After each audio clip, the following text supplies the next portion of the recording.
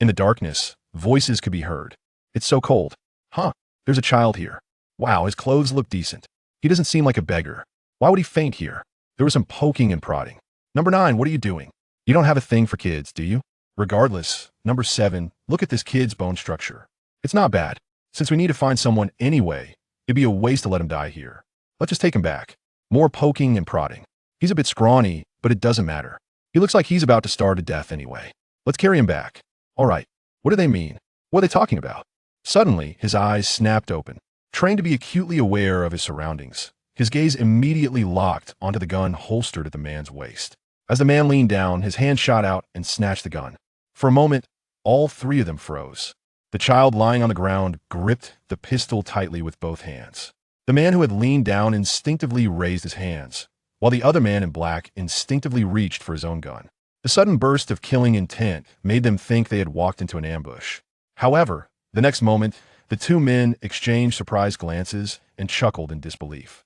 The child on the ground was simply too young and frail. The gun's safety was still on, and his fingers could barely reach the trigger.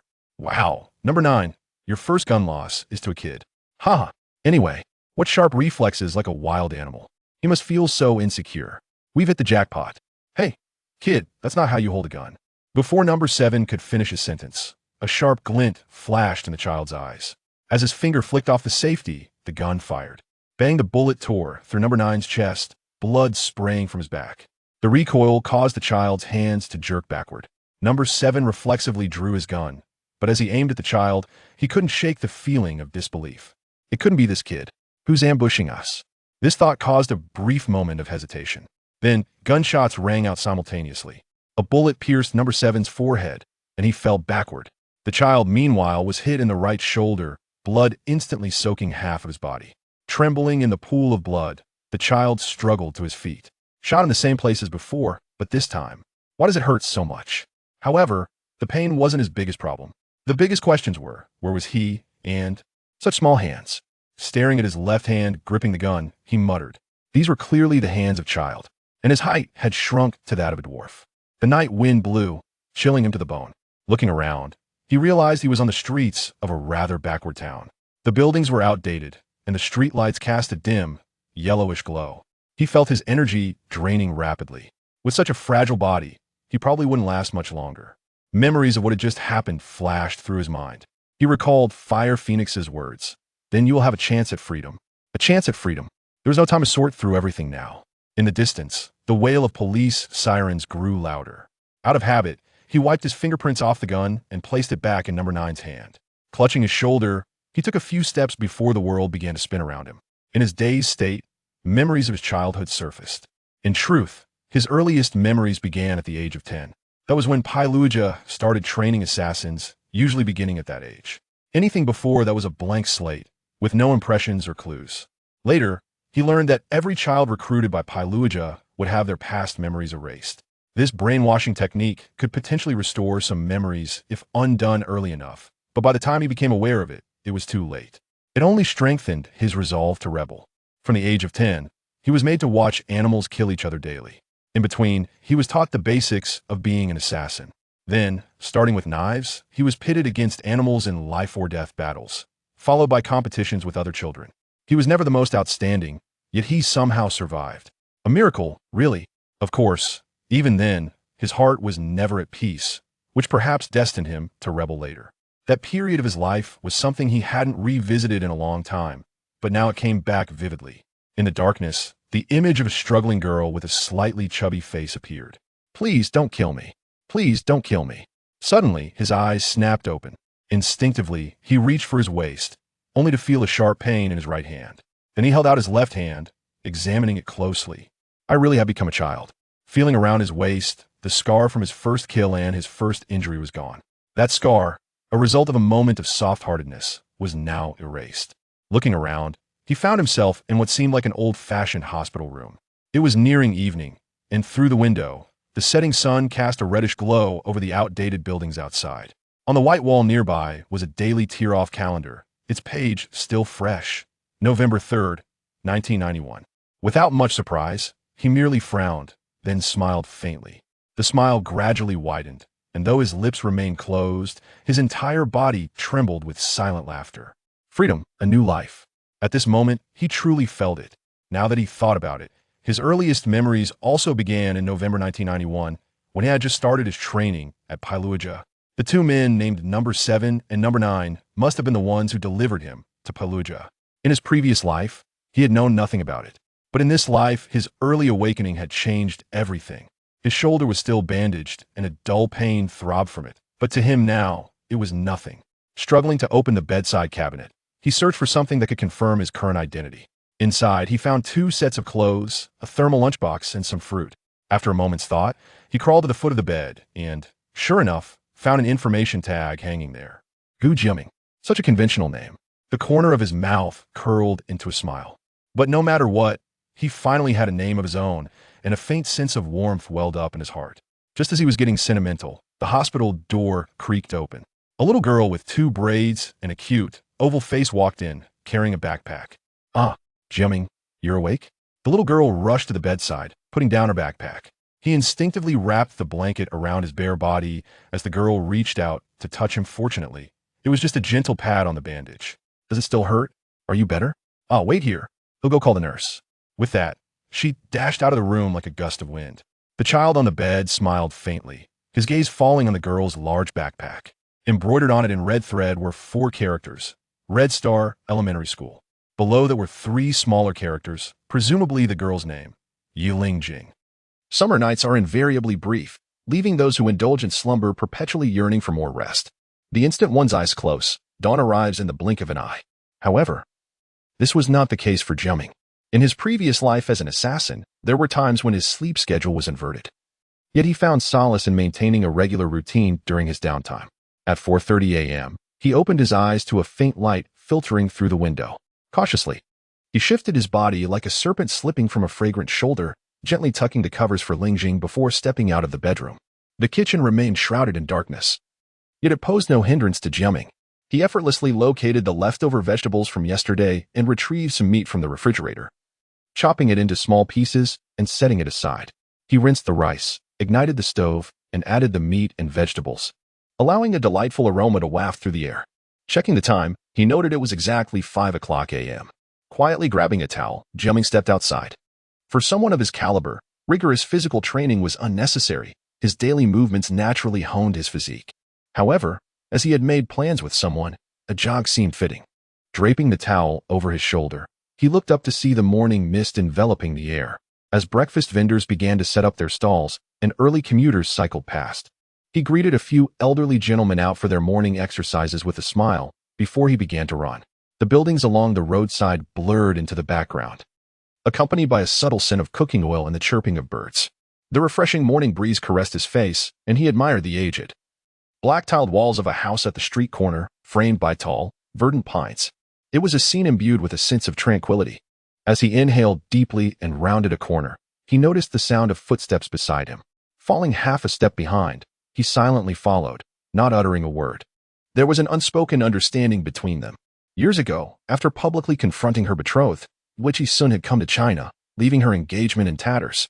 Fortunately, her former fiancé was too preoccupied with his own wedding arrangements to confront Jiaming over what had transpired. After traversing nearly a full block, the two halted at the city square. Jiaming approached a vending machine and purchased 2 cans of beverage, handing one to the delicately crafted girl beside him. They settled onto a bench at the edge of the square, quietly sipping their drinks. "I'm pregnant." According to their usual routine, they would typically sit in silence for a moment before parting ways. But today, the girl deviated from the norm. Jiaming sputtered in surprise. Clearing his throat, he inquired, "When?" The girl pursed her lips and lowered her gaze, a subtle expression of discontent. Jiaming felt a wave of awkwardness wash over him. He was indeed a model of a man who had inadvertently caused a life to blossom, yet remained oblivious. "Should we terminate it?"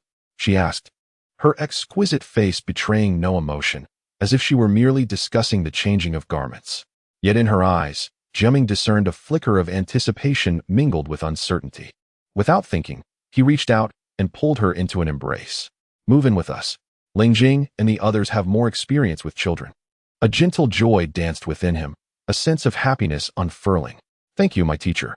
At 6 o'clock a.m., the square began to swell with more people. and vehicles traversed the adjacent streets, the cacophony of sounds proving unsuitable for romance. "Let's go," Jiaming said, taking her hand and refusing to let go. A faint blush crept across her cheeks, adding a hint of allure to her innocent visage. "Gu Jiaming?"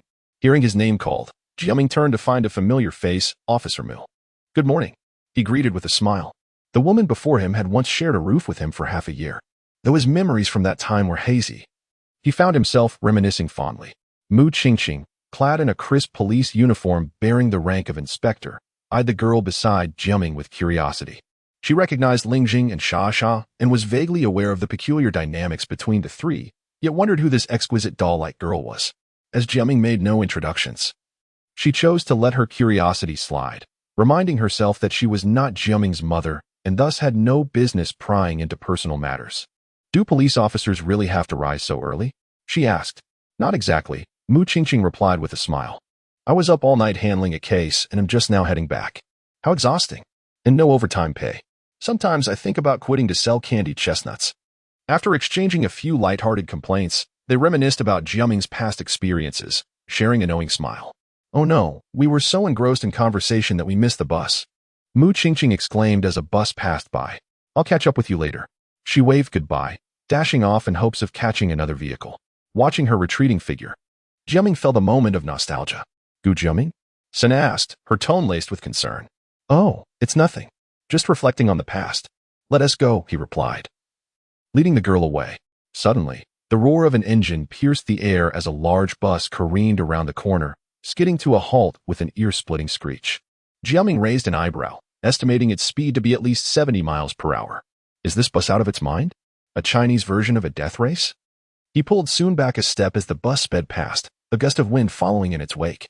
Glancing into the driver's seat, he spotted a languid figure casually gripping the steering wheel, resting against the window.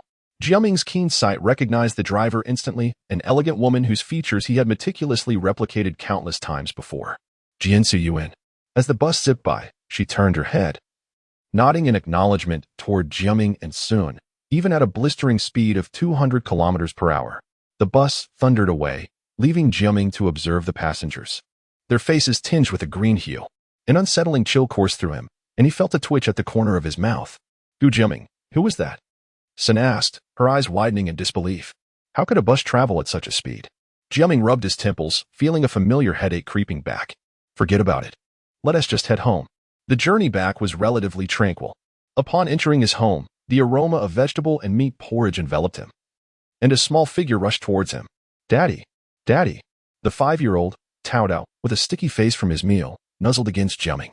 Xia and Lingjing sat on the sofa, each cradling a child, while Yahan chuckled softly beside them, covering her mouth. Rushing in is Tao. "Of course," Jiaming said, lifting the boy and stepping aside to allow Sun to enter. "Sun?" Xia exclaimed joyfully upon seeing the girl walk in, handing her child to Yahan and eagerly taking Sun's hand. The bonds among them were long-standing, and the budding romance between Jiaming and Sun was no secret. Xia and Lingjing felt no jealousy. Rather, they were content, albeit a touch bashful, to share Jiaming's affection. "You all chat for a while. I'll tidy up the bedroom since Sun will be staying with us." "Really?" Xia, who delighted in bustling company, beamed, while Lingjing turned her head away, casting a playful glare at Jiaming. Amidst the bustling crowd, a slight headache emerged, prompting Jiaming to retreat upstairs. "I shall assist him," Yahan chuckled lightly as she rose. "Tao. Heed your aunt's advice and refrain from mischief." Little Huamian, Tao, nodded eagerly, standing up and descending the stairs. Upon pushing open the door to the idle bedroom on the left, she found Jiaming tidying the bed, smoothing the sheets and folding the blankets. With a quiet sigh, she embraced the man who had captured her heart from behind. The headache intensified, truly becoming unbearable. Emotionally inept, Jiaming was at a loss on how to navigate this situation. Opting for silence instead. Fated enemies. A simple utterance conveyed a multitude of feelings. Despite his low emotional intelligence, Jiaming recognized the appropriate course of action. He turned to embrace Yahan, scratching his head as he confessed, "Sin is pregnant." Yahan pinched him playfully. "What nonsense are you spouting? Are you suggesting that if Sun weren't pregnant, you would leave her to fend for herself?" It wasn't that simple. He just felt unsure of how to confront the complexity of their relationships. Gazing at the crystal chandelier on the ceiling, Jiaming suddenly craved a banana. Downstairs, Xia was shouting about something, laughter erupting in a chorus of children's voices. "You must treat us well," Yahan said with a somewhat awkward smile. While she had entertained thoughts of monopolizing his affection, reality rendered such desires impractical. Jiaming could never abandon anyone. The women were astute. Impossible scenarios were better left unthought. They remained quietly close for a while. By the way, Shawan and Ruoruo called from Venice, mentioning they encountered several beautiful women familiar with you, Yahan remarked. Her tone tinged with a hint of schadenfreude. Their flight is the day after tomorrow. Well, the pain is something I've grown accustomed to, Jiaming sighed, his desire for a banana now more fervent. The commotion resumed downstairs, with Shasha yelling, Tao Tao, stop right there. A whirlwind of chaos ensued. Yahan lifted her head. Adjusting Jiaming's collar, all right, the task of tidying the room is now yours. I shall check on Tao Tao. The slender woman opened the door and descended the stairs. After a long moment, Jiaming sighed and continued his chores. Sunlight spilled through the window, reminiscent of a blissful dream. The Iani that year. The phenomenon known as Insha Ol emerged. I recall the atmosphere upon its release mirrored the weather, invigorating. Like many players, I created an account, indulging in my initial experience with youthful enthusiasm. For reasons unbeknownst to me, I was compelled by the GM to delete my account once. Perhaps it was during that time when his aunt visited him. It was inconsequential, I understood. Consequently, I established another account, under the ID Gu Jiaming. In the early stages of the game, everything proceeded smoothly. However, as time progressed, the GM devised various reasons to interrupt the server. During those instances, I would vent my frustrations while eagerly awaiting the server's return, yet I persevered. The server has since been shut down. But I occasionally revisit the downloaded single-player version to reminisce with former comrades. I leveled up swiftly. Perhaps the GM felt remorse for having deleted my account initially. My progress was seamless, with skill points pouring in like a deluge. I maxed out my skills and had points to spare for my apprentice. My apprentice, whom I met shortly after my account deletion, was a young Japanese girl named Sun. Her talent seemed lackluster, but I found her avatar quite charming during our conversations. I advanced at an impressive pace, outstripping most players. To prevent complaints to the GM, I concealed my prowess, mastering the art of subterfuge. Occasionally, to stave off monotony, I would venture off from the team to battle bosses, often going unnoticed until the game neared its closure. Our team initially consisted of only 3 members, besides me. There were 2 young Lolas. One was Yejia's Lingjing's younger sister, and the other was the Princess Huaisha from the Shaju gang. Eventually, a faux aristocrat named Zhang Yahan joined us. During my moments of vanity, I fancied she might have harbored feelings for me. Before I deleted my account, I had joined a well-known guild, where I held an elite status. However, guild membership felt restrictive, so upon creating a new account, I chose not to rejoin one. Unexpectedly, I encountered a guild member in the wild who maliciously PK'd an international mother-daughter pair. I intervened, accompanying them for a while. At that time, the couple system had yet to be introduced, yet I lived with the mother as if we were a couple. As they prepared to leave the national server, the little girl expressed her intent to marry me once the couple system was implemented. I cherished that innocent friendship in my heart. I frequently engaged in a renowned dungeon called Xingmingo, which was a popular belief that to play Insha, one must graduate from XMH. This dungeon was characterized by its romance. At night, one could gaze at the stars from the deck of the cruise ship. When weary, players could retreat to their rooms to watch the frightful films provided by the GM and engage in light-hearted flirtations with teammates. During one of my dungeon runs, I encountered a skilled player named Natalia, an international player, who, like me, excelled for reasons unknown. I took pride in not losing a single health point during our PK encounters. Though she was equally formidable, before my account deletion, I had defeated her once. However, since my account was gone, I chose not to reveal my past triumph. In that dungeon, there existed a one-time hidden quest called Island Living, which I fortuitously triggered with Yejia's younger sister. While completing the quest, my little universe briefly erupted, nearly annihilating the other team. Later, I discovered they were not players from the Chinese region, prompting me to report them to the Chinese GM. Subsequently, I never encountered them again. I presumed they had been forced to delete their accounts. My connection with the guild felt unfinished. Unexpectedly, subsequent quests led to conflicts with the guild. There was no alternative. A dead guild could not jeopardize the team. Reluctantly, I played the role of a supporting character in the guild multiple times, even hanging around as an elite member. I vowed to remain oblivious to any guild annihilation orchestrated by the GM. Earlier, I mentioned a hidden quest involving a rogue named Dongfang Wan, who piqued my interest. I speculated that she might embody the archetype of a faux dark and innocent lowly in reality, as she wielded her stealth abilities with ostentatious pride. Despite her low level, one time, when I grouped with her, she unwittingly attracted the attention of two 50-level bosses while attempting to lure monsters at level 13. I had to exert all my strength to drive them away, unsure how to evaluate that incident. I pondered when I had planted the seed in her heart, leading to her eventual joining of the Gu Jiaming harem. When playing NC games from NetEase and Tencent, players often referred to the most notorious RMB players as relatives of Ding Sanshi or the offspring of Ma Huateng. The president of Inshao possessed a rather unseemly name, Angry Banana, rumored to be provoked by frequent encounters with middle-aged obsessions. Once, a character resembling a banana, known as Zhu Shenwunyan, attempted to assault our main city, putting us in a precarious position. Several of our team members found themselves trapped, with nearly half sustaining critical damage.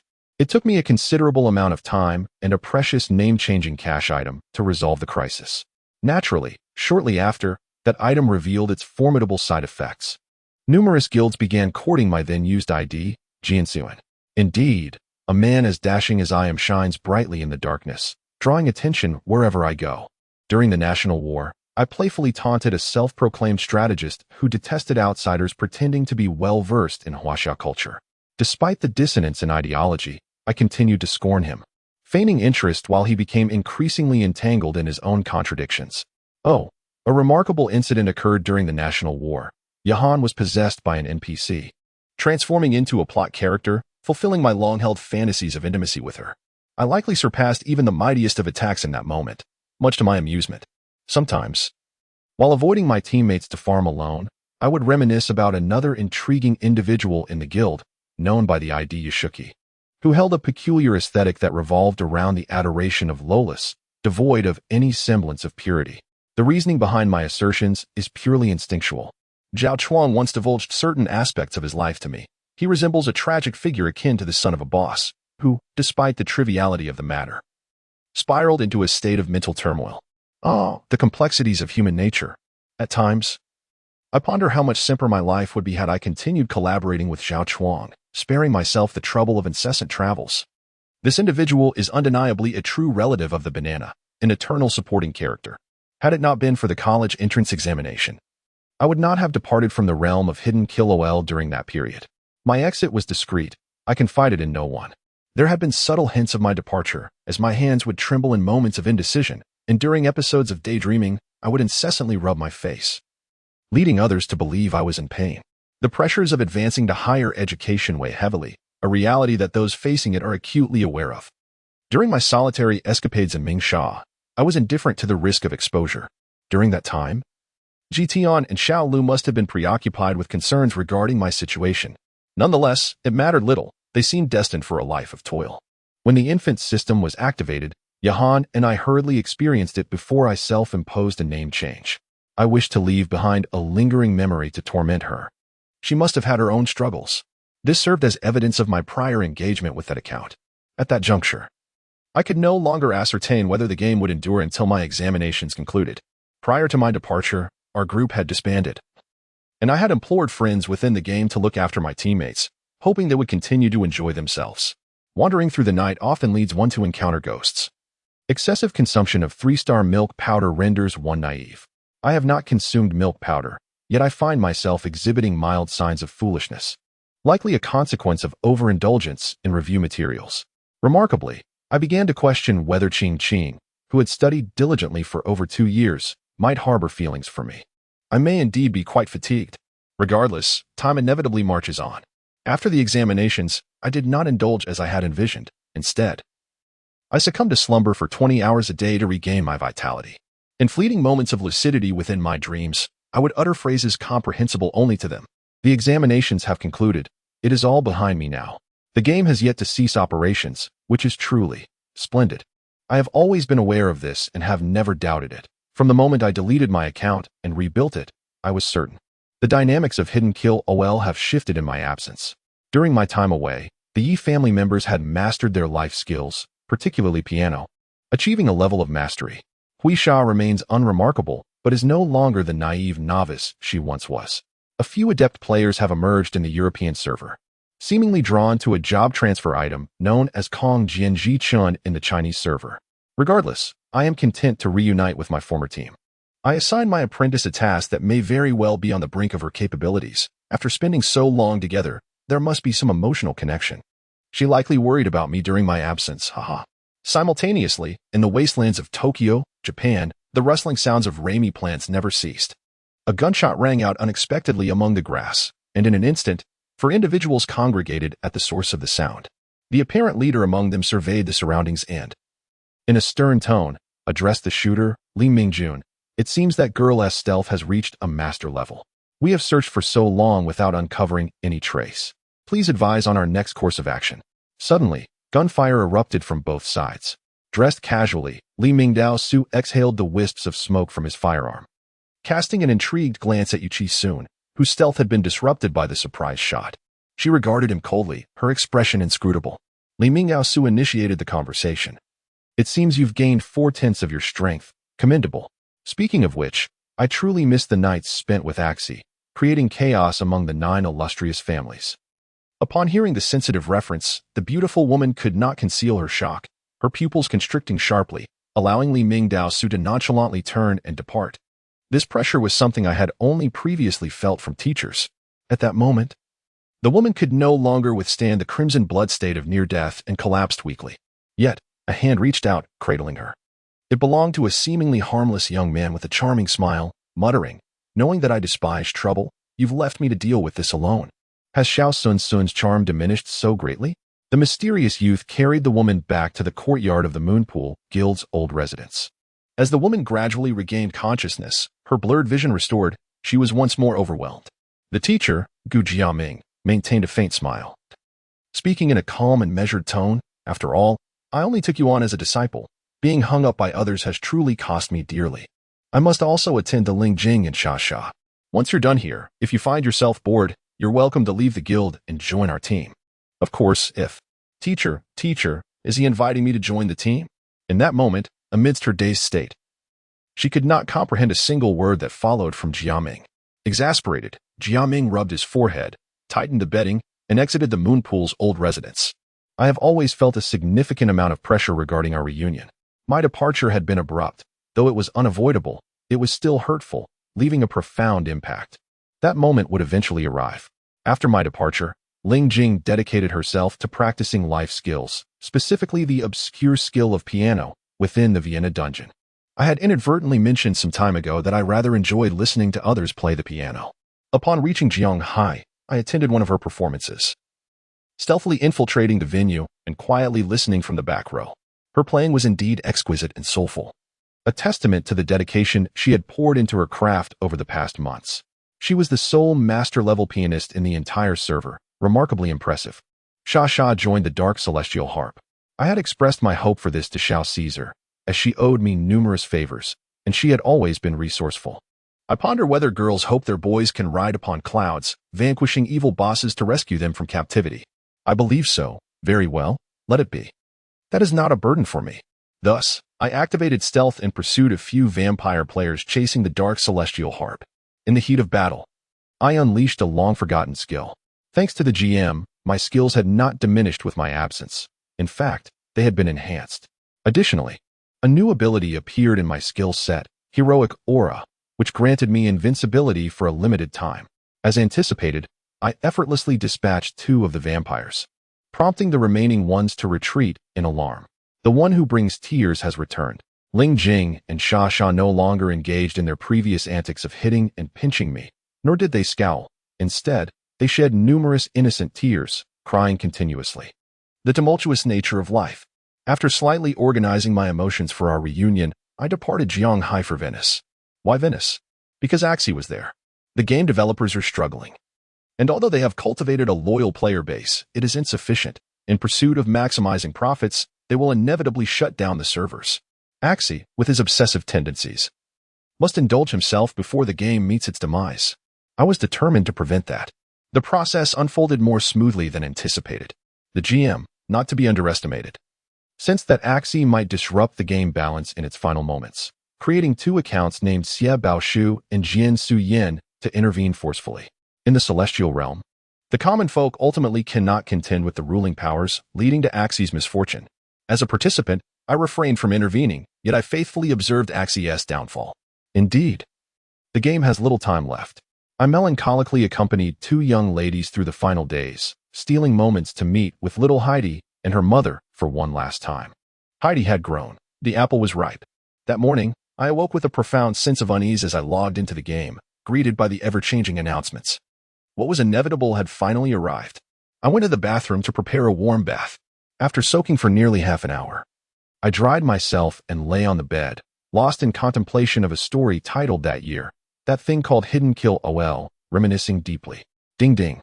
How I loathe being interrupted during my musings. I grumbled, feeling irritated as I got up to open the door. Standing there were two adorable little girls. And my mood lightened slightly. Hello. We are looking for the group leader, Jiaming. The girls' expressions were somewhat anxious, and as they noticed my astonished expression, they shyly lowered their heads. I glanced outside and suddenly realized that the sun was shining brilliantly today. It was a clear day. The end, prologue. Crimson birds of doom. The night wind howled as he pressed his hand against the bullet wound in his shoulder, gritting his teeth and sprinting forward. Above the forest, the sound of helicopter rotors grew louder, and blinding beams of light swept across the sky. Behind him, distant barks of dogs echoed ominously. Blood flowed incessantly from his injury, dripping down, and half his body had grown cold. His steps grew heavier. Yet he understood that he could not afford to stop. Halting meant certain doom. Unable to comprehend the unfolding events, years of meticulous planning and carefully chosen timing had culminated in this desperate bid for escape from the organization. Wagering his life entirely. Who could have anticipated that, in his moment of crisis, tonight would be the most heavily fortified night at the base? What had gone awry? He had 2 bullets left in the gun, one for the enemy and one reserved for himself. He had already made up his mind. But before he succumbed to death, he yearned to understand why the organization had mobilized such a grand force against a mere fledgling assassin. Not only were elite assassins involved, but even higher-tier mutant abilities had surfaced. Those who called themselves evolved beings had long been hidden deep within the organization. Having reached this point, he knew a few of them and understood the realms they governed. A mere ordinary assassin like him should not warrant their attention. So why, then, was he being hunted? As he dashed onward, excessive blood loss caused his vision to blur. Upon reaching the forest's edge, he encountered a vertical rock face, with helicopters hovering above. Climbing was a certain death sentence. He veered to the side and ran along the wall, where a faint red glow began to emanate from around the corner ahead. The helicopter approached rapidly, and the sounds of barking and human voices intensified. Time was running out. He slowed his pace and cautiously peered around the corner. Flames blazed fiercely there, yet somehow they exuded a strange sense of transparency. Trembling, he gripped his gun tightly and caught sight of someone standing beside the fire, a being from the organization, an evolved one. Such evolved beings often possessed extraordinary abilities.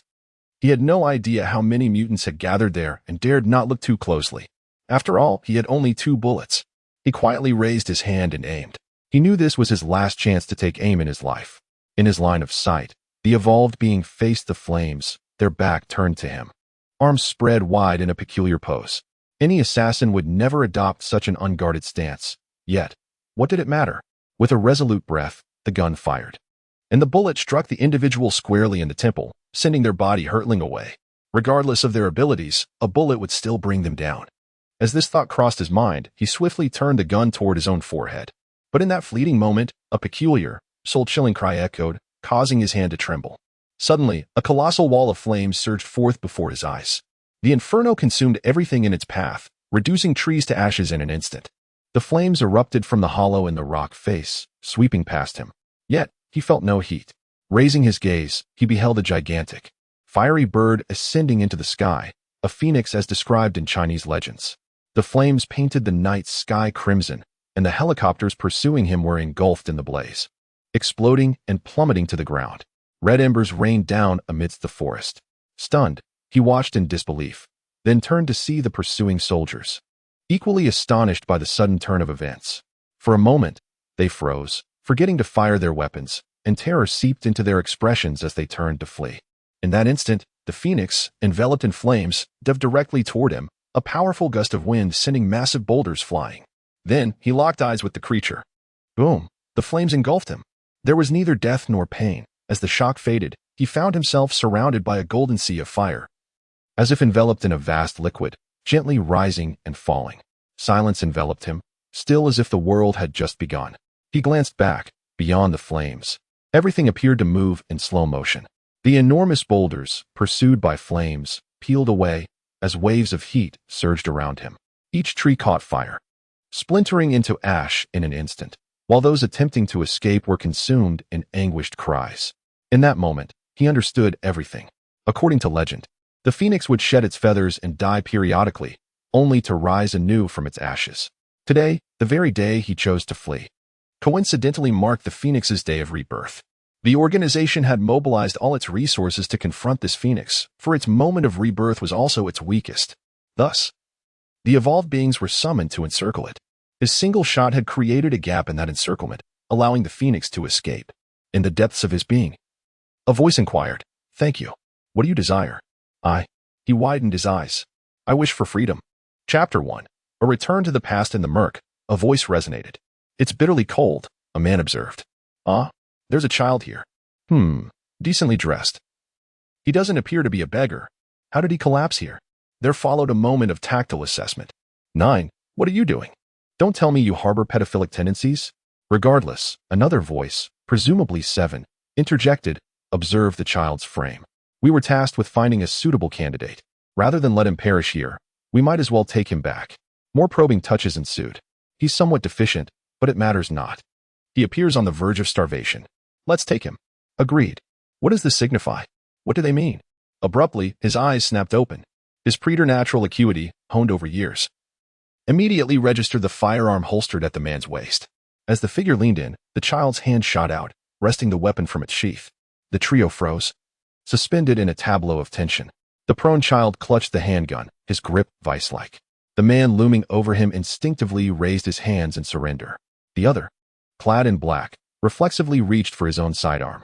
The sudden surge of lethal intent emanating from the child was so palpable that they momentarily believed themselves ambushed. Then, a shared glance of incredulity passed between the two men, followed by hesitant amusement. The child was diminutive, frail, and his fingers struggled to even reach the trigger. "Well, 9. 7 quipped, your first weapon loss is to a mere child." Regardless, his reflexes are preternatural, almost feral. He's undoubtedly insecure. We've struck gold. Hey, kid. That's not how you handle a gun. Before 7 could finish, a glint of fierce determination flashed in the child's eyes. The safety clicked off, and a shot reverberated. The projectile pierced 9's chest, a crimson bloom erupting from his back. The recoil sent the child's hands flailing. 7 instinctively drew his weapon, but a moment of incredulity stayed his hand. It couldn't be this child. Someone must be attacking us. This hesitation proved fatal. Another shot rang out, and a crimson orifice appeared between 7's eyes. He collapsed, lifeless. The child, wounded in his right shoulder, trembled in a pool of his own blood. Yet he struggled to his feet. The sensation was reminiscent of a previous injury, yet this time, the pain was excruciating. However, pain was not his paramount concern. The pressing questions were, "Where am I?" And, "Such small hands," he murmured, gazing at his gun-wielding left hand. It was undeniably a child's hand, and his stature had been reduced to that of a dwarf. A frigid night wind swept through the desolate, antiquated town. The architecture was archaic, illuminated by dim, yellowish streetlights. He felt his life force ebbing away. In this fragile state, he wouldn't last long. Flashes of recent events flooded his mind, including Phoenix's words, "Then you shall have the opportunity for freedom." Freedom. A multitude of questions clamored for answers, but there was no time. In the distance, the wail of sirens grew louder. Instinctively, he wiped the handgun clean of fingerprints, placed it back in 9's hand, staggered a few steps. And then the world began to spin. In a haze, memories of his youth surfaced. In truth, his recollections began at the age of 10, when Perot began training assassins. Typically starting at that age. Events prior to that were devoid of impressions or clues. He later learned that Perot routinely erased the memories of children recruited into his program. Reversing this brainwashing might have been possible at the time, but by the time he learned of it, it was irrelevant. It only strengthened his resolve to defect. From the age of 10, he was subjected to the brutal spectacle of animals slaughtering each other. He was then taught the fundamentals of assassination, progressing from knives to life-or-death struggles against animals. Elimination followed. Then internecine competition. He was never the most gifted, yet he inexplicably survived, a fact that perhaps foreshadowed his eventual defection. for his heart was never at peace. He had long avoided those memories, but now they resurfaced, vivid and clear. In the darkness, he saw the struggling girl, her face slightly plump. "Please, don't kill me. Please, don't kill me." He snapped awake, instinctively reaching for his waist. A jolt of pain shot through his right hand. He extended his left hand, examining it closely. "I've truly become a child." He reached for his waist, but the scar from a moment of compassion was gone. It was the site of his first kill and his first injury. Now, the scar was absent. He surveyed the surroundings. It was an antiquated hospital room. The time appeared to be late afternoon. Through the window, the sunset painted the sky in shades of crimson. The architecture was antiquated. On the nearby white wall hung a tear-off calendar, the pages still pristine, November 3rd, 1991. He felt no surprise, only a frown. Then, a faint smile touched his lips. Moments later, the smile widened. He pressed his lips together, his body trembling with silent laughter. Freedom, rebirth. At that moment, he truly felt it. Looking back, he realized that his own memories began in November 1991, when his training at Perot's began. The two men, 7 and 9, must have been the assassins who delivered him to Perot in his previous life. But in that life, he had been oblivious. In this life, his premature awakening had changed everything. His shoulder throbbed beneath the bandages, but at that moment, it was inconsequential. He struggled to open the bedside cabinet, seeking something to confirm his current identity. Inside were only 2 sets of clothes, a thermos, and some fruit. He clambered to the foot of the bed. There, as expected, hung an identification card. Jiaming. A bland, unremarkable name. A smile tugged at the corner of his mouth. Regardless, he finally had a name. A faint warmth stirred within him. As he succumbed to sentimentality, the door creaked open. A young girl with pigtails and a delicate face entered, carrying a school bag. "Ah, Jiaming. You're awake?" she exclaimed, rushing to his bedside and dropping her bag. He instinctively pulled the blanket around his naked body. The girl reached out, gently touching the bandage. "Does it still hurt? Is it better? Wait, I'll go get the nurse." She darted out of the room. The child on the bed smiled faintly, his gaze drawn to the girl's large school bag. Embroidered in red thread were 4 characters. Red Star Elementary School, followed by 3 smaller characters, presumably the girl's name, Lingjing. Chapter 2, the later part of Jiaming and Lingjing. Mother is the president under the starlit sky as she nibbled on grapes while making her way home. Cao Cao paused to adjust her disheveled clothing and absent-mindedly combed her hair with her fingers, feeling a twinge of frustration. Damn Yunjia. The memory of the security guard's startled gaze and hurried inquiries upon her entrance into the community left her acutely aware that her image as the obedient daughter had deteriorated yet again. This villa area, as described by the ordinary residents of Jiahai, might be deemed a wealthy district, although societal class distinctions have become less pronounced in contemporary minds. It remains an undeniable truth that those residing in this community are generally affluent. The villa district was established long before Cao Cao's birth. Nestled amidst picturesque surroundings and equipped with comprehensive amenities, time has imbued this place with a sense of grandeur and weightiness. And with a significant number of wealthy or powerful individuals calling this area home, the security system is of paramount importance. Just moments ago, as Cao Cao dashed through the community's entrance, the security personnel were taken aback, recognizing her as the sole daughter of the president of Zhang Heavy Industries. Given her disheveled appearance, they momentarily feared she had been abducted by some unsavory character. Previously, she had confronted Gu Yunjia, but it was not quite like this. Encountering Ani Jing earlier had thrown her into a panic. Had she anticipated this chaos, she would have changed her clothes at her father's place before arriving. Now, as she ambled beneath the streetlights, she reflected on her predicament while munching on grapes. The verdant lawns and trees flanking her path were dotted with pedestrians walking dogs or enjoying post-dinner strolls, while an array of luxury sports cars occasionally zipped by. Most passers-by maintained a composed demeanor, though a few exuberant youths sang and shouted from their vehicles, likely participants in a party hosted by some privileged offspring. From time to time, residents who recognized Cao Cao approached her with wide-eyed concern, prompting her to chuckle awkwardly and assure them that all was well. Waving the grapes in her hand as if to say, "If there were a problem, would I be eating grapes?" She hastily attempted to tidy her attire, though it bore little effect. She recalled how Gu Yunjia had shoved her face into a cake, and despite washing under the faucet, her appearance remained far from presentable, especially after a scuffle at the beach. It was best to return home swiftly. She jogged through several landscaped areas and spotted a few cars parked in her villa's courtyard, likely indicating the presence of guests. The house frequently hosted visitors, either seeking her grandfather or her mother, along with relatives who often dropped by. Given her current state, she felt it prudent to avoid the front entrance, opting instead to approach the back door. The security guard stationed there was taken aback, fearing something had happened to the young lady, and it took her quite some time to clarify the situation before she stealthily slipped through the small garden into the house. The exterior of the community boasted stringent security measures, with families like the Zhangs employing additional guards. Having lived here for an extended period, the guards had become akin to family. Rumor had it that Uncle Zhang and Uncle Gu shared a romantic relationship, a tale Cao Cao had once probed her mother about, only to witness her mother laughing uncontrollably before playfully scolding her for being too inquisitive. To this day, she remained uncertain of its veracity. The Zhang residence was expansive, housing many inhabitants including her grandparents, mother, herself, and her uncle's family, which comprised 2 sons, an uncle and a cousin, who also worked at the company. There were several cousins, as well as a girl from a relative's family who resided here to attend school in Jiaming. The Zhang family was quite extensive, with relatives scattered across regions, including several cousins studying at universities in Jiaming who would visit during holidays.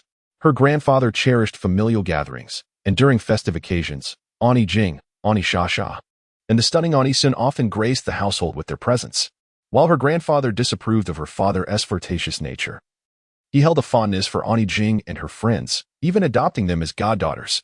Oh, and I must mention, although she referred to him as her grandfather, he is in fact her maternal grandfather, more accurately termed her grandfather by her mother's side. Nevertheless, having called him that since childhood, it had become second nature. And her father's family did not mind. Besides these family members, the household also included various staff such as the security guards, drivers, chefs, and gardeners, creating a lively and bustling atmosphere during holidays. However, the presence of so many people meant that merely sneaking in through the back door did not guarantee safety. Before she could traverse the hallway, the chef spotted her, followed by her grandmother, who was all too eager to lecture her. Thus began an elaborate explanation under her grandmother's wide-eyed and gaping expression. Look, these are the grapes Lingjing gave me. Only then did her grandmother's exaggerated reaction subside. Once a movie star, her grandmother, though appearing youthful enough to be mistaken for her mother's sister at just over 30, commanded respect within the household. Her grandfather exuded authority, and while her mother could be stern, her grandmother was particularly fond of her. However, at her age, a young girl often fears not the sternness of authority but the condescension of being treated like a child, especially in moments like this. Well, look at how dirty you are.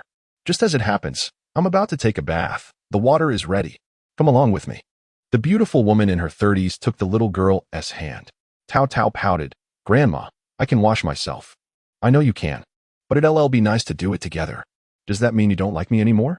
Her grandmother, a seasoned actress, flashed a playful grin. But I'm really dirty. Precisely why you need a wash right away.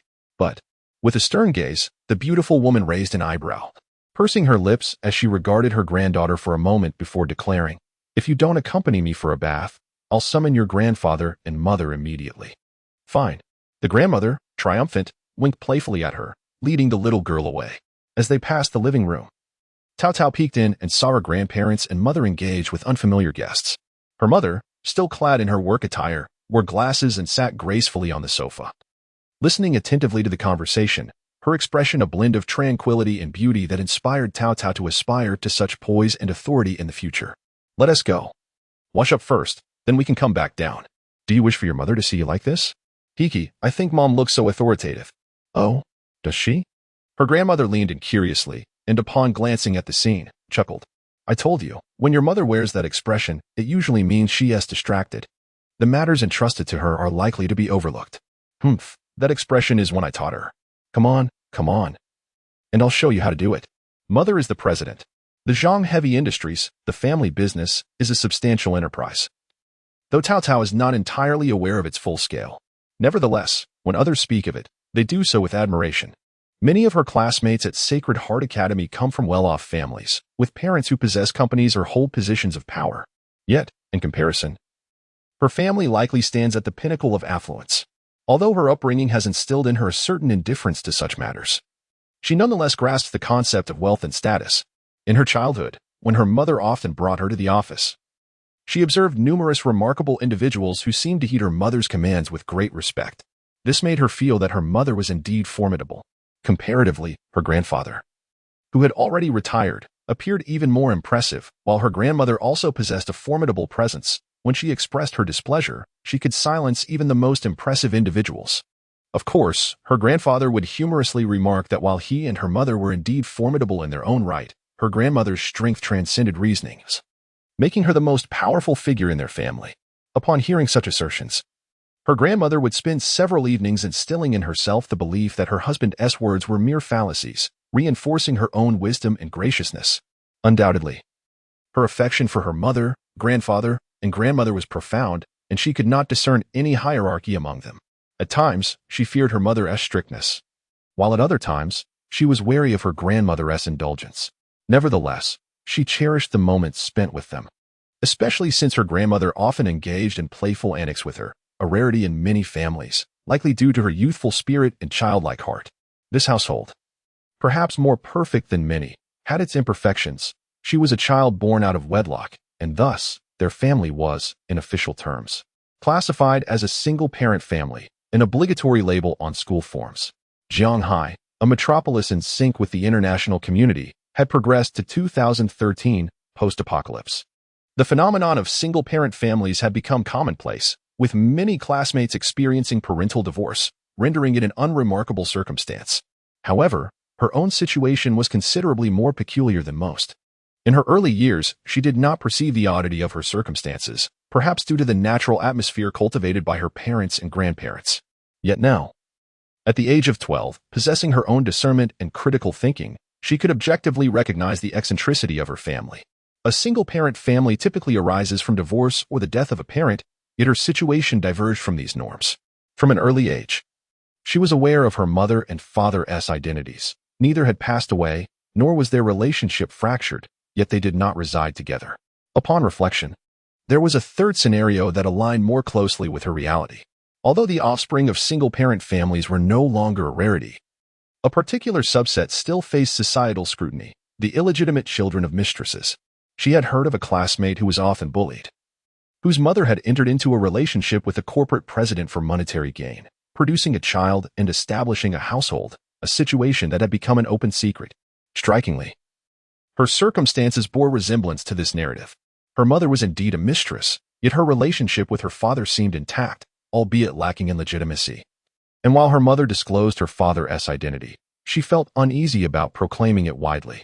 Curiously, this situation garnered no disdain. Typically, women become mistresses out of a desire for wealth, power, or status. Yet her mother, a high-powered executive in her own right, possessed considerable wealth, whereas her father was merely a modest physician with a small clinic. Upon careful consideration, this scenario was bewildering. It was only after her logical faculties matured that she began to grasp the peculiarity of her situation. Growing up in this environment, her parents exhibited no discord.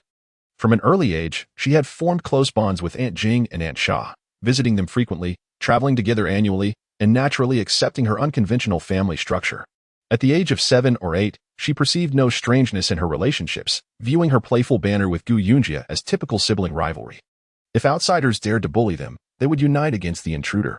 Even 3 years ago, when Aunt Sha had a daughter named Yunting, she embraced her as a sister, only recently beginning to contemplate the complexities of her family dynamics. Occasionally, she would broach these topics with her mother, who did not shy away from discussing them. However, her explanations often eluded her understanding, leading her to retain only the romantic and whimsical tales her mother shared. Her room was adjacent to her mother's on the second floor, overlooking a small pond, where her mother frequently recounted stories of her father assisting her in escaping through the window. Such topics were not fit for discussion with her grandfather. Yet she occasionally mentioned them to her grandmother, who would sigh, suggesting that if the relationship was not for money, it must be rooted in genuine affection. Nevertheless, her grandmother would caution her against emulating her mother's path. At her current age, she had developed a fascination for various idols and handsome actors. And from a daughter's perspective, she did not find her father unattractive, yet he paled in comparison to the stars she admired. It perplexed her how her mother could have fallen in love with her father to such a degree, especially when considering the admirable figures of Aunt Jing and Aunt Sha. According to her mother's narratives, her father had once been her mother's student, an occasionally troublesome boy with mediocre grades who had a penchant for copying homework. In Aunt Jing's stories, her father was not particularly notable or domineering, and Sha often engaged in fights, while he refrained from such altercations, rendering him an ordinary individual. If she were to assess him herself, she would conclude that he was merely an average man, devoid of exceptional qualities. He lacked a cadre of influential individuals to command. And even as a doctor, he was not renowned. His clinic-esque business remained modest. When with her, he did not exhibit the typical fatherly affection, nor did he frequently inquire about her wants, but rather they would converse as friends or sit in comfortable silence together, occasionally indulging in playful mischief. One afternoon when she was 9, she strolled along the beach with her father. Exhausted, they sat on a bench without exchanging words as she listened to him hum softly. She fell asleep, only to awaken resting on his lap, with the sunset casting a fiery glow. They later dined at a seaside restaurant, sharing a moment that, despite the silence, became one of her most cherished memories, a truly wonderful sensation. Ultimately, he was just her father. Yet, upon deeper reflection, she remained puzzled about her mother's attraction to her father, questioning the strange nature of their family dynamics and why she accepted such oddities as the norm. Her mother was a powerful executive, and her father a humble doctor. For Zhang Yahan, affectionately known as Tao Tao, this became one of the most significant inquiries of her early adolescence. In the third segment, Liu Huaisha confronts Huang Haobing. What are you up to? As these children rushed forward, Lingjing swiftly positioned herself in front of Jiaming. Leading the charge was the plump Huang Haobing, whose father, Huang Bingxiang, served as the provincial secretary, an influential figure in the Huang family. Consequently, he had a notorious reputation for bullying others.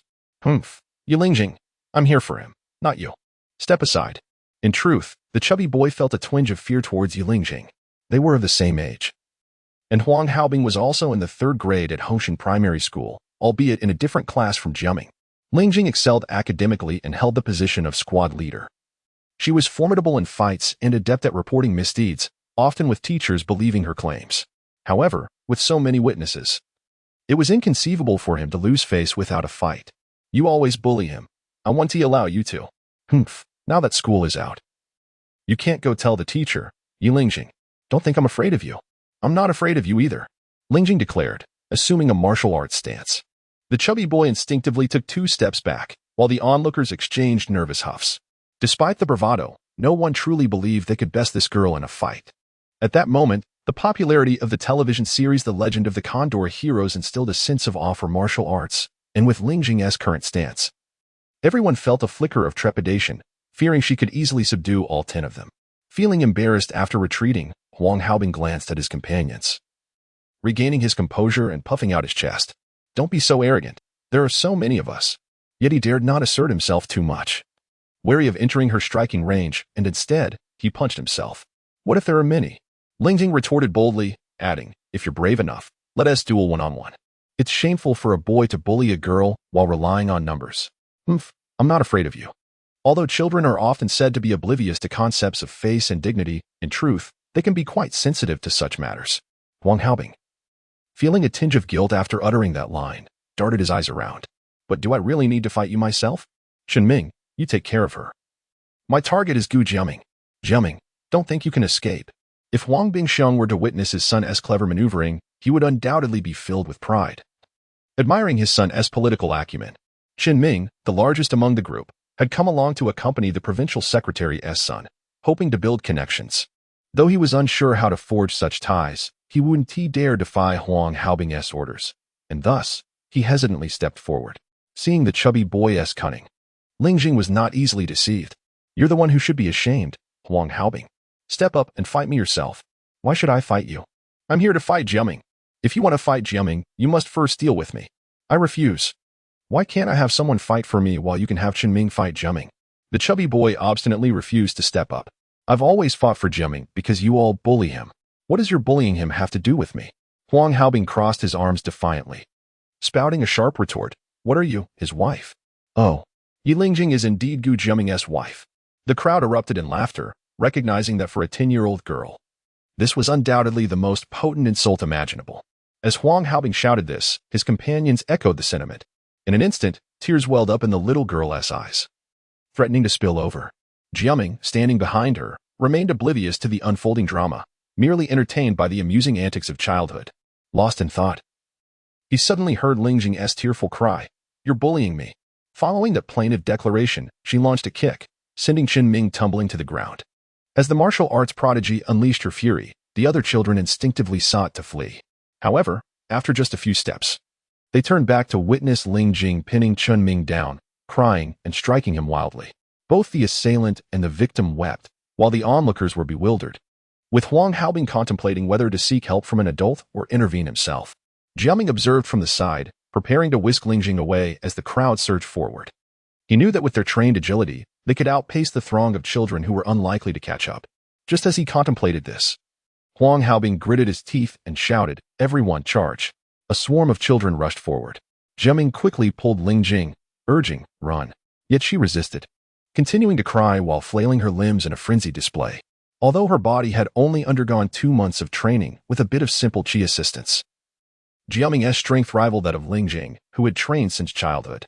After several attempts, he finally managed to pull her away, but just as they took 2 steps, a commotion erupted behind them.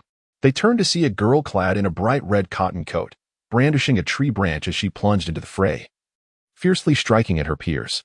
"How dare you bully girls? How dare you bully girls?" Jiaming and Lingjing halted, noting that this girl, despite her delicate appearance, exuded a fierce aura as she swung the branch. Though not overly large, it was substantial enough to not draw blood when striking the thick cotton clothing, immediately giving her the upper hand in presence. Several children fell to the ground, including Huang Haobing, who lay in the snow, wailing, "Don't you dare run. Whoever runs first, I'll hit." After knocking down a few, the other children hesitated, fear evident in their eyes as they gazed upon the girl. She discarded the branch and pointed at those on the ground, demanding, "Now, do you still dare to bully girls?" The sobbing children could only shake their heads, terrified into silence. The girl picked up the branch again, commanding, "No crying. Speak. We want to do it again." The children, thoroughly frightened, shook their heads vigorously. Jiaming stood by, amused, until the girl's branch suddenly pointed at him. "You? Me?" Both Lingjing and Jiaming responded in unison, realizing she meant Jiaming. Lingjing, wiping her tears, chuckled, "No, no." Jiaming raised his hands with a smile. "I want to dare. I've never dared." "Humph, that is more like it." The girl tossed down the branch and admonished Jiaming, "You, a boy, relying on a girl for protection? How disgraceful." Lingjing quickly defended Jiaming. "No. Jiaming just doesn't know how to fight." Jiaming feigned embarrassment. The girl, clearly unimpressed by Lingjing's defense, refrained from further taunts but turned to the others, warning, "If I find out you're still bullying girls, I will make sure you regret it." With a commanding presence, she declared, "I am Liu Huaisha. Watch yourselves." Upon hearing her name, the children's faces paled in fear. Jiaming, meanwhile, recognized her. Liu Huaisha attended the nearby second primary school and was a year older. The children had long heard tales of her prowess in fighting, instilling fear even in middle schoolers. Jiaming was aware of her background. Liu Huaisha was the daughter of Liu Zhang, the leader of the Shaju gang, one of the 3 gangs in Jiahai City, raised from a young age to be a successor. No wonder her fighting style bore a hint of Jeet Kune Do during her earlier display. In that moment, Liu Huaisha successfully instilled a shadow in the hearts of those children. As she approached with a light jog, Jiaming initially thought she was coming to scold him for not behaving like a boy. To his surprise, she merely smiled and addressed Lingjing. "Hello, my name is Liu Huaisha. What about you?" I'm Lingjing." As a representative of good students, Lingjing was certainly aware of the notorious representative from the neighboring school, and her impression shifted dramatically. Upon seeing the other party's enthusiastic handshake, she hesitated before extending her own hand, as if it were a reluctant concession. However, the preferences and aversions of children are fleeting. After exchanging a few words, Lingjing let go of some of her reservations, and their conversation became quite delightful. "Lingjing, do you really know martial arts?" "Of course. I practice Wing Chun, Tai Chi, Long Fist, Tiger Claw, and Judo." "Ah, really? Will you teach me?" "I only know Jeet Kune Do. I want to be your student." "Oh no, no. My family runs a martial arts school. You can just go there to learn, but you have to teach me Jeet Kune Do in return. I've heard it's very powerful." The two chattered animatedly, while Jiaming sighed inwardly, contemplating the myriad of complexities that would now arise in their world of martial arts. Chapter 4. The challenge: the world is not overly complicated. Rather, it is Jiaming himself who complicates matters. The Huang family's New Year celebrations are quite elaborate. However, for a child like Jiaming, whose presence is not deemed significant, it is possible to evade participation. The necessary activities include ancestor worship, the New Year's Eve feast, and receiving red envelopes on the following day. When Huang Haobing and the other children spot him, they appear to want to beat him up but hesitate, eliciting amusement. It is as if a husband, abandoned by his wife, wishes to confront her new spouse each time they meet, yet is deterred by the formidable nature of the latter, forcing him to suppress his feelings and only express them through his countenance. In this large family, affection is scarce. After receiving a few red envelopes on the first day of the new year, Lingjing summons him to the martial arts school, where he spends nearly every day thereafter. The establishment is known as the Yi Martial Arts School. The front section serves as the training hall, separated by a courtyard from the living quarters at the back. With the arrival of the new year, there are few students, aside from Lingjing occupying the small ring daily. Only 2 other children linger around her.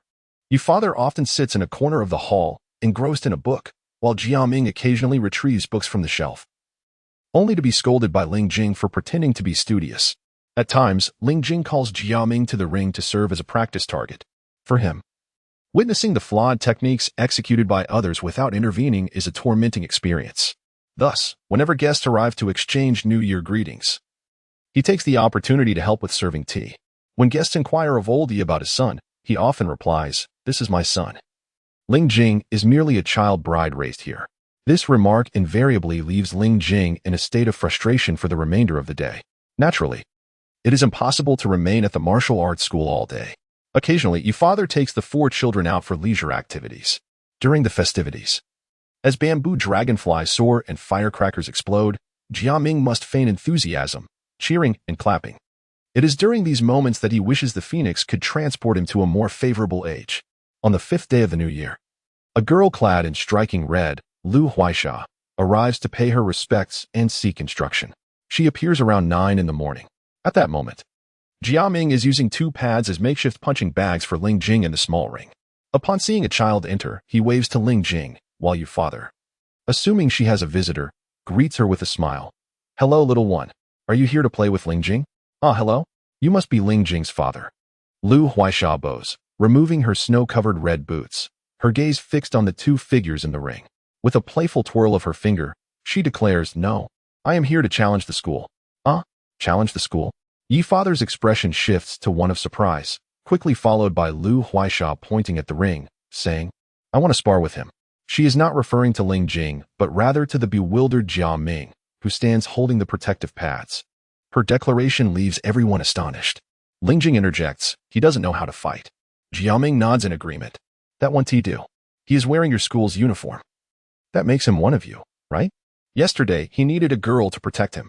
I came to learn, but if I can't even surpass a girl after training, what is the point?" "Well, training is for building strength and fitness, not for fighting."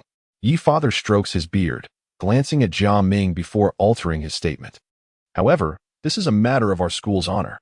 Jiaming, you must compete with this young lady." "Ah?" Jiaming opens his mouth in disbelief. Yahan seems to relish the prospect of his humiliation, continuing, "Well, winning or losing doesn't matter. What is important is that you have the courage. We cannot let our school be mocked." Lingjing furrows her brow and turns to Jiaming. "All right then, Jiaming, you can spar with Sister Huaisha. After all, I'll secretly tell her to go easy on you." How should I fight?" "You just run for your life," she suggests. "Oh." Jiaming helplessly smiles within, accepting this strategic retreat. After all, how could he fear a mere girl? Moments later, Lingjing steps off the platform and whispers something to Liu Huaisha. The girl in red nods, and once on the stage, she quietly states, "I despise boys who need girls to assist them. Just wait."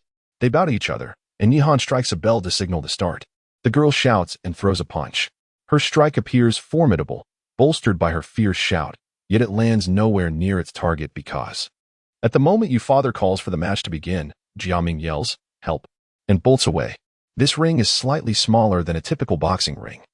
Although spacious for children, it should be easy to catch someone within its confines. Witnessing the boy's frantic escape, Liu Huaisha feels disdain, recalling her father's words that a true man faces any challenge without fear. "Let's see how far you can run," she thinks, charging after him. Moments later, she realizes that Jiaming is as slippery as an eel, darting, leaping, and rolling. Utilizing the elasticity of the ring ropes to accelerate, he evades her grasp effortlessly. They play a game of chase for 5 minutes, and she fails to catch even the hem of his clothing. "Stop running." "Help. Let me catch you." "Help. You run again, and I'll kill you." "Help." Before long, the chase transforms into a comedic spectacle for the onlookers. Lingjing's encouragement shifts from Jiaming, run fast, to Jiaming, run faster. Go, Sister Huaisha. Yahan is doubled over with laughter, which only adds to Liu Huaisha's embarrassment. Stop running already. Help. I'm not coming back. Eventually, breathless from the pursuit, Liu Huaisha can no longer contain herself and calls out for a halt. The moment the words leave her lips, Jiaming stops abruptly, leaning against a post, panting lightly. Really? So we're at a draw? I didn't T-win, and you didn't T-win either? The girl in red gasps, casting a sidelong glance at him. Jiaming approaches with a smile. Suddenly, she lets out a fierce shout and lunges at him. I'm going to kill you. Jiaming swiftly retreats, dodging a kick, raising his arms to shield his head while crouching low. Cornered, it becomes increasingly difficult to escape with agility. Liu Huaisha's second punch strikes his arm, and she feels a surge of triumph, following it up with another punch that misses its mark. This time, it is not that Jiaming has evaded her. Rather, he has adopted a half-squatting stance, and as her punch goes astray, his momentum propels him forward, leading him to grasp her waist. In an instant, the girl is airborne. With a thud, she lands heavily on the ground, and Jiaming falls atop her, poised to deliver a strike. In the eyes of a professional fighter, such a maneuver would be deemed an exceptional display. However, to Yahan, it merely appears as a stroke of luck for the inexperienced Jiaming. As he gazes into Jiaming's eyes, Liu Huaisha cannot help but cry out, turning her head away and tightly shutting her eyes. Yet, in the next moment, she realizes that Jiaming is simply holding her hands securely. Let go of me. I won't. Let go. You'll hit me. On the stage, the girl pinned beneath him struggles fiercely, screeching and attempting to bite him. But no matter how much she protests, Jiaming resolutely maintains his grip on her hands, refusing to release her. I shall extinguish your existence. Chapter 5. The three of us. This incident did not stir much within Jiaming. To him, it was merely an interlude in the mundane tapestry of life. If one were to extract any profound reflection, it would be a jest about how, regardless of a girl's nature, once pushed away, martial prowess holds little value. However, had he foreseen the significant repercussions that this episode would later provoke, it is debatable whether he would have dared to give that gentle shove. In summary, following a contest that left Ye's father in fits of laughter, our spirited Huaisha commenced her training at the Yi family's martial arts school, viewing Jiaming as her adversary, her target whenever he was present. This region was under the dominion of the Shaju gang, and the Liu family resided not far from the Yi martial arts school. After forging a close friendship with Lingjing, Huaisha began to join the morning exercises, transforming the trio into a daily affair. Upon reaching the grassy slopes on the outskirts of the city, Huaisha and Lingjing would practice together, while Jiaming often stood by, lost in reverie or napping. However, when a vendor selling steamed buns appeared in the morning, it was Jiaming who would reach for his pocket. As the school year commenced, Liu Huaisha continued her training at the Yi martial arts school, while Jiaming hastily dismissed his daily routine of practicing his punches, for his interests lay elsewhere. The Yi couple, recognizing his disinterest, did not press him further. Yet every evening, whenever Liu was present, he could hardly escape the fate of being thoroughly beaten by her. According to Liu, this was merely a pre-dinner exercise, a light way to stimulate the appetite.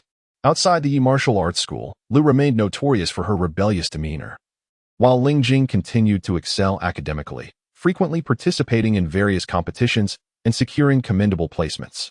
Jiaming's grades lingered between 60 and 70, as he oftentimes drifted into daydreams or indulged in miscellaneous books, rendering him an inconspicuous detail among his peers.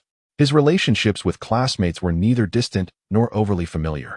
Aside from his daily companionship with Lingjing, any impression others had of him was largely due to the girl who perpetually stood before him.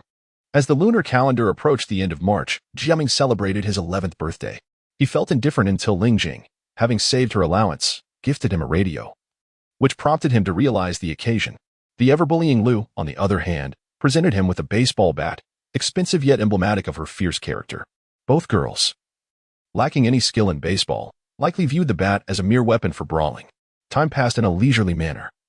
Lingjing's seemingly carefree personality concealed her tendency to cling to Jiaming. At home and at school, she had grown accustomed to the role of caretaker, while others merely perceived Jiaming as Lingjing's shadow.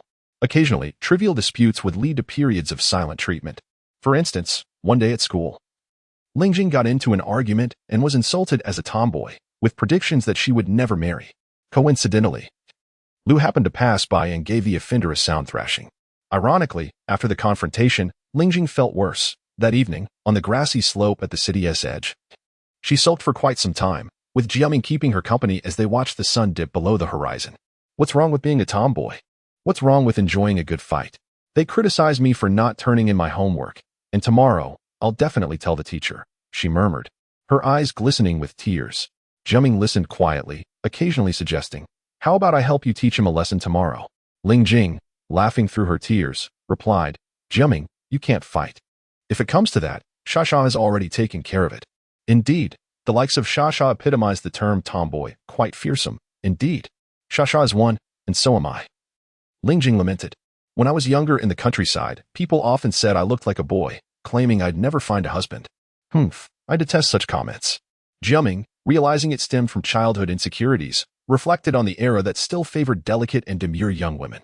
With Lingjing's appearance, it seemed implausible for her to be labeled a tomboy. Usually, the follow-up remark would be, so let's marry her off to my family's XXX. With a smile, he casually reassured her, in truth, Lingjing, you're wonderful. If no one wants you, then I shall marry you. This was a jest meant for adults. And upon hearing it, Lingjing's face flushed crimson as she lowered her gaze. Jiaming anticipated a heartfelt reaction, perhaps even a kiss, but instead, she turned and delivered a light slap to his cheek. Though it stung not, it echoed embarrassingly. I am your sister. How could you say such a thing? I shall ignore you. With that, she stormed off, leaving Jiaming to chuckle at his own folly. For the next 2 days, Lingjing indeed ignored him. Training commenced at 3 in the morning, and when Lingjing did not come to wake him, he relished the peace and slept a little longer. Unbeknownst to him, the little girl waited on the grassy slope, hoping to offer him an opportunity to apologize, only to find him lounging at home. In class that day, Lingjing deliberately ignored Jiaming, who leaned against the window in a daze. That evening, as they returned to the martial arts school, Lingjing entered first and slammed the door shut, refusing to let Jiaming in. He knocked twice, but Lingjing stood by the door, thinking he would apologize. When the silence continued and his knocking ceased, she opened the door to find him already fading into the twilight with his backpack. That night, Lingjing was too upset to eat.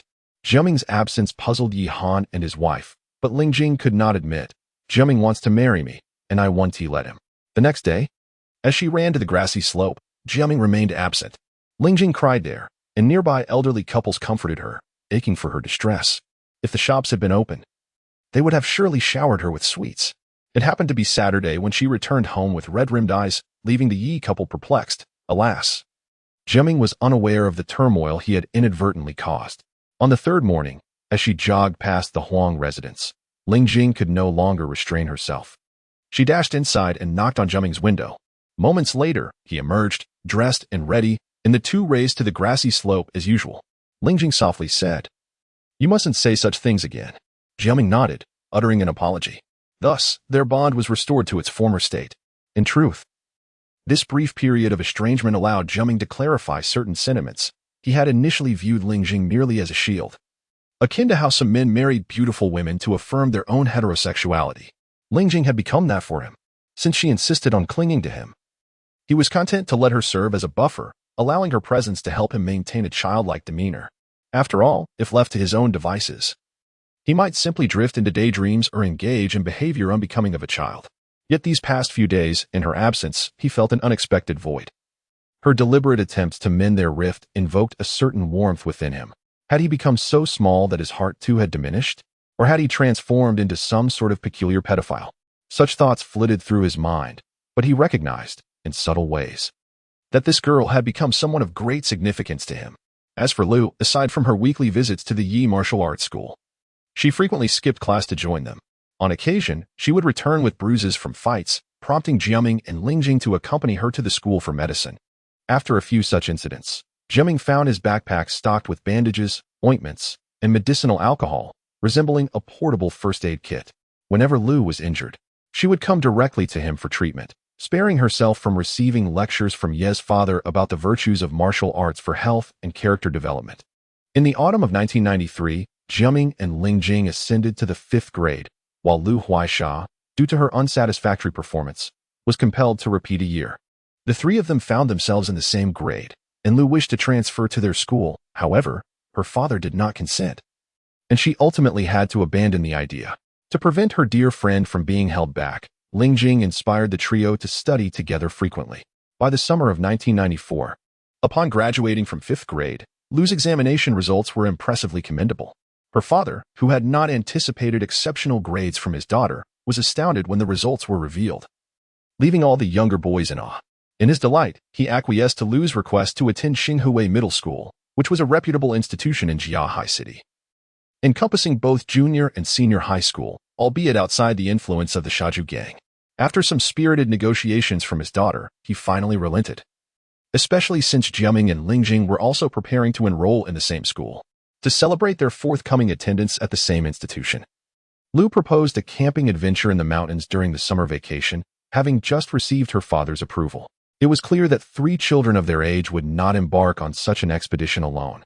A local travel company in Jiahai City was offering a wilderness survival summer camp, albeit at a steep price. During Liu's previously lackluster academic phase, her father had boasted that he would reward her with a certain amount of money for reaching a specified score. In a moment of frustration, the bounty seemed excessively high for a child. Now, flush with joy yet facing a significant financial outlay, Liu decided to cover the expenses for all 3, and naturally, Jiaming and Lingjing readily agreed. Once the plans were finalized, the trio spent the subsequent days shopping for outdoor gear throughout Jiahai City. One afternoon, upon returning to the Huang family's grand villa, Jiaming unexpectedly encountered a supernatural event. Section 6, Zhang Yahan Chapter 6, The Pursuer in One's Lifetime. There will inevitably be moments of madness. Tang Wenping had heard this adage long ago, yet had never truly experienced it. Instances of fervent youth and passionate love seemed to have graced his life, but upon reflection, none reached the threshold of madness. Reason and composure had always been his most cherished qualities. His life had been remarkably smooth. Born into a decent family, he excelled academically throughout primary, middle, and high school, eventually attending university, where he consistently topped his class, becoming a source of pride for his family. After graduation, he enjoyed a couple of years of leisure before entering the workforce, swiftly attaining an enviable position, bolstered by his outstanding capabilities. His subsequent job transitions only led to further advancement, and thus, his life unfolded seamlessly. Now 40 years old, he had been married once and had a child. This was perhaps the sole blemish on an otherwise commendable life, as he had divorced a few years prior. However, one could argue that it was not a misfortune per se. His marriage was a union of equals, stemming from a few years of pleasant courtship before naturally culminating in matrimony, and the divorce had been amicable. Both he and his ex-wife were well-educated individuals who parted ways gracefully, maintaining cordial relations even during festive occasions. Such experiences had little impact on his life.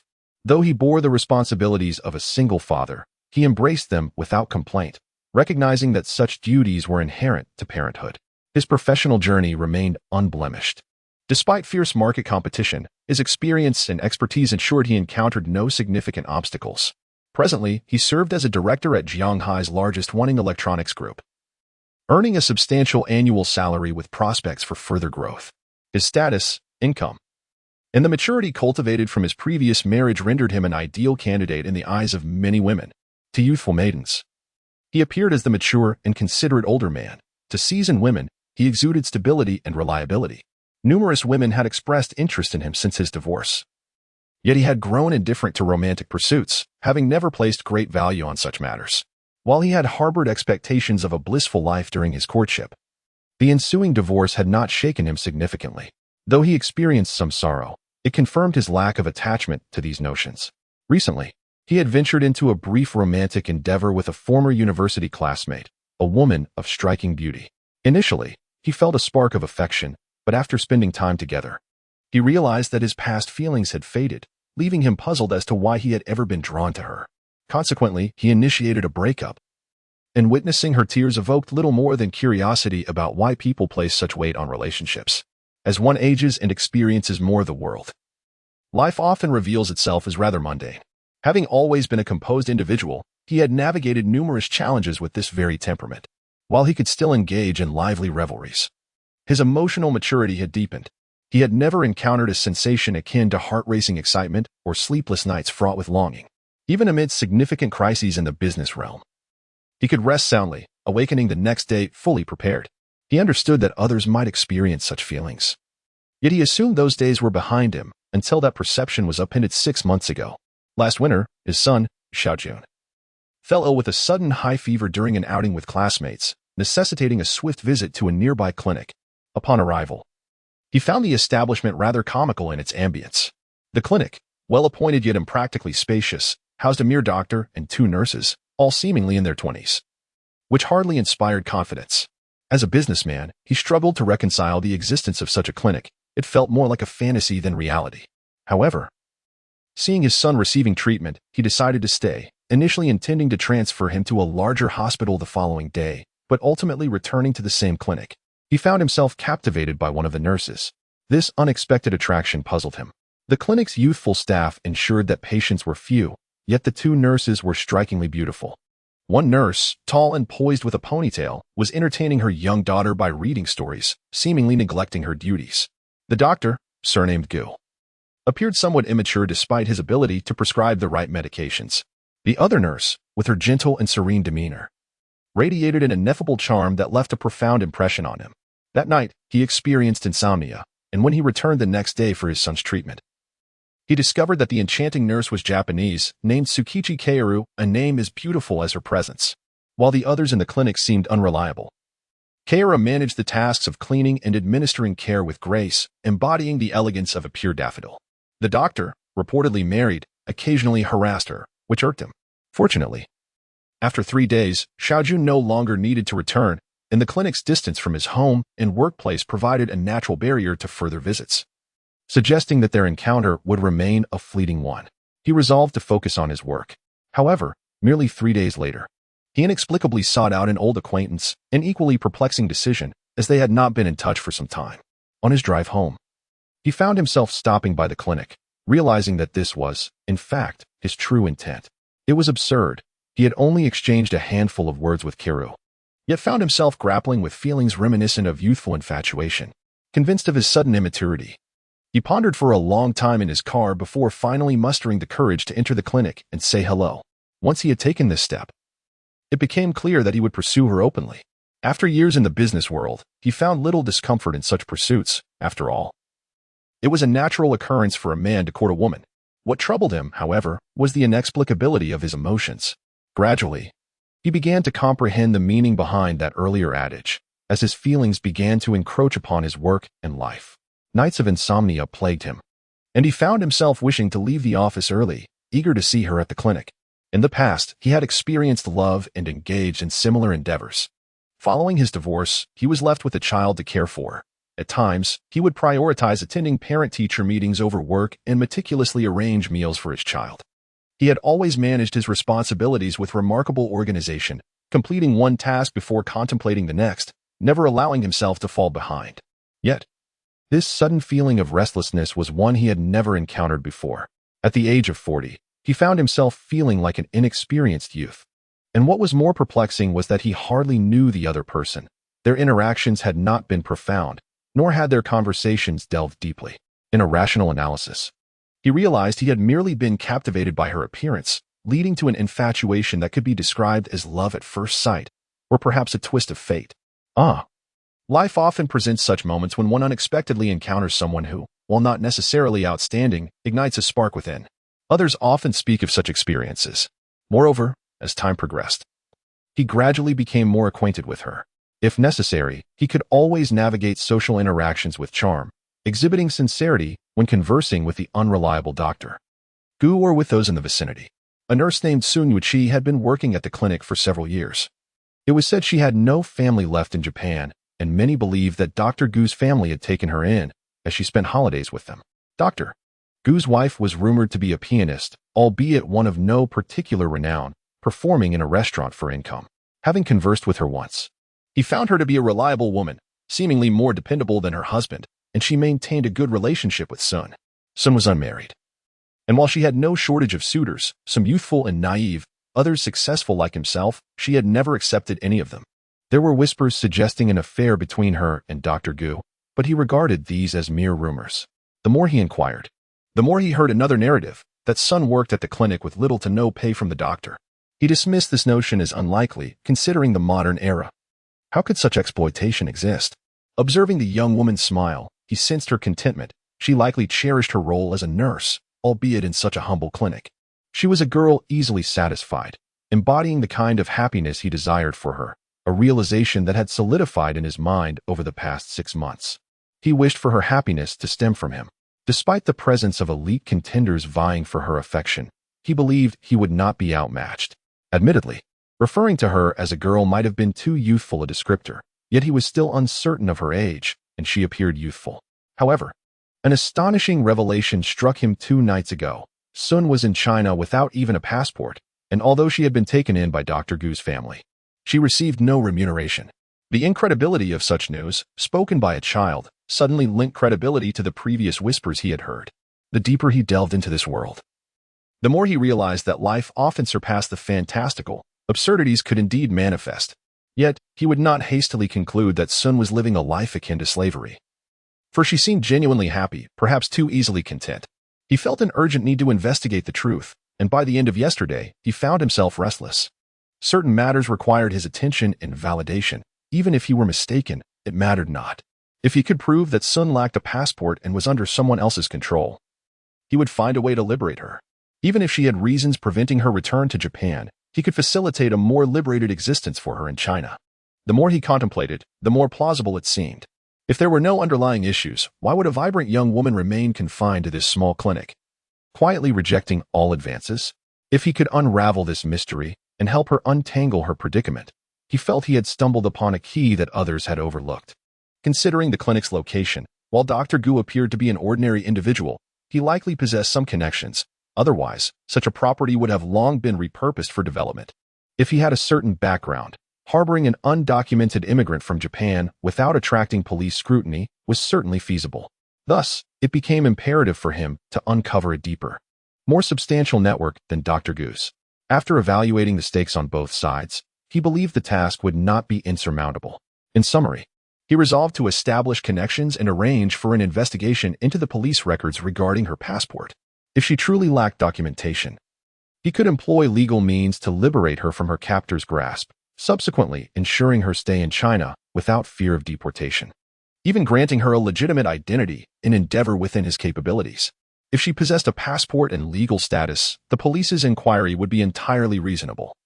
He could remain in the background, allowing him to alleviate his concerns. By the night prior, he had nearly finalized this plan.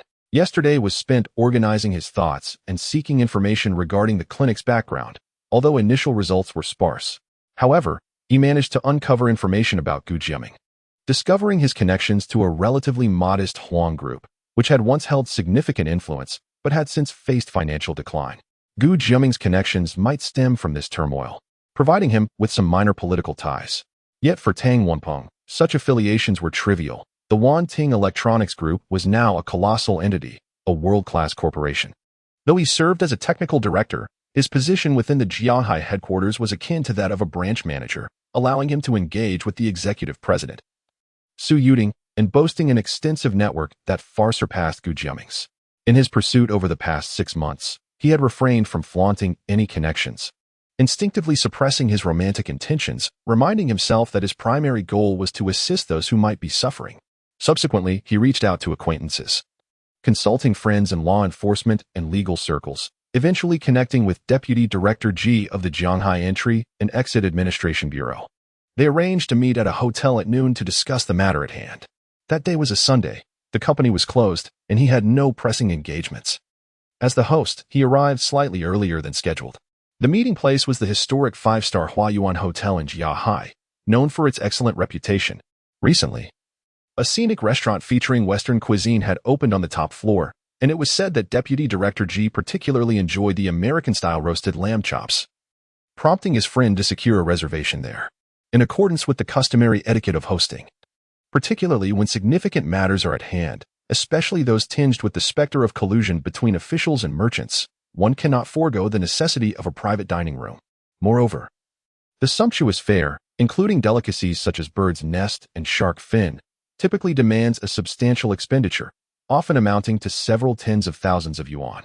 Nevertheless, in these affairs, the true intentions of the participants often lie beyond mere indulgence in wine. However, the circumstances this time were distinct. Tang Wanpeng's acquaintance now belonged to the political and legal system and was a close ally of Deputy Director Ji. Tang Wanpeng had previously met Deputy Director Ji, and this gathering, ostensibly a request for assistance, was essentially a friendly reunion, serving to bridge the distance between them. His friend had remarked just yesterday, in matters of romance, it is imperative for brothers to lend a helping hand. Deputy Director G, in a jovial and easygoing manner, suggested a midday feast of lamb chops, expressing familiarity with the venue and offering to host, which indicated an assumption of camaraderie within the same social circle. Nevertheless, Tang Wenpeng could not permit him to shoulder the expenses. He proceeded to the rooftop restaurant to secure a reservation. On this rainy day, the view from the glass-walled restaurant was refreshing and transparent, promising an uplifting ambience for all present. After a brief moment of contemplation, he descended the elevator. Upon exiting on the first floor, as he turned a corner in the hallway, he inadvertently collided with a woman rummaging through her handbag, causing the contents to scatter across the floor. Makeup cases, a cigarette box, a lighter, a keychain, several crystal chains, and amethyst earrings were among the fallen items. Despite the rain, and although the hotel was not particularly bustling, the corridor leading to the lobby bore several puddles. The woman hastily crouched to collect her belongings, and Tang Wenpeng offered his apologies, assisting her in the endeavor. This woman appeared to be quite affluent. Just by observing the contents of her handbag, Tang Wenpeng formed this impression, as the items were evidently luxurious and valuable. The handbag, for instance, was an Yves Laurent limited edition, one of only 55 made globally. A detail he had once researched while contemplating a gift for Sun. The array of items included not only practical objects but also exquisite stones and intricate trinkets. As he handed her the retrieved items, she acknowledged his assistance with a subtle nod and a brief thank you, indicating no inclination to pursue blame for the incident. When Tang Wenpeng finally lifted his gaze to meet hers, he was momentarily taken aback. This person was someone he had encountered several times before. The woman, appearing to be in her 20s, possessed an oval face and wore a deep purple dress, her long hair cascading over her shoulders. Her expression was calm and unassuming, resembling a typical passerby on the street, though there was a hint of aloofness in her demeanor. She seemed oblivious to the collision, as she bent down to tidy her handbag and then nodded at Tang Wenpeng before making her way toward the elevator. He hesitated, unsure whether to speak. But as she took several steps away, she suddenly turned her head, her eyes narrowing in recognition, a look of recollection dawning upon her face. Then, she broke into a smile of realization. Ah, Director Tang? After a moment's contemplation, she accurately recalled his identity and extended her hand toward him, her fingers long and elegant, adorned with a minimalist black Cartier watch. Tang Wenpeng quickly grasped her hand in greeting. Chairwoman Dong, though the title was somewhat cumbersome, it aptly reflected her distinguished heritage. Dongfang Wan, the formidable founder of Wanting Electronics, was an unexpected presence in this setting, despite her well-established family background. It was said that Dongfang Wan had begun to carve her own path from high school, launching her career independently. Initially, she ventured into the toy and accessory industry before transitioning into the realms of internet and electronics, ultimately establishing Wanting Electronics Group. It was rumored that in recent years she had taken the reins of her family's business, temporarily stepping back from Wanting Electronics to oversee several other major enterprises, such as Northern Jingshu Trading and Southern Luoheng Real Estate, which had evolved from the former Chao Ai Group. The current CEO, Su Yiting, accompanied her in her endeavors, only occasionally visiting the company, while Wanting Electronics thrived under the stewardship of seasoned veterans. Tang Wenpeng had only met Dongfang Wan a handful of times, perhaps a dozen in total, primarily during board meetings or the annual company banquet. He was genuinely astonished that she remembered him amidst the hustle of her busy life. As a woman, her handshake was notably firm, and after exchanging a few pleasantries, she entered the elevator, waving as she pressed the button for her desired floor. Tang Wenpeng exhaled a breath he hadn't realized he was holding, shaking his head with a smile, feeling a sense of admiration that she had retained a memory of him. Those who reach such heights are undoubtedly extraordinary individuals, possessing more than just familial connections. Indeed, she was no ordinary woman. In the brief minute of their interaction, behind her seemingly gentle demeanor lay an undeniable aura of strength and charisma. However, he soon furrowed his brow slightly. He had been so caught up in the moment that he had not noticed the casualness of her attire today compared to their previous encounters. While it was not obligatory for such a powerful woman to be impeccably dressed at all times, her level of informality was somewhat pronounced, akin to being at home. She wore a simple dress devoid of elaborate adornments, appearing somewhat plain, with only her watch's jewelry. Her hair fell loosely behind her shoulders, slightly damp, not from the rain. As he had caught a whiff of a scent reminiscent of a recent bath, when they had stood close together while she collected her belongings.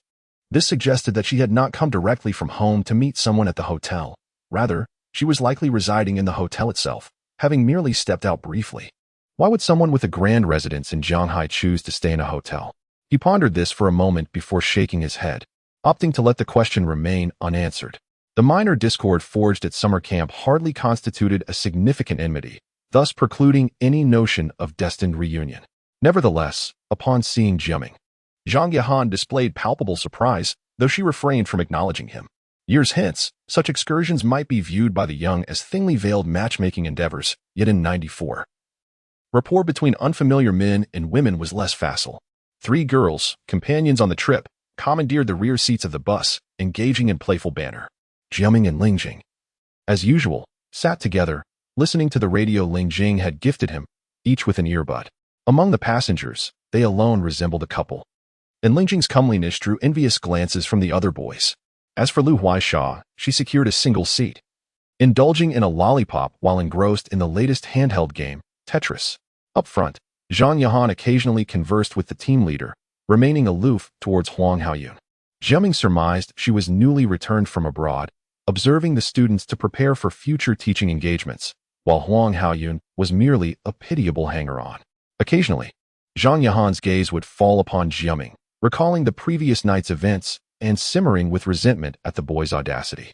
Observing the apparent couple, she felt compelled to expose Jiaming's odious nature, lest Lingjing, a beauty, fall prey to him.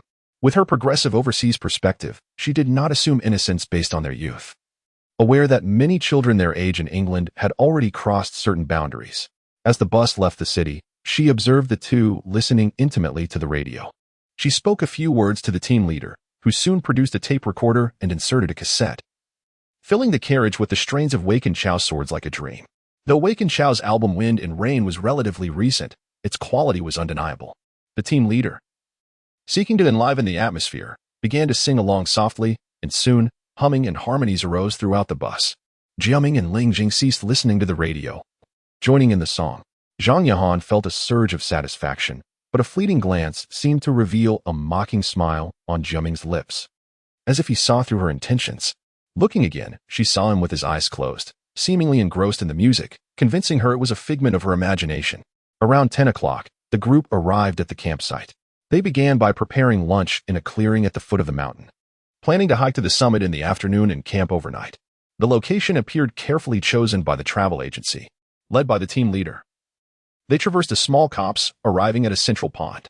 Encircled by trees, the water was pristine, and the verdant lawn was flecked with tiny yellow flowers. A scene worthy of an album cover. The group was immediately captivated, and they set about gathering firewood, starting a fire, and preparing to cook. The team leader had initially intended to divide the group into smaller teams by drawing lots, but everyone preferred to remain with their existing groups, so the idea was abandoned. However, he seemed concerned about Jiaming and his companions managing on their own as he distributed the cooking utensils. Others offered to welcome the trio into their teams. But Liu Huaisha, competitive as ever, declined outright. We'll see who ends up without food. Despite her boast, Liu was, in fact, a modern woman unfamiliar with the kitchen. However, she knew Lingjing often helped her mother cook at home, and Jiaming seemed knowledgeable about cooking, giving her confidence. They divided the tasks. She would gather firewood and start the fire, Jiaming would wash the rice, and Lingjing would prepare the vegetables. Everything proceeded smoothly. And soon the fire was ablaze. The pot was set, and they waited for the rice to cook, though Liu startled Jiaming by bringing back some poisonous mushrooms. After dealing with the mushrooms, Jiaming placed the radio on the grass and listened to the broadcast. The three sat there, watching the pampered individuals struggling. Liu Huaisha and Lingjing pointing and mocking them with relish. Huang Haoyun went to the pond to wash the rice, only to spill the entire pot into the water, causing an eruption of laughter. The team leader quickly retrieved more rice to salvage the situation. Relieved of his task, Huang sauntered over to Zhang Yahan, who was tending the fire, and began to complain about how boring it was, like children playing house, boasting of his life at home. Zhang Yahan, looking increasingly mortified, seemed to wish she could disappear into the ground to disassociate herself from him. After this chaotic start, Lingjing, perhaps needing to relieve herself, got up and walked towards the woods. At that moment, the radio broadcast a news bulletin. This morning, at approximately 11 o'clock a.m., Two armed robbers raided an agricultural bank branch in the Jiaming city suburbs, stealing approximately 67,000 RMB in cash. They fled in a vehicle towards Highway 42. Jiaming stood up to stretch, and Lingjing cried out in pain. She had barely reached the edge of the woods when she was knocked over by a middle-aged man emerging from within. He had a scar on his face and carried a travel bag, appearing to be a hiker or camper. A man with beady eyes followed close behind, muttering something. Seeing so many people staring, they froze. Lingjing, holding her aching forehead, struggled to her feet. Jiaming felt a sense of foreboding as he looked at the two men. Zhang Yahan was the first to rush over. "Are you all right, little girl? You can't just run around like that." She stood up, speaking righteously. But the two men were fixated on Jiaming's radio, which continued to broadcast. According to witnesses, one of the men is approximately 35 or 36 years old, of stocky build, with a scar on his left cheek. The other is approximately 28 or 29 years old, of slender build. Both are armed and extremely dangerous. The public is advised to. Silence had fallen. Everyone stared at each other. Zhang Yahan, pulling Lingjing away, was grabbed by the scarred man, who pressed a Type 54 pistol to her head. "Nobody move." As he shouted, the beady-eyed man seized Lingjing by the shoulder, brandishing a homemade double-barreled shotgun. The radio switched to Lo Tayu's love song 1990, creating a stark contrast. The two men, apparently intending to flee into the mountains, began to retreat, dragging the two females with them. The 20-odd people by the pond raised their hands, watching with wide eyes, afraid to speak. Lingjing, held by the beady-eyed man, trembled, tears streaming down her face as she looked at Jiaming, unable to speak. "Don't worry, it'll be all right," Jiaming mouthed. Having known each other for a long time, they understood simple gestures. However, this only caused her to cry more. Then, Jiaming raised his hands and slowly walked towards the four. "Stop. What do you want? Do you want to die?" The scarred man shouted. Seeing that it was just a child approaching, he was not too concerned. Liu Huaisha cried softly from behind. "Jiaming, come back, Jiaming, come back." Taking a deep breath, Jiaming tried to look frightened. Uncle, I just want to. I want to exchange myself for them." Chapter 8. Exchange, uncle. May I exchange places with them? The utterance caused a stir amongst the captors, hostages, and onlookers alike, their faces etched with disbelief. Moments later, the scarred man and the beady-eyed accomplice erupted in laughter. Seems we've stumbled upon a good Samaritan today. What do you want, kid? Too young to be a knight in shining armor, aren't you? Don't come any closer." Jiaming halted, gesturing towards Zhang Yahan. "Because she is my elder sister, and she." He hesitated, pointing at Lingjing, his face flushing. "She is my girlfriend. I cannot bear to see them harmed. So, uncle, if you need hostages, I will take their place. Please." Though he deliberately slurred the word girlfriend, it was nonetheless audible. Lingjing's eyes seemed to sparkle, and she choked out, "Jiaming, please don't." However, Jiaming continued his advance. His pace was measured, and the two thugs exchanged glances, indecisive. At that moment, Huang Haoyun, who had been cowering on the side, mustered his courage and spoke up. Wait a moment. I am from the Huang family. Don't move. Do you want to die?" A child was one thing, but an adult was another matter entirely.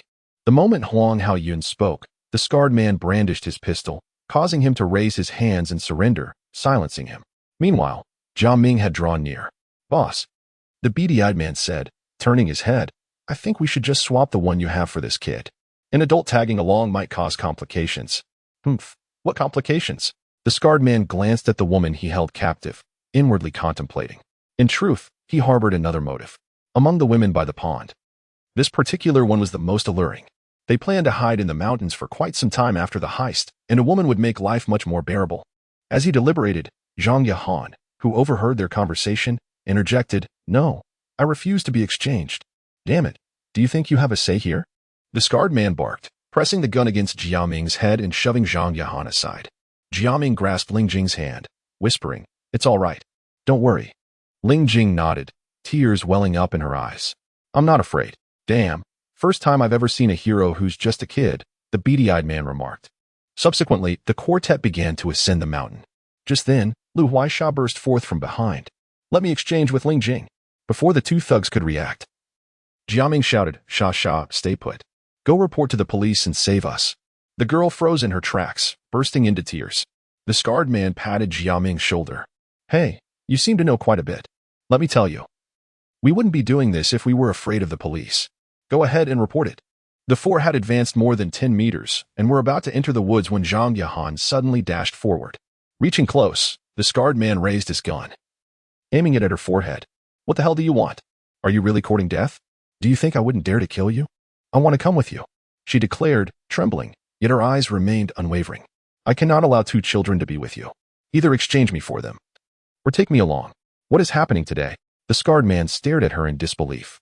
Everyone wants to be a good Samaritan. If they come any closer, I will shoot.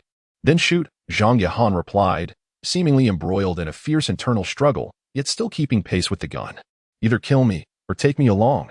I cannot let the children be with you. Jiaming had the gun pointed at Zhang Yahan, then glanced at the hunting knife the scarred man was carrying. If he acted now, he was 70% certain he could take down the scarred man before he fired. However, Lingjing was by his side, and there were too many people around. After a moment's thought, he cursed, "Get lost, you stinky woman. Who wants you to save them?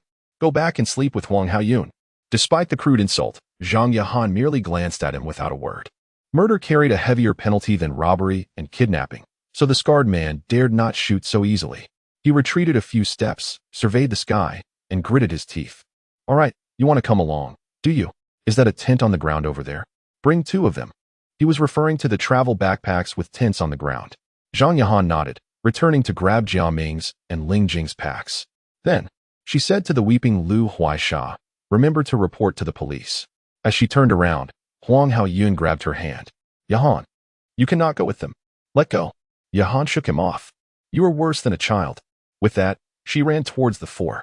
In the afternoon, the clouds began to gather, and it seemed as though rain was imminent. The 5 individuals trudged through the mountain forest. Yahan, carrying a pack, led the way, followed by the scarred man. Jiaming, also with a travel pack, held Lingjing's hand in the middle, while the beady-eyed man, armed with a short pistol, brought up the rear. As they advanced, Jiaming seethed inwardly. I really want to abandon that self-righteous fool. If it were just him and Lingjing, there would be plenty of opportunities to take down the 2 robbers. Lingjing was young and familiar with him, and it would be easy to make her keep it a secret after he showed his skills. But now, with a stranger in the mix, not only were the thugs more vigilant, but he also had to try to conceal his actions from Zhang Yahan. As such, the opportune moment might not arrive until nightfall. On the other hand, Lingjing, held by Jiaming, was experiencing a mixture of confusion and sweetness. Though only 13, she was nonetheless at the cusp of adolescence. Every time she recalled Jiaming's earlier words, she felt her hands and cheeks burning. However, amid her fanciful thoughts, the anxiety of being held hostage diminished considerably, remembering Jiaming's confidence and composure when he said everything would be all right. The girl genuinely felt that as long as she was with Jiaming, there was nothing to fear. Among the 5, the 2 thugs were constantly urging them to hurry. Yahan gradually ran out of strength, but she managed to keep up. Jiaming and Lingjing, who exercised daily, had better stamina than most adults on this mountain path. Originally, if they wanted to be rescued, they should have slowed down to buy time. However, Jiaming had no faith in the police, so he continued to follow at an unhurried pace. Later, the 2 thugs grew somewhat impressed with him, occasionally asking him questions. Jiaming naturally feigned timidity, answering with a whimper now and then. "Hey, he's still just a kid," the beady-eyed man said in the evening. "But even though he's scared, he still came along. If my son had this kind of courage, I'd be content. Don't worry, we're just after money. As long as we can escape, we won't kill anyone. You can be content now, because your son is about to become an orphan," Jiaming thought to himself. Aloud, he said, "If you want money, why don't you just ask Yahanjia? Her family is the Zhang family of Zhanghai, and they're very wealthy. A few tens of thousands of yuan is nothing to them." The thugs were stunned by this revelation, and Zhang Yahan turned her head, her face ashen. Jiaming waved his hand frantically, feigning a slip of the tongue. I was just saying it, it's not. Huh, looks like we've caught a big fish," the beady-eyed man exclaimed, eyeing Zhang Yahan with gleaming eyes. Scar nodded slightly, then turned to say, "From the implication of your words, she is not your sister, is she?" Jiaming replied simply, "She's my godsister." A tremendous clap of thunder rumbled across the sky, followed by a torrential downpour of rain. Chapter 9, A Pure Accident, Part 1. As the night deepened, darkness enveloped the surroundings like ink, and torrential rain cascaded from the heavens, creating a cacophony on the tent that resembled the sound of firecrackers. The distance rendered even spoken words unintelligible. Yet, through the curtain of rain, Chaotic murmurs echoed faintly nearby. Let go. Don't. Damn it. Stay still, or I'll kill you. Brother Dao, don't do this. What about her family? What about her family? Today isn't safe. Let's wait a few days. Carefully shifting her body, Lingjing pressed close to Jiaming, trembling slightly. Despite it being summer, the rainwater seeping into the tent brought an unexpected chill. Jiaming. What do they want with Sister Yahan? After pondering for a moment, Jiaming shook his head, feigning ignorance. Don't worry, it's nothing. The two children sat bound in this tent devoid of tools, their limbs restrained by ropes, leaving them no choice but to huddle together for warmth. Testing the strength of the ropes, Jiaming squinted. It was easy to break free from such bindings, but rushing in their current state, with a hostage in hand and no weapons, would be reckless. He hoped his earlier words would bear fruit. Otherwise, he glanced at the little girl beside him. In the darkness, he sensed her gaze upon him. Gently resting his forehead against hers, he repeated, Don't worry, it's fine. If that man truly intended to go through with his threats, despite the intimidation, he would have to take a chance. At the very least, he couldn't allow Lingjing to carry an enduring trauma in her heart. Fortunately, moments later, the triangular-eyed man, along with the bound Zhang Yahan, approached. It seemed Brother Scar had finally been persuaded, as they had only been in the forest for a day. Despite the heavy rain obscuring many traces, the risk of capture remained high. In such circumstances, they likely sought to leave themselves an escape route. Thus, the two men could only be considered ordinary thugs, and dealing with them should be straightforward. The challenge lay in avoiding raising their suspicions. Get in. I saved you once. The triangular-eyed man shone a flashlight into the tent before shoving Zhang Yahan inside. The downpour was relentless. Traversing the short distance between tents had drenched them both. Particularly Zhang Yahan, who must have struggled on the ground for quite some time, appeared disheveled indeed. The Derringer could only discharge a single round. Should the beady-eyed man regain his senses, steel himself, and draw the dagger from his leg to menace the trio, Jiaming would truly be compelled to intervene. Jiaming, Lingjing, witnessing his panicked state and the knife still in his hand, hastily embraced him with tearful pleas.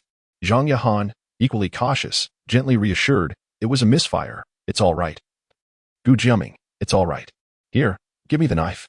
Thus, an unforeseen incident appeared to have reached its amicable conclusion. Chapter 10, Purely Accidental, Part 2, I think. We should leave now, Zhang Yahan said, as she bound the hands and feet of the wailing man with the triangular face. Meanwhile, Jiaming rushed out under the pretense of retrieving another tent. Guided by memory, he found the pistol that had fallen beneath the other tent, amidst the torrential downpour. The anguished cries of the scarred man faintly echoed from below. Jiaming had already noted that beside the tent lay a grassy slope, and with such heavy rain, the slope had become slippery, transforming the mountain stream below into a small torrent. From the sound, it seemed the scarred man had already been engulfed by the water. Although the bullet had shattered his right hand, it did not sever his legs. Should he fire another shot? Turning back to glance at the faint light from the tent, he cautiously raised the gun, disengaged the safety, and then lowered it again. No, it was unnecessary to complicate matters further. Struggling against the remnants of the dismantled tent, Jiaming carried 3 backpacks on his back. 2 were their own, and 1 belonged to the 2 bandits, filled with money, biscuits, smoked meat, and more. Upon reaching Lingjing's side, the man with the triangular face wailed pitifully, his appearance grotesque, causing Lingjing to cower behind Zhang Yahan. Jiaming drew his pistol and shouted, Silence. Perhaps his imposing presence was not enough, for the triangular-faced man continued to scream. Zhang Yahan turned back. Did you pick up that man's gun? Yes. Jiaming's hands trembled slightly. Did you not hear me say to be quiet? The man on the ground kept howling, while Zhang Yahan cautiously extended her hand. Give me the gun. It's not meant to be used like this. The safety is still engaged. Safety? Where? Here. Where? Here? Ah, yes, you little bang. The gunshot abruptly silenced the world. The 3 instinctively recoiled, smoke spiraling from the muzzle, as the bullet grazed the triangular man's neck and lodged into the earth.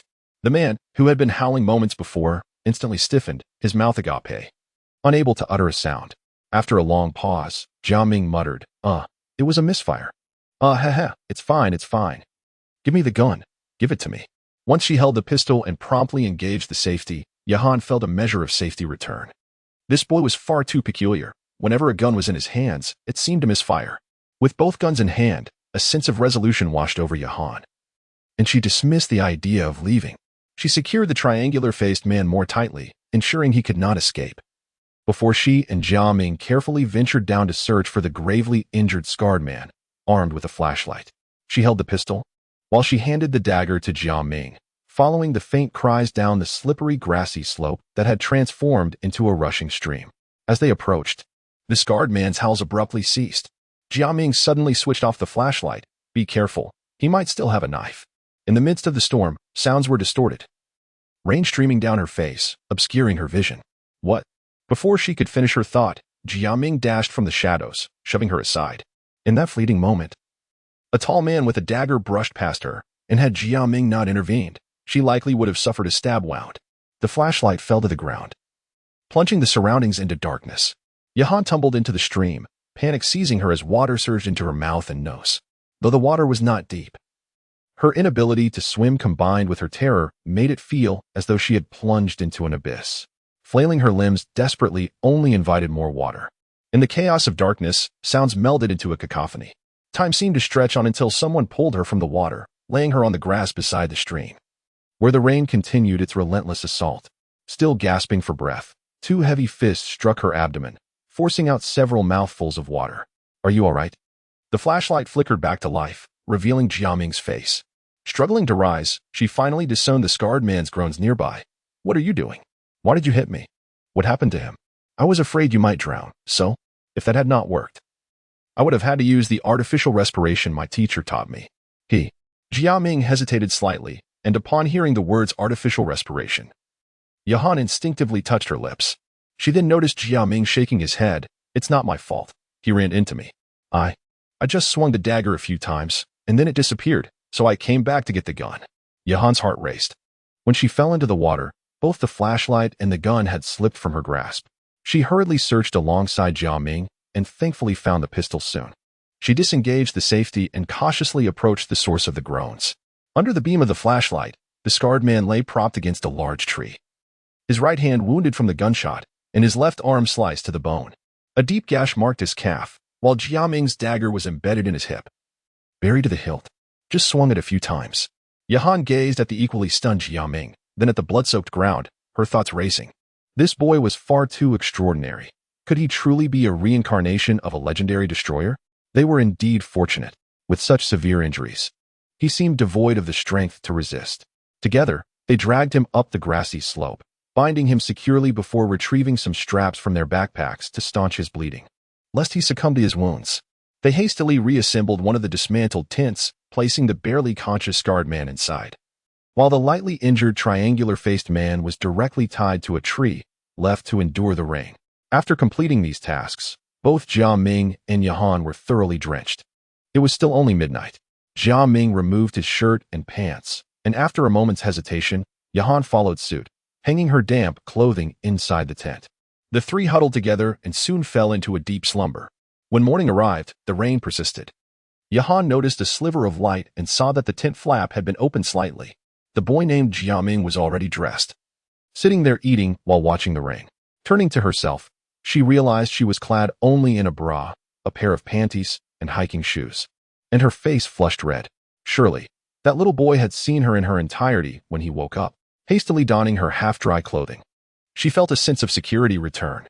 After consuming some biscuits, Yahan took the pistol to check on the two bandits. The triangular-faced man appeared listless, soaked in rain. After enduring such a downpour all night, he was likely on the brink of death. However, she was hesitant to bring both bandits into the tent. If even a child could untie the knots, she could not be certain her bindings were secure enough. As for the scarred man inside the tent, he was so severely injured that he likely couldn't escape even if his ropes were loosened. Yet, as she observed his wounds, a flicker of doubt crept into her mind. Was this all merely coincidence? When the two children had been tied up, she had seen their hands and feet bound tightly. There was no way they could free themselves. So how could that boy manage to do so? When he failed to steal the dagger, it was he who first reached for the gun. As the scarred man was startled, the child accidentally fired a shot, precisely hitting the scarred man's right hand. When the man with slanted eyes attempted to leap forward, he oddly slipped, causing the dagger to plunge directly into his thigh. In the end, as the scarred man sought to launch a surprise attack, he pushed himself away, and when he fell into the water, it seemed he heard. Apart from the sound of the rain, there was only the wretched scream of the scarred man. Was it an illusion? Yet, the three precise strikes were too coincidental. If all of this were orchestrated by the boy, how could that be possible? He was merely a child, crouching before the trembling and moaning scarred man. Yahan's expression was filled with uncertainty. After a long while, she helplessly shook her head. Perhaps she was just being overly suspicious. Upon returning to the tent, she gazed at the two children whispering to each other, and after a moment of contemplation, some displeasure finally escaped her lips. Gu Jiaming. Why did you mention my family to them yesterday? Do you realize? Do you understand? Jiaming was taken aback and quickly replied, I didn't know. I just mentioned it casually. I'm sorry. Beside him, Lingjing chimed in. Yes, Jiaming didn't mean it. Yahan's sister. Please don't blame him. Yahan nodded, initially intending to express how she nearly felt insulted because of that statement. Before the words could leave her mouth, she suddenly froze. Wasn't it precisely because of that statement that they spared her? This child, could it be that he anticipated this? After a moment, she shook her head once more, only to see the boy's expression stiffen as he looked up. After a brief pause, strange sounds mingled with the rain began to emerge. Yahan rushed out of the tent and looked up, spotting a helicopter cutting through the rain curtain, with someone on board vaguely waving at her. With the resolution of the attempted robbery, the episode drew to a close. The helicopter dispatched belonged to the Zhang family's search party. To Jiaming's astonishment, two individuals aboard were equipped with sniper rifles, exhibiting the hallmarks of seasoned special forces operatives or mercenaries, prompting him to muse on the formidable influence wielded by the Zhang family. The search party's timely arrival ensured that the two assailants were still alive, albeit barely clinging to life. Upon hearing Yahan's account of the ordeal and examining the scarred man's wounds, the two special forces soldiers scrutinized Jiaming with particular interest, yet ultimately refrained from any overt suspicion. Jiaming harbored no apprehension regarding these individuals. Despite the seemingly fortuitous nature of the incident, he reasoned that such strokes of luck were not unheard of. Moreover, he was confident that the wounds he had inflicted would conceal any telltale signs. Besides, his status as a child would dissuade any lingering doubts. The sole vulnerability resided in the scarred man. A decisive parry, followed by a swift wound to the arm, a laceration to the thigh, and finally, the insertion of the dagger into the man's posterior, the entire sequence executed with ruthless efficiency. Too efficient, perhaps, amidst the torrential downpour and enveloping darkness, compounded by the rain's interference. Jiaming's inaugural act after assuming this new identity was marked by a lack of restraint, inadvertently revealing a potential flaw. Should the scarred man regain consciousness and meticulously retrace the events, he might harbor suspicions toward Jiaming. Furthermore, as the helicopter descended and Liu Huaisha rushed from afar, embracing Lingjing and Jiaming amidst tears, Jiaming distinctly perceived the dying embers of animosity in the scarred man's gaze from the stretcher.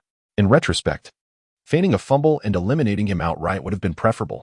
This newfound existence was precious, and Jiaming yearned to embrace his future with unblemished integrity. This was not due to any aversion to killing, but rather a desire to preclude any future complications. As a former assassin, he understood the necessity of meticulous prudence. However, considering the man's armed robbery, kidnapping, attempted sexual assault, and the enmity he had incurred from the Zhang family, a lengthy prison sentence seemed inevitable. While eliminating him at the hospital before his trial was feasible, it entailed greater risks, leading Jiaming to abandon the notion. After all, he was merely an insignificant thug. Upon his release, a well-aimed sniper shot would suffice. As for Zhang Yahan, she likely harbored some perplexity regarding Jiaming, but not outright suspicion. Given her disinclination to marry Huang Haoyun, their paths would diverge, rendering the matter inconsequential. After showering, changing into clean attire, and partaking in a bowl of sand-skin noodles at a nearby hotel, the group was chauffeured home by the Zhang family. Zhang Yahan, seated in the passenger seat, exuded a refreshing and athletic aura in her white and green leisure wear, her hair gathered in a ponytail. In the back seat, Lingjing and Huaisha chattered animatedly, recounting the harrowing events of the previous night, followed by Huaisha's effusive praise for Jiaming's good fortune. Upon arriving at the Yi Martial Arts Academy, as the trio prepared to disembark, Zhang Yahan turned around, exclaiming with delight, "Goodbye, then." "Goodbye, Sister Yahan," Lingjing replied politely, while Jiaming merely nodded, thinking, "Farewell forever." As they alighted from the vehicle, Yahan leaned out of the window, her gaze fixed on the Yi Martial Arts Academy signboard. "Wow, Lingjing, your family runs a martial arts academy?" "Yes, we do." "That's wonderful." Yahan pushed open the car door and stepped out. "After what happened yesterday, I've been wanting to learn some self-defense." "That's not so great," Jiaming thought, before interjecting, "This is a martial arts academy for children. What does it matter?" Yahan smiled sweetly. "I'm still a child, just a little older. I'm only 19, you know." "Don't listen to Jiaming, sister," Lingjing countered, eager to secure a new client for her family. "Dad never said he only teaches children. It's just that the current students are all kids. Come on, sister, follow me." Grabbing Yahan's hand, she led her toward the academy. While Jiaming sighed inwardly, pondering the extent to which her motives were directed at him. Regardless, the Yi Martial Arts Academy welcomed all, and thus, the bright and beautiful Zhang Yahan joined the ranks of martial arts students, attending classes regularly throughout the summer.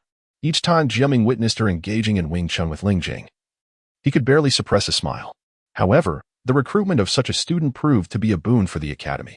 Yahan, a teacher by profession, possessed a passion for educating children.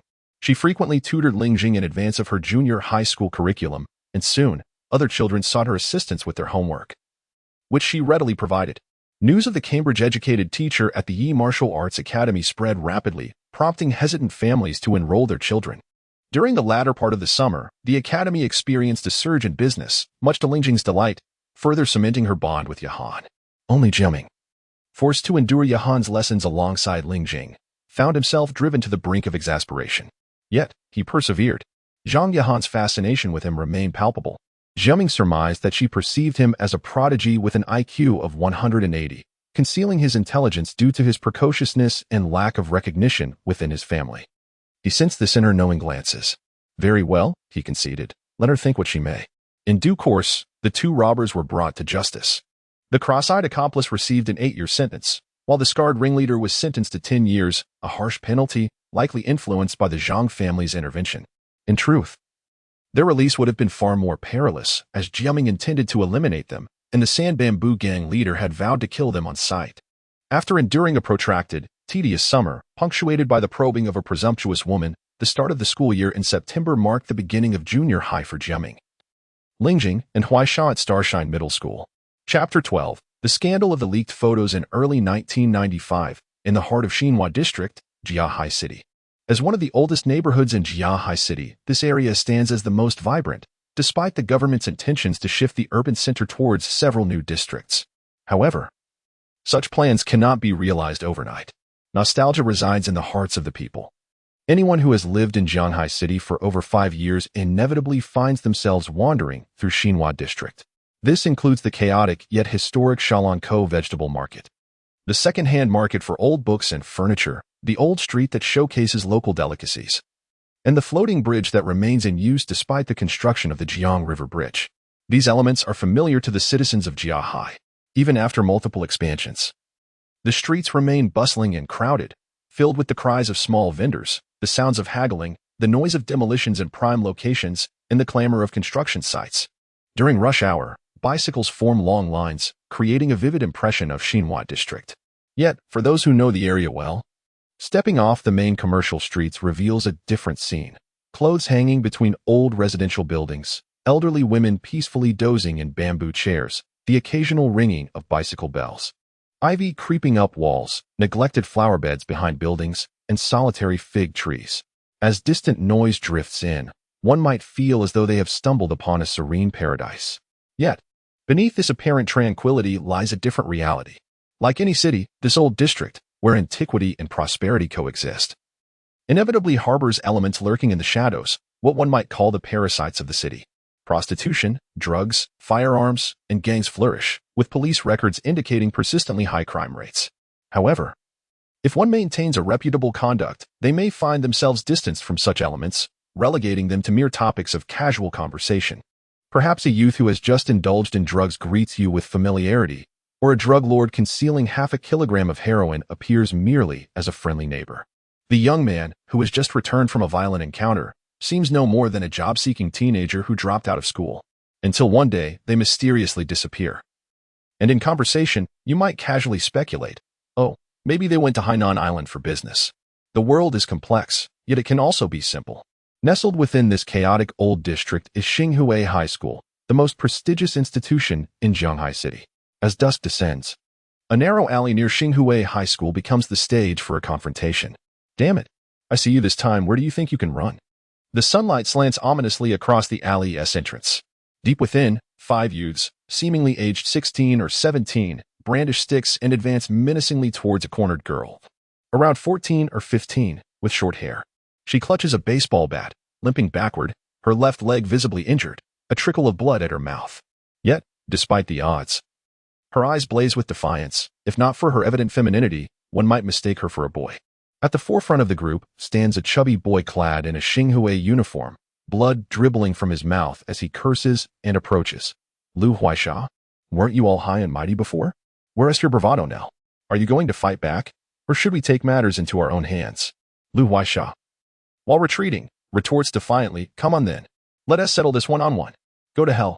Is your family mixed up in the underworld? The chubby boy scoffs. You can't back away any further. We're well prepared today, cameras in hand. We're going to strip you and take some photos. Let us see if you dare act tough afterward. Behind her, the alley's end is blocked. Liu Huaisha bites her lip, gripping the bat tighter, prepared to fight for her life. At that moment, a shadow appears at the alley's mouth. It's not uncommon for passers-by to linger outside. But when the shadow remains, it signifies someone is watching the scene unfold. The chubby boy glances back to see a not-so-tall boy, evidently a middle school student, standing at the entrance. Hey, you're Jiaming, right? What are you doing? Trying to help your friend? Since entering school, Liu Huaisha has been embroiled in several fights, earning quite a reputation. Although the chubby boy is in high school, he knows Liu Huaisha has 2 close friends. One is the beautiful and obedient Lingjing, and the other, Jiaming, is utterly unremarkable. At this moment, Jiaming stands at the alley's entrance, backpack slung over his shoulder, looking unremarkable, even shorter than Liu Huaisha. You're fighting again, he calls out, utterly disregarding the other 5. Get lost. This is none of your business. Liu Huaisha yells, attempting to straighten her posture. One of the boys with the iron rod smirks and begins to step toward the alley's exit. You think you can leave? Come here. If you dare touch him, Liu Huaisha raises her bat, shouting. The chubby boy laughs. What is it to you? You think this is your father's territory? This is Xinhua district. We're going to take some pictures today, Jiaming, you idiot. Run. As the boy with the iron rod moves outside, Jiaming seems resigned to his fate, shaking his head and stepping into the fray. Liu Huaisha's screams continue, but he suddenly pushes a small cart, typically used for trash, toward the group. The alley is neither too wide nor too narrow, but maneuvering the cart proves challenging.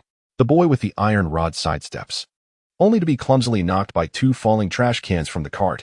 As the cart breaches the chubby boy's line, Liu Huaisha leaps onto it, swinging her bat wildly. Jiaming spins around, pushing the cart towards freedom. The boy with the iron rod, finally regaining his composure, is met with a blow to the leg from Liu Huaisha's bat, causing him to cry out and collapse.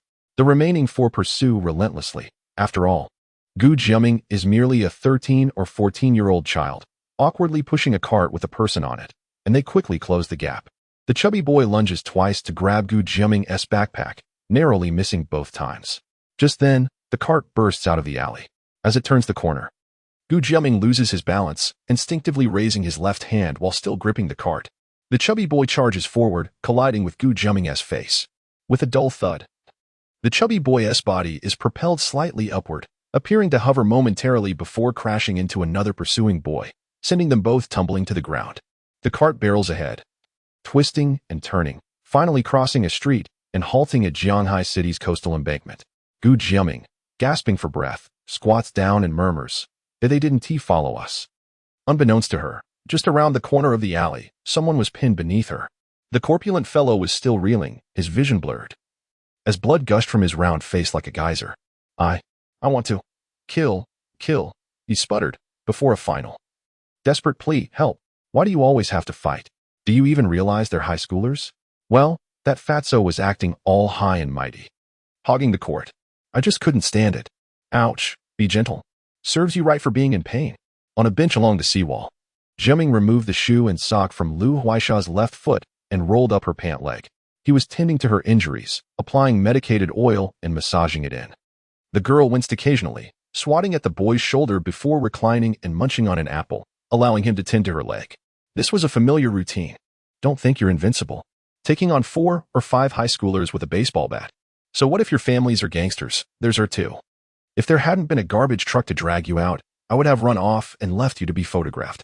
The thought of those guys taking pictures of her mortified Liu Huaisha, and she punched Jiaming's shoulder again. I told you not to come. Why did you? Ugh. Even if I were photographed, it's none of your business. Hold still, Jiaming said calmly, tapping her injured area, causing her to grimace. She raised her hand to strike him, but he thrust the medicated oil into her hand, snatching the apple from her other hand. You have a wound by your mouth. No eating apples. Unless you want a scar, apply the oil to your face yourself. With that, he took a large bite of the apple. Tyrant.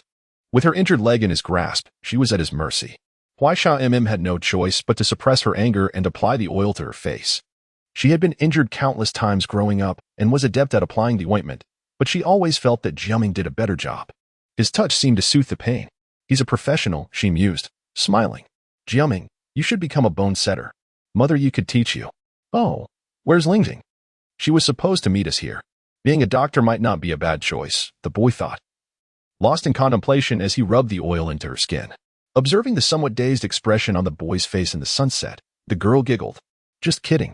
Soon after, a cute girl with pigtails, carrying a school bag, came running from a nearby overpass. The girl named Lingjing and the boy named Jiaming each supported one side of Liu Huaisha, and the three of them slowly walked towards home in the fading light. Chapter 13, The Most Detestable Thing in the Darkness. A faint whisper of the wind can be heard.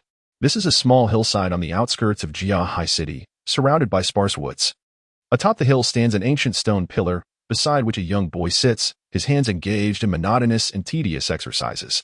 He sits cross-legged like an old monk, his fingers dancing as they form intricate Buddhist mudras, honing the dexterity of his fingers through the interplay of stillness and motion.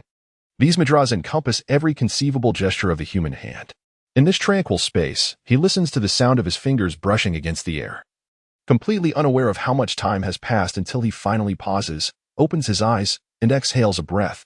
The night sky is devoid of stars, and the lights of the city are but distant glimmers, enveloped in serenity. This is when people are in the deepest slumber. Yet, within his gaze, the outlines of the surrounding grassland and forest remain vivid, the sounds of the wind and earth becoming clearer. For an assassin, this state is undoubtedly a coveted one. Beginning his training with an untainted physique, guided by the right direction and a clear mindset, he has perhaps attained a state more ideal than in his prime within just over 3 years. Without the shackles of being an assassin, he could paradoxically evolve into a more formidable killer. How ironic that is. While his physical strength may not rival that of an adult, as a child, he can lower everyone's guard. Although the awareness of potential threats may diminish, the sensitivity of his body surpasses that of before. However, what a monotonous and dull life it is. He chuckles helplessly, murmuring to himself. The world of a child often seems tedious from an adult's perspective. Although he recognizes the significance of his friends, Lingjing and Huaisha, there are times when their somewhat childish suggestions and decisions leave him in quiet exasperation. Yet, having grown accustomed to playing the role of a compliant follower, he subconsciously refrains from dampening their spirits, forcing himself to act like a child, while his desire to mature grows ever stronger within. Perhaps this childish yearning is the sole commonality he shares with the little ones. Nowadays, the only things that continue to pique his interest are the breath of freedom and the relentless practice of being an assassin.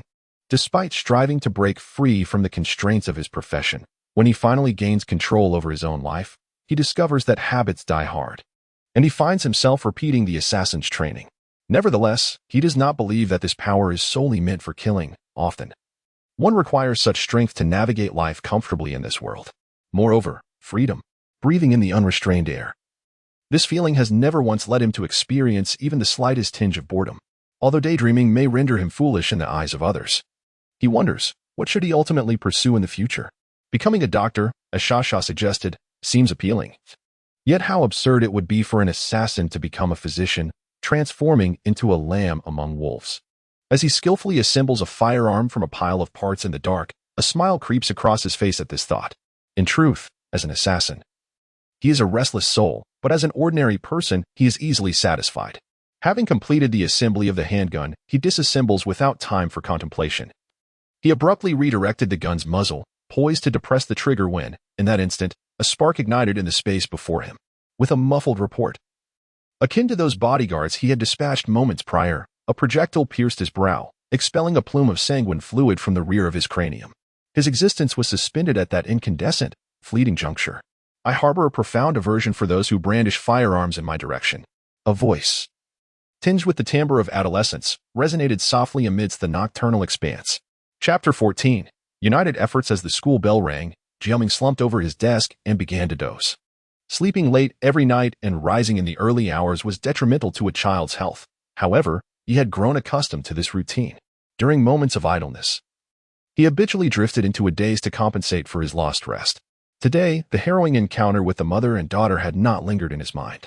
Although they had implored him for assistance in English after he dispatched their assailant, he chose to feign ignorance and slipped away into the night, trusting that the two survivors would not recognize him. However, when he, Lingjing, and Huaisha arrived at the grassy slope that morning, the discovery of over a dozen corpses in the woods and on the hillside caused quite a stir.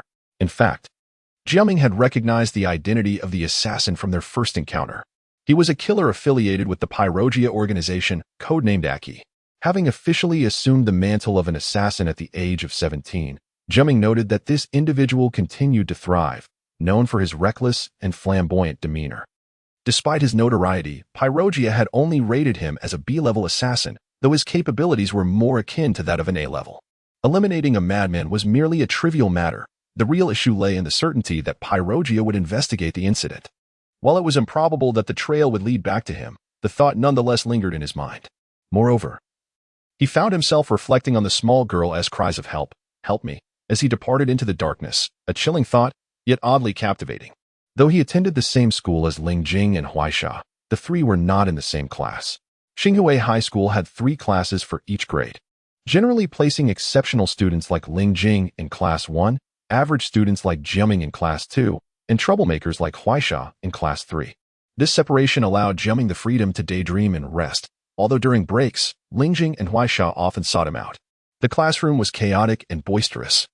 Jiaming had barely begun to doze off when a loud bang on his desk startled him awake. He looked up to see the very individuals who had cornered Huaisha in a dead end the day before. The rotund leader, his mouth and nose bandaged, appeared quite comical. Jiaming couldn't suppress a laugh as he yawned and remarked, "Are you looking for Shasha? She's in the next class. Go to hell. I'm here to find you." The chubby boy bellowed, incensed by Jiaming's mockery. The entire classroom fell silent as he swept his gaze across the room, his bravado faltering slightly. He then seized Jiaming by the collar and pulled him up. "Come with me." With a drowsy expression, Jiaming followed him outside. In truth, these boys were not entirely focused on finding Liu Huaisha. They viewed her as too formidable, always brandishing a baseball bat and fighting fiercely. Thus, they had opted to target the supposedly weaker Jiaming first. The 5 of them jostled Jiaming out of the classroom, taunting him with comments like, "You were so arrogant yesterday. Why so timid today? Come at me again." The first-year classrooms were located on the ground floor, and as they pushed the silent Jiaming toward a secluded spot, nearby students whispered and pointed, speculating why such an innocent boy had crossed paths with these delinquent high schoolers. Just then, a girl burst out of Class 1. "What do you want?" With a delicate yet fierce demeanor, the class leader, Lingjing, emerged, her twin pigtails bouncing as she rushed to grasp Jiaming's hand, only to be blocked by 2 of the boys. "Who are you to him? Stay out of this." The 2 high schoolers shouted at Lingjing, "I want tea." The usually gentle girl showed no sign of retreating. She pushed one boy aside and declared, "Let him go, or I'll inform the teacher." A bemused smile crept across Jiaming's face, and the high schoolers laughed mockingly. "Ha! She says she'll tell the teacher."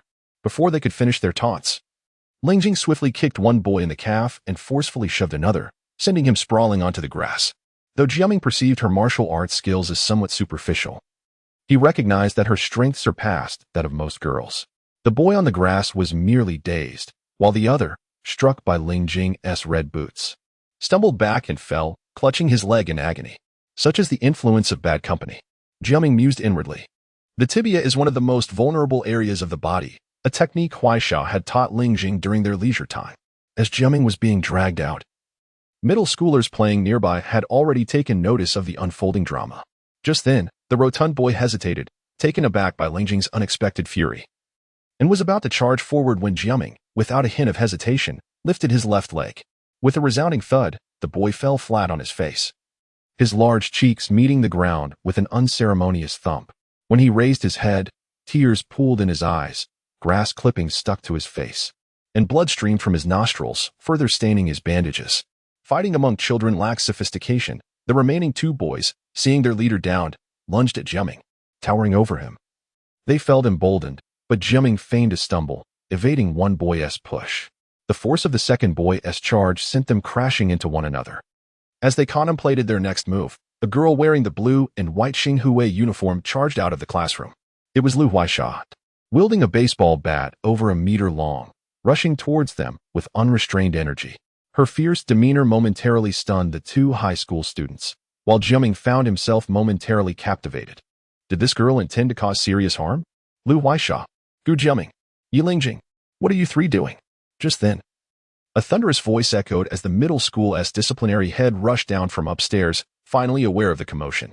Upon hearing the teacher's shout, the high schoolers began to scramble for escape, but Huaisha had no intention of letting them off so easily. She charged forward, swinging her bat with ferocity. And Jiaming hurried to intervene. Jiaming, move aside. Sha, don't do this. Ugh. With a loud crash, two children collided and fell to the ground, with Jiaming observing blood trickling from the mouths of her two dear friends. Yi Lingjing, a well-behaved girl, disregarded the disciplinary director's vociferous reprimands and promptly knelt to examine their injuries. Subsequently, the director's stentorian voice reverberated throughout the campus. You three are infuriating me. Liu Huaisha, how dare you wield a baseball bat and engage in violence on school grounds? And Yi Lingjing and Gu Jiaming, you abetted this transgression. I shall impose a penalty of standing on the lawn for the duration of the morning. Your actions shall be a spectacle for the entire student body. Furthermore, I demand 3 written apologies to be submitted tomorrow, and announcements shall be disseminated across the entire school.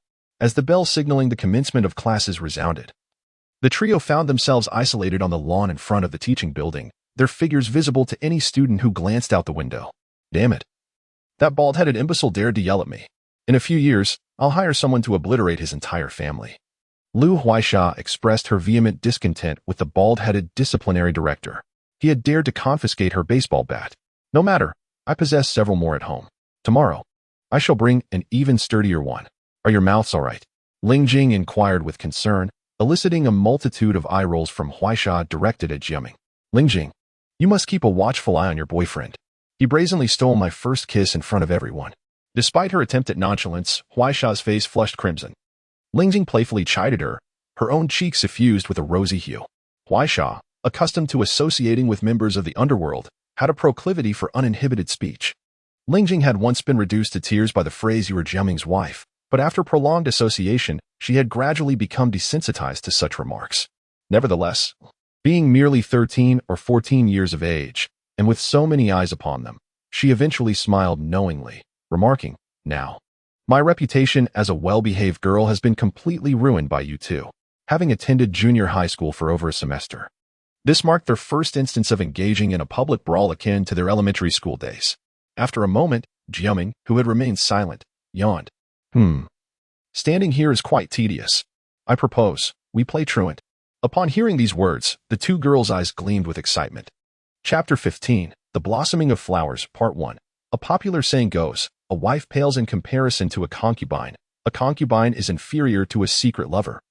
And a secret lover is better than one who cannot be secret. The rationale remains consistent. Skipping class is invariably more exhilarating than a holiday. Particularly when the trio possesses an inherent rebellious spirit, the thrill is magnified. Thus, as they scaled the campus wall, the usually compliant Jiaming could not help but cheer. And naturally, Lingjing and Huaisha's enthusiasm was even more fervent. It was just past 9 in the morning when the three departed the school grounds and ambled toward various shops. Among them, Huaisha enjoyed the most favorable circumstances at home. With the Sand Bamboo Gang expanding its territory, Huaisha's father frequently found himself absent.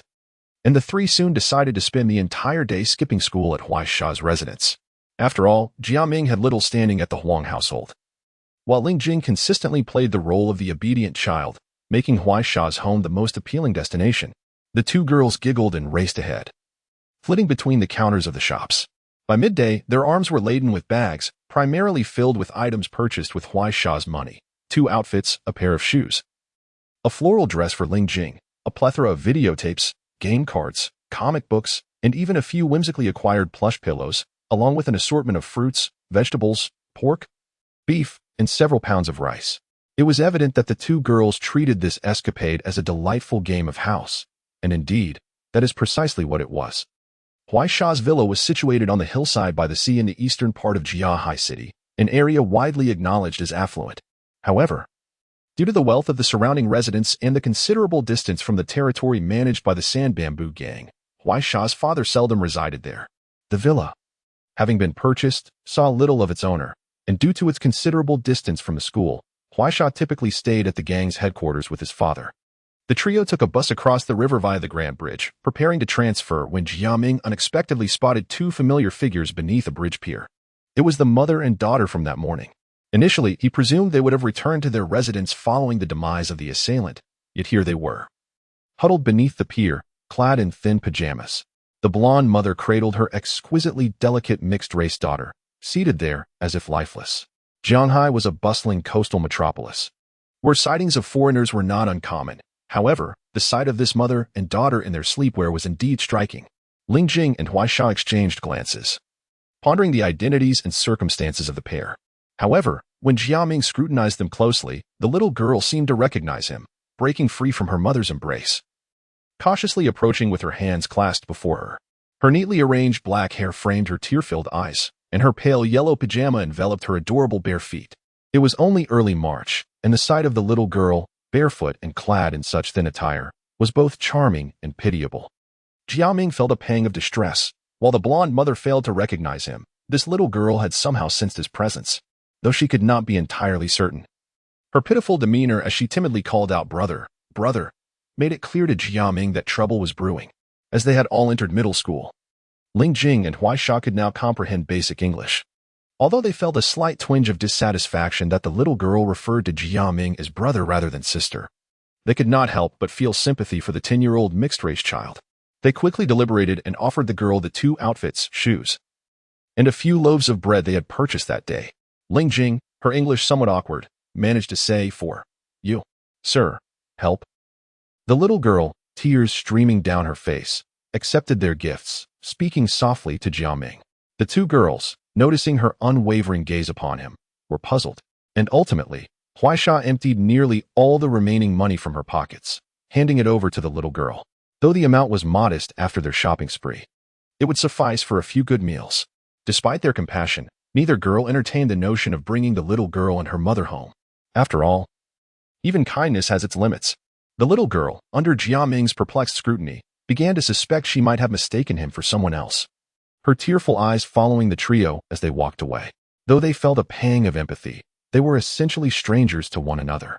Having fulfilled their moral duty, the 2 girls soon regained their buoyant spirits. They boarded the bus and disembarked at the station named Banshan.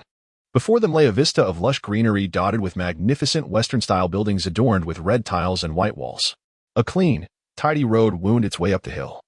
And to the right, the crescent-shaped coastline extended along the mountainside, the sea breeze invigorating their senses. This was Jiaming and Lingjing's first visit to Huaisha's home. Once Huaisha revealed her identity, the 3 children entered the strictly guarded community. The villa, nestled on the hillside, was a 2-story marvel, complete with a beautiful swimming pool, exuding an air of opulence. Upon entering, the little girl joyfully declared, "Now, this is our territory." Lingjing then made a phone call home to inform her parents that she would not be returning that day. The trio busied themselves washing rice and cooking, breathing life back into the villa that had been silent for months. In the afternoon, Lingjing and Huaisha lounged on the living room sofa, watching videos and playing games, while Jiaming occupied himself in a study room, engrossed in the computer. Though labeled a study, the computer was more of a decorative piece. Huaisha's father had little understanding of it. Nevertheless, the equipment was of the highest quality. By the early 2010s, for an accomplished assassin, hacking skills were indispensable. Once he acclimated to the outdated DOS operating system, he began attempting to infiltrate several small websites, gradually reclaiming his former prowess. As evening approached, the 2 girls peeked in at him multiple times, their expressions filled with confusion. After dinner, Jiaming launched the pre-installed game Monopoly on the computer, and the 3 began to play together. The 2 girls, encountering computer games for the first time, quickly became enamored with it. However, girls often lack a natural aptitude for gaming. Lingjing meticulously purchased properties, hesitating to utilize the cards, while the typically aggressive Huaisha reveled in sabotaging others, flinging bombs and harmful cards with abandon. Before long, both girls found themselves bankrupt, leading to a chaotic pillow fight as feathers flew and excited shrieks filled the air. In subsequent rounds, the 2 girls banded together against Jiaming, yet they often emerged worse for wear. The 3 engaged in a spirited pillow chase, laughter and excitement resonating throughout the room. Although the game was delightful, both Jiaming and Lingjing were not accustomed to staying up late. By 10 o'clock, they powered down the computer and prepared for bed. It was on that fateful night that a series of events unfolded, significantly shaping the intricate dynamics of their relationships. The catalyst was a seemingly trivial object. That evening, Jiaming was assigned to stay in Huaisha's original room, while the two girls opted to share the large bed in Huaisha's father's room. Having luxuriated in a bath and adorned in gossamer night attire, the two fragrant young women engaged in their customary playful frolic on the bed. Subsequently, Lingjing unearthed a curious diminutive plastic packet from beneath the bed linens. The packet, quadrangular in form, contained a circular object within. Then, embodying the spirit of inquisitive learning, our dear Lingjing earnestly sought elucidation from the erudite Miss Huaisha regarding the object's purpose. "Oh, this thing," Huaisha began, her countenance flushed with a mixture of embarrassment and newfound scholarly pride. "Well, it's a condom, quite commonplace, really." Seizing the rare opportunity to appear knowledgeable before Lingjing, Huaisha, whose understanding was itself somewhat rudimentary, offered an explanation while feigning composure.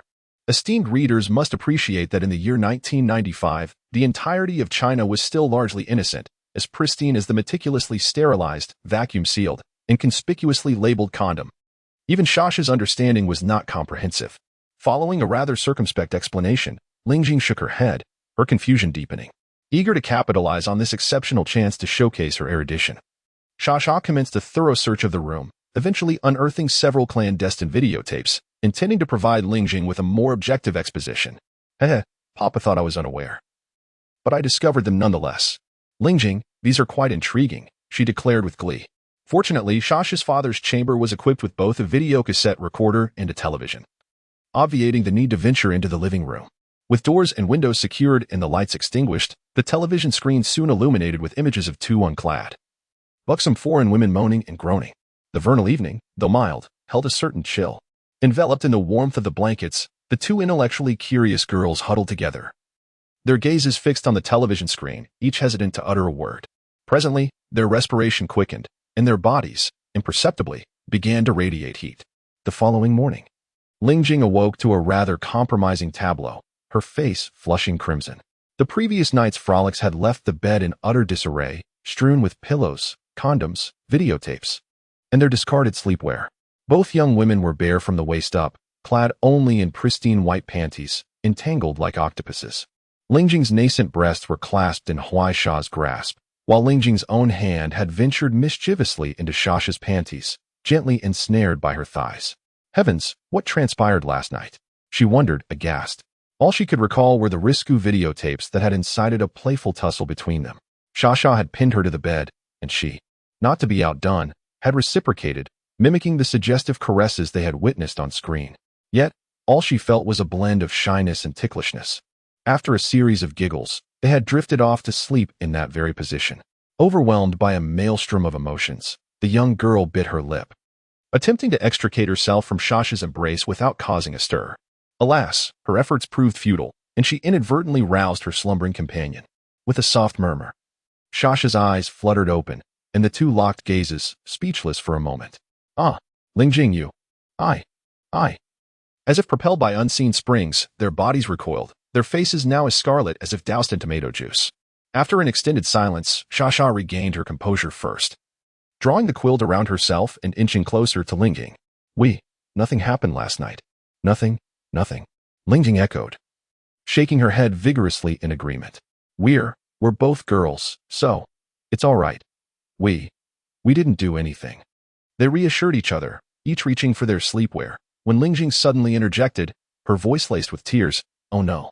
Shasha, what if we're not virgins anymore?" "Huh?" Shasha gulped audibly. "No, surely not. But we watched those movies last night, and we did those things. But, in an era devoid of sex education in schools and characterized by societal prudishness." The two bewildered girls' faces grew increasingly flushed. On the verge of tears, Lingjing suddenly recalled something. "Wait, I remember reading a book of my mother's once that said virgins have something special. Maybe we can check." "Oh, yes. I've heard that too. But, Lingjing, do you know how to check?" I always put the book down as soon as I saw those things. I have no idea. But we can try to take a look. Maybe it's easy to spot." I'll check you first, and then you can check me. All right. All right. Shasha conceded, her face ablaze with embarrassment. After much deliberation, she perched on the bedside table as if facing her execution, bashfully lowering her panties. Then, with a determined clench of her teeth, she closed her eyes and spread her legs before Lingjing. I don't know how to look, but... Lingjing stammered, her hands trembling as she reached out. Don't say anything. And no, don't touch me there. Don't put your hand inside. Shasha whimpered, her voice laced with a hint of coquettishness, a rare sight indeed. However, the sole witness was too flustered to fully appreciate the spectacle. Teetering on the brink of tears herself. I didn't put it in. I was being very careful, but I'm afraid to press too hard, in case I break it. I can't see clearly inside. I need a flashlight. After what seemed like an eternity of examination, Lingjing finally looked up from between Shasha's legs. Shasha, who had hoped to get it over with in one fell swoop, realized she had to endure another round of torment. Tears welled up in her eyes as she rummaged through the bedside table for a flashlight. Suddenly, she recalled something. Wait. I heard that a girl's first time involves bleeding and a lot of pain. We didn't feel any pain last night. Quick, check if there's any blood. Prompted by this revelation, the two girls began frantically searching the bed for any signs of blood. After a prolonged search, they finally concluded that it was a false alarm. Lingjing was clad only in her panties, while Shasha was completely naked. The two fair-skinned young women embraced and cheered on the bed. After a moment, Shasha's face lit up with a mischievous grin. All right, you checked me just now. Now it's my turn to check you. Hee, no way. Yes, I will. You can't run away. Help? After a few playful tumbles on the bed, Lingjing, despite her martial arts training, was no match for Shasha's strength. In a flurry of pounces, tickles, and bites, Lingjing was quickly pinned to the bed. She was secretly delighted, giggling and struggling, but in no time, Shasha had pulled off her panties, leaving her as bare as a newborn lamb. Hee, stop it. Help. Who are you calling for help? Jiaming? I'm going to take a look. No way. Lingjing lay on her side, one leg hoisted high on Shasha's shoulder. Shasha's head was restrained by Lingjing's hands, preventing her from leaning down. The situation was at a standstill when, bang, the door swung open. What are you two doing in here? I've brought breakfast. The innocent Jiaming stood in the doorway, holding a glass of milk. Then, a loud PUH sound pierced the air as Jiaming, who was in the middle of taking a sip, spat out the milk, drenching himself in the milky liquid. He was genuinely stunned. This was by far the most shocking scene he had witnessed since his rebirth. Drip, drip. In the room, the two girls were entangled in an incredibly alluring pose. Lingjing's right leg was raised high, revealing everything between her thighs. Shasha was also completely naked, her head restrained by Lingjing's hands. Although neither girl was fully developed, their breasts had already formed into enticing mounds, both natural and symmetrical. Now, they all stared at the doorway in equal embarrassment. As for Jiaming, he stood there for a long moment before finally snapping out of his daze. He put the glass to his lips, stifling a laugh as he closed the door. Get out of here. The two young women screamed and hurled pillows, videotapes, sleepwear, and panties at the door. Outside, Jiaming's uncontrollable laughter echoed. Having exhausted their arsenal of throwable objects, the two girls gradually calmed down. They exchanged embarrassed glances before silently putting on their clothes. Shasha donned a pair of stylish men's trousers, paired with a shirt and vest, exuding a clean and dashing cowboy image. Lingjing put on the light blue floral dress she had worn the day before, but sat on the bed, covering her face and sobbing softly. The arrangement, Lingjing. What's wrong? Shasha's heart was actually pounding as well. A girl's body being seen by someone. What does that truly imply? She couldn't quite grasp the significance. However, upon seeing Lingjing burst into tears, she immediately set aside her own confused thoughts and sat beside her on the bed, ready to offer comfort. Wah.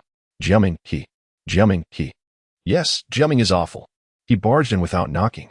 I'll deal with him later. No, that's not it. Wah. Jiaming saw us like that. He must look down on me now. How could that be? Jiaming wouldn't. He certainly won't say anything, but he'll definitely think that way. Wah. The young girl sobbed quietly. Shasha, inexperienced in such matters, tried her best to console her. Her initial reaction was to suggest giving Jiaming a beating to vent their anger. Although they were all friends, not only Lingjing's but her own body had been seen by him, a beating seemed justifiable. Sitting beside her, handing her tissues. It took more than 10 minutes for Lingjing to stop crying. Her voice still trembled as she asked, He really won't despise me? Of course not. At most, he'll be envious, Xia said flippantly. After a moment, she quietly inquired, Lingjing, do you have feelings for Jiaming? In this era? Saying like was practically synonymous with love. As soon as the question was asked, Lingjing's face flushed crimson again. We grew up together. We're good friends. That's not what I meant, Xia said, playfully nudging Lingjing. You know what I mean. I'm asking if you want to marry him when you grow up. Lingjing shyly lowered her head, and after a long pause, stammered, I. During camping last year, when those two men captured me, he said he'd trade himself for me, and that I was his. She struggled to utter the words girlfriend, but Xia already understood. A sense of melancholy washed over her, but she grabbed Lingjing's hand and said, all right, I understand. If he dares to make fun of you, I'll. Humph, he wouldn't dare. Come on, let's go have breakfast. But we can't just skip breakfast, can we? There are two of us, and only one of him. There's no need to be afraid. She seemed to forget that they were never really afraid of Jiaming, but now she felt a little apprehensive. After tidying themselves up, they went out. Lingjing's eyes were still red and swollen. Hot porridge, fried dough sticks, and soy milk were already set on the table downstairs. Seeing the two girls come down after washing up, Jiaming gulped down a bowl of porridge, his shoulders shaking uncontrollably. Xia had instinctively felt shy when she walked over. But seeing him like this, she became annoyed. She grabbed a small pillow and whacked Jiaming with it. Laugh, keep laughing. Cough, ha stop. I surrender, ha. You're still laughing. Xia stood on the other side of Jiaming, one girl on each side. Xia looked fierce. While Lingjing wrung her hands anxiously, her delicate fingers turning red and purple. Her red-rimmed eyes looked as if she was about to cry again. Jiaming reached out and gently wiped away a tear from her cheek. Then, he opened his arms and embraced both girls. Xia's dining chairs were quite large. And when Jiaming pulled them together, the two girls ended up sitting beside him. Although they had grown up together, and playful fights and holding hands weren't unusual. It was the first time Jiaming had shown such affection. The two girls blushed as they leaned against his shoulders, but they didn't resist. Jiaming said softly, don't worry. I understand. We've been together for so many years. It's just a small thing. Well, it did startle me, but no matter what, we're still good friends. Aren't we? From now on, we'll be friends forever. So, now that I know, you don't have to worry about me at all. Come on. Give each other a kiss in front of me. Haha. Ouch, that hurt. In reality, Jiaming overestimated the girls' emotional intelligence. They didn't understand the first part of his speech, but the middle part reassured them. When Jiaming mischievously pushed them together, urging them to kiss. The two girls simultaneously punched him. With flushed faces, they broke free.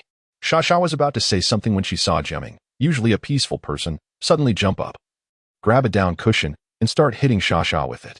Dust flew everywhere. Caught off guard, Xia scrambled under the table and to the other side, grabbing a cushion to chase after him. Jiaming ran away. Gu Jiaming, don't run. Come on, Liu Huaisha. Lingjing was supposed to be my girlfriend. But you snatched her away. Today, I'm going to give you a good beating. Humph, too bad. Lingjing's mine now. Stand still. Xia, caught up in the moment, kissed Lingjing's fair cheek demonstratively and chased after Jiaming with the cushion. Thump, thump, thump, pat, pat, pat. The entire villa was in chaos. Only Lingjing stood there. Her face flushed. Jiaming had said she was supposed to be his girlfriend, and Huaisha had joined in the fun. What did Jiaming mean by understanding? And friends forever? Forever. Was the matter resolved just like that? Wouldn't it be strange? She pondered for a long time but couldn't come to a satisfactory conclusion. She simply caressed the spot where Huaisha had kissed her teasingly. A mix of amusement and exasperation on her pretty face. Picking up a cushion, she charged toward the two of them. Ah, never mind, let's just leave it at that. Ah, 2 against 1? That's not fair. You shameless hussies. This was Jiaming, running for his life. Haha, Lingjing, help me hit him. Come and help, yeah. Why are you hitting me too? Jiaming, you're despicable, ambushing me. This was Lingjing suddenly turning against Jiaming, allowing him to ambush Xia. Yeah, help, I give up, I give up, I give up. Help. This was the weakest Lingjing being pinned down on the sofa by the two of them and pummeled with cushions. The Liu family villa was filled with the innocent sounds of children in a lively, boisterous morning. Chapter 18. Life in Any Case. The relationship between the two little girls took shape in Jiaming's heart, although it occasionally felt peculiar. He had entertained the possibility of spending his life with either Lingjing or Xia. Naturally, his fantasies predominantly featured Lingjing, while thoughts of Xia were somewhat unsettling. Nevertheless, once the awareness of the girls' affection for each other solidified, the trio's daily interactions deepened. Jiaming occasionally dared to make risky jokes, leaving Lingjing and Sha both flustered and exasperated. Yet, the bond among the three began to resemble that of close-knit friends or siblings, with the girls oblivious to the underlying oddity. It would not be until a year or two later, when their hearts matured, that they would recognize the awkwardness of their relationship, an issue to be discussed another time. On that particular morning, the trio was in high spirits. Sha withdrew some money from a nearby bank, intending to give it to a foreign mother and daughter when they passed under the bridge, hoping to assist them in returning home by plane. However, upon exiting the vehicle, they discovered that the pair had vanished, leaving a tinge of regret that did not linger long in their minds. Upon returning to school, they faced a barrage of criticism, reprimands, reflections, and parental summonses, creating a delightful chaos. Among them, Sha was a habitual offender, treating it as inconsequential. Jiaming, however, bore a look of profound concern while internally remaining indifferent. His reflections were merely copied, and his parents were unreachable, treating the public reprimand as if it had gone unnoticed. Only Lingjing, the epitome of a good student, was thoroughly exhausted from the ordeal. Fortunately, Jiaming and Sha conspired to shield her from the wrath of Mr. and Mrs. Yi. When they finally concluded this calamity of a critique session, Jiaming and Sha intended to console Lingjing, who had been emotionally battered, but were met with her playful tongue-out grin and the words, "That was exhilarating. We should do it again next time." Beneath her academically stellar exterior, Lingjing was never one to adhere strictly to the rules. Her rebellious spirit lay hidden beneath her innocent and adorable facade. A month passed during which they skipped classes, and as summer approached, Jiaming's grades hovered in mediocrity. Every weekend, the trio would gather at the Liu family villa, where Jiaming would surf the internet while playing DOS games like Monopoly, For Little Warriors, and Emperor with the girls. During their gaming sessions, Sha would often devote considerable time to the harem, critiquing the beauty of various concubines with Lingjing, resulting in a chaotic kingdom ultimately beset by assassins. Amidst these discussions, Jiaming would jest from the sidelines, while Lingjing would blush, occasionally engaging in spirited debates over personal preferences. Their collaboration in daily tasks became routine.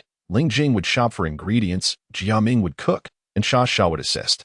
Thus, they adopted an unusual cohabitation routine over the weekends. Jiaming remained in the slightly masculine room that originally belonged to Sha, while the two girls shared a bed just as they had on their first night together. As time passed, and with Jiaming's evident indifference, the girls would often engage in playful banter and antics late into the night, leaving them flushed when they encountered Jiaming the following morning. As they settled into this new rhythm, mornings began with Jiaming preparing breakfast while the two girls descended amidst laughter and teasing. One day, while Jiaming was occupied in the restroom, a groggy Sha wandered in to brush her teeth, causing a moment of acute embarrassment for him. After she finished rinsing her mouth and washing her face, a piercing scream erupted from the bathroom. Their afternoons were spent at markets or supermarkets, lugging bags through the city's streets. Lunchtime saw them enthusiastically collaborating, with the lively sounds of midday news playing in the background. Lingjing and Jiaming, adorned in aprons featuring cartoon characters, dashed about, while Sha clumsily washed and prepared the vegetables. After dinner, they would stroll to the hilltop or seaside, basking in the warm glow of the sunset and dreaming of future possibilities. In the evenings, the girls would don their robes and snuggle with Jiaming on the long sofa, surrounded by an array of snacks. They would playfully wrestle, tossing pillows, creating an atmosphere as cozy as that of a close-knit family of three. Not long after the midterm exams, as Jiaming strolled leisurely on the playground, he encountered the 5 high school bullies once again. In the previous incident, Jiaming and his friends had exposed the group, led by the overweight boy, for their brazen behavior at school, resulting in punishments for both parties. Having kept a low profile for over a month, the moment they saw Jiaming, their animosity flared. The lead bully gestured, and the 5 surrounded him. It was the last period of the afternoon, coinciding with gym class, which felt akin to an early dismissal. Jiaming was waiting for Lingjing and Sha to join him, thus wandering the playground. However, it seemed that some distinguished visitors from other schools were set to arrive, prompting many to clean up the playground. The 5 high schoolers were part of that group. As they approached, Jiaming rolled his eyes and feigned helplessness. "Hey, don't run. I'm not running, fellas. The last incident was ages ago. Why are you still holding a grudge? Besides, with so many people around, Wouldn't it be inappropriate to make a scene if you decide to beat me up? He replied, glancing at the unattractive scar on the bully's nose, suppressing a chuckle. Damn it, I do remember you.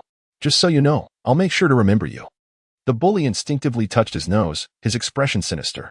There are no teachers here. Let us see if I dare to hit you. Just remember, as long as you're at Xinghui Middle School, I'll make sure your life is miserable every single day. The bully raised his hand, ready to strike, when Jiaming suddenly pointed to the side. Hey, look over there, big brother. As they turned, they spotted a group of teachers entering the playground, including the principal of Xinghui High School, the academic dean of the middle school, and several high-ranking staff members, along with a few elegantly dressed young men and women, clearly the visitors for the day. Well, consider yourself lucky. The bully snarled, retracting his hand. The teachers, noticing the 5 tall figures surrounding the shorter Jiaming with ominous expressions, immediately shouted, You there? What do you think you're doing? Nothing, nothing. The bully quickly retorted, glaring at Jiaming to prevent him from saying anything untoward. However, Jiaming, upon seeing the teachers, furrowed his brow and attempted to walk away, only to hear a clear female voice call out, Wait.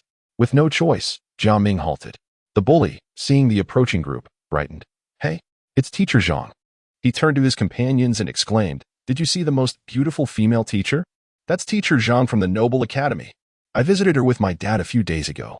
Look, she remembers me and is greeting me. Haha. As the group of teachers drew closer, the stunning beauty among them was none other than Zhang Yahan, who had once shared trials with Jiaming. It turned out that the visitors from the Noble Academy were indeed the very ones he had encountered that day. Jiaming was aware that she was only 20 years old, yet her hair was styled in undulating waves, and she wore large, non-prescription glasses. Paired with a form-fitting professional dress, she projected the image of an astute and capable businesswoman. He couldn't help but chuckle inwardly, recalling the uniform allure from RBV, which was quite similar to her current attire. While he harbored derisive thoughts, others did not share his sentiment. After all, Zhang Yahan possessed a beautiful face and a graceful figure, appearing intelligent while retaining the traditional grace and gentleness of a Chinese woman. Several male teachers who had accompanied her surreptitiously glanced at her from time to time. The corpulent man, his eyes gleaming, greeted her obsequiously with a deep bow. Teacher Zhang. Were you calling me? Are you? Zhang Yahan had initially been walking towards Jiaming, but was suddenly stopped. She was momentarily taken aback, looking at the stout man with a sense of familiarity, yet unable to recall who he was. After a moment of confusion, the stout man said, Teacher Zhang, my father brought me to see you a few days ago. My father's name is Ma Guangzhu, and my name is Man. In a few days, I might be attending the prestigious academy as well. As soon as he said this, the faces of several teachers around them darkened. He was planning to transfer schools and was bringing it up at this time, which was akin to scolding a bald man in front of monks. At this point, Zhang Yahan also remembered such an incident. She gave a perfunctory reply and, seeing Jiaming with his hands in his pockets about to leave again, quickly walked over and said, Jiaming, I came to find you. Try running again and see what happens. Her eyes were full of cunning. The term of address was affectionate, and the tone was somewhat unkind, but overall, it sounded like lovers bickering playfully. After a moment, Jiaming reluctantly turned around, his face breaking into a pure and innocent smile like a white lotus, and said, Sister. He opened his arms and rushed towards Yahan. With a thud, the two embraced intimately. Of course, it might be inaccurate to say the two, as it should be Yahan who was reluctantly embraced around the waist by Jiaming. With Yahan's face flushed, he shamelessly buried his head in the waves of her bosom, rubbing his forehead again and again. Sister, I miss you so much. What a touching scene of siblings reuniting. Chapter 19. A beautiful life. How have you been spending time with the two young girls lately? I heard that the three of you collectively skipped class and received a reprimand. The air was filled with the faint sounds of reading, as the mature older girl and the youthful little boy sat side by side on the swings beside the playground, gazing at the distant sunset. Sister, you are remarkably well informed. Such trivial matters, and you somehow know about them even in your prestigious academy. Are you not a teacher but rather an FBI agent? Jiaming sighed. Heh. Yahan chuckled softly. When I entered, I saw the bulletin board, and your names are still listed on the blacklist up there. By the way, has Huang Haoyun been bothering you at home lately? Well, I'm usually not at home, so he can't find me even if he wants to. If he continues to pick on you, just let me know. In truth, Jiaming and Yahan had maintained their friendship since the camping trip. Jiaming had wished to shake off this troublesome connection, yet Zhang Yahan frequented the Yi family martial arts school for training. insisting on meeting him from time to time. Occasionally, in a fit of enthusiasm, she would even wait for him at the Huang family villa, stirring up quite a commotion. Every time Yahan visited the Huang villa, she would inevitably encounter Huang Haoyan, who would buzz around her with excessive enthusiasm. Unfortunately, Yahan had no feelings for this young master from the start. His cowardly demeanor during the camping trip had completely turned her off, leaving them with little to discuss. Despite this, Yahan unabashedly treated Jiaming as a friend, which led to Jiaming's distress. Although Huang Haoyan was over 20, his emotional intelligence was less than 12. His feeble attempts to win over Yahan only resulted in him incessantly seeking out Jiaming, hoping to draw her attention. Fortunately, Jiaming did not possess a child's mentality and regarded the entire situation as a farce. Otherwise, he might have been driven to violence after being unnecessarily harassed every day. Nonetheless, despite maintaining a facade of indifference, he couldn't help but feel a sense of frustration after enduring Huang Haoyan's antics for some time. Originally, he had been trying to avoid Yahan, but his attempts intensified during that period. Shortly thereafter, Yahan discovered Huang Haoyan's harassment. It was around the end of 1994, and during the New Year's greetings, she unleashed a tirade against Huang Haoyan, declaring that they were no longer friends. From that moment on, she ceased visiting the Huang residence, and Huang Haoyan's harassment gradually diminished. As for Yahan's feelings toward Jiaming, she likely regarded him as an exceptionally mature prodigy.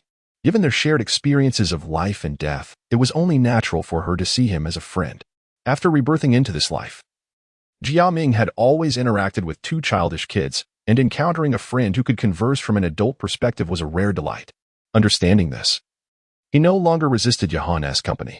Whenever they met at the martial arts school or elsewhere, they would exchange playful banter, forming a pleasant friendship. However, seeing each other at school was a first for them.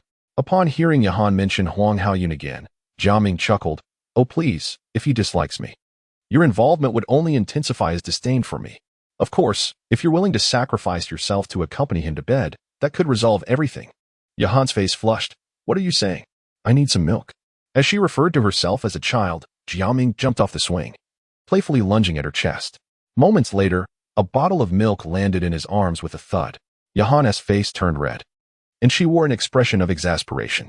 Every time you're called a child, you resort to these antics. After sipping the milk, Jiaming reached out and removed Yahan's glasses, observing her flushed cheeks closely. When he finally smiled, he remarked, "Ah, this is how one achieves beauty. These glasses are now mine. Stop causing me trouble." Yahan attempted to snatch them back several times, but Jiaming refused to relent. Leaving her no choice but to concede, Jiaming donned the glasses, his already ordinary looks rendering him akin to a naive bookworm. Upon seeing him, Yahan laughed again, commenting, "You just love to show off. You wear those glasses to avoid attracting attention, don't you? Speaking of which, come clean, how many of those male teachers are your admirers? That handsome guy who just spoke to you? What does that have to do with you? You just enjoy stirring the pot." Yahan replied with a grin, recalling how Jiaming had shamelessly flirted with her earlier.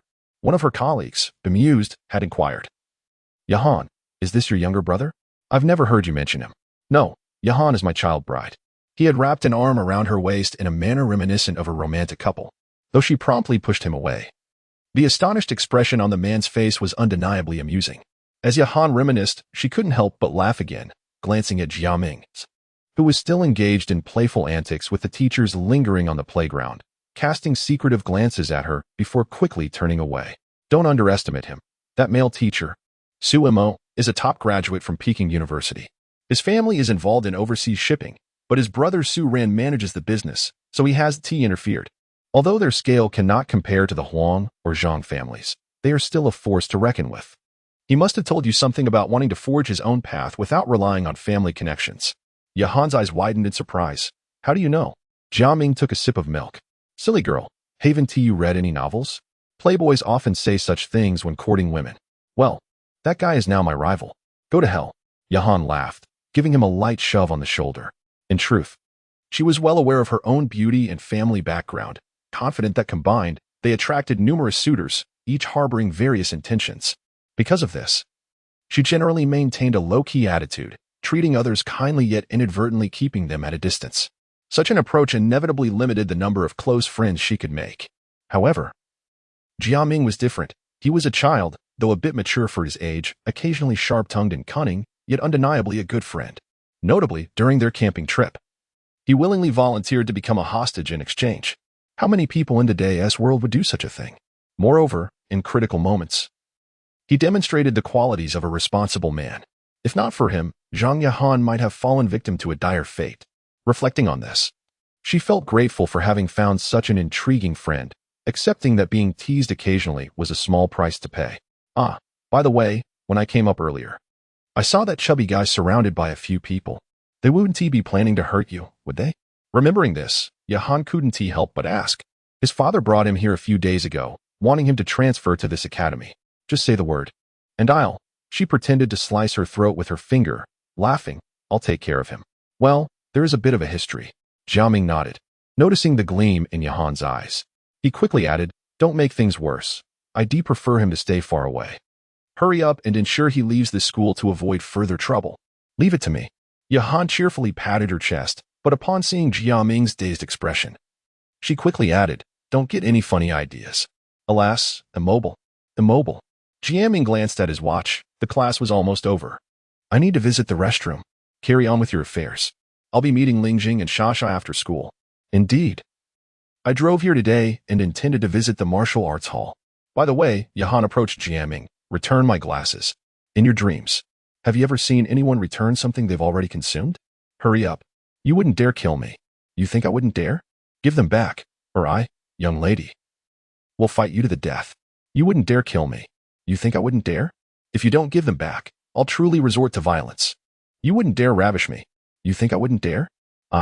As they grappled for the glasses, their excessive force caused Jiaming, who was sitting on the swing, to fall backward onto the grass.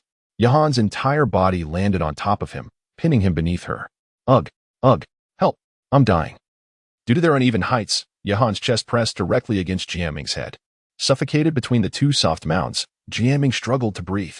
Yahan cried out and quickly scrambled off Jiaming, her face flushed and burning, but she didn't forget to snatch her glasses. Hiki, sister, if you want to kill me, you don't have to do it this way. Haha. Jiaming laughed from the ground. A distinct red mark from Yahan's button imprinted on his forehead. Yahan, mortified, punched him aside. Go to hell. She stood up, put on her glasses, smoothed her hair and dress, took a few steps, then turned back. Hey, I'm meeting Lingjing and Shasha later. If you don't see them, wait at the school gate. You recognize my car, right? Okay, I know. Are you my childhood sweetheart or my mother? Such a young age and already so depraved. Yahan spat softly. Her face flushed as she finally turned and left. Once she was far enough away, Jiaming chuckled as he got up, taking several deep breaths. Spending so much time with the youngsters, occasionally savoring the taste of a big-breasted woman. Life is truly wonderful. Thank you, that turkey. Emerging from the restroom, the quintet, led by the fatty, materialized once more. With school about to end, this was the quietest time on campus. He reluctantly dropped his smile. What do you want this time? What do we want? There aren't any teachers around now, and no one else is here. I'm going to beat you so badly your own mother won't recognize you. Whether you beat me or not, my mother definitely won't recognize me. And I don't recognize her either. But, a smile curved at the corner of his lips. There really is no one here. He clenched his right fist, flexing his wrist nimbly in the air. Seeing his movements, the fatty charged forward first. You dare to fight back. The fatty was a head taller than Jiaming. And in terms of tonnage, he was more than a match for two of them. At this moment, he showed no fear, using the momentum of his run to thrust his hands towards Jiaming, but he missed. In that instant, Jiaming retreated with lightning speed, his right fist tracing a perfect arc in the air as his body swayed. Bang with that punch, the fatty flew into the air, rotating twice before landing nearly 2 meters away, teeth and blood gushing out. His body was completely immobilized. Under the stunned gazes of the other four, Jiaming calmly placed his hands in his pockets and walked away. 30% strength. This is for Shah. Don't let me see you again. Chapter 20. Heidi. As he turned the corner, he once again caught sight of the little girl. She appeared on his path as he returned to the Huang family villa after finishing his homework at the Yi family's martial arts school. The hour nearing 10 in the evening. Under the streetlight, the mixed-race girl with dark hair stood in tattered clothing, casting a tentative and hesitant glance in his direction. The last time he had seen her was 3 days prior, also in the evening. Zhang, being a bustling metropolis, was still alive with activity as midnight approached. Though on the outskirts of the city, this street was not desolate. Several shops remained open, and a food cart selling stir-fried noodles was parked nearby. This location was frequented by workers from a construction site at the far end of the street. who would gather for late-night meals. It was in front of this very food cart that he had inadvertently spotted the mixed-race girl, who had simultaneously noticed him. Unlike the delicate porcelain doll-like appearance he remembered from over a month ago, the girl now wore a ragged, disheveled dress. He recognized it as the one Sasha had gifted her. Her face was smudged with dirt, and she was still barefoot, staring down at the ground as she cautiously walked back and forth in front of the food cart. Hands outstretched. When she lifted her face to glance at the cart, her dirty little nose twitched, and upon seeing Jiaming, she displayed a moment of confusion before watching him depart. Yet her eyes remained as clear and pure as he had first seen them. Jiaming was puzzled as to how the girl had ended up in such a state. From his initial encounter with the mother and daughter, it seemed their family was quite affluent, adorned in fine clothing, and accompanied by numerous bodyguards. Even in a foreign land, they could have sought assistance from the embassy. Moreover, the small sum of money Sasha had given them should have sufficed for an international phone call. How had it come to this? And where had her mother gone? Over the years, Zhang Yahan had experienced rapid development, and as he walked down the street, he noticed several construction sites. However, there was also a dilapidated building slated for demolition. For various reasons, the demolition had yet to take place, and now it often served as a shelter for the homeless and beggars. Given the girl's attire, it seemed that she and her mother might currently be residing in that very building, not one to be overwhelmed by sentiment. Jiaming had long understood that the world was abundant with those in need. Even if he sacrificed his life, how many could he truly assist? Yet, when he gazed into the girl's eyes, a flicker of compassion stirred within him. She was perhaps 9 or 10 years old, the same age he had been when he was taken away and became a killer. For the next few nights, their interactions remained limited to silent glances, the little girl timidly watching him leave. On the 4th and 5th days, during the weekend, he spent the night at the Liu family's villa. However, on Monday night of the following week, after staying too long at the Yi family home, he passed by that same street around midnight. The street was nearly deserted, and the food cart was beginning to close for the night. The girl stood in front of the cart, struggling to communicate with the owner, her hands raised in a difficult attempt to convey her needs. Even a prodigy could not master a foreign language in a month, especially one as notoriously challenging as Chinese. The girl stumbled over her words, and the food cart owner grew impatient with her persistence, exclaiming, "You shouldn't linger here every day. I'm not a charity. Move along." After a brief struggle, the girl finally understood there would be no resolution. She turned and squatted beside a nearby drain, silently weeping, her arms wrapped around her knees, occasionally glancing toward the road, though Jiaming remained hidden in the shadows, undetectable to her.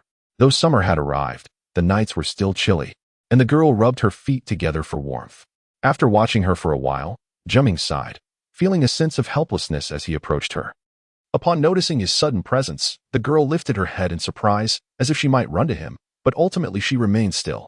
She believed Jiaming to be the one who had rescued them that fateful night, despite his consistent denial. Reaching the food cart, Jiaming addressed the owner, "Excuse me. Do you still have stir-fried noodles available?" "Ah, yes. Please, have a seat. It will be ready shortly. You've come at the perfect time." As I'm about to close up, Jiaming nodded, ordering 3 portions, 1 to go, and thanked him. He waved to the little girl, whose eyes brightened, and she rushed over, speaking in English, "Brother, please, have a seat." Jiaming replied in the same language, urging her to sit beside him. He then removed his jacket and draped it over her shoulders, gently wiping the grime from her face, yet remaining silent. Moments later, the first plate of stir-fried noodles arrived, which Jiaming placed in front of the girl. Watching her devour the food, he tenderly stroked her back and inquired of the food cart owner, "Does this little girl come here every day?" "Oh, she just started coming these past few days. She looks like a foreigner, waiting for someone. On the nights before last, when she didn't find anyone, she stayed here until I closed, crying quietly in the corner. Poor thing, but my business is small, and I can't help her much. Do you know her?" "Ah, she is a distant relative of mine, just returned from America. She got separated from her mother a few days ago, and I've finally found her. I'll be taking her home soon." "Ah, America. What a wonderful place." The owner rambled on about the merits of America, but Jiaming paid little attention, pouring a glass of water and offering it to the little girl, softly urging, "Take your time eating." Thank you, brother," she replied, still munching. "What is your name?" Heidi. "My name is Heidi Tang." "Heidi Tang," Jiaming repeated, confirming her mixed heritage. Before long, another plate of stir-fried noodles was served, which Jiaming quickly polished off, while Heidi continued to eat, though some remained uneaten. Following Heidi's lead, Jiaming carried the packaged noodles toward the dilapidated building at the end of the street. Just as he had suspected, the mother and daughter indeed resided there. What Jiaming did not know was that this building had housed many homeless individuals and beggars until 2 years ago, when a portion of it collapsed without warning around the new year, causing the number of residents to dwindle. Ascending to the 3rd floor through the dark, narrow corridor, they reached the end where a faint flicker of light danced. Just as Heidi was about to turn and speak to Jiaming, he suddenly covered her mouth. Sensing the faint sound of a woman's weak struggles and cries for help echoing from the end of the hallway. Chapter 21. The Hidden Hand. Mommy. Hearing the commotion, the little girl disregarded Jiaming's attempts to restrain her and darted forward. Her crystalline voice echoed through the inky corridor. She stumbled, as if tripping over an unseen impediment, but quickly regained her footing and rushed into the dimly lit chamber. Release my mommy. What are you doing? Let her go? Oh, let her go. The girl's cries reverberated. Jiaming silently advanced through the darkness, his hands groping for anything that might serve as a weapon: a door frame, a shattered window, a wall, a stone, a wooden beam. Reaching the chamber's threshold, he cast a furtive glance inside before charging in, brandishing the wooden stave. Within, besides the blonde woman and the little girl, stood a burly man in worker's garb. His trousers were already half-lowered. The girl fought with desperate ferocity, repeatedly thrown to the ground, yet stubbornly attempting to rise. Only one, Jiaming thought. This should be manageable. The room's lone, flickering bulb buzzed erratically, casting intermittent light. The man, wary of attracting attention, shoved the girl to the ground once more, a sudden premonition prickling his senses. He whirled around in alarm, only to see a diminutive figure hurtling towards him. Jiaming launched himself off a small cabinet, bridging the distance in a daring leap, his wooden weapon raised high. Thwack! Caught off guard, the man could only raise an arm in feeble defense. The stave shattered upon impact with his wrist, the broken end continuing its trajectory to smash against the back of his skull. A wave of dizziness washed over him. Immediately following was a searing pain in his leg. As he landed, Jiaming viciously jabbed the broken stave into the man's knee, pulverizing the bone. The man attempted to cry out, but a gray cloud descended over his vision as Jiaming seized a small sack of cement or plaster and slammed it into his face. He then drew his dagger, executing a swift, precise incision between the man's legs. A small fragment of flesh arced into the darkness. The entire sequence, Jiaming's charge, leap, and landing, unfolded in the blink of an eye. The once imposing man collapsed, rendered unconscious by the excruciating pain. His mouth filled with debris, he could not even utter a scream. Seeing the torrent of blood gushing from between his legs, Jiaming sneered, tearing the man's filthy shirt to staunch the wound. May you never know a woman's touch, and remember to solicit a prostitute in your next life. Assured that the man would survive, Jiaming turned to see Heidi weeping beside the blonde woman, repeatedly calling out mommy. The woman's attire was even more tattered than Heidi's. Bereft of any support system, they, who had once been privileged young ladies, had clearly endured immense hardship over the past month. Her face was deathly pale, her body trembling. Bruises marked her lips and eyes. A torn piece of delicate lace lingerie lay discarded nearby, a testament to the act perpetrated by the man who had become the century's final eunuch. Approaching the woman, Jiaming touched her forehead and sighed. The fever is severe. I wonder how long you've been enduring this. We need to get you to a hospital immediately. Can you stand? Aye. The woman, already weakened by illness and now traumatized, mustered the last of her strength, her body contracting into a fetal position. After a long pause, she finally managed to utter a coherent sentence. No, we can't go to a hospital. Heidi. Jiaming frowned. Having spent his life as an assassin, he understood that everyone harbored secrets. He refrained from further questioning. Don't worry. I'll take care of Heidi. If we can't go to a hospital, that's fine. I have a place nearby where we can stay, and I have medicine. Heidi, help your mother onto my back. At 14, Jiaming was not particularly tall. Carrying the blonde woman on his back felt peculiar. However, such considerations were secondary. Having trained for 4 years, Jiaming was strong enough to support her weight. Grasping her ample thighs, he quickly led them out of the dilapidated building. If I had some explosives, I could just blow up this building, completely obliterating any trace. The thought crossed his mind, and he smiled wryly. He felt the woman's breasts pressing against his back. Though she was frail and appeared to be clinging to life, her figure was undeniably alluring. As they traversed the streets, Jiaming's thoughts drifted. Feeling those breasts against my back reminds me of Zhang Yahan. Her breasts are smaller, but they possess a subtle, harmonious beauty. I prefer those. And this woman's legs are pressed tightly against me, and she's not wearing any underwear. The friction reminds me of what Lingjing and Xia do in bed. But those are underage girls. Stop it, Jiaming. I'm a good person. Not all assassins were grim and taciturn. Jiaming often entertained himself with random thoughts during missions to alleviate stress.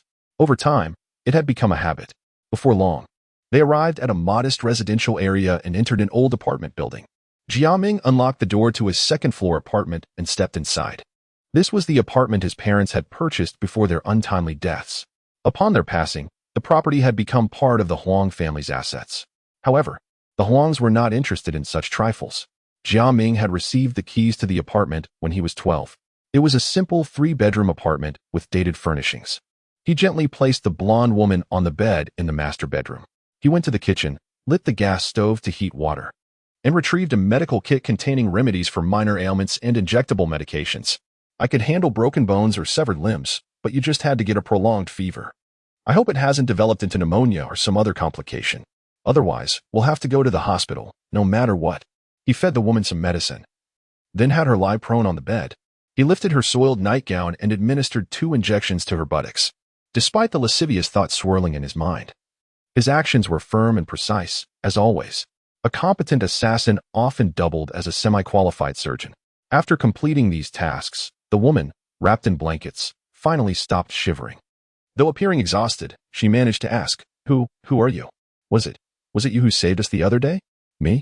I am an outstanding student of the People's Republic of China, dedicated to the 4 modernizations, with lofty ideals and a strong desire to emulate Lei Feng. Although I've never been awarded the title of 3 good student, I still help old ladies cross the street every week. I have 2 wives, but they're lesbians. My future ambition is to become a doctor, so you can temporarily stay here as my guinea pig. Jiaming delivered this speech in fluent received pronunciation, a harmless smile gracing his face. Oh, by the way, Heidi's mommy, what's your name? Gazing at Jiaming weakly, the woman managed a faint smile. My name is Marilyn Salié. Salié. Jiaming furrowed his brow. Of the New York Salié family. Salié? Salié. Marilyn nodded weakly, appearing drowsy. I didn't think someone your age would know. All right, Salié it is. Jiaming nodded. Get some rest. You're exhausted. If you're still alive tomorrow, tell me what you want to say. But Marilyn, Monroe is a lovely name. Are you sure you have to be a Salié? The name isn't fun at all. He ushered Heidi out of the room, drew a basin of warm water, and instructed Heidi to remove her mother's soiled clothing and cleanse her body with a warm towel. He then settled onto the living room sofa, lost in thought. The Salié family. Alas, to be entangled with the mafia to such an extent, it is evident that organized crime is anything but virtuous. The Salié family is indeed one faction of the New York mafia. 20 minutes later, a little girl emerged, limping with a dirty basin of water and a towel in her hands. The fall she had taken in the hallway had injured her knee, and after this time, walking had become quite difficult for her. She was instructed to sit on the sofa and remain still while Jiaming fetched clean warm water from the kitchen to cleanse the towel. He then encouraged the girl to wipe away the dust and grime from her knee before applying any ointment. However, the wound was severe. As she gently wiped, tears welled up in her eyes.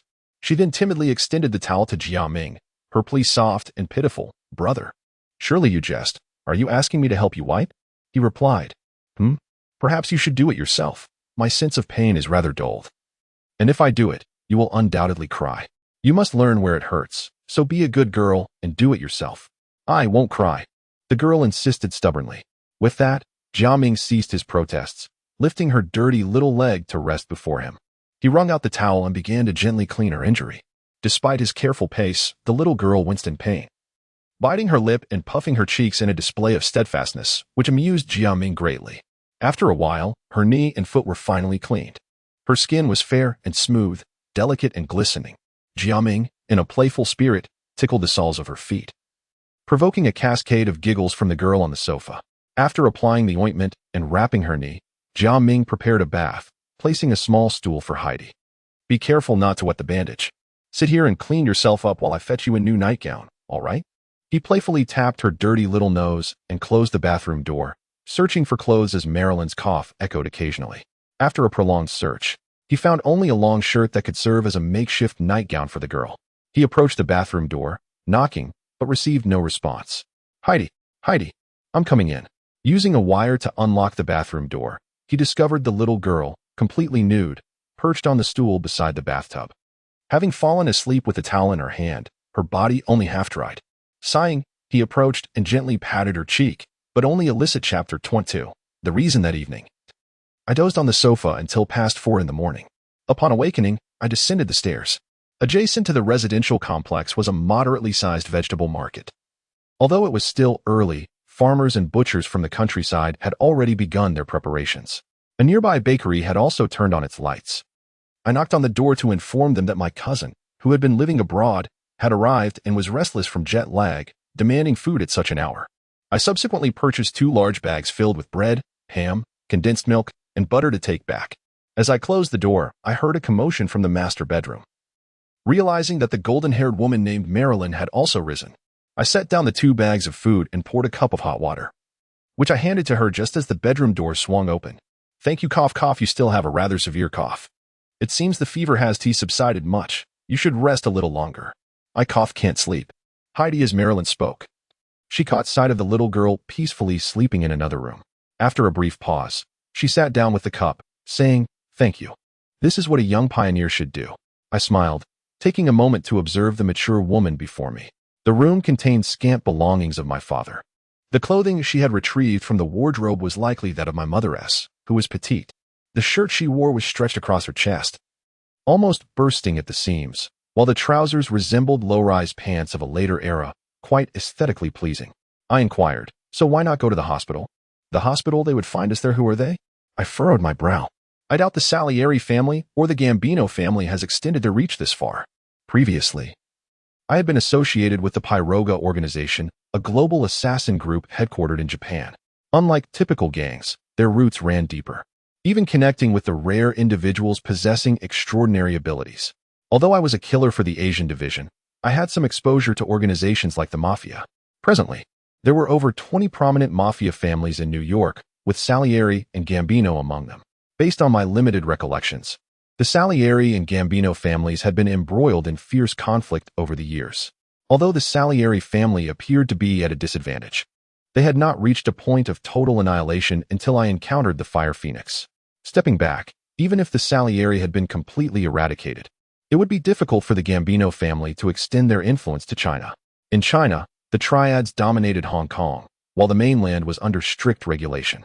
Even if the mafia could stir some chaos, they could never seize control of hospitals, embassies, or communication systems. Marilyn hesitated for quite some time before finally mustering the courage to say, "It's Heidi's father. His name is Tang Jingyao." This revelation startled me. Tang Jingyao was the deputy secretary of the Jiaming City Committee, a prominent figure in the political arena for over a year. He had studied abroad and was known for his capability and diligence. Not long ago, he had visited Huang Bingshan, the provincial party secretary, with his wife. Through Marilyn's explanation, I began to comprehend the entire story. Over a decade ago, Tang Jingyao had gone to America for further studies with the support of the state. It was during this time that he met Marilyn, the daughter of a wealthy family. They fell in love at first sight, resulting in the birth of Heidi. The American perspective on love differed from that of the Chinese. Tang Jingyao was intent on returning home to establish a career as the head of the Salieri family.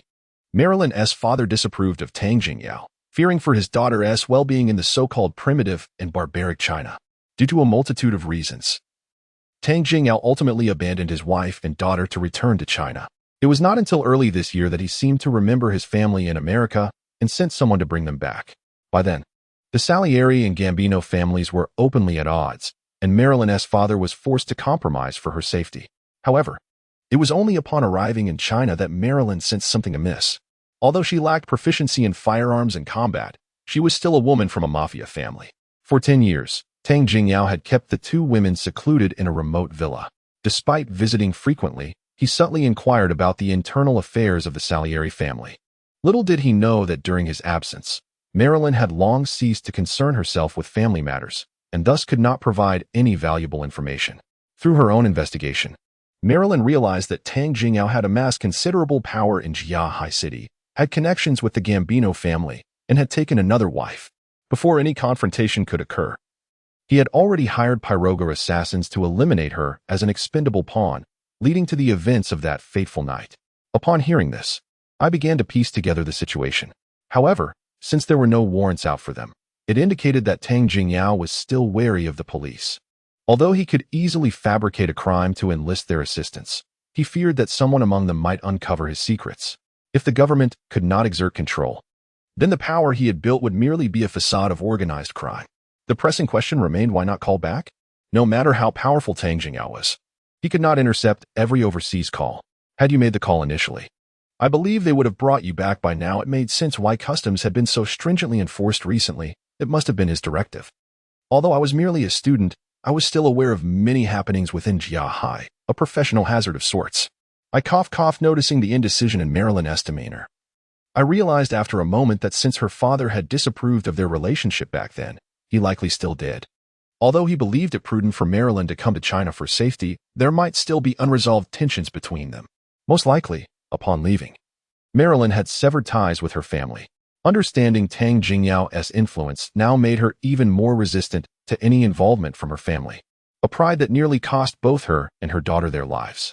I inwardly cursed, rolling my eyes. Stop coughing. I understand. Regardless, give me a phone number. I need a way to directly contact your father. Oh, what do you mean? If I hadn't saved you too, you would be dead by now. One from assault, the other from starvation. And now you want to drag me into this. Do you think I am a deity? I can't take on an organization alone. You might disregard your own life or your daughter's, but my life is precious. I want to survive safely, so stop wasting time. We have paper and pen. Write it down for me. Marilyn's gaze was complex as she looked at the paper and pen before glancing at the sleeping Heidi in the room. After a long moment, she finally resolved to write down a number. Cough. My father's name is Tom Ford Salieri. He is generally called Old Tom. I know a little. I took the paper from her, and after a brief pause, I set it ablaze with a lighter. Crushing the ashes under the children of China are truly remarkable. Do you truly possess the legendary Chinese martial arts? Jiaming, with a sigh of resignation, covered his forehead and responded, not only martial arts, but we also have horse-drawn carriages traversing our streets. The dwelling you reside in is, in fact, a humble hut. Perhaps your illness has led to some delusions. He chuckled lightly, then coughed, apologizing. The blonde lady couldn't help but laugh, and then inquired, May I know your name? There's no need for a name. Your condition hasn't truly improved. It is merely your spirits that have lifted, allowing you to converse so freely. Should any complications arise, I shall undoubtedly need to send you to the hospital. If you were to be apprehended, what would happen if you revealed my identity? Moreover, it is customary for young pioneers to perform good deeds anonymously. He fancied he had shared a jest, yet the other party did not grasp its significance. After a moment, she awkwardly remarked, It's getting late. I must take my leave. You and Heidi should remain here and not venture out. There is bread available. Make do with it for breakfast. I shall return at noon to buy groceries, check on your condition, and administer your injection. Farewell. And please convey my good morning to Heidi. With a wave, he exited through the door. Marilyn asked, Where are you going? Jiaming sighed. Young pioneers in China must attend school. Are there no young pioneers in America?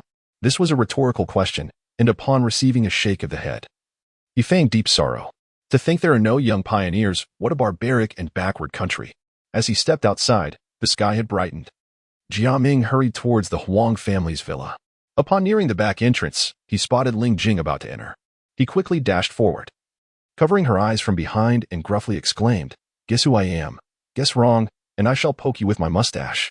Jiaming, you rascal. Always imitating my father's voice. I'll get you for that. The little beauty pried his hands away, her cheeks flushed with mock indignation. Why did you come from behind today? I rose early today, saw you running inside, and thought to come around the front to surprise you. You have such a mischievous mind. Lingjing playfully punched Jiaming on the chest, then continued, Let us go. Sha must be waiting for us on the grass. The two children chased and playfully hit each other as they ran towards what felt less like a morning exercise and more like a secret rendezvous. The sun rose slowly from the eastern mountains, and amidst the vibrant dawn, a new day began. After concealing the matter of Heidi and her mother from Lingjing and Sha, Jiaming surreptitiously bought them provisions every midday and evening, feeling as though he were furtively maintaining two mistresses. Fearing that Marilyn's cold would develop into pneumonia, Jiaming consulted medical texts and diligently prepared fritillary bulb congee, garlic congee, and fritillary bulb with snow pear stewed with pig lung for her. After several days, her fever finally subsided, relieving Jiaming's anxiety. However, he had thoroughly examined and palpated the voluptuous beauty's posterior during the injections. each time he saw her in her form-fitting attire, accentuating her shapely buttocks. Jiaming felt a peculiar sensation, though he outwardly feigned nonchalance. Although his visits were brief, Heidi proved to be quite clingy, constantly shadowing Jiaming and imploring him to play with her. After a few days, Jiaming discovered that the little girl was fascinated by Chinese kung fu. Impressed by Jiaming's prowess at such a young age, she believed him to be a legendary martial arts master. Her mother likely harbored a similar notion. Jiaming could only offer a wry smile, as their perception of kung fu involved supernatural abilities, which he certainly did not possess. After 4 or 5 days, Marilyn's condition stabilized, alleviating Jiaming's concerns. He spent the weekend with Lingjing and Shasha at their secret hideaway. Upon arriving on Monday, he was greeted by Heidi, who leaped into his arms, bursting into tears. It was Heidi who had rushed to embrace him. Had he not been aware of the little girl's identity, he would have instinctively neutralized such a reckless approach. However, her exaggerated behavior startled him, and before he could disentangle her octopus-like grip, he had drawn a dagger. He cautiously scanned the room, spotting Marilyn emerging from the inner chamber. She had evidently just showered, her damp, golden hair cascading languidly. Her unbuttoned shirt revealed a generous expanse of fair skin and the distinct, rosy tips of her prominent breasts. She's not wearing a bra, Jiaming thought, assuring himself of their safety before sheathing his dagger and exhaling in relief. Meanwhile, Marilyn was shaken by the murderous aura that Jiaming had exuded. She had been dressing after her shower, and upon hearing someone enter, she had assumed it was Jiaming and emerged with a smile. However, upon witnessing Jiaming's expression, her smile froze in place. Although she had not committed many transgressions or taken a life, she had grown up within a mafia family, her father being a capo. She had encountered numerous assassins, mercenaries, and desperados, but she had never witnessed such a chilling, predatory presence. She had initially believed that the boy's extraordinary abilities were due to his mastery of Chinese kung fu. But she now realized that such an aura could only be forged through countless life or death struggles. And a person who possessed such an aura was capable of anything. However, as his shoulders slumped in resignation, he reverted to the seemingly harmless 14-year-old boy. "What's wrong, Heidi? Why are you crying so bitterly? Did someone bully you?" Seeing the little girl's legs wrapped around his waist and her arms constricting his neck, rendering him breathless, Jiaming patted her back and closed the door. Hearing his question, the little girl balled her fists and struck him a few times on the back. It's you. You're a big meanie. Serves you right," Marilyn said, her smile returning. "Who told you to disappear for 2 days without even a word?" Heidi's been crying her eyes out. She turned and re-entered the bedroom to change. Jiaming turned the little girl's face, revealing her tear-streaked visage, her once sparkling eyes swollen like walnuts. Then, she struck him again on the back. "You're a big meanie."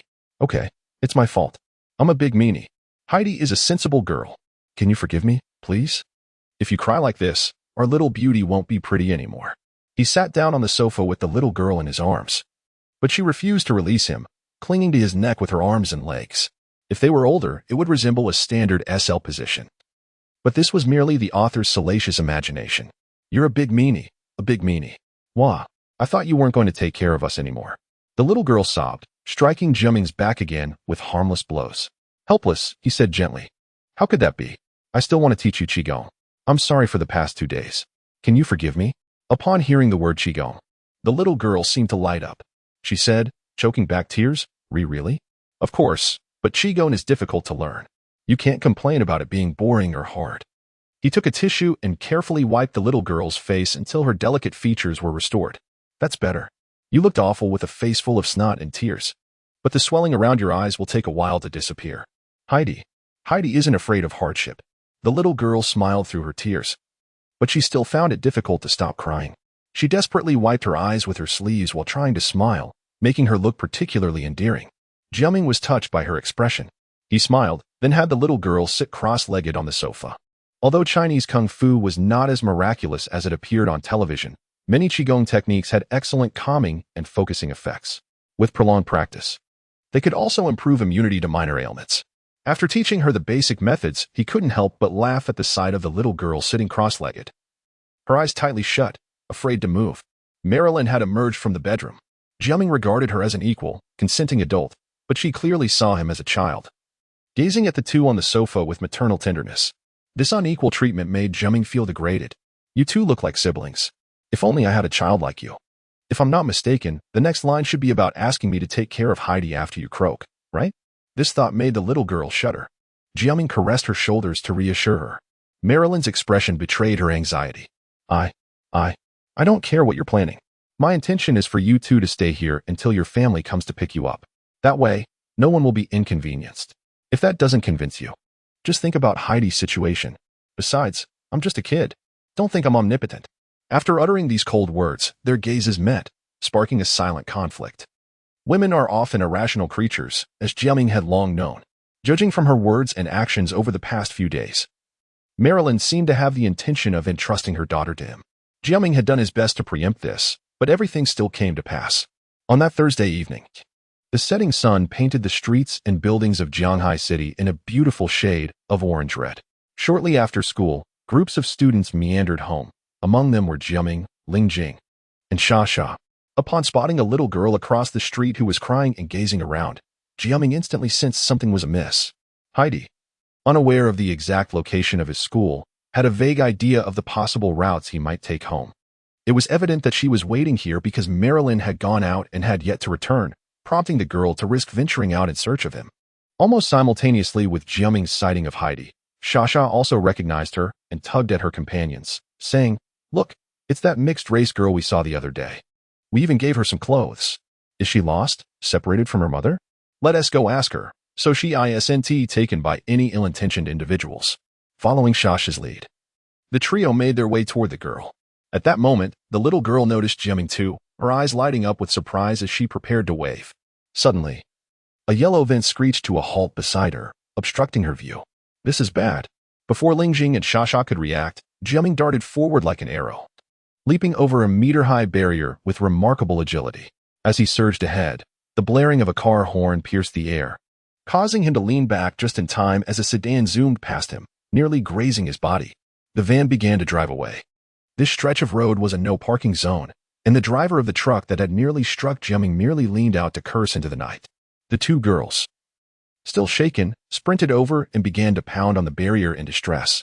"What are you doing, performing acrobatics? Is that impressive? Do you realize you almost got hit?" Xia exclaimed, her face flushed with anger. Lingjing, recalling the earlier incident, felt tears welling up in her eyes. Jiaming, gazing across the street, realized the little girl had vanished. She had been taken away by the very van that had just sped off. After a moment, the two girls ceased their outcries. Staring across the street in unison, they urged, "Call the police." Naturally, seeking help from the police was a futile endeavor. As darkness enveloped the city, Jiaming meticulously organized his surroundings at home, where he discovered a note left by Marilyn. The message conveyed her intention to find Tang Jingyao, requesting Jiaming to look after Heidi and to refrain from getting involved in this matter any further. "What a brainless woman," he muttered under his breath, his voice bearing a hint of the raspy timbre typical of middle-aged men. At that moment, Jiaming donned a suit and bow tie, his feet clad in soft-soled leather shoes. His appearance had undergone a dramatic transformation, resembling a middle-aged dwarf from a circus, a persona he had crafted for himself in anticipation of adulthood, considering his height. A somewhat comical assassin, he was a killer, firmly believing that offense was the best form of defense. Thus, even before Marilyn's condition had improved, he had gathered information and meticulously planned the steps required for any unexpected situations that might arise. First mission, rookie. He pressed one hand against his heart and the other against a half-height vanity mirror, where the realms of reality and illusion converged. You can do this. Chapter 24. The dwarf Qin Junbin felt a flicker of joy today, for the target he had been pursuing for nearly 2 months had inadvertently fallen into his grasp. Perhaps this was his chance to redeem himself in the eyes of his employer, Tang Jingyao, and regain his standing. At 35 years of age, Qin Junbin was a retired Special Forces soldier of average height, yet robustly built, with limbs that were both well-proportioned and agile. Outwardly, he served as the business department manager of a trading company, but beneath the surface, he was a minor leader under Tang Jingyao, with both his overt and covert earnings being quite remarkable. As the saying goes, one must establish oneself by the age of 30. And he was currently in a phase of vigorous ambition. Last year, during a visit to a temple to pray, a monk reputed to possess considerable powers declared that he had 18 years of good fortune ahead, promising smooth sailing. Little did he anticipate that a mother and daughter under Tang Jingyao's command would go missing, and despite mobilizing all resources for over a month, he had failed to find them. This had incited Tang Jingyao's wrath, especially amidst troubling circumstances from the United States. Qin Junbin feared he would be punished for his ineptitude. Yet fate smiled upon him when the woman miraculously presented herself, and coincidentally, one of his subordinates stumbled upon her daughter on the street. It seemed the monk's words had indeed borne fruit. He resolved to offer more incense money this year. As one of Tang Jingyao's confidants, Qin Junbin was acutely aware of the organization's undertakings. Tang Jingyao maintained connections with the mafia families in New York and Italy, and with China's burgeoning development. The drug market's potential was immense. These families sought to infiltrate the mainland, and Tang Jingyao was one of the partners, albeit they were cautious about operating independently. All transactions were handled personally, supplying the elite who could afford the finest products. Occasionally, he would reflect on the vows he made during his military service. Recalling his once naive notions, how foolish they seem now. Survival necessitates adaptation. In a dark world, one must be darker still. With this realization, he prospered.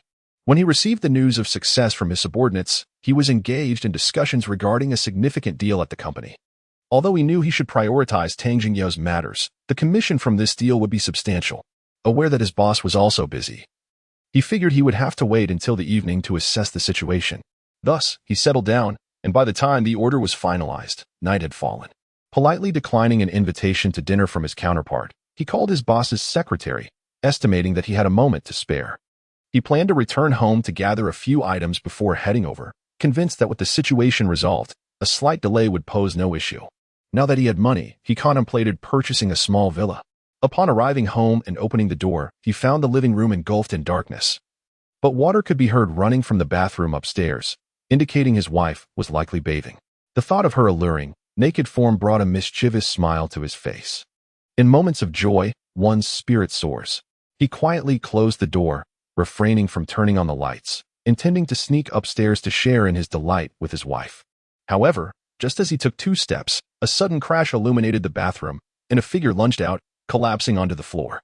Qin Junbin, trained as a special forces operative, instinctively rolled to take cover behind the glass coffee table in the living room, drawing the handgun concealed within his suit jacket. To his astonishment, as he landed, the coffee table shattered, and he felt a jolt in his hand as his gun was knocked from his grasp by a shot fired in the darkness, striking his weapon instead of him. What extraordinary marksmanship! Move, and your wife dies. The cold, gravelly voice rendered Qin Junbin motionless. The first shot would be for his wife. The second would surely be for him. He glanced toward the staircase, where a diminutive man stood, brandishing 2 silenced pistols, one aimed at him and the other at the woman lying beneath him, his wife, who was still naked after being dragged from her bath. Turn on the light. There is a button on the armrest of the sofa. I advise you against pressing it. Qin Junbin's heart raced, and he dared not entertain any treacherous thoughts. Upon switching on the light, he finally discerned the dwarf's features, a man in his 30s, marked by a scar across his face. Such a figure was likely to be repugnant to others, easily becoming a pervert. He thought, recalling the earlier gunshot, sending a chill down his spine. Who are your friends? Even if there are grievances, they should not involve my wife and child. At the very least, he swallowed hard. Let my wife put on some clothes. That depends on your attitude. The dwarf remained unmoved, coldly replying, I have been tasked with protecting the 2 individuals your boss is seeking. You must take me to their current location, or I guarantee that not only will your wife die naked in the most populous area of Jiahai City, but so will the fetus she recently discovered in the hospital. A fetus? Qin Junbin's eyes widened in shock as he beheld his wife, humiliated yet bashful, nodding in agreement. He was torn between joy and sorrow, but the dwarf's words continued. This is why I chose you, Qin Junbin. I have thoroughly investigated your ancestry for 3 generations.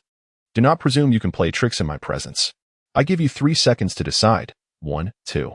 As the night deepened and the neon lights flickered, it was 8:30.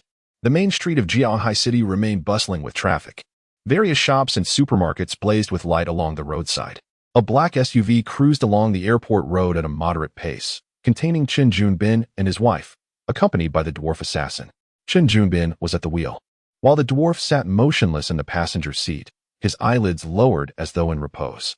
The beautiful woman, having been pulled from the bathroom in her naked state, was now clad in a bathrobe, bound by ropes at her hands and feet, casting terrified glances toward the scarred dwarf. Gripping the steering wheel tightly, Qin Junbin breathed heavily, noting the dwarf's closed eyes. After a prolonged contemplation, he hesitantly released one hand from the wheel, only to have a gun pressed against his temple, While I am not speaking, your hands must remain on the wheel. Holding the wheel firmly. He endured a moment of silence before the dwarf spoke again. Relax. I offer people a single chance in any matter, but only once. Qin Jumbin's heart sank. For those words echoed Tang Jingyao's own. Who, exactly, was this man? Suddenly, he recalled the previous occasion when his boss had summoned Pei Luojia to eliminate the mother and daughter. Pei Luojia's men had assessed that only one individual was necessary to eliminate everyone around the pair, including their bodyguards. Initially, Qin Jumbin's team had been skeptical. That night, Pei Luojia's assassin had indeed taken out all the guards, yet had ultimately failed to locate the mother and daughter. They had assumed that after dispatching the guards, the assassin had become careless and been shot by the mafia's young lady. But now, was it possible that they had been saved by such a terrifying individual? With these thoughts racing through his mind, Qin Jumbin no longer dared to entertain any ill intentions. The SUV continued on its path until a red light flickered ahead, where an extravagant silver convertible was stopped. The man in the driver's seat wore a scarf even on this summer evening, lounging leisurely against the seat back as if admiring the scenery. His distinctive demeanor drew the attention of several passers-by. Under normal circumstances, Qin Jumbin would have paused to admire the silver sports car, fantasizing about purchasing one after a few more years of hard work. Yet, at this moment, he found no inclination to do so. His gaze was fixed ahead, his mind a whirlwind of turmoil, oblivious to the fact that the dwarfish assassin had opened his eyes. The assassin scrutinized the approaching sports car and the man within, a slight frown creasing his brow. Pei Luojia. It's him. Moments later, the green light illuminated, and the sports car veered onto the right-hand fork. As Qin Jumbin hesitated for a fraction of a second, the dwarfish assassin had already redirected the gun, aiming it at the young woman in the back seat. This is a pivotal intersection. If you still insist they are at the Jiangdong sand factory, I will detonate her abdomen directly. Qin Jumbin seemed to exhale a breath of resignation. Subsequently, the car's front pivoted, the Jeep, which had been poised to proceed straight, veering right in the direction of the silver sports car. I apologize. They're actually at the abandoned site of the second cement factory. Please, do not harm them. I will not. Spare me the explanations. As for directions, you have exhausted this opportunity. If a similar error is repeated, I assure you, your demise will be quite spectacular. Now, accelerate and overtake. Shortly thereafter, the Jeep overtook the vehicles ahead one by one, including the silver sports car, which it also surpassed. The vehicle proceeded along the road, turning towards the abandoned site of the second cement factory on the city's outskirts. Presently, the vehicle turned onto a sparsely trafficked side road. Although the lane, which could barely accommodate two vehicles abreast, was level, it lacked streetlights. In the darkness, the solitary Jeep gradually departed from the luminous metropolis. On one side of the road was a mountain face, and on the other, a not particularly deep ravine. Of course, if a vehicle were to plunge into it, it would still be fatal. Consequently, there were numerous jagged, diminutive concrete bollards along the roadside, serving as rudimentary guardrails.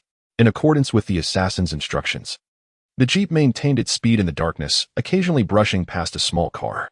After a while, lights appeared from behind, through the rearview mirror. The vehicle approaching from behind was traveling at an incredibly rapid pace, about to overtake the Jeep. The dwarfish assassin's voice resounded once more, accelerate, and incidentally, move to the inside to let him pass. Accelerating in such darkness was perilous, but Qin Jumbin naturally dared not utter a word. Gradually, he vacated the side of the road bordering the ravine. The vehicle behind roared past, running parallel to the Jeep. It was, in fact, the same expensive silver sports car seen earlier in the city. The man in the car, his scarf billowing high behind him, raised his hand in this direction, seemingly shouting a greeting. It appeared this man was a racing enthusiast. Having been overtaken by the Jeep earlier, he was now overtaking in return, eager to show off. Under normal circumstances, seeing that the other party was capable of driving such a sports car, Qin Jumbin would not dare say anything. At this moment, he dared even less to make any indication.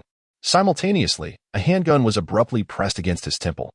The dwarfish assassin seemed to lunge forward, shouting, "Release the steering wheel." The handgun had a very effective impact. In an instant, Qin Jumbin's hands seemed to burn as he released them. The assassin seized the steering wheel, abruptly swerving it to the outside, then wrenching it back. With a resounding crash, the silver sports car, traveling at high speed, was violently struck. The wheels rolled over the small concrete bollards on the side.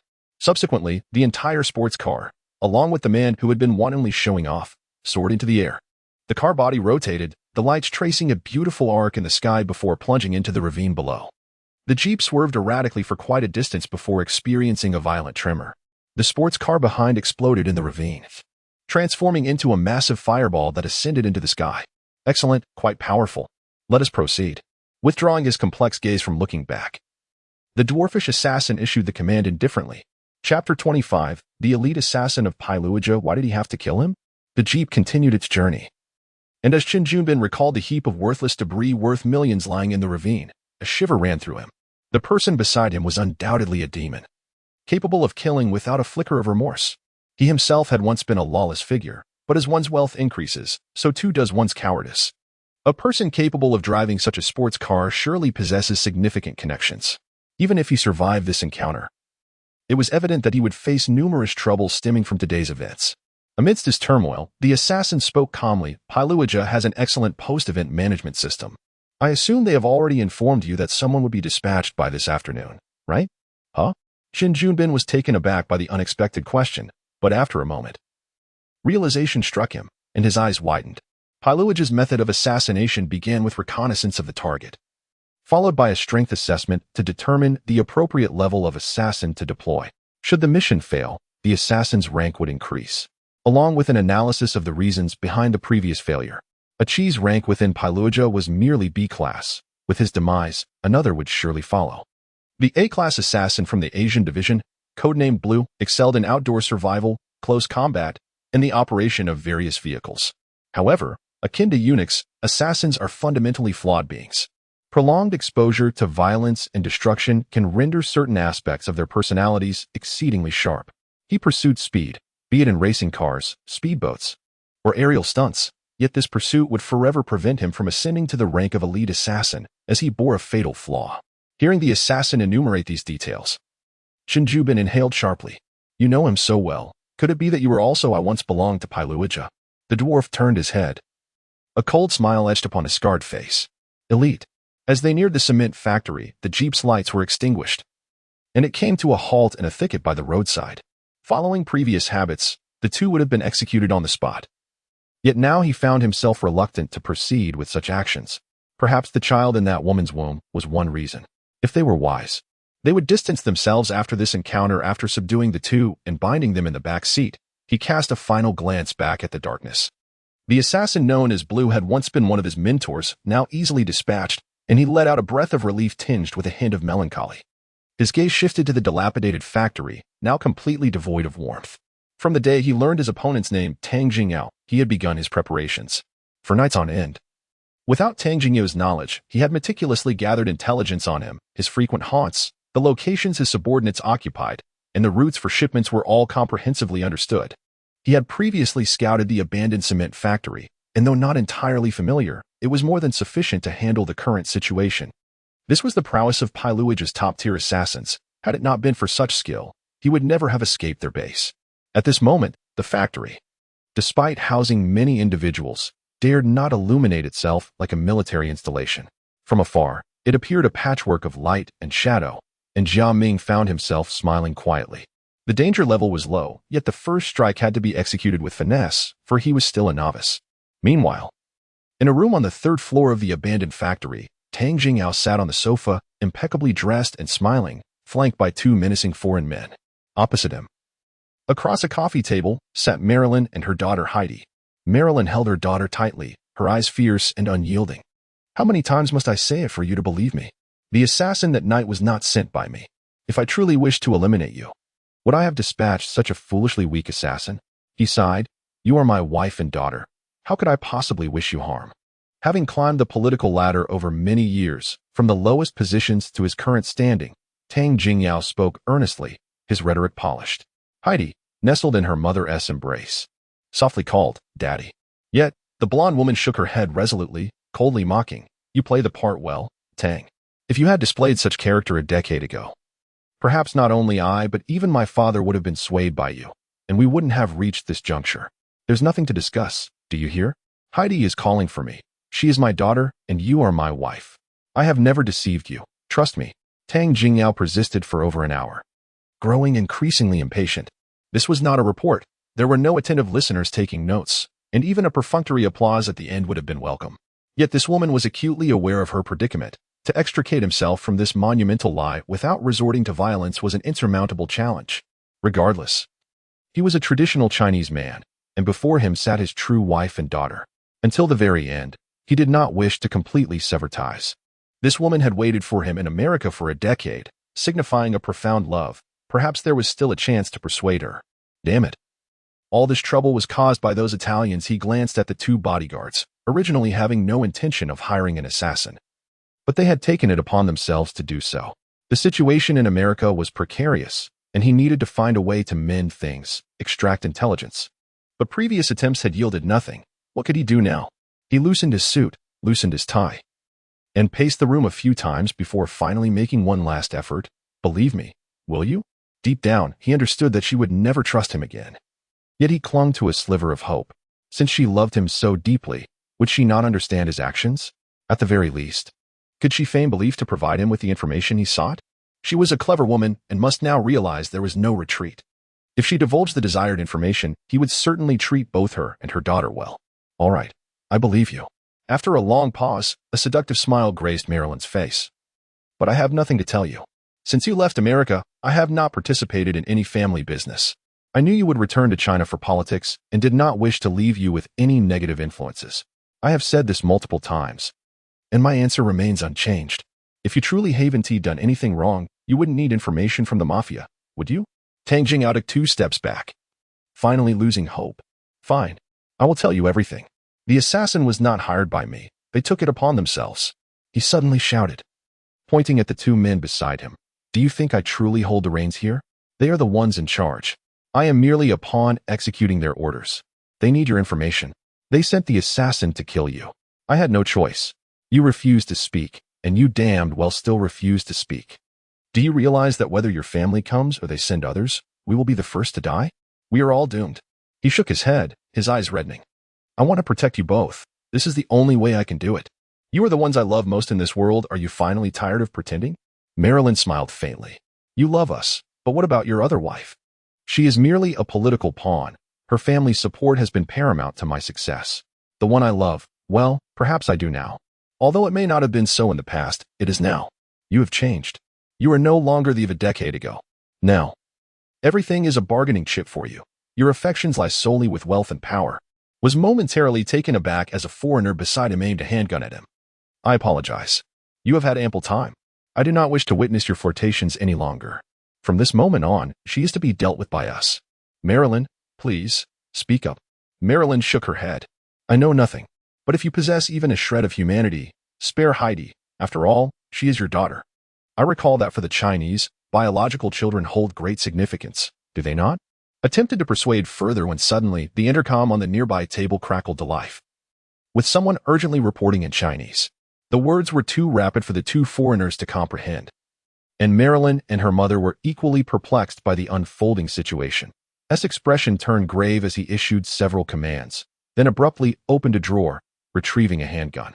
He addressed the 2 foreigners. 6 individuals are already dead. They were patrolling in pairs along the perimeter, all dispatched with a single cut to the throat. They had no opportunity to resist. We do not know who the assailants are. Mr. Ramos, I believe it is time for your men to take action. The 2 foreigners exchanged knowing glances with Marilyn and her mother before proceeding into an inner room. The Italian mafia, comprising 6 men in total, had currently engaged in a card game within. Once Ramos entered, turned back and asked, Who is coming to your rescue? Your father's influence? I do not know. Marilyn replied, a peculiar light flickering in her eyes before she offered a serene smile and shook her head. I do not know. Chapter 26. The 100-Man Slayer. I don't know, Marilyn uttered. Heidi, nestled in her arms, looked up. Mommy, is it? Don't, Marilyn interjected, stifling the child's words. Tang Jingao, however, had overheard. A smile crept across his face as he moved toward them. Marilyn, clutching her daughter, paled visibly. Suddenly, a deafening explosion reverberated, and the entire building shuddered violently. Tang Jingao steadied himself against the sofa, reaching for the intercom when a fusillade of gunfire erupted. The lights in the room occupied by the mafia went out abruptly. The explosion caused the remaining lights to flicker erratically. The cacophony of machine guns, pistols, and Italian exclamations blended into a chaotic symphony. Gunfire flashed like a string of firecrackers. Marilyn, shielding Heidi, collapsed onto the sofa. Tang Jingyao, pistol raised, stared at the doorway in terror. The mafia guard stationed there barely had time to draw his weapon before a stray bullet pierced his skull, sending him crashing to the floor. After an interminable wait, the tremors subsided, and the relentless gunfire ceased. The only visible evidence of the carnage was the lifeless body of the mafia guard sprawled in the doorway, surrounded by a pool of blood. Tang Jingyao, gun clutched in his trembling hand, remained frozen in place. After an extended pause, he steeled his resolve, yanked Marilyn from the sofa, shoved her forward, and cautiously advanced toward the inner room. Marilyn, having surmised their assailant's identity, felt a strange sense of calm, tinged with anticipation. Upon reaching the doorway, she gasped, a mixture of horror and elation washing over her. The room was a scene of utter devastation. 5 corpses lay strewn amidst a sea of blood. The window facing the exterior had been blown inward, indicating that their attacker had breached the room from outside, engaged in a brutal close-quarters battle, and then vanished through the window. Moments later, Tang Jingyao beheld the carnage, his body convulsing with fear. He glanced at Marilyn before barking into the intercom. Report. What? What just happened? Boss, the conveyor belt ramp on the west side has been destroyed. We think 5 of our men are buried. A voice crackled back, laced with panic. Tang Jingyao, his voice laced with fury, roared, forget them. Get up here. Everyone, get to me. The response was cut short by another voice, desperate and pleading. Help. Help. He's outside. He jumped down from above. He killed 2 and 4. It's a child. No. It's a. The line went dead. A child? Impossible. I know. It's the dwarf. It's the dwarf. He rushed to the window. The factory's 3rd floor was equivalent to the 5th floor of a typical building. He couldn't fathom how the attacker had scaled the wall and descended. The darkness outside offered no clues. Turning back, the intercom buzzed to life once more. Boss, the stairwell is blocked by a collapsed concrete slab. We're trying to move it. We'll be there soon. A volley of gunfire erupted. He's coming in. He's coming in.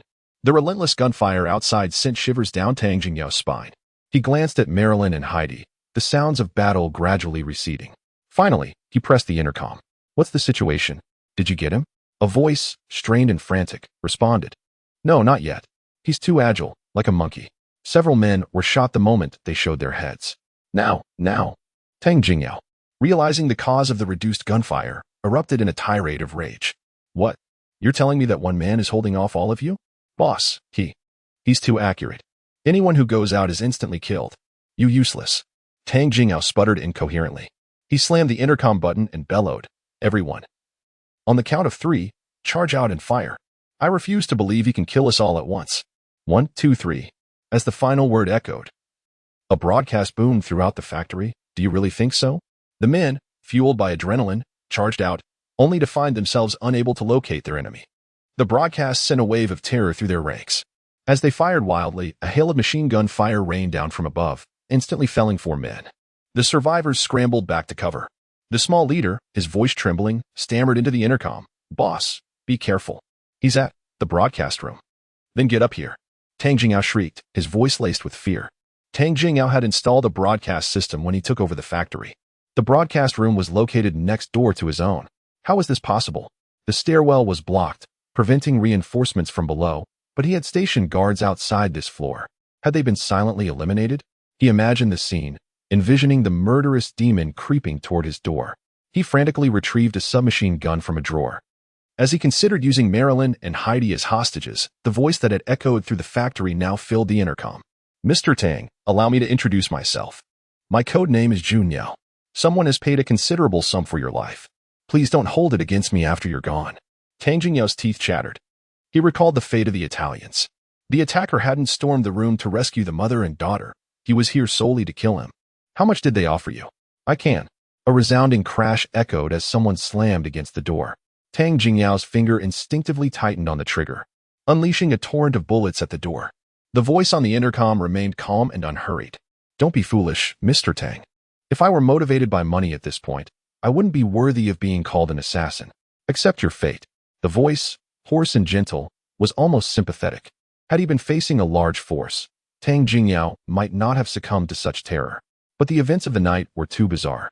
A single individual had scaled a 5-story building, exploited the explosion to infiltrate the factory, calmly dispatched 6 seasoned mafia members and then vanished. This person seemed to control everything, striking at will, appearing and disappearing like a phantom. The door, ravaged by the relentless gunfire, splintered and collapsed, revealing the bullet-riddled corpse of one of Tang Jingyao's own men. Tang Jingyao continued his frantic barrage until the gun clicked empty. In that instant, 2 bullets pierced his hands. A child-sized figure stepped through the doorway. Daddy. Heidi, despite recognizing her father's villainy, couldn't bear to see him in such agony. Marilyn pulled her back, and both stared in astonishment at the figure in the doorway. Brother. The seemingly harmless boy had transformed into a middle-aged dwarf with a scarred face. The dwarf waved his hand. Not much time. Marilyn, get a gun. Prepare to leave. After a pause, he asked hesitantly, can you shoot? Yes, I can. At that juncture, Marilyn comprehended that this individual was indeed the young boy. Disregarding the true identity for the moment, Marilyn nodded, retrieved a handgun from beside Tang Jingyao, while the little girl rushed forward, exclaiming, Brother, is it truly you? Brother? How have you become this way? Heidi, darling, let's discuss this outside, he replied, as the little girl reached to touch his face. Jiaming swiftly turned his head, glancing towards the stairwell landing outside the doorway. He could easily escape on his own, but with 2 women in tow, the situation was precarious. Just then, a gunshot reverberated from behind. Instinctively, he spun around to Marilyn's side, only to witness her, with both hands gripping the pistol, fatally shooting Tang Jingyao, who was still struggling on the ground. While he had heard of betrayed wives murdering their husbands, he had never witnessed such a decisive act. Could this be a manifestation of profound love turning into profound hatred? The thought flickered through his mind, but he dismissed it. Turning back, he declared, all right, prepare. However, before he could finish, Heidi's scream pierced the air, Mommy. In a moment of prescience, Jiaming swiftly retaliated, seizing Marilyn's hand. Sure enough, Marilyn had redirected the gun towards herself, pulling the trigger. With a resounding crash, the entire weapon disintegrated into fragments in midair. You brainless, buxom idiot. Jiaming nearly delivered a stinging slap across her face. Witnessing Marilyn's tear-filled eyes, he roared, I risked my life to rescue you, and this is how you repay me. Let me tell you, you owe me 2 lives. According to Chinese custom, you'll have to toil like a beast of burden in this life, and the next to repay my immense kindness. Want to die? Then I'll leave right now, abandoning you and your daughter to those brutes to be ravished and murdered. His mind, often prone to wild imaginings, now spewed forth a torrent of vulgarities. Heidi, hearing the threat of being abandoned with her mother, timidly clutched Jiaming's hand.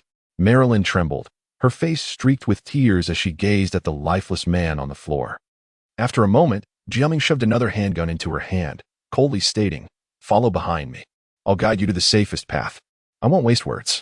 But if you die here today, I'll abandon Heidi without hesitation. I mean it. It's up to you. A person who has already attempted suicide once is unlikely to muster the courage for a second attempt.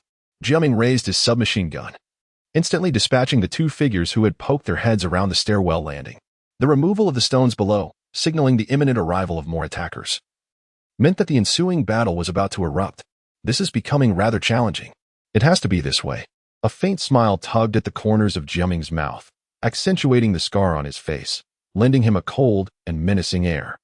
He ignored the dazed blonde beauty behind him, gently stroked the little girl's head, and said in a softer tone, Let's go home.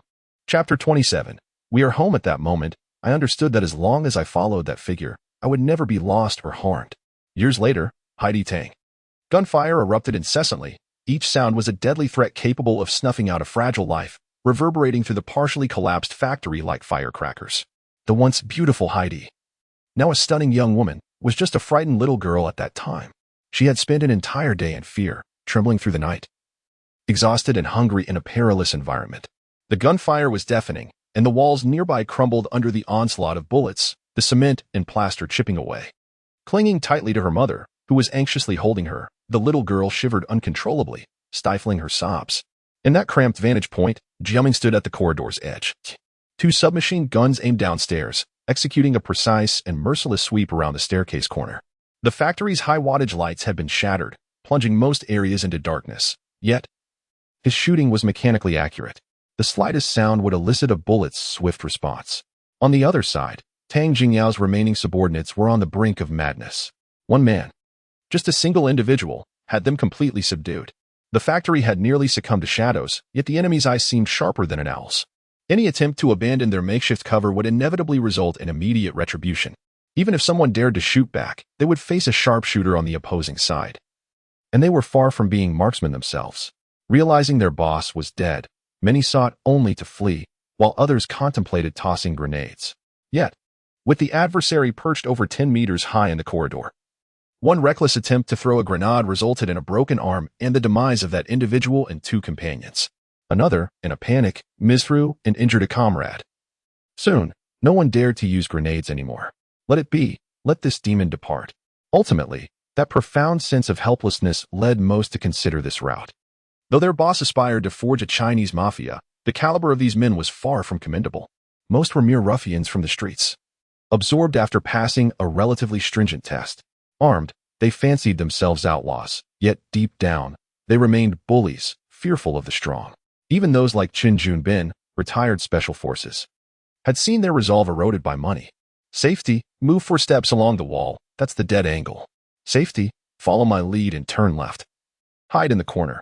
Safety, come downstairs with me. Maintain a 3-step distance. Heidi, don't cry, it's all right. Amid the dim light, the resolute figure remained calm in the tear-filled eyes of the little girl, turning, shifting, shooting. New magazines flew from his side, while old ones fell. Almost before the spent magazine touched the ground, a fresh one was already secured in the weapon. Everything transpired with remarkable speed and fluidity, as if he were not engaged in combat, but rather performing a dance.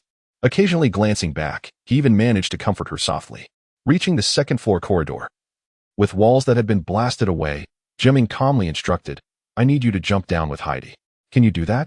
Marilyn nodded, kicking off her high heels. And without hesitation, she took Heidi in her arms and leaped.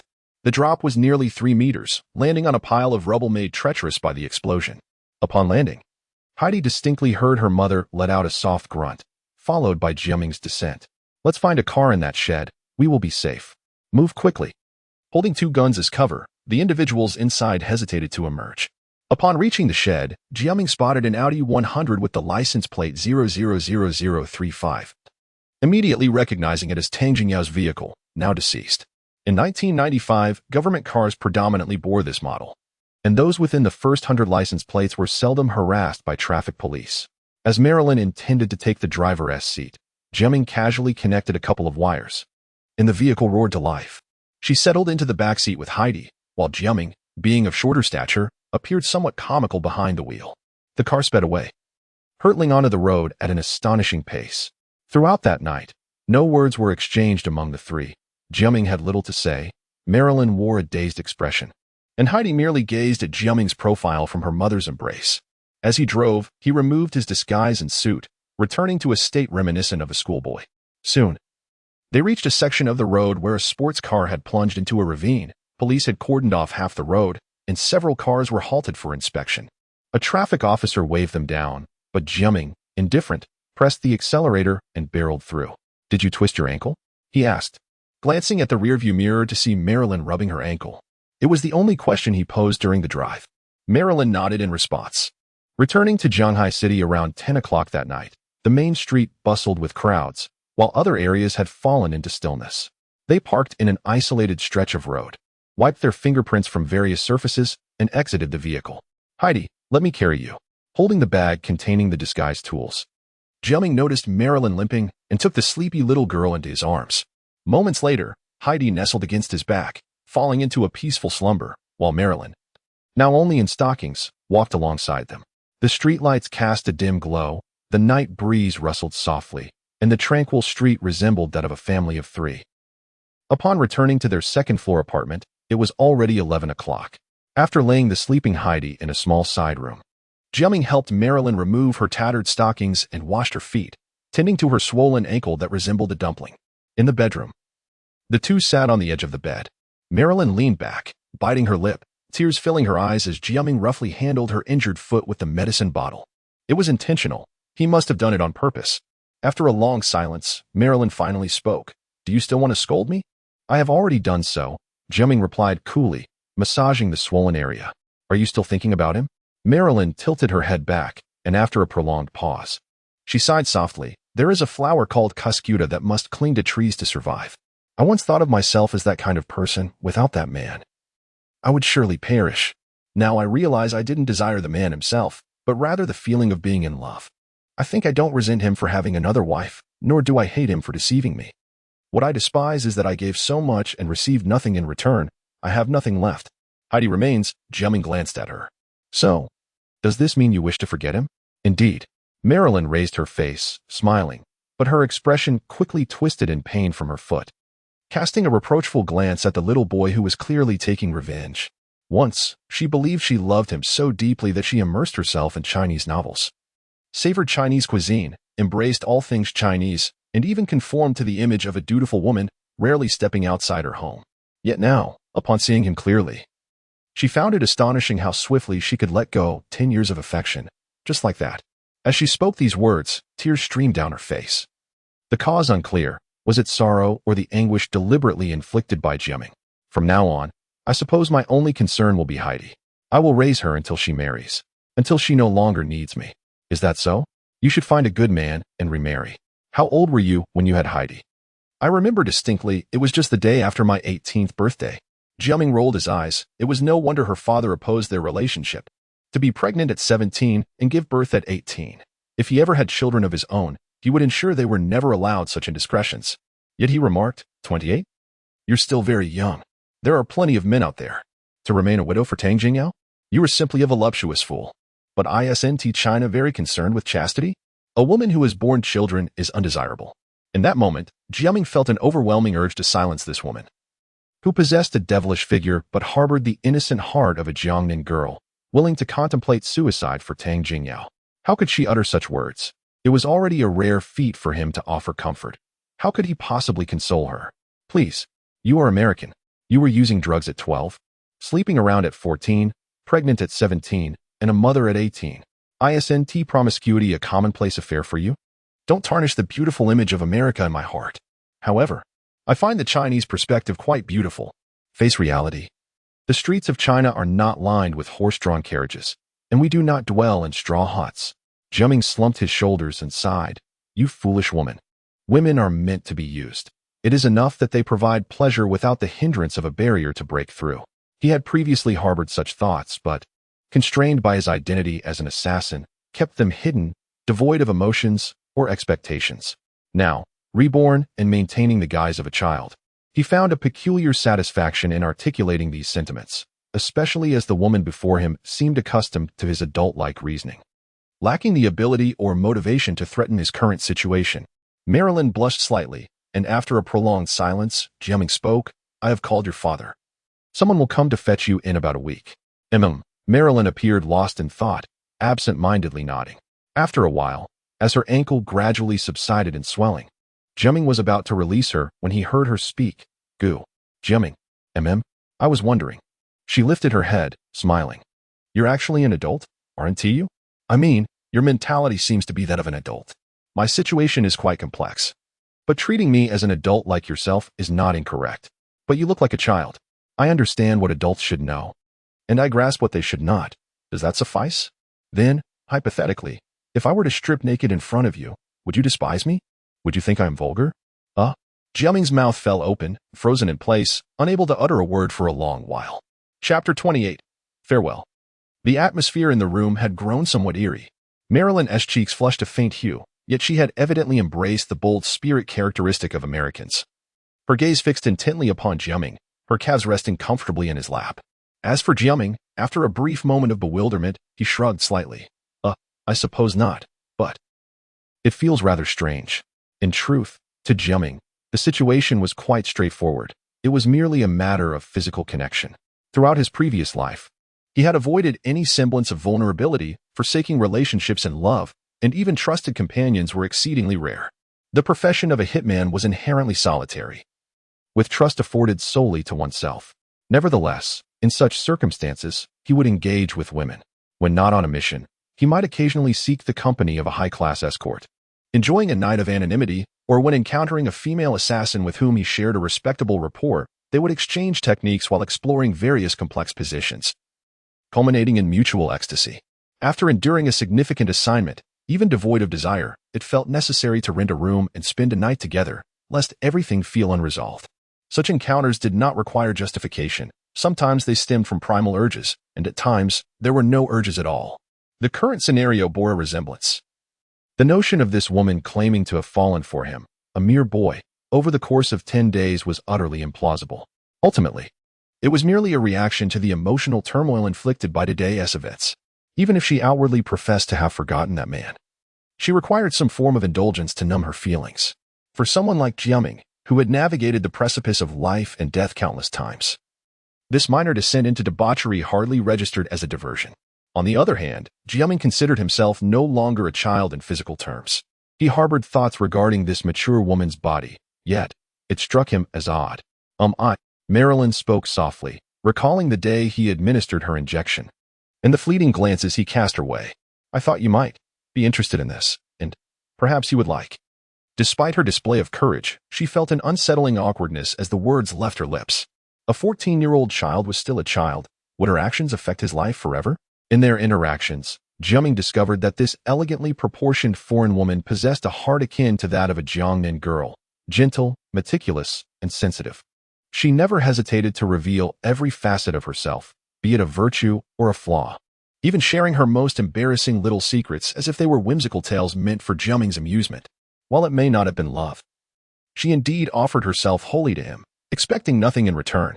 Occasionally, she would sit cross-legged on the edge of the bed, and awkwardly forming hand signs while softly conversing. Such moments ignited Jiaming's desires, making him wish to embrace her immediately. Perhaps it could be aptly described in 2 words, endearingly innocent. That weekend, Jiaming, along with Lingjing and Xia, fabricated a lie to conclude their 3-person cohabitation. Understanding that parting was imminent, Marilyn insisted that Jiaming accompany Heidi for at least 2 days. Heidi, too, wept and demanded Jiaming's presence for a holiday. As suspects in the Tang Jingyao case, the mother and daughter could not venture outside, so during the day, Jiaming played video games with Heidi, occasionally engaging in cheerful little games among the 3. Once night fell and Heidi drifted into slumber, Jiaming chatted with Marilyn in their room. Rather than shedding their garments and talking until dawn, they extinguished the lights and, like a married couple, nestled under the same blanket, embracing as they slept. On that Monday afternoon, after school, Jiaming chose not to visit the Yi family but instead enjoyed a meal with the mother and daughter. As the sun set, the trio ventured to a nearby small park, the moment of separation drawing near. Have you forgotten him now? Yes, I have. Are you no longer sad? I'm not sad. Well, that's good. A new life awaits. After returning to America, if something better. Do not say it. Huh? I will not marry another man. The customs in China are beautiful. I have given my body to you, and I shall not offer it to another. You nonsensical woman.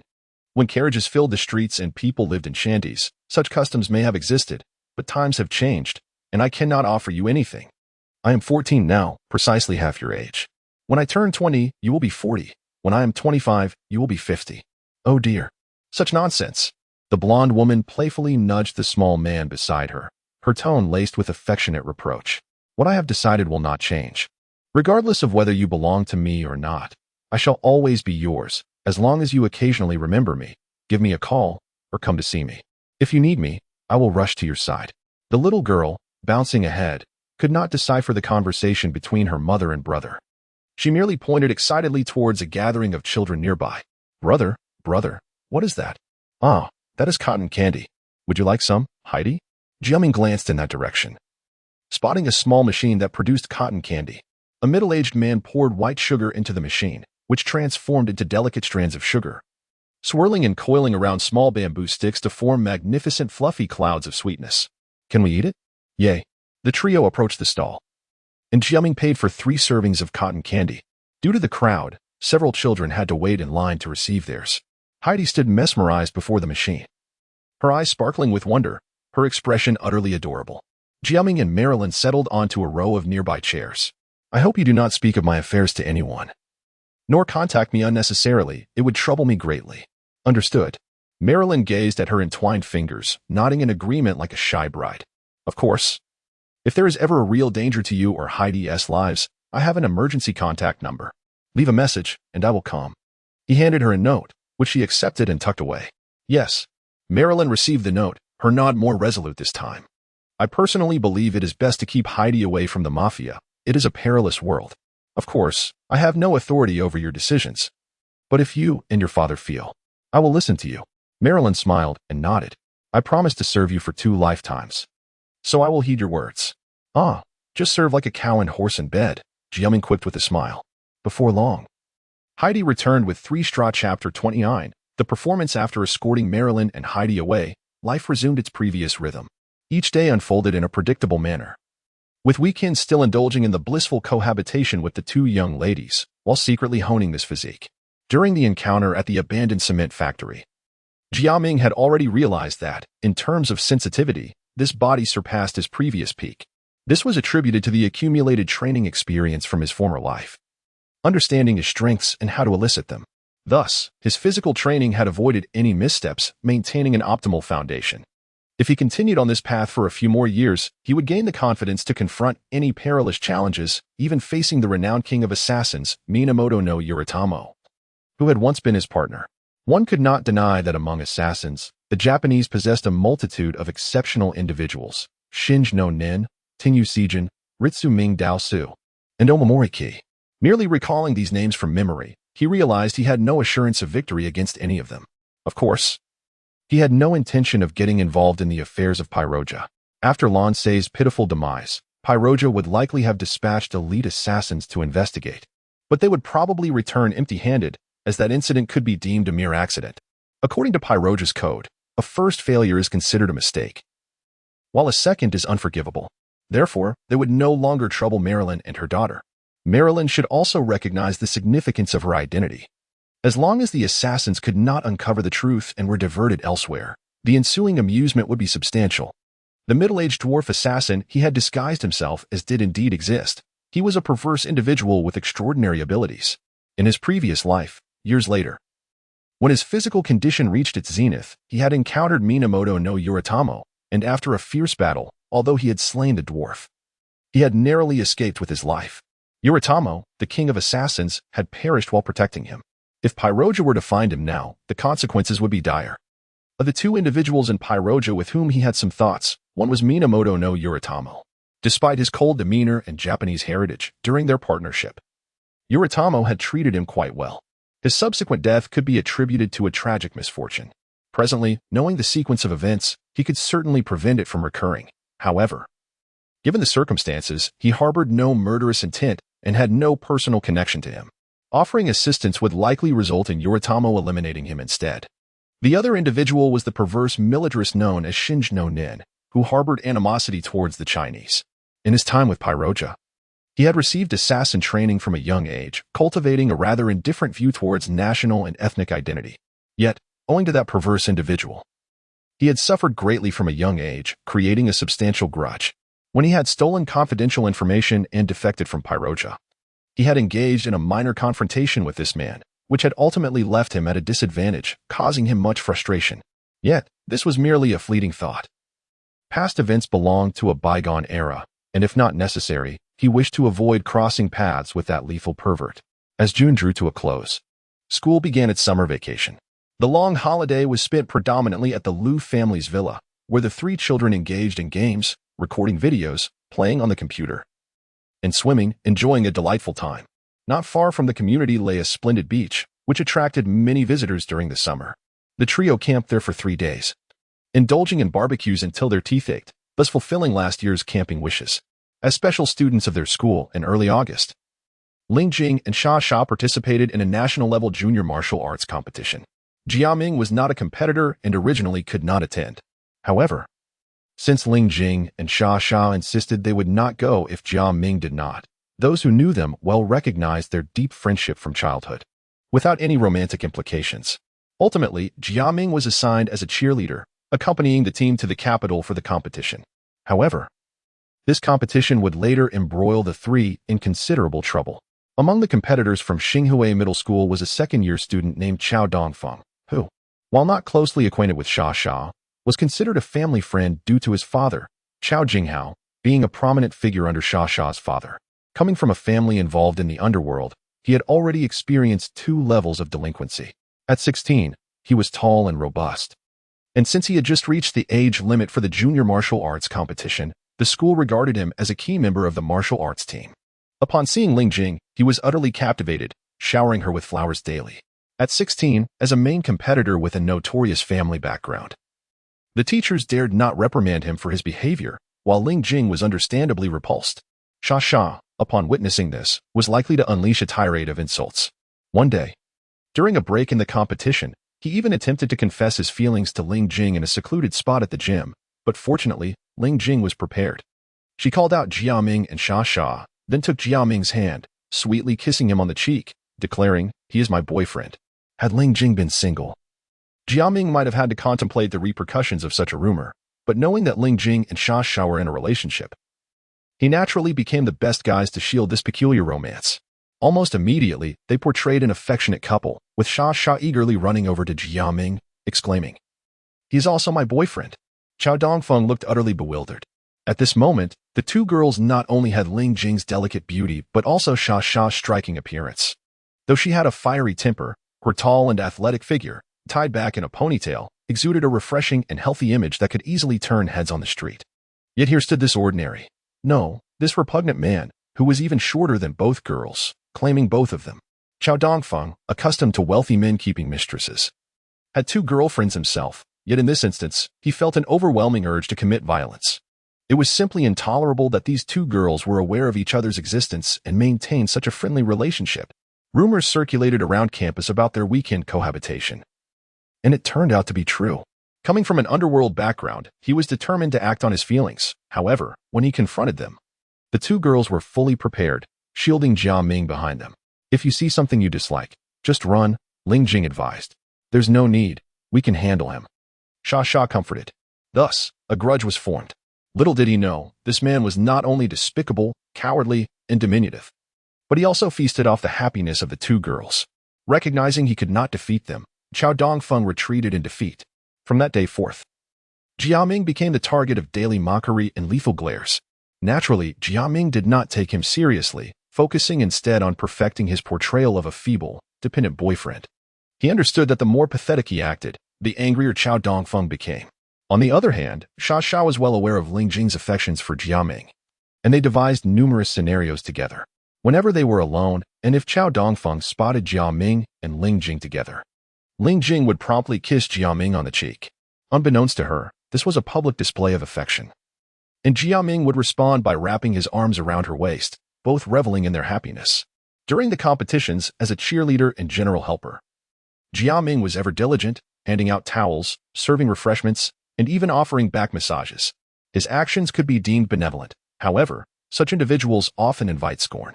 Chao Dongfeng frequently derided him for lacking masculine fortitude, employing cold sarcasm without direct reference. Jiaming, feigning ignorance, merely patted his back with a sense of contentment.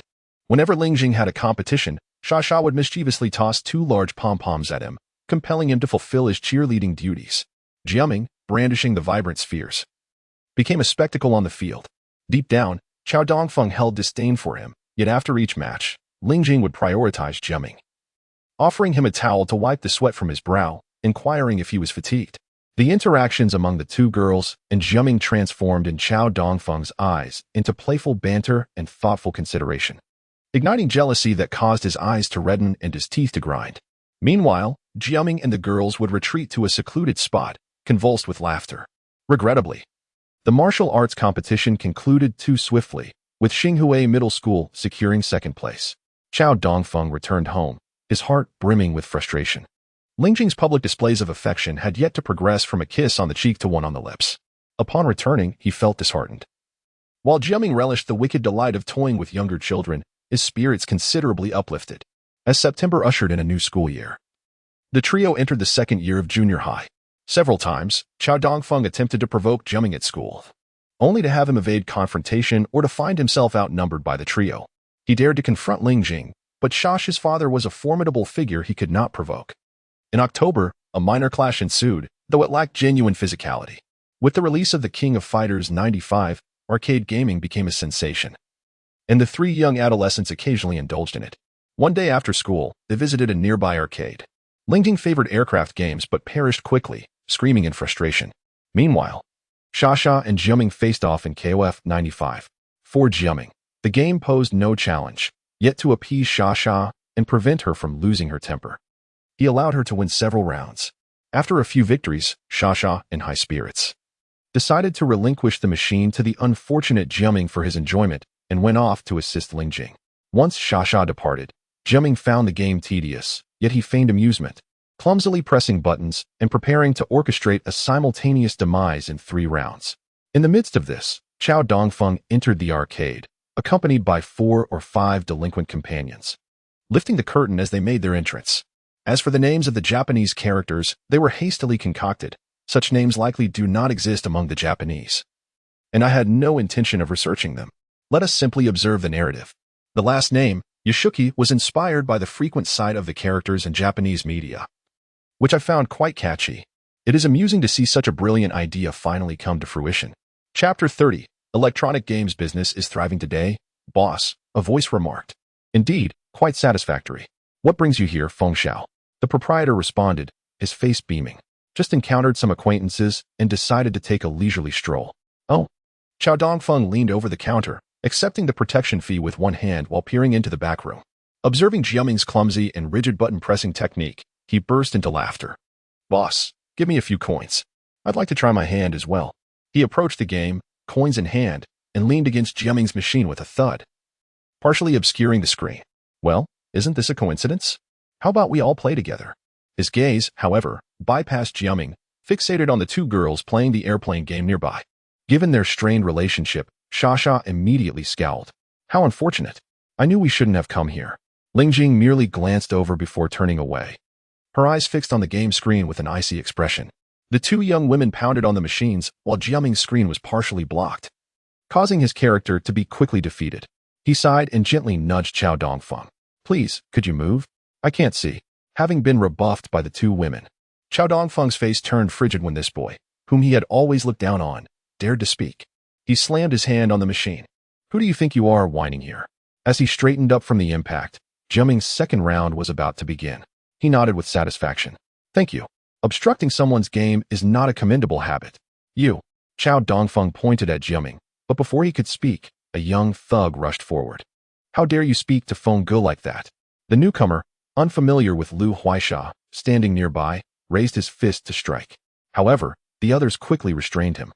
Xia slammed down her game and brandished a stool in front of Jiaming. What do you think you're doing? Want to fight? Lingjing also ceased playing, standing beside Jiaming, her face filled with anger, though she remained silent. Apologies, Sister Xia. He's new and ignorant. Please don't take it to heart. Since this was the territory of the Shaju gang, the thugs were naturally members. They dared not involve themselves in a conflict between Liu Huaisha and Chao Dongfang. One of the more experienced members spoke up. Chao Dongfang feigned innocence, raising his hands. Oh, it's nothing. Just a minor misunderstanding, little Huaisha. We're all old acquaintances. Why make such a fuss? He pointed at Jiaming. We're all playing games. If he plays, I can play too. Mutual challenges lead to improvement. Although Jiaming is weak in many aspects, I see his talent in gaming, so I'd like to play around with him. Jiaming, let's ignore him, Lingjing said, pulling on Jiaming's hand. She knew he wasn't skilled in this area, and if the other party was so confident, Jiaming would surely lose. But what did gaming prowess matter? Could it help in the face of mortal danger? Xia snorted. I'll play with you. By now, almost everyone in the arcade was captivated by the situation, gathering to watch. Seeing 2 beautiful girls standing up for Jiaming, they made sarcastic remarks. Chao Dongfang shrugged. I know, little Huaisha, you're very skilled. I can't beat you. But Jiaming and I are at a similar level. Such a competition can lead to improvement. Wouldn't you agree, Jiaming? Who's your little sister? Jiaming, let's go. Huaisha, displeased, was about to pull her 2 friends away when Jiaming spoke up. Well, okay. What he said makes sense. Competition leads to improvement. I always lose to you, Xia. Maybe after practicing with him, I can improve a lot. Jiaming, you. The 2 girls spoke in unison, their concern eliciting envy from the onlookers. Jiaming smiled, giving them an okay sign. Chao Dongfang chuckled. See, Jiaming is quite sensible. We'll improve together, improve together. He placed a few coins next to Jiaming. But there's something we need to agree on. We're all men. A competition like this needs a wager. How about this? Whoever loses has to loudly say 3 times, I am a coward. Say what 3 times? Lingjing asked with a smile. Seeing Lingjing's radiant smile, Chao Dongfang quickly repeated, I am a coward. Then he saw the 2 girls and Jiaming burst into laughter, and the crowd joined in. Realizing he had misspoke, his face flushed red, and he looked as if he was about to strike. Jiaming finally straightened up. Okay, fine. I agree. Wait. Xiao Dongfeng, suppressing his anger, spoke loudly as soon as he heard Jiaming's agreement. Add another condition. Not only do you have to say it, but you also have to crawl on the ground like a dog 3 times. Do you dare? Jiaming hesitated. Is it really necessary to go that far? Xiao Dongfeng whispered to the 3. If you don't want to crawl like a dog, then Lingjing has to go on a date with me for a day. How about that? You're shameless. Lingjing grabbed Jiaming's hand, her fair face flushed red. She was about to pull Jiaming away when she saw him make a resolute decision. Fine. If you insist, then I'll play along. I'll just crawl 3 times and say those words you just said. Humph, but I might not lose. Hearing this, Xiao Dongfeng was overjoyed. He finally had the chance to thoroughly humiliate this kid. The 2 girls, seeing his decision, didn't argue. The 3 put their hands together and said, "Good luck." The 2 inserted coins and selected their characters. As the match began, almost everyone gathered around. Xiao Dongfeng appeared calm and composed, while Jiaming looked flustered. Although the 2 young women were cheering him on, his performance was truly terrible. In the first round, Jiaming barely depleted any of his opponent's health before being defeated. Jiaming's second character entered the arena, but his operation remained shockingly poor. Shasha whispered to Lingjing, who looked worried. Jiaming really cares about you. Lingjing's face turned slightly red, but her expression remained anxious, her eyes fixed on the battle situation on the game screen. After a moment, Shasha leaned over again and said, "Don't worry. If he's about to lose, I don't care what happens. I'll just throw something and smash the machine." Lingjing gave her a grateful look and whispered, "We can't do that. At worst, I'll just go on a date with him. It's not fair to let Jiaming. Anyway, Jiaming got into this trouble because of me." In the second round, Jiaming seemed to find his rhythm, somehow depleting his opponent's health until he was defeated. Shasha was already looking for a stool to smash the machine when Xiao Dongfeng laughed. "Kid, it looks like you're doomed." Jiaming looked quite nervous but said, "I'm better at playing the third one, Yagami Iori. I haven't lost yet." "Heh, we'll see." Now Jiaming had only 1 character left, while Xiao Dongfeng still had 3. The outcome seemed certain. However, this Yagami Iori seemed to be Jiaming's more proficient character. After being hit only once, he defeated Xiao Dongfeng's cold-blooded character. But when Xiao Dongfeng's second character appeared, almost everyone believed that Jiaming was doomed. To the onlookers, the immense pressure made the boy quite nervous, his hands trembling slightly. Lingjing took out a handkerchief to wipe the sweat from his forehead. After a while, the match began. From the very beginning, Jiaming found himself in a frenzied state. His hands frantically twisting the joystick while his other hand pounded the buttons with a fervor reminiscent of a hammer striking an anvil. Amid the amused gazes of onlookers, the character Kyo Kusanagi on the screen danced about like an exuberant spirit, his every move consisting of relentless kicks. Kaya Dongfeng, too, smiled calmly as he mounted his offensive. Yet an uncanny turn of events unfolded. In a moment of anticipation, Jiaming's initial strike missed its target, only to be countered by a kick from the airborne Kyo. The second attempt aimed skyward, but Kyo had misjudged his trajectory and leaped back. With the third move, Kyo unexpectedly lunged forward, landing a peculiar kick. By the fourth attempt, Kaya Dongfeng felt a twinge of frustration. As he stood to defend, Kyo opted not for an aerial assault, but rather executed a low kick from the ground. Thus, in an atmosphere that oscillated between tedium, absurdity, and humor, Kyo's health diminished significantly, while Kaya Dongfeng's character suffered a slow demise, 1 kick at a time. Laughter erupted among the spectators, with some attributing Jiaming's success to sheer luck. 2 girls, filled with joy, reveled in the victory as if they had triumphed themselves. However, despite this win, Jiaming's character's health had plummeted to half, facing an opponent still at full strength, rendering the third round bleak. As the game commenced anew, the frenetic sounds of frantic button mashing were absent, and Jiaming's hands remained steady. Yet, few took notice. Kyo sprang up, delivering another seemingly futile kick, only for Kaya Dongfeng's character to be struck again in a bizarre twist of fate, initially believing it to be a stroke of luck. He soon found himself unable to regain control, entrapped in a series of exquisitely executed combos, Shiki, Mugen, Kohakukyu, and Yatagarasu. Gasps filled the air as Kyo's health plunged to half, and Kaya Dongfeng turned to Jiaming, who merely bore a sincere, innocent smile, his fingers deftly dancing over the buttons. The outcome was a decisive victory. Cheers erupted as the girls embraced each other in jubilance, while Kaya Dongfeng's face turned a ghastly shade of gray. You toyed with me?" he stammered. "What? Surely not." Jiaming replied, excitement radiating from his smile. "It was merely a game, and I owe you my gratitude for enabling me to execute such a splendid combo. I shall not lose to Xia again. By the way, what was the consequence for the loser again? Dongfang trembled slightly as he replied, Gu, one must always leave a path for future encounters. With a chuckle, Jiaming did not press him to perform the humiliating act of crawling like a dog. He pulled Lingjing and the two girls along, stating, I have no qualms about meeting you again. After all, your words in front of so many are what matter. Whether you uphold them or not is your prerogative. How others perceive you is entirely your concern. Huaisha, initially intent on making him crawl, simply laughed and remarked, Who would want to see you again, Dongfang? You're nothing but a coward. Should he refuse to crawl, the tale would undoubtedly spread, tarnishing Dongfang's reputation. Yet, if he complied, Jiaming and the others would have already departed, making the act a mere spectacle for others to witness, thereby further humiliating him. Standing there, Dongfang's complexion turned a sickly shade, resembling a creature on the brink of madness.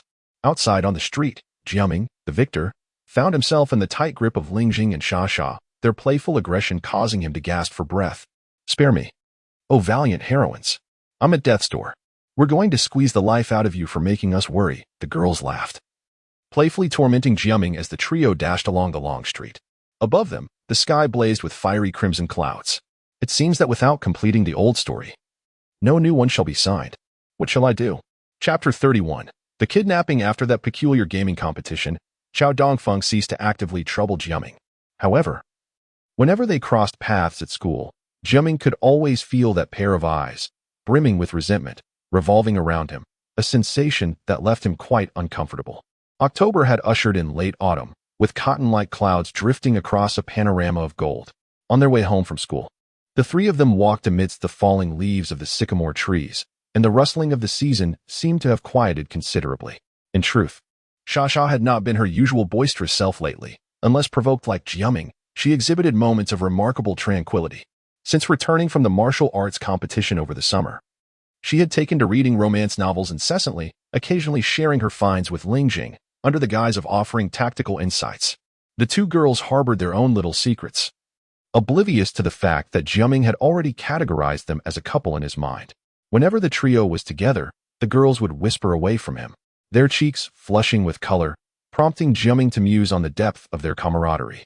Yet, the complexities of girls remained a perplexing enigma to him.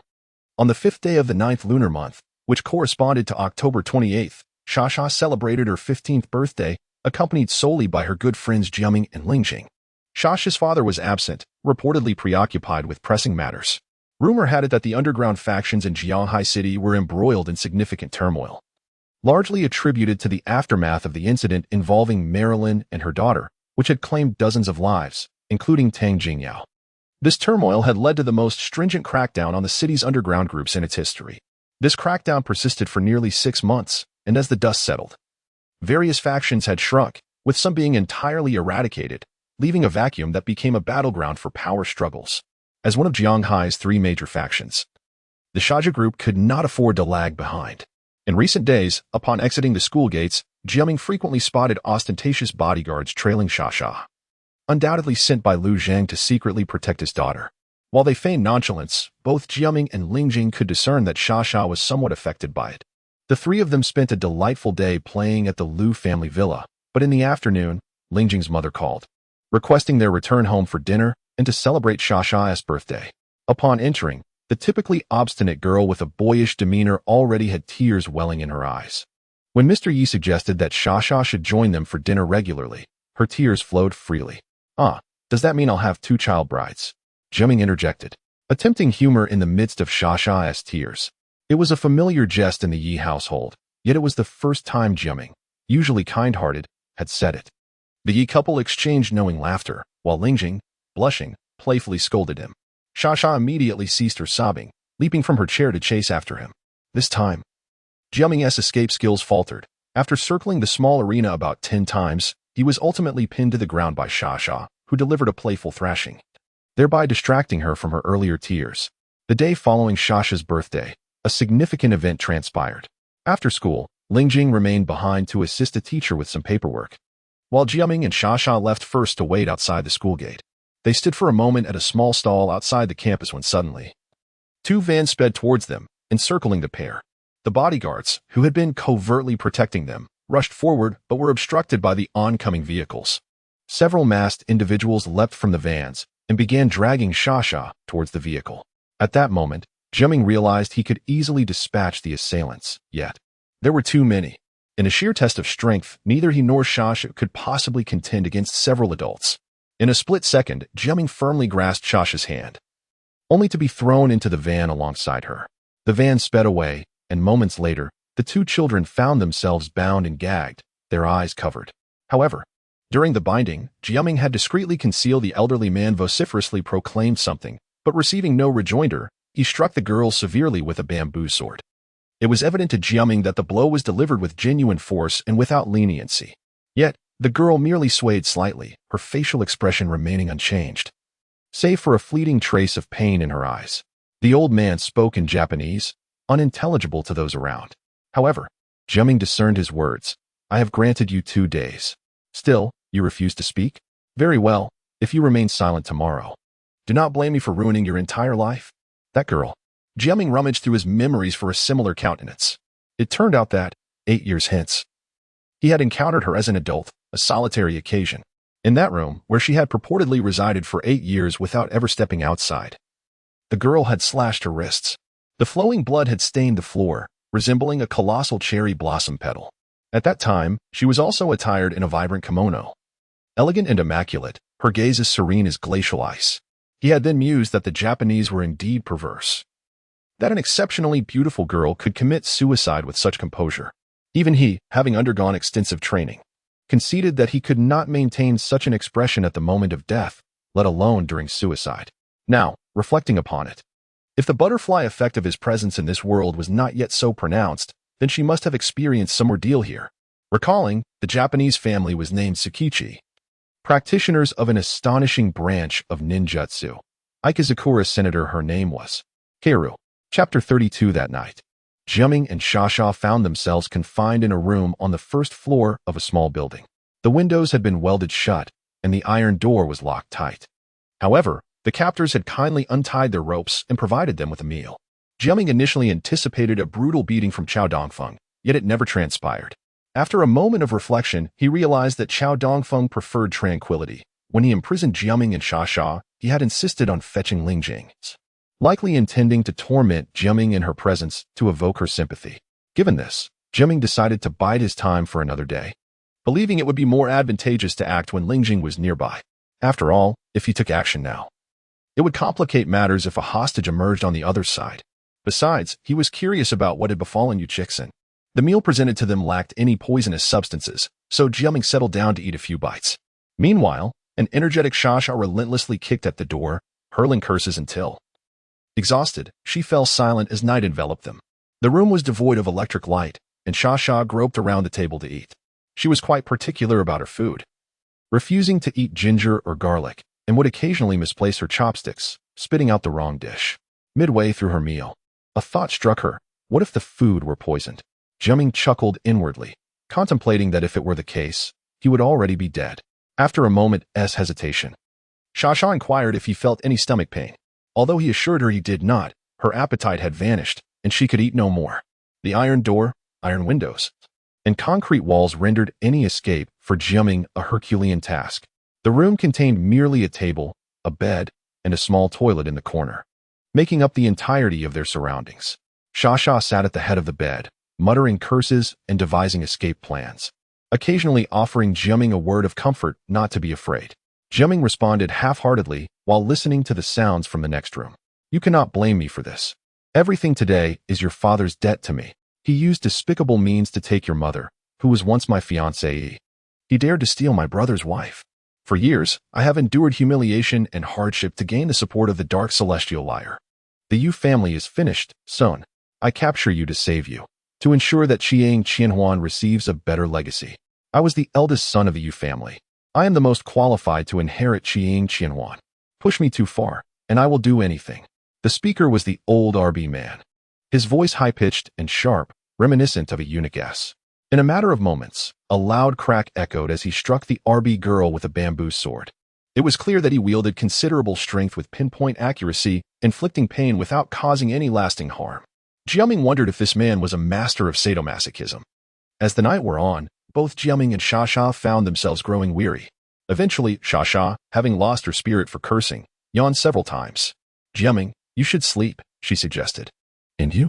He replied, noting the single bed. I can lie on the table for a while. That won't do, Xia exclaimed, rising abruptly. It's nearly winter. And it's so cold, you might catch a chill. Why don't we share the bed? After all, we're both dressed. Jiaming smiled at her insistence, though he personally did not mind. After a brief hesitation, he acquiesced, and they removed their shoes before climbing onto the bed, Jiaming on the outside and Xia on the inside. The blanket was as thin as paper, hardly providing warmth, although they were quite familiar with one another. Having occasionally slept together on the carpet during their time at Liu's villa, this was the first time they had shared a bed in a more formal sense.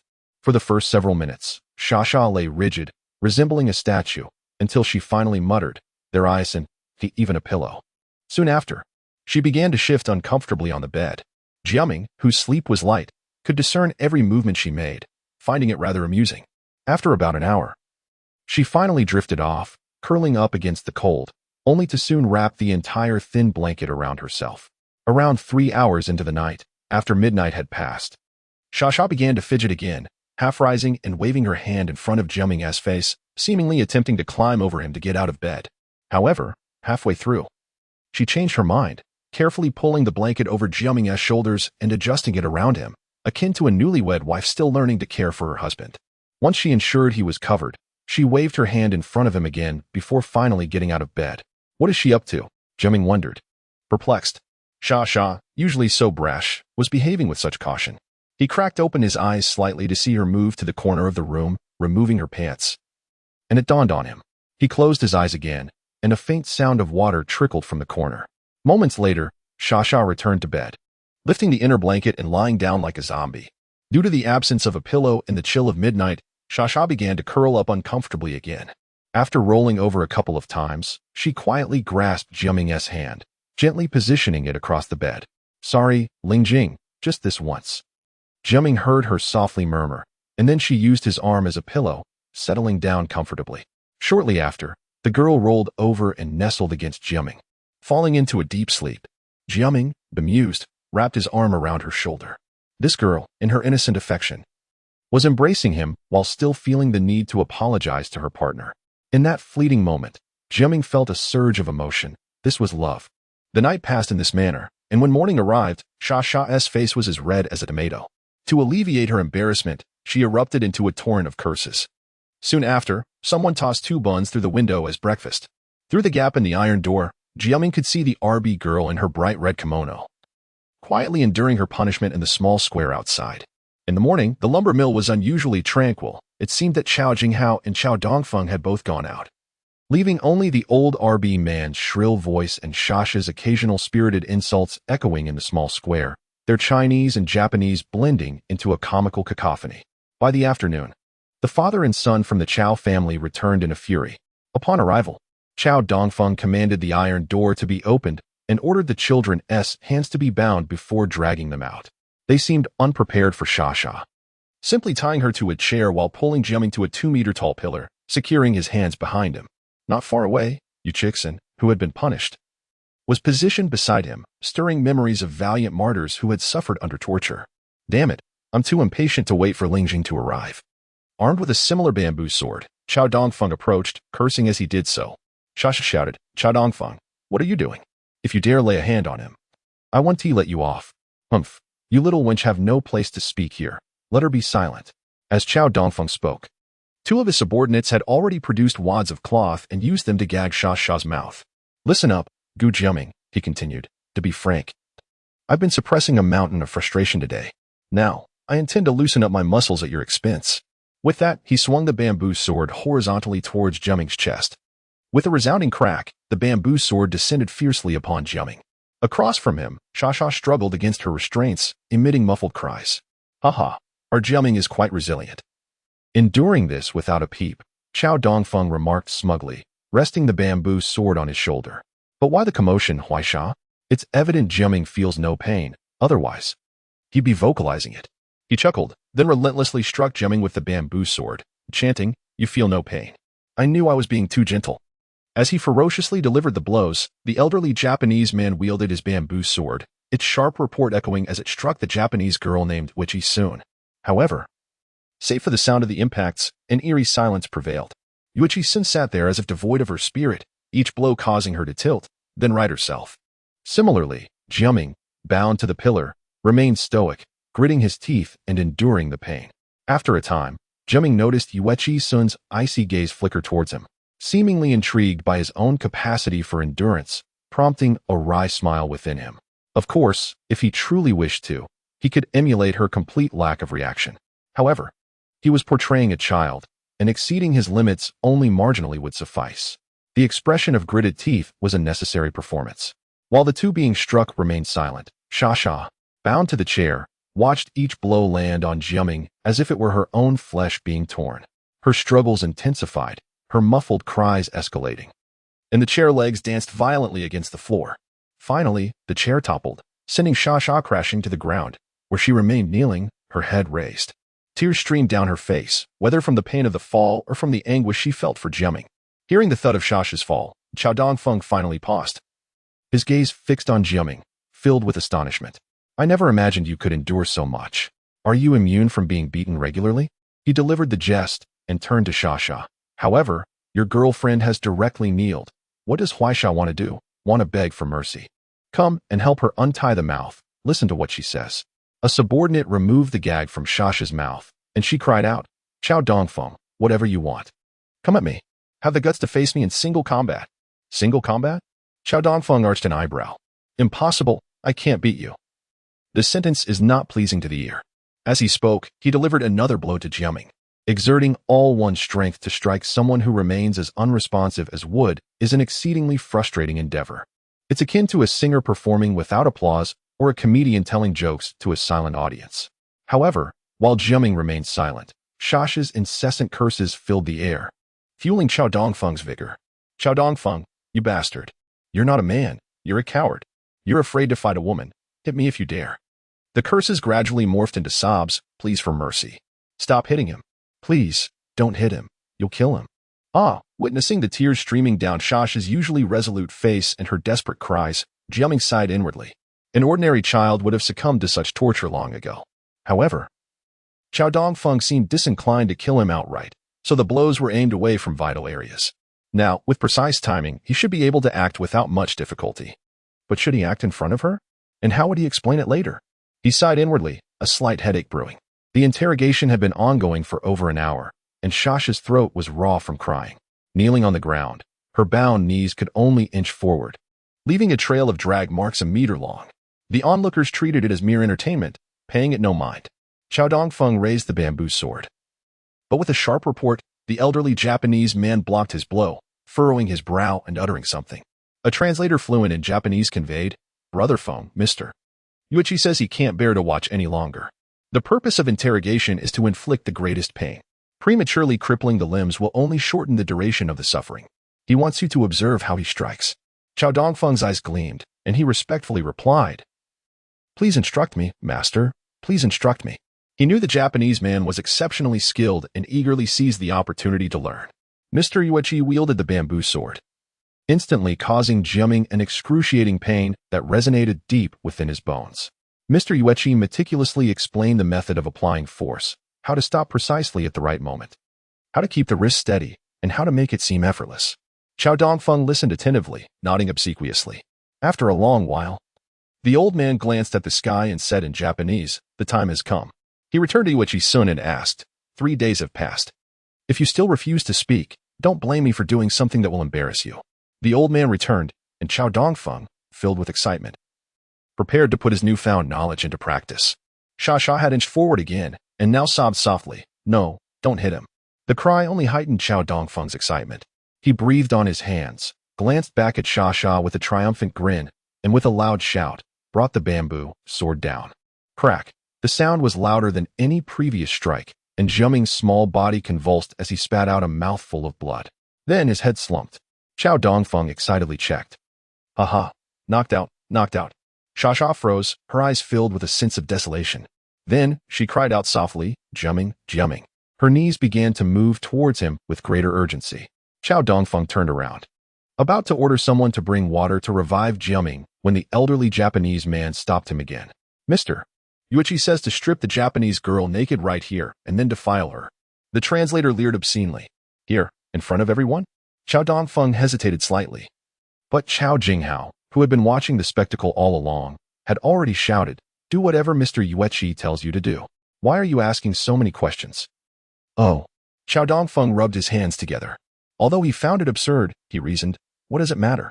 This girl is too beautiful, no less so than Lingjing. But since she's Mr. Yuichi's woman, I've been trying to suppress all thoughts of her. If I can have her once, even with an audience of acquaintances, it's still a good deal. With that thought, he approached the girl, glanced at Mr. Yuichi, and, receiving a nod of confirmation, reached out his hands. However, just as he was about to touch the collar of her kimono, a flash of white light erupted before his eyes. With a resounding crack, Yuichi Sun's left hand retracted, and Chao Dongfeng recoiled in terror, nearly falling.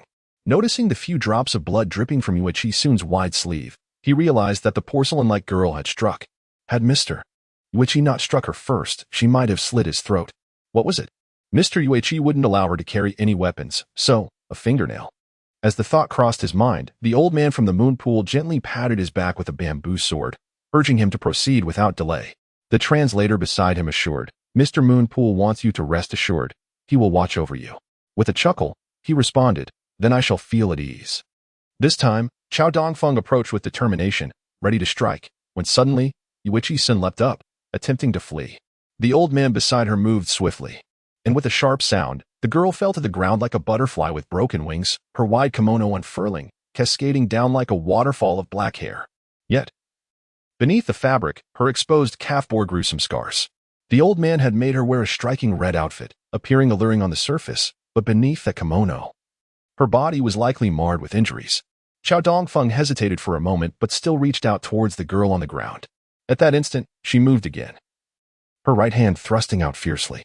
Startled, Chao Dongfeng retreated, only for the bamboo sword to meet her with a fierce strike.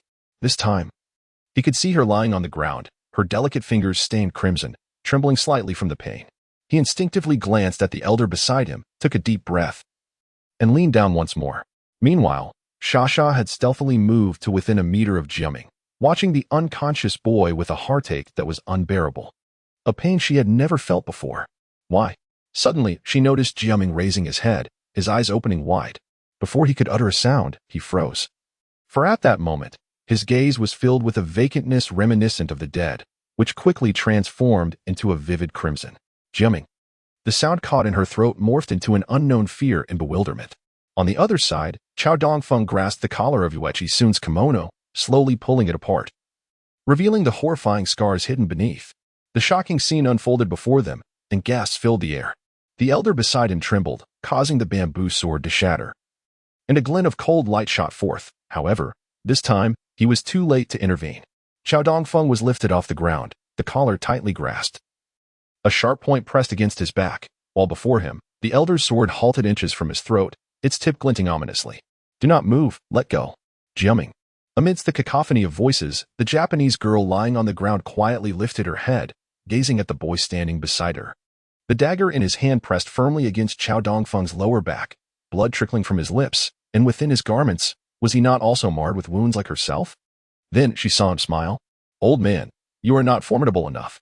Yesterday I signed a contract, and by dawn today, my graphics card broke down. Truly, the heavens are testing my luck once more. However, this is merely an illusion. Chapter 34. Feigning madness, move aside. Everyone get out of the way. With Chao Dongfeng as a hostage, Jiaming, blood streaming from his mouth, was evidently engulfed in a state of madness. He deftly severed the ropes binding Shasha, and then retreated toward the rear of the logging site. The seemingly flawless Japanese girl, who was in reality battered and bruised, seized the opportunity to struggle desperately, stumbling alongside Jiaming. Despite enduring excruciating pain with each step, her porcelain-like face remained devoid of emotion. She understood that this was her final chance to escape.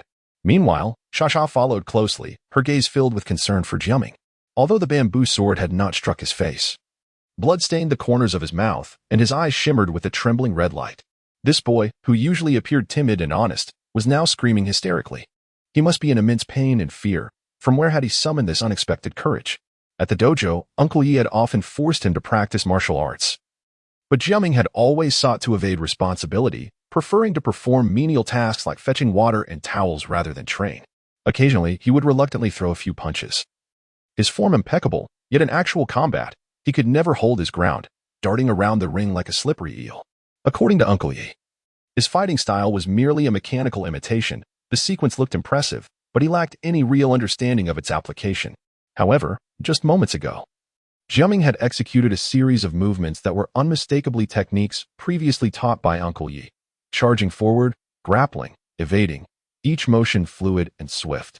So much so that even the deranged old Japanese man could not keep up. Yet, Jiaming's arms and body visibly quivered, revealing his inner turmoil. "Stay back," he coughed, his voice tinged with a hint of tears. The frantic shout was followed by a series of coughs, blood choking his throat. And the dagger pressed a little deeper in that moment of agitation. Chao Dongfang, also crying out, added, "Back off. He is about to stab me." The group of men wielding machetes paused momentarily before forming a semicircle around them. Among them, Chao Jinghao shouted, "Kid, don't act recklessly. If you harm him, I'll kill your entire family." "Kill my family," Jiaming retorted, his eyes blazing with fury. "Say that again, and I swear I'll ensure your family line ends here." The sensation of saliva pales in comparison to that of blood. Disappointed, Jiaming glanced at the girl beside him, Yueqi's son, and frowned. Yueqi's son, oblivious to Chinese, simply mirrored Jiaming's gaze. She offered a slight bow, uttering a delicate arigato before limping away into the woods. Jiaming was taken aback. Yueqi's son had misinterpreted his intentions. The old man had relentlessly targeted her legs, leaving her mobility severely impaired. Jiaming's gaze was one of contemplation, considering how to ensure her safety. However, Yueqi's son perceived it as concern that she would become a burden. Jiaming's convincing act led her to believe he lacked training. Yet, his resilience in enduring pain, his courage in facing adversaries despite his fear, and his efforts to bring them to safety impressed her deeply. Escape seemed impossible in her fragile state. She couldn't afford to hinder him. Even with the slimmest chance, she had to try. Outside the woods, dozens of men waited impatiently. Chao Jinghao, anxiously monitoring his watch, announced after 10 minutes. "They've had 10 minutes. Release him." Within the woods, Chao Dongfang felt the pressure on his back ease. "Jiaming, run. I promise not to pursue you. You can escape now," he urged. He believed Jiaming was in a state of panic after hearing his words to Sha. However, a glance at Jiaming's face would have revealed his misjudgment. The trembling he displayed before the girls had vanished, replaced by an easygoing expression. An insidious smile played on Jiaming's lips as he approached the young man. "You enjoyed that, didn't you?" I. Don't worry. I won't hit or kill you. I'll show you true pain and despair." Before Chao Dongfang could fully comprehend, Jiaming struck him on the head with the hilt of his knife. He then dragged the unconscious Chao Dongfang into the shadows. Outside the woods, Chao Jinghao and his men witnessed their son collapse and Jiaming vanish. "Chase him." Armed with machetes and iron bars, the men surged into the woods. The Japanese old man swiftly headed in Yueqi's son's direction. As the sun dipped below the western mountains, casting its final rays, the twilight which transformed into a primeval beast, engulfing all within. Chapter 35, The Fangs, Part 1. As dusk descended, the forest enveloped itself in an almost deathly silence. Groping along the trunks of trees, she summoned every last ounce of her strength to flee. Distant voices echoed faintly from afar. They were likely pursuing the boy. Yet, she understood that the demon would relentlessly pursue her, unwilling to let her escape so easily. Each tentative step she took ignited excruciating pain throughout her body. Yet she pressed on cautiously, gritting her teeth. Her feet lifted gently, landing softly, ensuring both speed and grace. Her hands were delicately wrapped within her wide sleeves, for her nails had already been broken, and she could not allow blood to stain the ground. For a ninja, any trace could prove fatal. The harsh training she had endured in the past could only serve her to a limited extent now. The torment of the past few days, fatigue and hunger, overwhelmed her in these frantic moments. Her head spun, her vision blurred. In previous times, she would have navigated the forest with clarity. Occasionally, she would stumble, her body teetering dangerously close to the ground, and in those moments, she would gently touch the earth with her sleeve, only to feel the searing pain radiate from her fingers. And in truth, she was still a child. Yearning for sleep, wishing for rest, she believed that closing her eyes would alleviate her suffering. Yet, despite her overwhelming desire to succumb to slumber, She could not close her eyes, even as darkness engulfed her. Finally, a faint glimmer of light appeared ahead. She emerged from the edge of the woods and halted abruptly. Before her lay an expansive river, a mighty waterway flowing through the city, cascading into the sea. Even in perfect health, she could never hope to cross such a wide expanse. Behind her lay the forest, and standing there, she felt a profound confusion. Where should she go? To plunge directly into the water, given her current state, would surely bring immense pain. Yet, after that, everything would cease. Her training cautioned her against relinquishing her life while even a glimmer of hope remained, but turning back, she knew she could not escape for much longer. Dizzy, she spun around twice, still undecided. Suddenly, a figure darted from the nearby woods, wielding a katana, the very person she had been evading. In an instant, she dashed toward the riverbank, expending the last vestiges of her strength. With a sharp crack, the old man caught up, striking her left calf with the back of his sword. She stumbled, nearly falling onto the pebble-strewn riverbank. The old man must have thought her weakened. Yet she found the strength to push off with her right leg, staggering forward a few steps before her right leg was struck again. Ultimately, she collapsed onto the riverbank. It was over, son. Gazing at the girl struggling on the riverbank, the old man murmured, "Tell me the secret of the Moonpool family, and I will heal your wounds and let you go." The girl remained silent, stubbornly crawling forward. "Do you not realize? The Moonpool family is in grave danger," he said, his voice deepening. "The Moonpool clan has crossed paths with Pyrogia. I know you have sought aid from Takamagara, but what of them now? They claim to be Japan's oldest evolutionary alliance, yet how many formidable evolvers do they truly possess? They are outmatched even by China's Yanhuang Awakening. Pyrogia is not an ordinary organization. If necessary, they can mobilize half the world's assassins. Their evolvers far outnumber those of Takamagara. With that impudent group of Tianyuzhengzi, do you believe you can withstand the ambitions of Yumutsang? At this juncture, only the dark organization of Europe, the Obsidian Liar, could offer assistance. As he spoke, he seemed to grow increasingly agitated. "I am right. Only I can save the Moonpool family. But first, you must help me reclaim the position of family head. It was rightfully mine." If Jiaming heard these words, he might consider the old man's judgment sound. In his previous life, his encounter with Sun from the Moonpool family stemmed from his infiltration as an undercover agent. Days after Sun's suicide, Pyrogia began hunting the Moonpool clan, and soon, most of Takamagara's members were annihilated by Pyrogia's superhuman team. Had the Moonpool family sought assistance from both Takamagara and the Obsidian Liar, they could have withstood the onslaught for a time. As for the subsequent conflict between Pyrogia and the Obsidian Liar, it was during Jiaming's encounter with the Fire Phoenix that Pyrogia was embroiled in fierce combat with the Yanhuang Awakening, but that is a tale for another time. The old man's shout startled Sun, prompting her to whirl around and hurl a pebble at him. He deftly evaded, but the back of his sword struck her carotid artery, causing her to collapse, unconscious.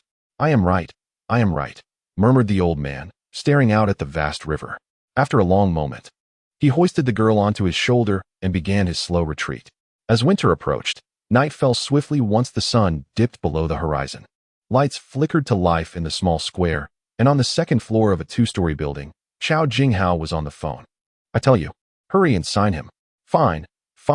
If he refuses that little bit, so be it. Damn it, the monkey hasn't returned yet. That boy must have been caught. But Liu Huaisha is tough. She's been training since childhood, physically fit. If she ran for another 10 minutes, she might have already escaped. Yet at night, few vehicles passed, and without a phone, it would take her 1 or 2 hours to report to the city. Hurry and negotiate. Just say she ate something unsanitary here and has a terrible stomach ache, but we can't help it. I'm part of the underworld. How can I dare go to the hospital? Once it's signed, it's done. The rest can be dealt with tomorrow. After hanging up, he paced the room, frustrated with the monkey's incompetence. Even if he hadn't caught the girl, he could have at least captured the boy and brought Dongfang back. He should have made a call by now. He was too stingy with the phone. Stepping out onto the balcony, he looked down. Though most had gone out searching, there should still be some presence below. He turned to glance into another room where several lackeys were playing cards. Where are Ertzi and a Ming? Oh, boss. A Ming and a Chung are guarding the entrance. A Jian and a Chuan are just downstairs. Downstairs? Chao Jinghao glanced at the square, a sense of unease creeping in. There's no one down there. Something feels off. Search for a Jian and a Chuan. I'll call the monkey for an update. Returning to his room, he quickly dialed the number. Just as he pressed the last key, a series of explosive blasts echoed violently. Startled, He retrieved a pistol from the drawer and hurriedly exited with the phone. What happened? What is going on? At that moment, his subordinates had yet to arm yourselves. The leader bellowed, "Someone fetch the boys back here now." A chaotic scene erupted as several men scrambled back into the house to retrieve their blades. Just then, the phone connected. What in God's name is going on? Zhao Jinghao barked into the receiver, "If you can't even handle that little girl, at least get back here." Lingjing is at the door. His voice trailed off as he froze, aghast. A severed head, dripping crimson, tumbled out of the shadows at the edge of the square. A figure, indistinct in the dim light, stood holding a cell phone, facing them. Ah. So this brick belonged to someone named Monkey? Regrettably, he's no longer available to converse. Though, in his final moments, he did seem keen on a phone call. Who are you? Zhao Jinghao managed, a chill creeping into his heart as he recognized the voice on the phone as that of the boy, Jiaming. Who am I? Hey, more precisely, it's the significance of my actions that matters. It's a style reminiscent of a notorious assassin from the underworld, decapitating enemies to instill maximum terror. Though, I doubt you'd recognize the reference. In truth, it's of little consequence now. Section 36. Fangs, Part 2. Gradually, she roused from her stupor. Vague outlines of gray and black objects materialized before her eyes. Predictably, the maniac had slung her over his shoulder, retracing their steps along the forest's edge toward the lumber mill. The area where his shoulder pressed against her throbbed with fiery pain, and each sway sent jolts of agony through her body.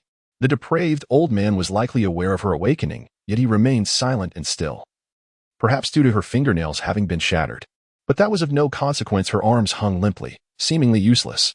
The muscles in her shoulders shifted subtly with his movements, allowing a sharp-edged pebble to gradually emerge from her sleeve. Her actions were deliberate, her body as still as death. However, perhaps she was too slow. Before long, the silhouette of the lumber mill came into view. The old man, proceeding at a measured pace, approached the small gate at the rear of the mill. Abruptly, he halted, sniffing the air. The scent of blood yet. Keiru Mochizuki also bore the scent of blood. The thought had barely registered when a gunshot reverberated from the small square. Startled, the old man pushed open the gate and stepped through, only for Keiru Mochizuki to launch herself from his shoulder. Her expansive kimono billowed like a butterfly in the wind as she brandished the pebble, aiming for the old man's neck with lightning speed. However, the old man reacted with astonishing agility, instinctively reaching out to grab Keiru Mochizuki.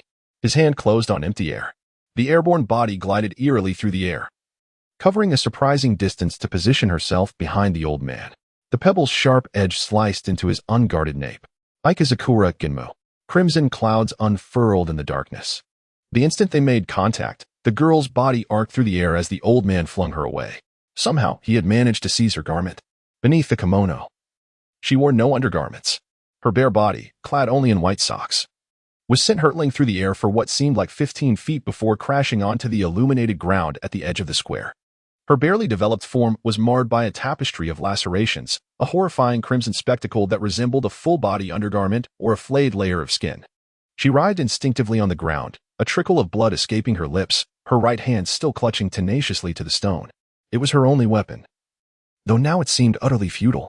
The old man, clutching the kimono, reached behind his head and felt a pool of blood. Gazing at the crimson stain, he chuckled, "Pes. Ikazakura Ginmu Ikazakura Ginmu. Keiru, your ambush failed this time. Perhaps you'd like to try again." He sought to decipher the secrets of Ikazakura Ginmu in combat. However, one glance at the naked girl sprawled on the ground in the lamplight, seemingly on the verge of death, revealed that she was in no condition to fight. He strode toward her, pausing just before her to survey the scene in the square. He was petrified. The two buildings in the lumberyard stood at right angles. Having entered through the small gate, his view was obstructed by the second-story structure. Now, standing at the intersection of light and shadow between the two buildings, he could finally see the entirety of the small square. 4 or 5 headless corpses were strewn about, their blood forming pools of vivid crimson. A small building across the square was engulfed in flames, threatening to spread to the surrounding structures. However, near a water pipe on the other side of the square, a child was meticulously cleaning a machete. Keiru Mochizuki, still reeling from the impact, struggled to focus her gaze on the old man's face. Then, with a convulsive movement, she turned her head, and both Mochizuki women stared fixedly at the carnage and the child in the square. The old man gripped his katana, but neither spoke. Slowly, he cleaned the machete, then proceeded to wash a dagger, and finally, he used a bar of soap to cleanse his hands. Only then did the boy turn to face them, offering a smile and a bow. Long time no see, ladies and gentlemen. What a happy coincidence. To Kara Mochizuki's bewildered ears, the child who had been trembling with fear just moments before now spoke in flawless Tokyo dialect. Welcome to China. An involuntary chill ran down the old man's spine. At some point, Cao Tungfeng had also regained consciousness in the forest. Surrounded by impenetrable darkness, he dared not move.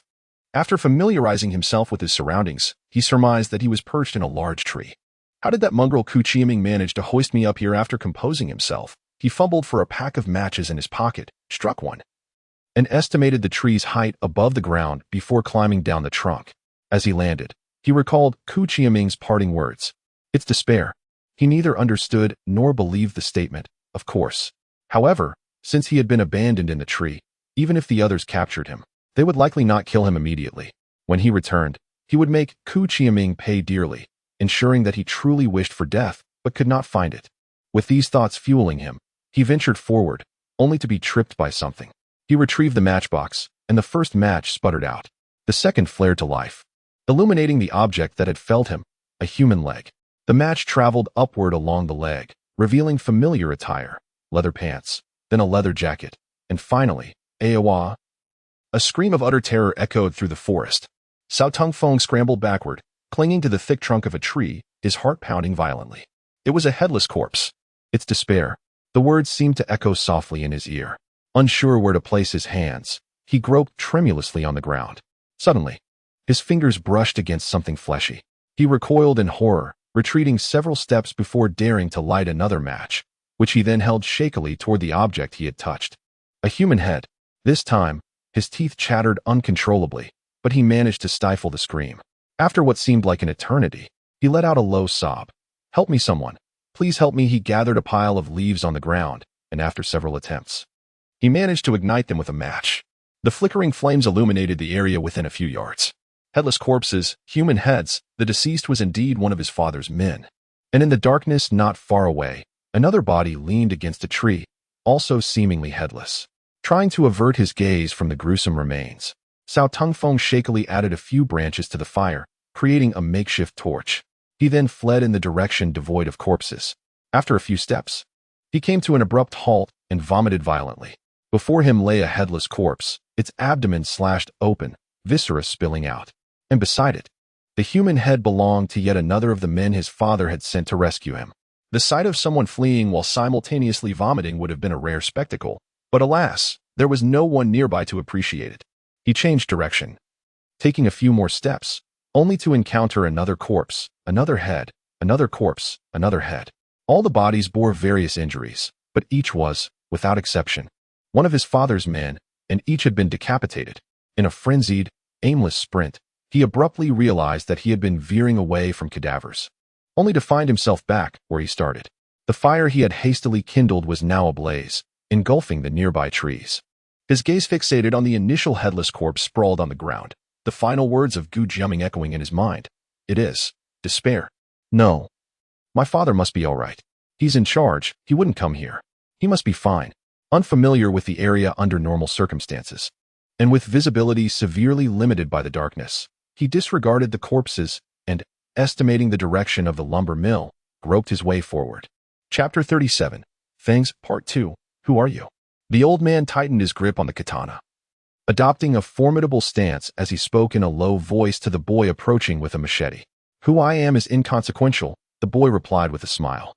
What matters is that you witness my actions, and according to the rules of our profession, one must silence witnesses. He waved the machete playfully, saying, You know, having played with a group of children lately, I've become somewhat dull-witted. I could have easily eliminated you in secret, but here I am, facing you directly. It's truly. Well, I must say, that last hit really hurt. Thank you for your compliment. You're welcome. As soon as the words left his mouth, the old man leaped forward, bringing his katana down with tremendous force. In response, the boy swiftly maneuvered the machete with his right hand. There was a resounding clash, sparks flying as the two blades met. However, to the old man's astonishment, the strength behind his blow was effortlessly deflected aside by the child, causing him to lean precariously to one side. Many believe that Japanese swordsmanship emphasizes a single, deadly strike, one cut aimed solely at offense, relying on brute strength, with failure leading to ruin. In truth, this notion is a cinematic misrepresentation. All martial arts share common principles. And Japanese techniques also place great importance on the use of waist strength and footwork. After the old man's initial strike failed, he immediately executed a horizontal cut to prevent a counterattack, bracing himself as he fell to the ground. Kicking out, he managed to regain his footing, only to find the boy had taken his previous position, bouncing like a boxer and laughing brightly. How splendid! Such intricate movements. Aren't you worried about your back, old man? Less chatter. If you're going to fight, come at me. The old man furrowed his brow, his expression grave as he pointed the katana at the boy. The blade slightly drooping and tilting to the right. The boy narrowed his eyes. You think you're Okita Tsuji? With that, he charged forward. The cherry blossom illusion you desire, I shall reveal. Sparks erupted again as the old man pressed down with his katana to intercept the boy's advance. Then, with lightning speed, swung upward to deliver a strike. The challenge of executing the cherry blossom illusion is substantial when mastered. It creates the illusion that the enemy is irresistibly drawn to the blade. Yet, before he could land the blow, the boy seemed to vanish, reappearing at his side with a swift strike. It was the same cherry blossom illusion. Yet the boy executed it with a level of proficiency far surpassing that of Tsukumori Keiru. The old man hastily withdrew his katana, rolling away to evade, only for the boy to again close in with rapidity, swinging the blade once more. A cacophony of ringing echoed across the square, reminiscent of delicate music soaring through the night sky. In sheer strength, despite the boy's training, he was still no match for the elderly warrior. However, in agility, the old man could hardly keep pace with the boy's current prowess. With an almost flamboyant display, the boy utilized the cherry blossom illusion, weaving through the interplay of light and shadow. In truth, ninjutsu is not mere illusion but the manipulation of environmental factors to create deceptive appearances. Here, the light was obstructed by buildings, forming stark contrasts that, combined with intricate footwork, conjured an almost hallucinatory effect. Even without such contrasts in brightly lit areas, complex movements could still create similar illusions, albeit with greater simplicity. The boy appeared at the old man's side, then behind him, executing a relentless barrage of attacks that left the old man struggling to defend himself. The sight of the nearly naked Tsukumori Keiru, lying wounded on the ground, was chilling. Who in their clan could wield the cherry blossom illusion to such an extent? After exhausting all his efforts, the old man finally managed to create some distance between them, gripping the hilt tightly and preparing to thrust at the rushing boy with blinding speed. It was still the sword technique of Okita Tsuji, the three-stab technique of the unseen sword.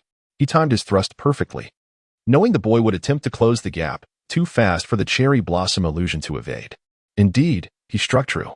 Yet it was not that the boy could not evade. Rather, he had no intention of doing so. The first thrust was forcefully blocked, but the second and third came like a storm, just as the blade retracted slightly. The boy was stunned to realize the old man's speed was greater than his own retraction, the full weight of the elder bearing down upon him, rendering his next move futile. As their forms intertwined, blood spurted forth. A deep gash was carved into the old man's abdomen, seemingly chosen to correspond with the Japanese practice of seppuku. Staggering back, he gasped, "Cherry blossom illusion, how could you?" "Of course, it's stolen techniques, you fool," the boy thought, though he spoke instead. The ancestral home of the Tsukumori family is serene and beautiful, adorned with lovely cherry blossom trees. When the blossoms fall, petals scatter across the pond, creating ripples that inspired the creation of the cherry blossom illusion. The old residence remains untainted, embodying tranquility. The essence of the cherry blossom illusion lies in a completely peaceful heart, reflecting even the slightest ripples of the outside world. Your heart is consumed by conflict. Even the natural reasoning swordsmanship cannot be mastered by you, let alone the cherry blossom illusion. After uttering this, he felt akin to a sage. Though the first part was nonsense, the latter genuinely conveyed the mindset required for the cherry blossom illusion. The old man appeared to grasp this truth, blood gushing from his wound as he stood motionless. Suddenly, a figure dashed forth, delivering a more lethal cut to his neck. Tsukumori Keiru, still bare and wounded. Cough. I was, right? Tsukumori family, the old man managed to say before collapsing to his knees, katana slipping from his grasp as he finally succumbed to death. This training session had gone quite well, the boy mused, casting a glance at Tsukumori Keiru, who met his gaze unflinchingly, indifferent to her own injuries. However, seeing her body marred by wounds, the boy found no inclination to act. Then, he placed the blade against her neck. "You make this difficult for me.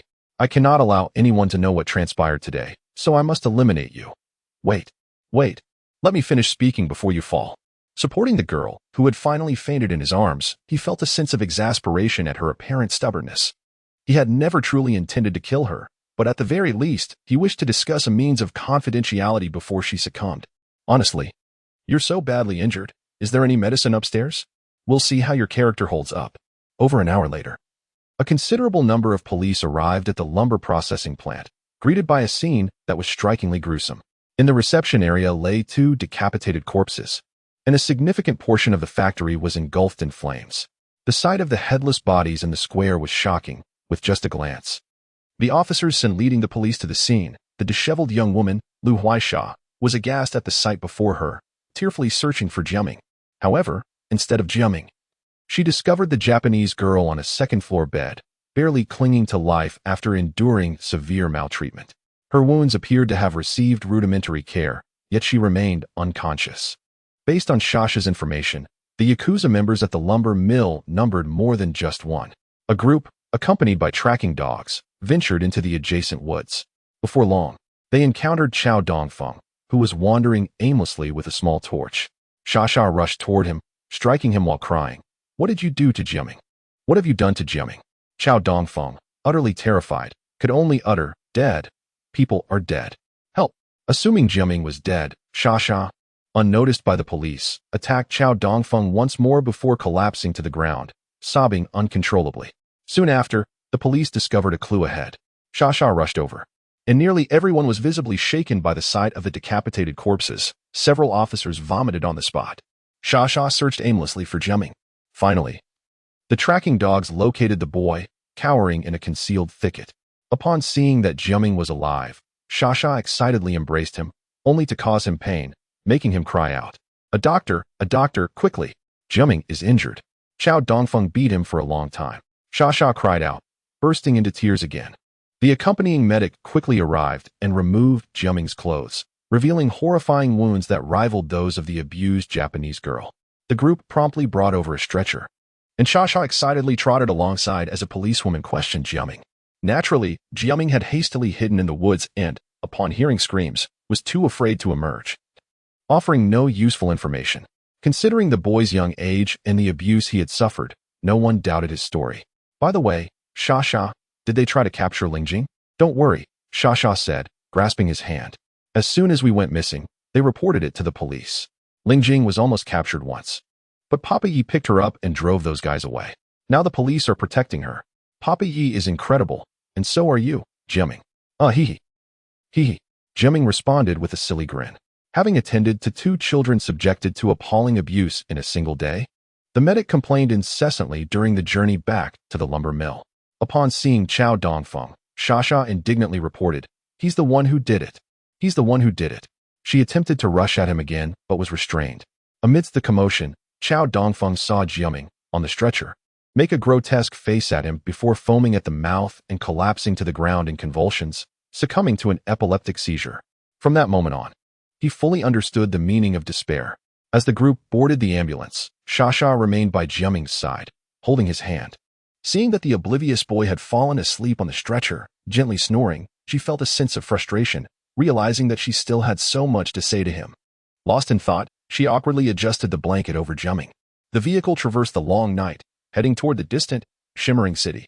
Chapter 38, Rest and Recovery, Part 1. In a serene and fragrant hospital room, Jiaming shifted his body, feeling like a zongzi, a traditional Chinese rice dumpling. However, he had no reason to feel aggrieved, for on the other bed lay another zongzi, even more exquisitely wrapped. If that person were to rise, they wouldn't even need to don any clothing. Of course, this was merely a metaphor, Jiaming mused. If that old man had struck a girl so hard that she had to wrap her legs tightly together, it would indeed be quite perverse. "Jiaming, come here. I brought some canned oranges today. Just take a bite," said Shasha, as she urged him to open his mouth. Oh, but they say there might be food coloring in it. Just eat it. No talking." Oh, a segment of orange was poured into his mouth, and he noted how quickly her expression changed, as if she had learned from a Sichuan master. "I might just hit you," she teased, raising her hand. Reluctantly, Jiaming succumbed to her playful tyranny, choosing to focus on the oranges instead. "By the way, Shasha, why did you come so early today? Don't you have classes?" After a long pause, he finally inquired. Today is the school recitation competition. It was planned all along. Did you forget? Xia replied with a smile. As she loosened her grip on the remaining half of the can, Jiaming shook his hand, indicating he was full. Lingjing is participating too. Did you not see her perform? Of course I did. I skipped class to go. Xia chuckled. Anyway, Lingjing will surely come in first. Maybe she'll arrive with her certificate soon. If you're not going to eat, should I give it to her? She gestured towards the girl in the adjacent bed. Sure. Regardless, they had shared trials together. Over the past few days, Xia had shown some concern for the Japanese girl in the same room, though this was her first time reaching out.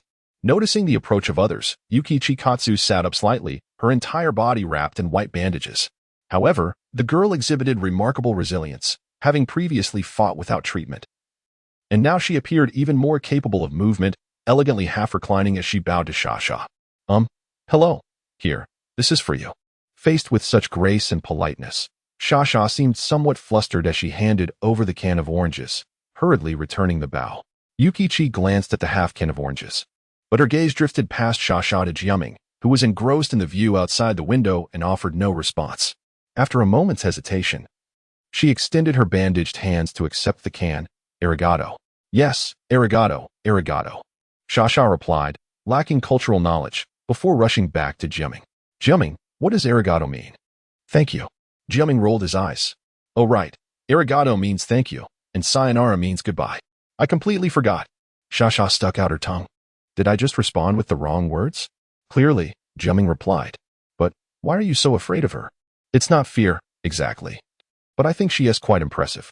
Watching you endure those blows from that scoundrel, Chao Dongfang, I couldn't help but think how painful it must have been. And she endured 3 days of abuse from that perverted old man. Furthermore, look at her, she eats so elegantly. As Xia marveled, she pulled Jiaming's attention to Katsu, who was delicately consuming her oranges like a lady from ancient China, leaving Xia utterly captivated, even more so than Lingjing. That doesn't he even seem human? Since you enjoy discussing, let me share some gossip about her, Jiaming mischievously began. Look at her. Her mouth only opens a tiny bit. How would she manage to eat a baozi? It's hard to imagine, right? She always keeps her mouth closed, whether smiling or eating, never revealing her teeth. Such an unnatural display must be due to cavities. Perhaps they are yellow, or even black. Also, the way she eats seems to be as if she is testing for poison, lacking any sincerity. As Jiaming rambled on, Katsu, who had been eating, looked over with a hint of confusion before lowering her head gracefully. Jiaming and Xia, who were stifling laughter, quickly bowed in return. Go to hell. Don't say such things about her. Xia playfully slapped Jiaming's uninjured shoulder, laughing as she lay back on her bed. Just then, Lingjing entered the room with her backpack, immediately complaining, Xia, you didn't wait for me. Xia flipped over from her bed. So, did you win a prize? I did, Lingjing replied nonchalantly, producing a certificate and a notebook from behind her. First place, plus a notebook. Yay, the notebook is mine. Lingjing had won countless awards since childhood, but since the three of them became inseparable, the prizes had always been given to Xia. After all, Xia's mischievous nature meant she had never won anything herself. Holding the prize made her feel extraordinary. She cheered. Turning to Jiaming, Lingjing looks beautiful today, doesn't she? Typically, when students performed, the pretty girls all dressed similarly. Lingjing's cheeks were adorned with blush, her lips painted red, and she wore a pristine white princess dress, truly looking stunning. However, Jiaming, accustomed to her natural look, found her more alluring in casual attire, embodying her name, Lingjing, the serene girl. Yet Xia had always preferred her made-up appearance. Perhaps all women enjoyed embellishing themselves. Come, as a reward, beautiful Lingjing, let me kiss you. Xia joked, lunging forward to plant a kiss on Lingjing's rosy cheek. Lingjing, busy removing her backpack, had no way to evade and could only laugh as she desperately leaned back. Don't. With a sudden thud, both girls tumbled to the floor, Xia atop Lingjing, finally achieving her playful goal. In truth, the two girls shared a bed 3 times a week at the Liu family's villa, where sweet kisses and mischievous touches were commonplace. They had nearly crossed the final line several times, transforming Jiaming's imagined Yuri into a reality. Yet, in the hospital, sprawled on the floor, the situation felt somewhat awkward. As they hurriedly rose, Jiaming observed from his bed, his feelings, rather peculiar.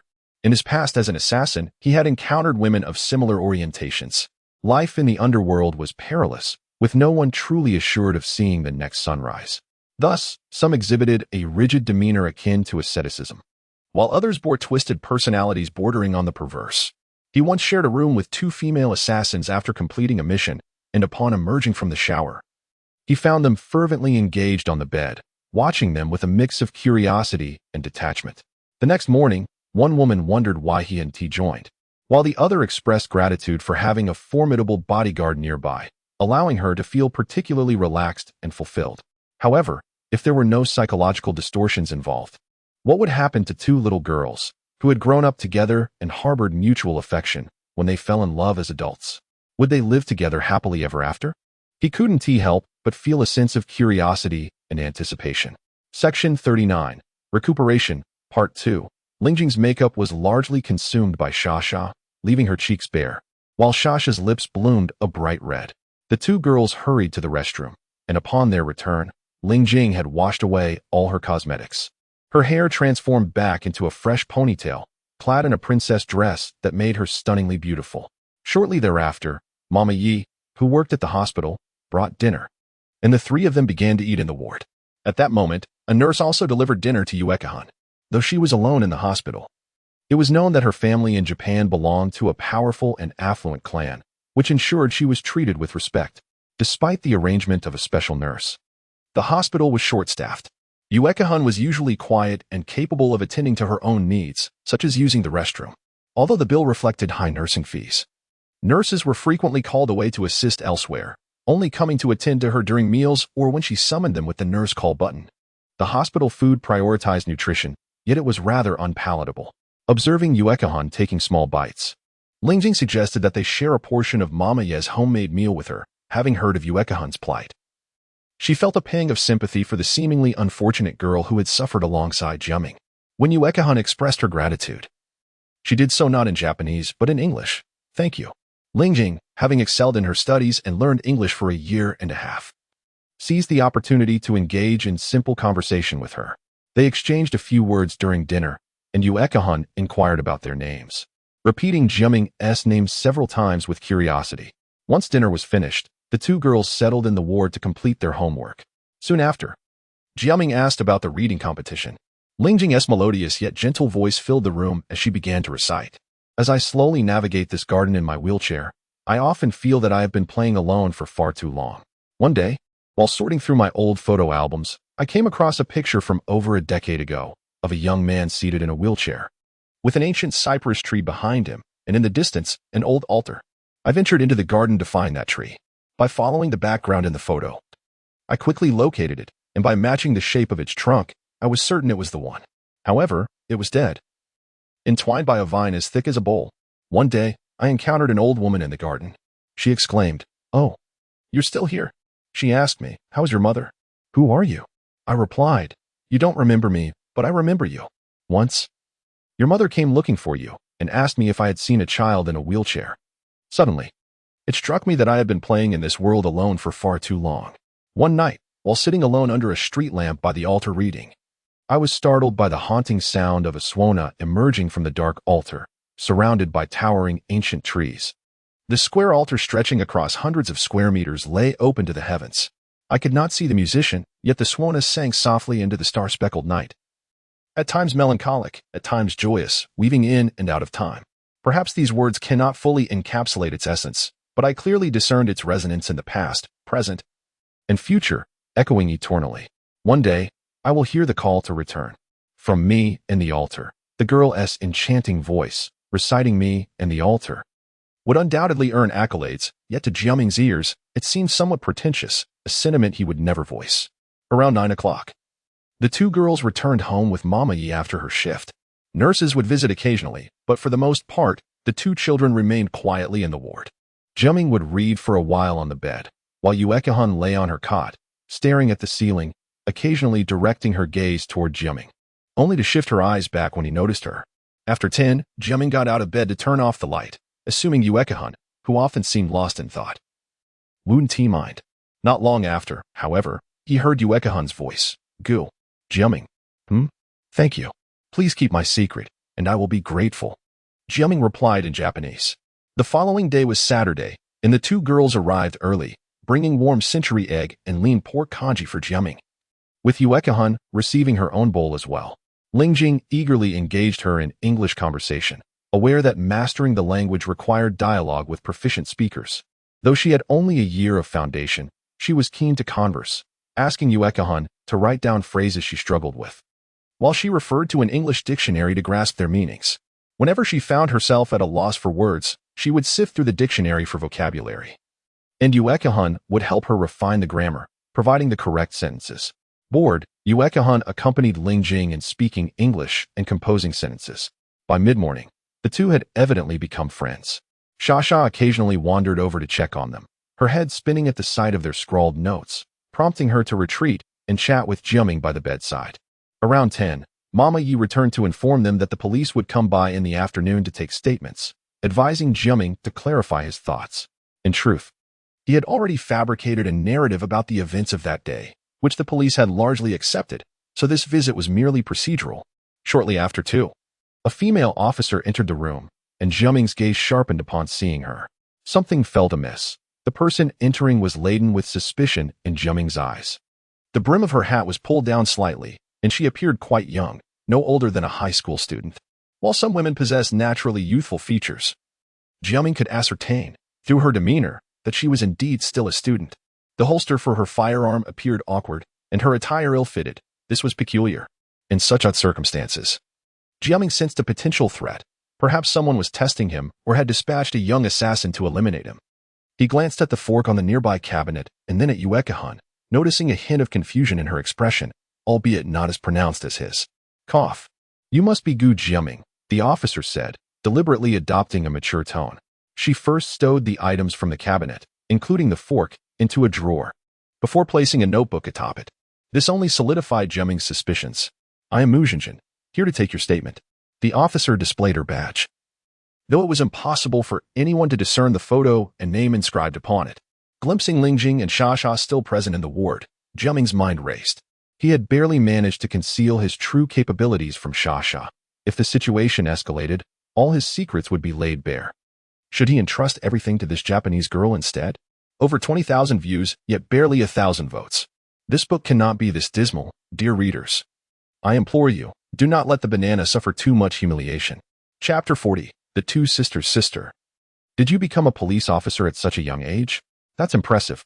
While Jiaming pondered, Lingjing had already approached the bedside, her curiosity bubbling over. Oh, haha. You should call me Auntie. Am I still very young? Such a good child. I've had a baby face since I was little. And I love it when people say I look young. Hee hee. As Jiaming observed the faux police officer's coy smile, his expression twisted slightly. If she had ulterior motives, she seemed rather foolish. Could she be someone other than a killer, perhaps a runaway from the psychiatric ward? Cough. Then little friend Gu Jiaming, please recall what happened that night, and let us begin. Oh. Jiaming nodded. First, your name. Jiaming's expression turned somewhat daft. Could this woman also be someone who traveled back in time? Was she pretending to be more clueless than himself? Upon noticing Jiaming's bewilderment, the faux officer seemed to realize her question was unnecessary, her face flushing as she stammered, this, that. It's standard procedure. Regardless, you have to say it out loud. So let's get started. Gu Jiaming. Thus began their questioning. Although she seemed to be impersonating a police officer, her inquiries were methodical, clearly adhering to the police protocol. Her questions were sharp, yet even if she identified crucial points, she could hardly extract any useful information from Jiaming. Well, since that's the case, after some essential questions were addressed, the faux officer jotted a few notes. There are still some minor issues to consider, which are: the subsequent inquiries were rather mundane, leaving Jiaming perplexed, especially in stark contrast to her previous incisive questioning. Observing the faux officer's flushed, excited cheeks, Jiaming couldn't help but feel a strange sensation. This woman seemed to revel in the act of questioning. Could she truly be insane? As he answered her questions, seizing the moment while she was engrossed, Jiaming asked, Sister, you also attend Xinghue High School, right? Oh, no. I study at Sacred Heart Academy, funded by foreign investments. Although it bears the name Sacred Heart, it's essentially a prestigious academy in Jiahai City. Upon hearing this, Jiaming covered his forehead, nearly howling at the sky. The faux officer, Lingjing, and Xia were all left dumbfounded in the hospital room. To be toyed with by a little girl for over an hour, What a humiliation. Well, hiki. I was actually working part-time today because the police station was short-staffed. As this faux police officer, a high school student, attempted to justify herself. The hospital door swung open unexpectedly, and a policewoman who bore a resemblance to her entered. Upon spotting the young girl by the bed, she exclaimed incredulously, "Mujinjin, you actually stole my police uniform." Sister, I saw you were too busy and thought I'd help out with the recording at the hospital. Anyway, I plan to apply to the police academy, so I figured this could be a practice run. A trivial matter? The policewoman glared, appearing ready to uphold justice against her own sister. You dare to wear my uniform? Do you realize it's illegal to impersonate an officer? And the gun, where did you get it? It's that toy gun you gave me for my last birthday. Mujinjin shrank back. Oh dear, sister. I promise I won't do it again. Not again. Take it off. Here? In front of everyone? Mujinjin turned back, incredulous, glancing at the four people in the room. Jiaming, just about to sip his water, choked and sprayed it everywhere, struggling to stifle his laughter. While Lingjing and Sha were flushed with suppressed mirth. The policewoman seemed to realize that this was not the appropriate place for such a striptease, her momentum faltering. What is wrong with here? Can't a few kids watch you take off your clothes? You might as well wear it at home. But to come out in a police uniform to fool people. But, sister, I have no clothes to change into. The policewoman paused, shaking her head in frustration. Go back and take it off. Let me see the recording you made. Mujinjin respectfully handed over the notes, and after a moment, seeing her sister nod, her face brightened. Sister, how did I do? Not bad, but what are all these random notes on the last page? If someone reads it, they'll think I have a crush on someone named Gu Jiaming. She smiled at Jiaming on the bed, then turned a stern gaze toward her sister. Hiki. Mujinjin stuck out her tongue. I wrote the useless stuff on the last page because I knew it wouldn't matter. Just tear it out. With a disapproving glare, the policewoman approached Jiaming's bedside. Hello, little friend Jiaming. My name is Mu Qingqing. You should have met me last time.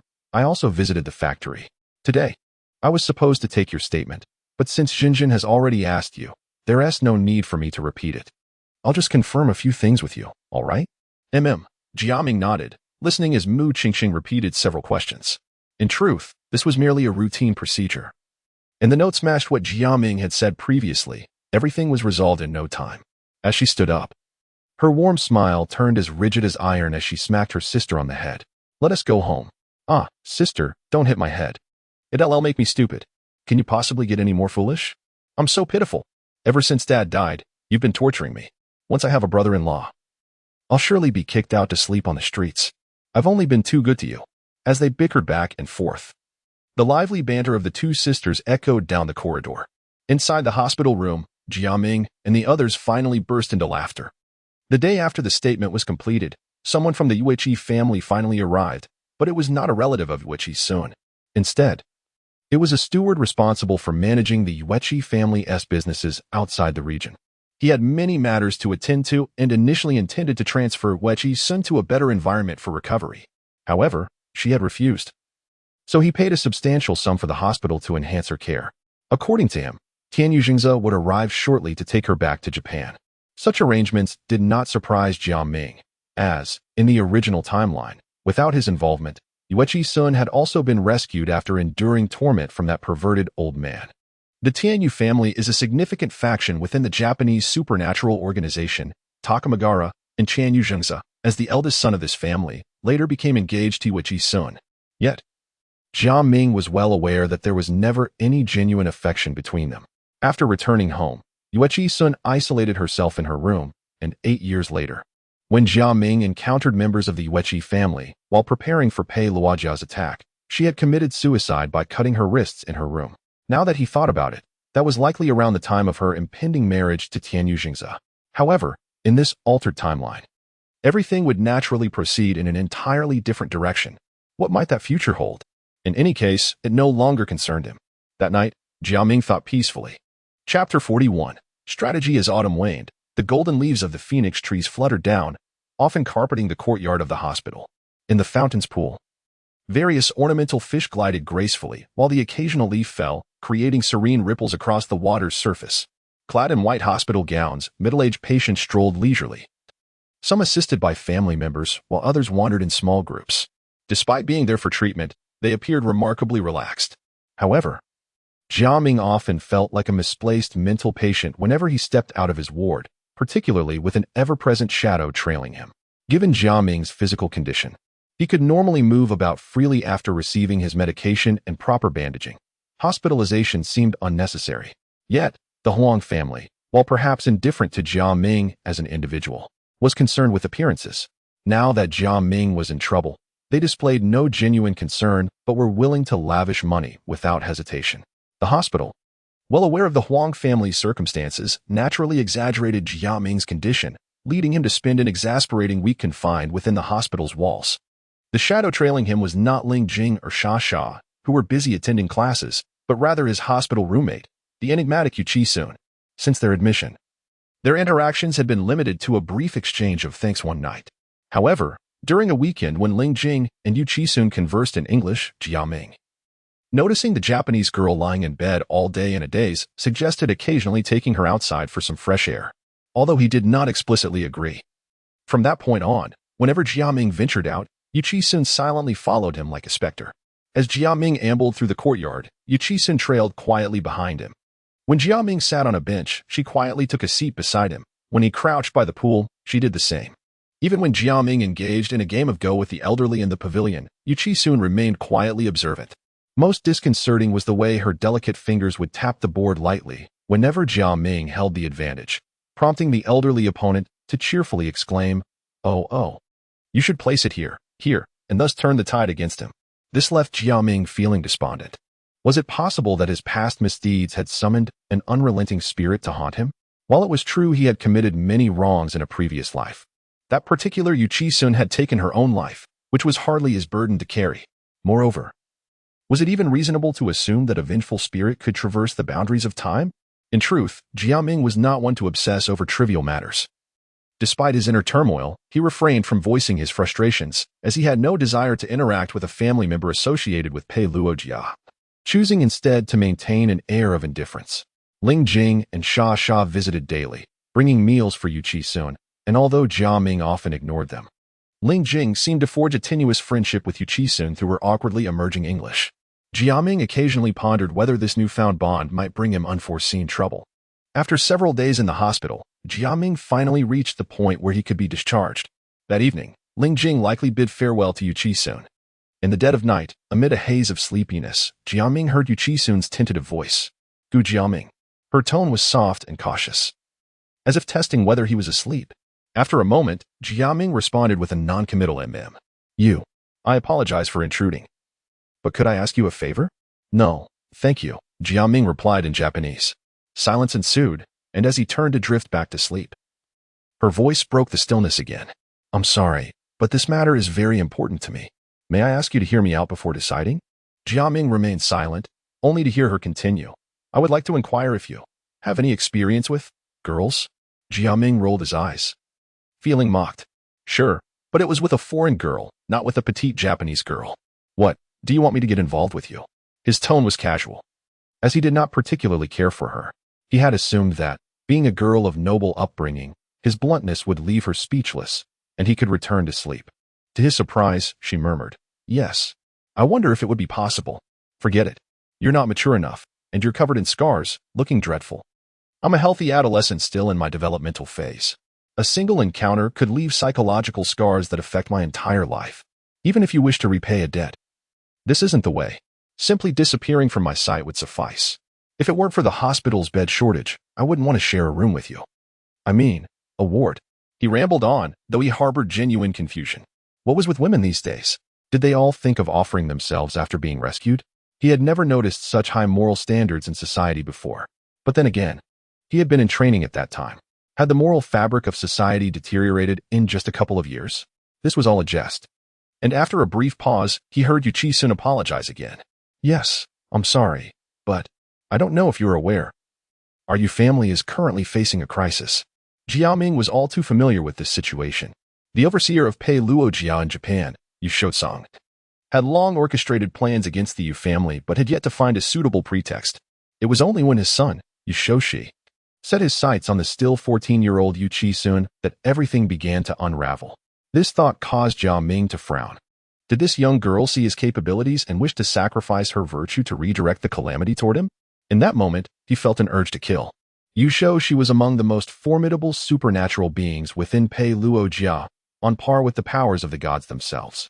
Though he generally conducted himself with a semblance of decency, he harbored a disturbing obsession, an extreme attraction to young girls.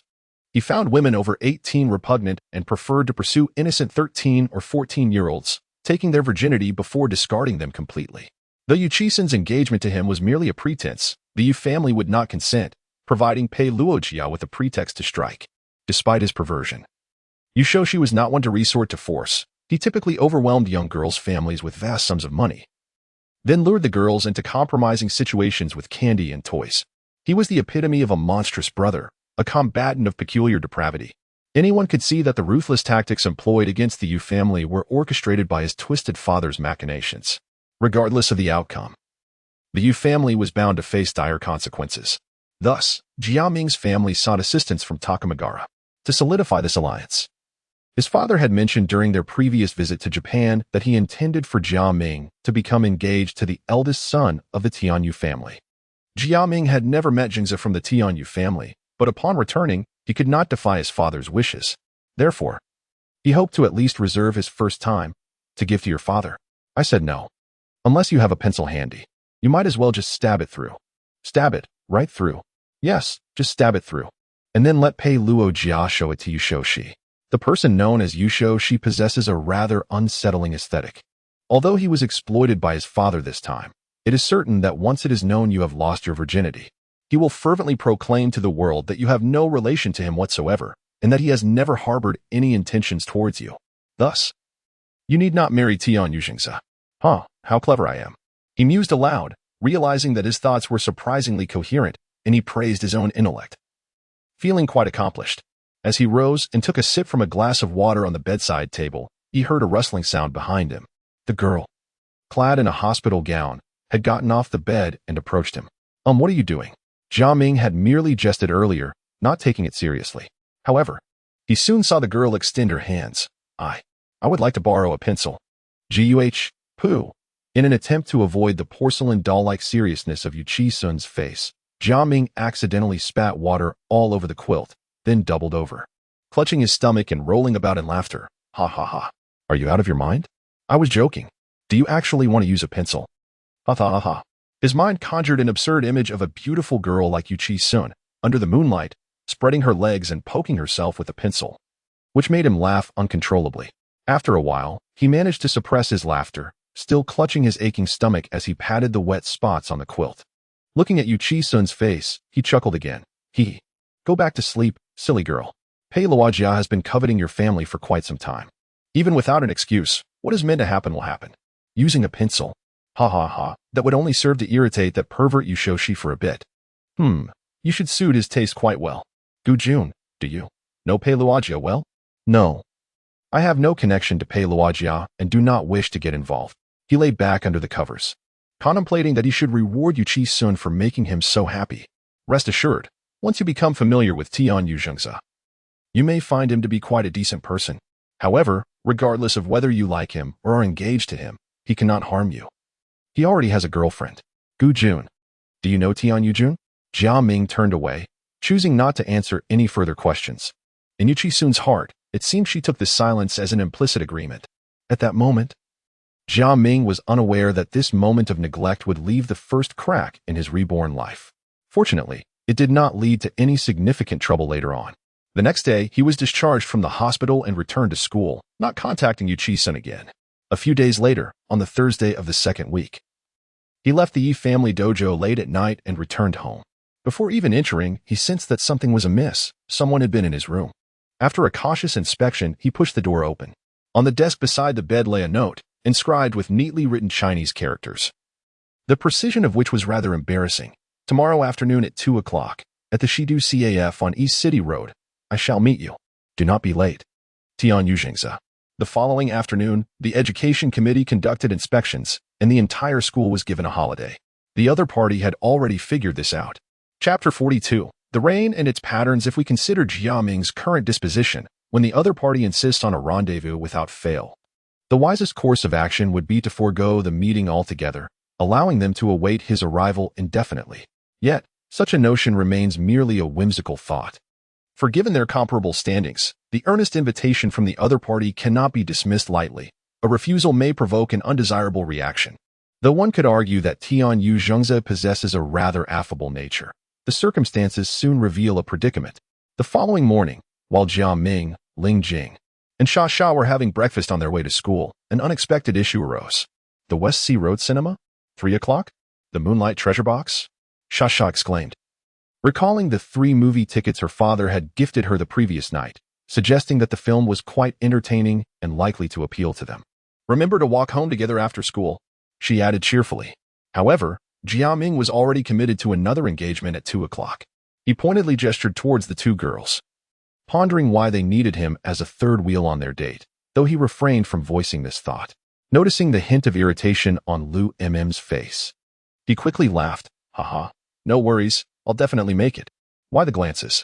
Who are you meeting? That Japanese girl, perhaps? Xia inquired, casting a sidelong glance. I can't even understand her. Why would I want to meet her? Jiaming replied. She's an old friend of my father's, leaving Jianhai City today, and just wants to have a brief chat. Who knows, I might even get some pocket money. I'll just buy popcorn for the movie later. Xia's expression lightened slightly, yet she retorted, well, there are many things that can be done without words. You seem to know a lot, Jiaming remarked, catching a glimpse of her slightly flushed cheeks, seemingly recalling an unspoken moment they had shared in the woods behind the lumber mill. After their meal, Jiaming walked ahead, overhearing the 2 girls whispering behind him. Xia, why are you questioning him so much? One of them asked. My father says that men are prone to mischief if not kept in check, Lingjing. We must keep an eye on him. But it's such a strange feeling, Lingjing replied, her words trailing off. The girls' hushed conversations were audible to Jiaming, who couldn't help but feel bemused. What strange notions do today's young girls possess? Come on, you 2 are a couple, and I'm merely your friend, not some shared resource. After school, the students engaged in a grand cleanup before the trio enjoyed lunch at the Yi Martial Arts School. As Jiaming had an appointment, he left shortly after 1, while Xia was busy striking a punching bag, urging him to remember to arrive early, as if he were an imagined rival. After wandering the nearby streets, Jiaming arrived at the Shidu CAF promptly at 2 o'clock. Upon entering through the glass door, he was greeted by a comforting warmth. Clad in his Xinhui High School uniform, he appeared somewhat lackluster. Just as a waiter approached to intercept him, a familiar figure emerged from a secluded corner by the window, waving him over. 8 years later, Tian Yu Zhengze had matured into a composed university student. He was particularly handsome but exuded a trustworthy aura. Were it not for Jiaming's awareness of his background, one might mistake him for a novice salesman. The CAF resonated with the soft melodies of a piano, with elegant decorations gracing each table. Upon reaching the designated table, Jiaming noticed Yu Chi-sun, previously obscured by a decorative floral arrangement. Now sitting elegantly in white casual attire, her figure gracefully slender, embodying the essence of a blossoming young woman. Upon seeing Jiaming, she placed her hands on her lap and bowed slightly, her typically impassive face betraying a hint of remorse. Hello, I am Tian Yu Zhengze. He introduced himself in fluent Mandarin, a smile illuminating his face as he extended his hand for a firm handshake. There was no hint of insincerity. Had it been anyone else, Jiaming might have opted for a more drastic approach. I'm Gu Jiaming, just call me Jiaming. Taking a seat opposite him, Jiaming ordered a coffee and remarked, Are you aware that the police are currently watching you? Arranging a meeting with me at this juncture might land me in trouble. I detest complications. I have confidence in my ability to evade the police's notice. Furthermore, I trust you possess similar capabilities, do you not? Tian Yu Zhengze replied, his tone smooth yet probing. Ordinary officers are no challenge, but how do you know who the Yin Huang Awakening are? Jiaming countered, taking a sip of his coffee. Are you not one of them, Jiaming? Tian Yu Zhengze inquired, a hint of confusion gracing his features. Do not test me. I have made it clear that I despise trouble. My apologies. The purpose of this meeting is twofold, to express gratitude for your rescue of Sun and to discuss some personal matters that even my family is unaware of. I hope you can forgive Sun for inadvertently revealing certain details. Much of what I know has been gathered through my own inquiries. I've already dealt with that boy in the psychiatric hospital, Chao Dongfang, so please do not hold it against me. I anticipated you might uncover something.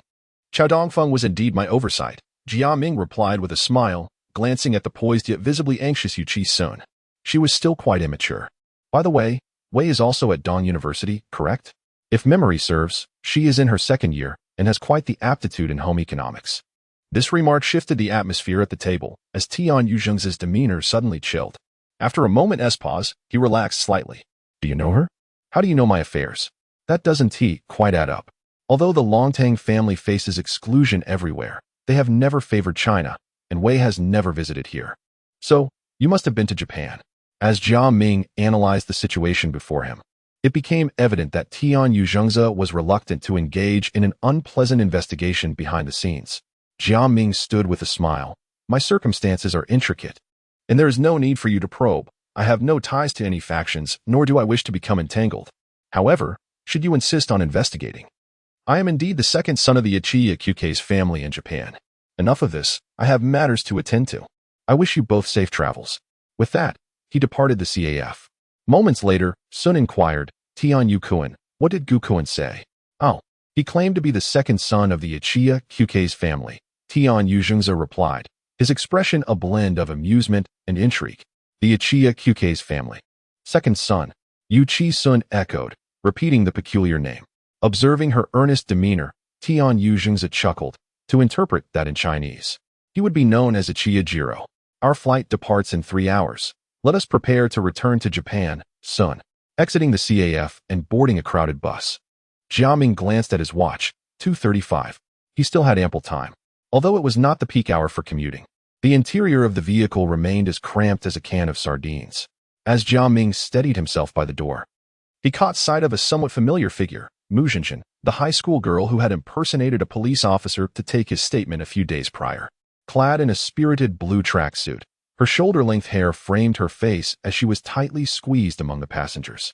With winter's chill approaching, the crowded compartment was warm. Yet the sheer number of people created a stifling atmosphere. The expressions of the commuters seemed distant and distracted. Save for the high school girl whose eyes sparkled with intensity, a rare sight indeed. Following her gaze, Jiaming noticed a young man discreetly attempting to open the handbag of a middle-aged woman, his fingers pinching a small packet as he cautiously pulled it out. The young man appeared to be merely 17 or 18, glancing around nervously. When his eyes met Mu Jinjin's, he shot her a vicious glare, but she, undeterred, shouted at the top of her lungs, "Thief!" The vehicle erupted into chaos. Startled, the thief quickly relinquished his grip on the item, while the other passengers began to frantically check their belongings, creating a scene of utter disarray. Mu Jinjin pushed through the crowd, determined to apprehend the thief.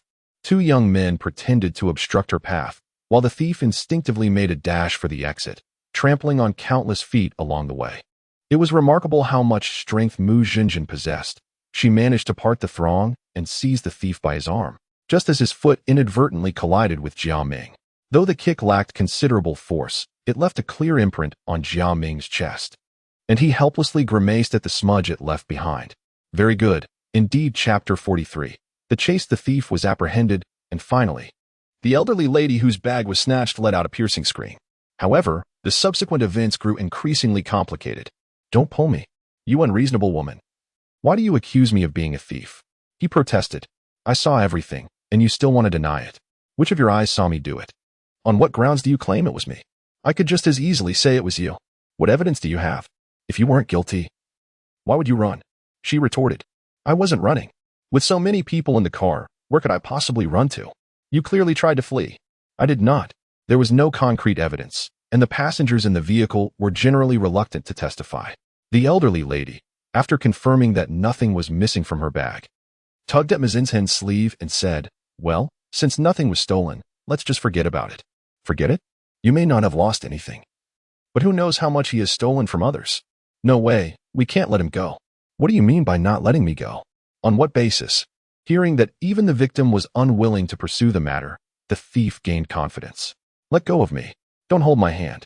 I swear, if you weren't a woman, I'd hit you. Let's see who would hit whom. Before he could finish, the young man forcefully shoved Mazin's, who stumbled backwards, colliding with others who quickly stepped aside.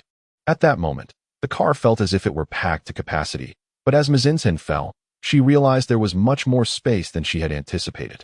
Indeed, the human body is largely composed of water. Space, much like time, always seems to yield upon pressure. Yet, with so many people present, Mazin's did not truly fall to the ground. She struggled to surge forward, but two young men nearby deliberately blocked her path, feigning persuasion. Hey, there must be some mistake. Why take this so seriously? Exactly, just take a step back. It's not good for a girl to get hurt. The three men were similar styles, each dressed in the bizarre casual attire favored by trendy youths in 1995, making it evident they were in cahoots. Observers, seeing the trio, hesitated to intervene. But Mazinhen stood her ground. Step aside. We must take him to the police station today. Although she was merely a high school student, filled with a sense of justice, she felt a sense of grievance as no one else was willing to speak up. Her eyes glimmered with unshed tears. Just then, a voice rang out from the side. I can testify. He is the thief. A boy, still in the midst of his voice change, spoke up, drawing the crowd's attention. He wore the uniform of Xinghua High School and was patting the footprint on his chest. And when he ran this way, he kicked me. I heard that any place touched by a finger leaves a fingerprint. Just now, he took that lady's handbag, and if we take it to the police station, they can surely find out. At this revelation, the three young men stood dumbfounded, and the thief's complexion changed drastically. Mazinhen exclaimed, Right? You can't escape this time. Driver. Let's go to the police station. In truth, the lady's fabric bag had been touched countless times, making it unlikely that the police could easily identify fingerprints. However, such nuances were beyond the understanding of the average person. Remembering the scenes from television shows where police catch criminals through fingerprint analysis, the thief felt his guilt solidified and began considering how to flee.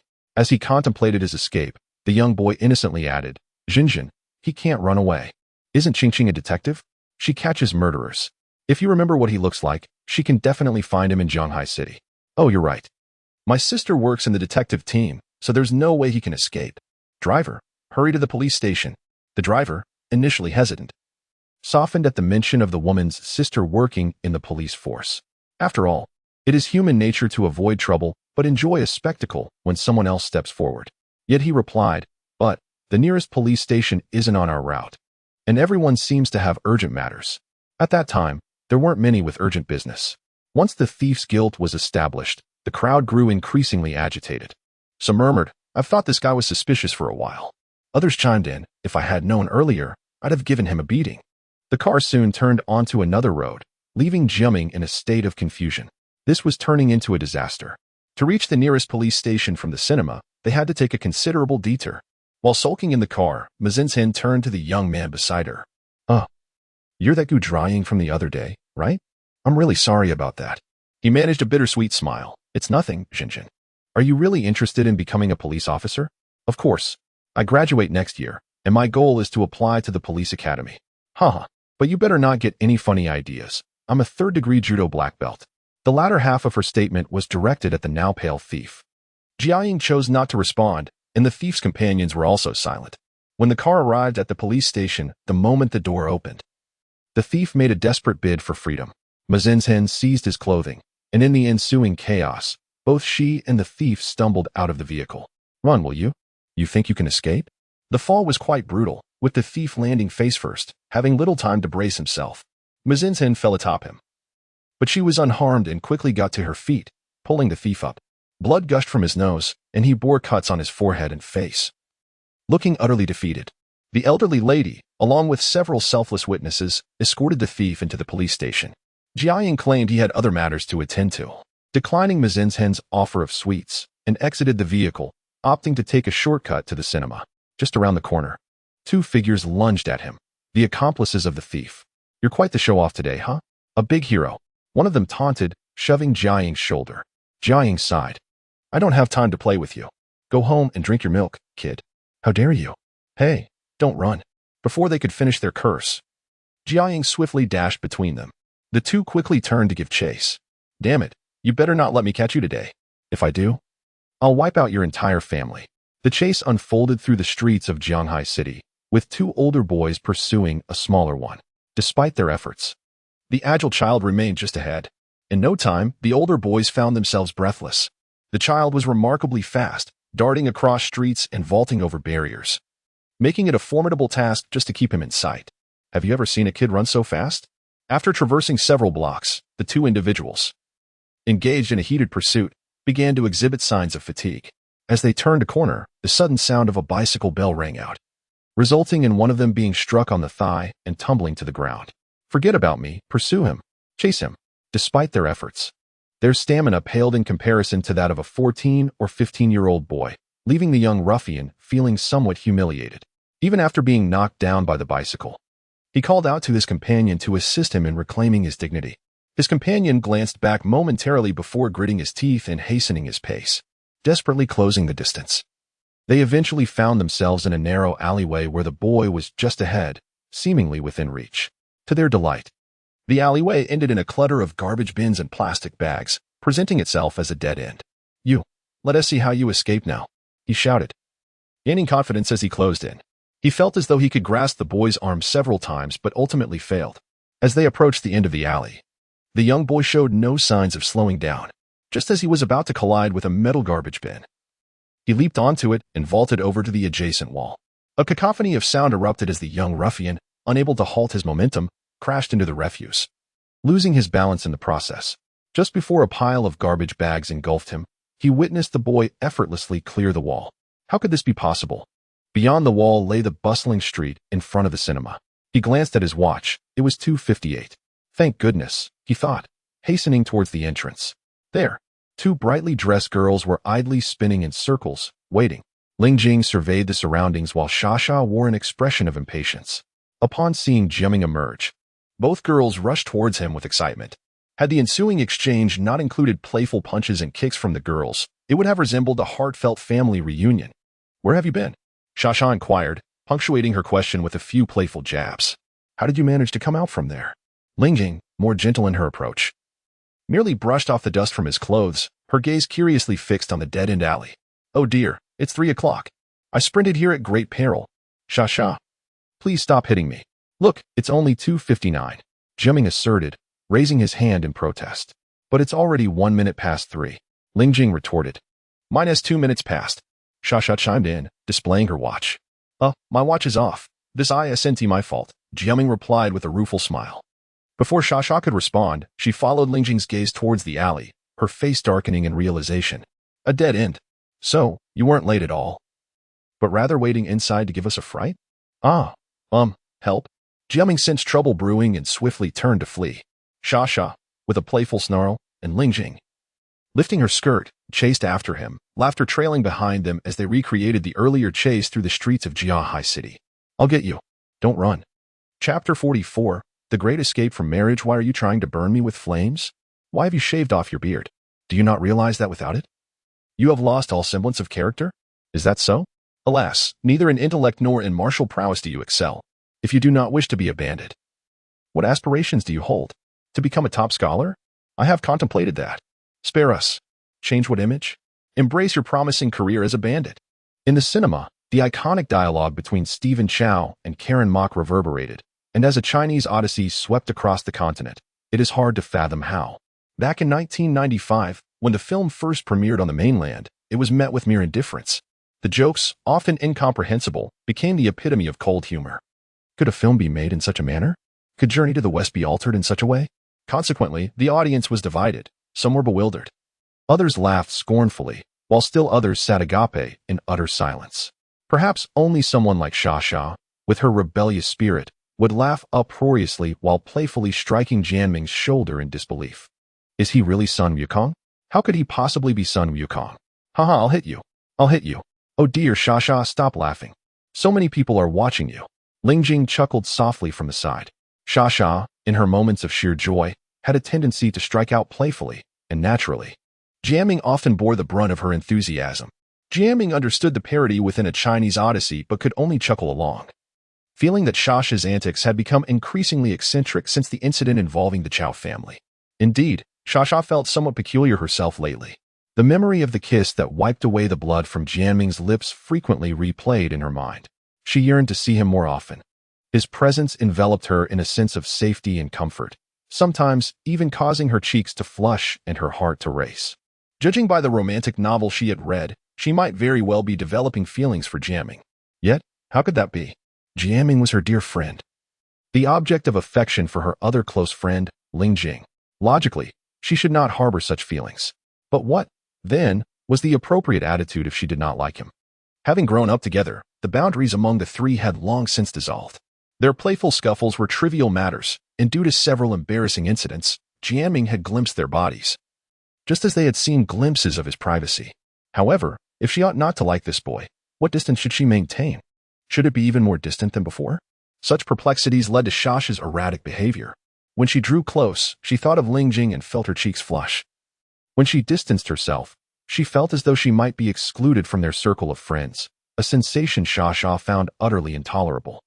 This indecision caused her actions to oscillate between violence and grace, a state of being that persisted throughout the entire year of 96. From an observer's perspective, one might say that Shasha was the first to awaken to the stirrings of young love, while Lingjing's affections for Jiaming were still vague and childlike. Lingjing could share her feelings for Jiaming with Shasha without concern, cheering on the two friends as they wrestled playfully. Yet, what truly is love? And who can really define it? Not long after, the new year of 96 arrived. With the winter break, the trio found themselves with ample time to spend together. By this time, Jiaming and Lingjing were nearing 15, while Shasha, having celebrated her 16th birthday in September, was blossoming into a young woman. They inhabited a small world of innocence and burgeoning emotions, a sanctuary whose future remained uncertain. For Jiaming, the dynamics with the two girls had matured. Their interactions were no longer mundane. They were like lilies, and his relationship with them felt natural. As they became each other's shields, this trio formed a perfect alliance. Having never experienced a typical childhood, Jiaming now felt not just relaxation and ease, but genuine happiness. A few days after the new year, the city of Shanghai was blanketed in snow. The trio, clad in down jackets and gloves, dashed through the streets, engaging in video games, ice skating, and bumper cars at the park. The girls' cheeks flushed with excitement. On the fourth day after the new year, they discovered a cage containing a litter of kittens, abandoned by their owner in the cold. 4 of the 5 kittens had perished, leaving only one remarkably ugly white kitten, which Lingjing managed to revive in her embrace. They took the kitten home, and Shasha named it Ugly, while Lingjing suggested Mimi, likening it to a newborn lamb, and Jiaming proposed celebration of years, given its survival against the odds. Ultimately, Shasha's choice prevailed, and the kitten was named Ugly, becoming a new member of their little world. Time passed in a tranquil and warm atmosphere.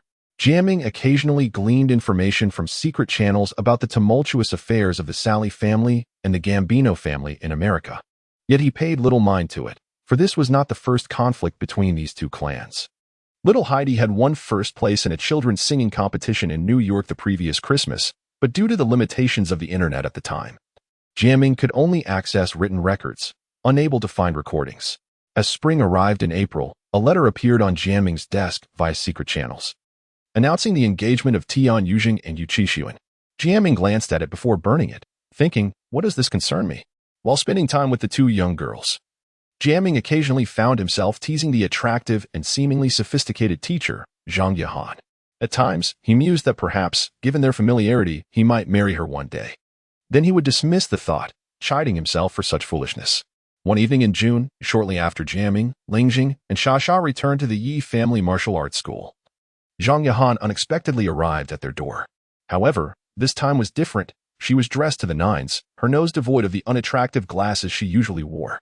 Her wavy hair was straightened, cascading like a waterfall, and she was flanked by 6 imposing bodyguards, appearing even more formidable than Jiaming's father. Well, sister, in a few days, I will be turning 22, and I am getting engaged. Here are some invitations for you. Be sure to arrive on time, she said with a flirtatious smile. Where are master and mistress Yi? At that moment, Jiaming's parents were busy preparing dinner. Zhang Yahan smiled coyly, yet somewhat exaggeratedly, and the two young girls were momentarily taken aback, failing to notice anything amiss. Jiaming, observing the 6 bodyguards, sensed that Zhang Yahan was likely reluctant. Yet in a large family, what did personal desires matter? Another potential marriage candidate had been eliminated, and he merely curled his lip in indifference, murmuring congratulations. He noticed Zhang Yahan making playful gestures towards him while the bodyguards were not paying attention. Amused, Jiaming could only shrug in resignation. After a moment, he excused himself to the restroom. Just as he was finishing, voices echoed from outside the door, and he thought, surely, Yahan wouldn't go that far. When the door swung open with a bang, only to be slammed shut moments later. With hurried movements, Jiaming struggled with his zipper, while Zhang Yahan, seemingly oblivious to his predicament, rushed towards him, clamping her hand over his mouth and shushing him frantically. Please, I'm relieving myself. Your sudden intrusion could have lasting repercussions on my well-being, affecting my kidneys and prostate, the very essence of my manhood. After what seemed like an eternity, Jiaming protested in a hushed tone. If you end up without a woman for the rest of your days, I'll find you one. College girls are a dime a dozen. Zhang Yahan retorted dismissively. She then proceeded to turn on the faucet, mimicking the sound of urination, before turning back to him. Are we friends? Best friends? Tell me. My dear, what bee has gotten into your bonnet now? Please, be mindful of your social standing. Trying to elope? Didn't you resign yourself to marrying someone you don't love long ago? You knew I wanted to run away and deliberately ignored my pleas. I swear. I'll murder you in this restroom. Zhang Yahan exclaimed, gesticulating wildly. Resignation is just something I say in jest. I have no desire to sacrifice my lifelong happiness for the sake of my family. You absolutely must help me. You're the only one who can. Are you out of your mind, Sister Yahan? Has your brain gone haywire? I'm just a child. Surely, there's someone better suited for this. If there were, would I be seeking your assistance? Now I see how you've managed to alienate everyone. Jiaming lamented, rubbing his forehead. The young boy and the grown woman stared at each other in the confines of the restroom. Regardless, you're my only hope, Zhang Yahan declared. Standing up and pulling up her skirt to reveal her stocking-clad thighs, exposing the edge of her lingerie. She then reached under the hem of her stocking and produced a slip of paper from her inner thigh. On the day of the engagement, you must procure these items for me. I know it's a tall order, but I implore you, even if you have to resort to selling your blood, I must give those people a spectacle they won't soon forget. Good heavens, Jiaming exclaimed, glancing at the items listed on the paper. There's no need for such histrionics. It's just an engagement. I thought you were planning to commit murder and flee to Thailand. TCH. Zhang Yahan's face flushed crimson. You're unaware of their customs. An engagement is just an engagement, but on that very night, I'm expected to sleep with that man. Those old fogies in the Liu family claim that China doesn't have such a thing as an engagement and initially wanted us to get married immediately.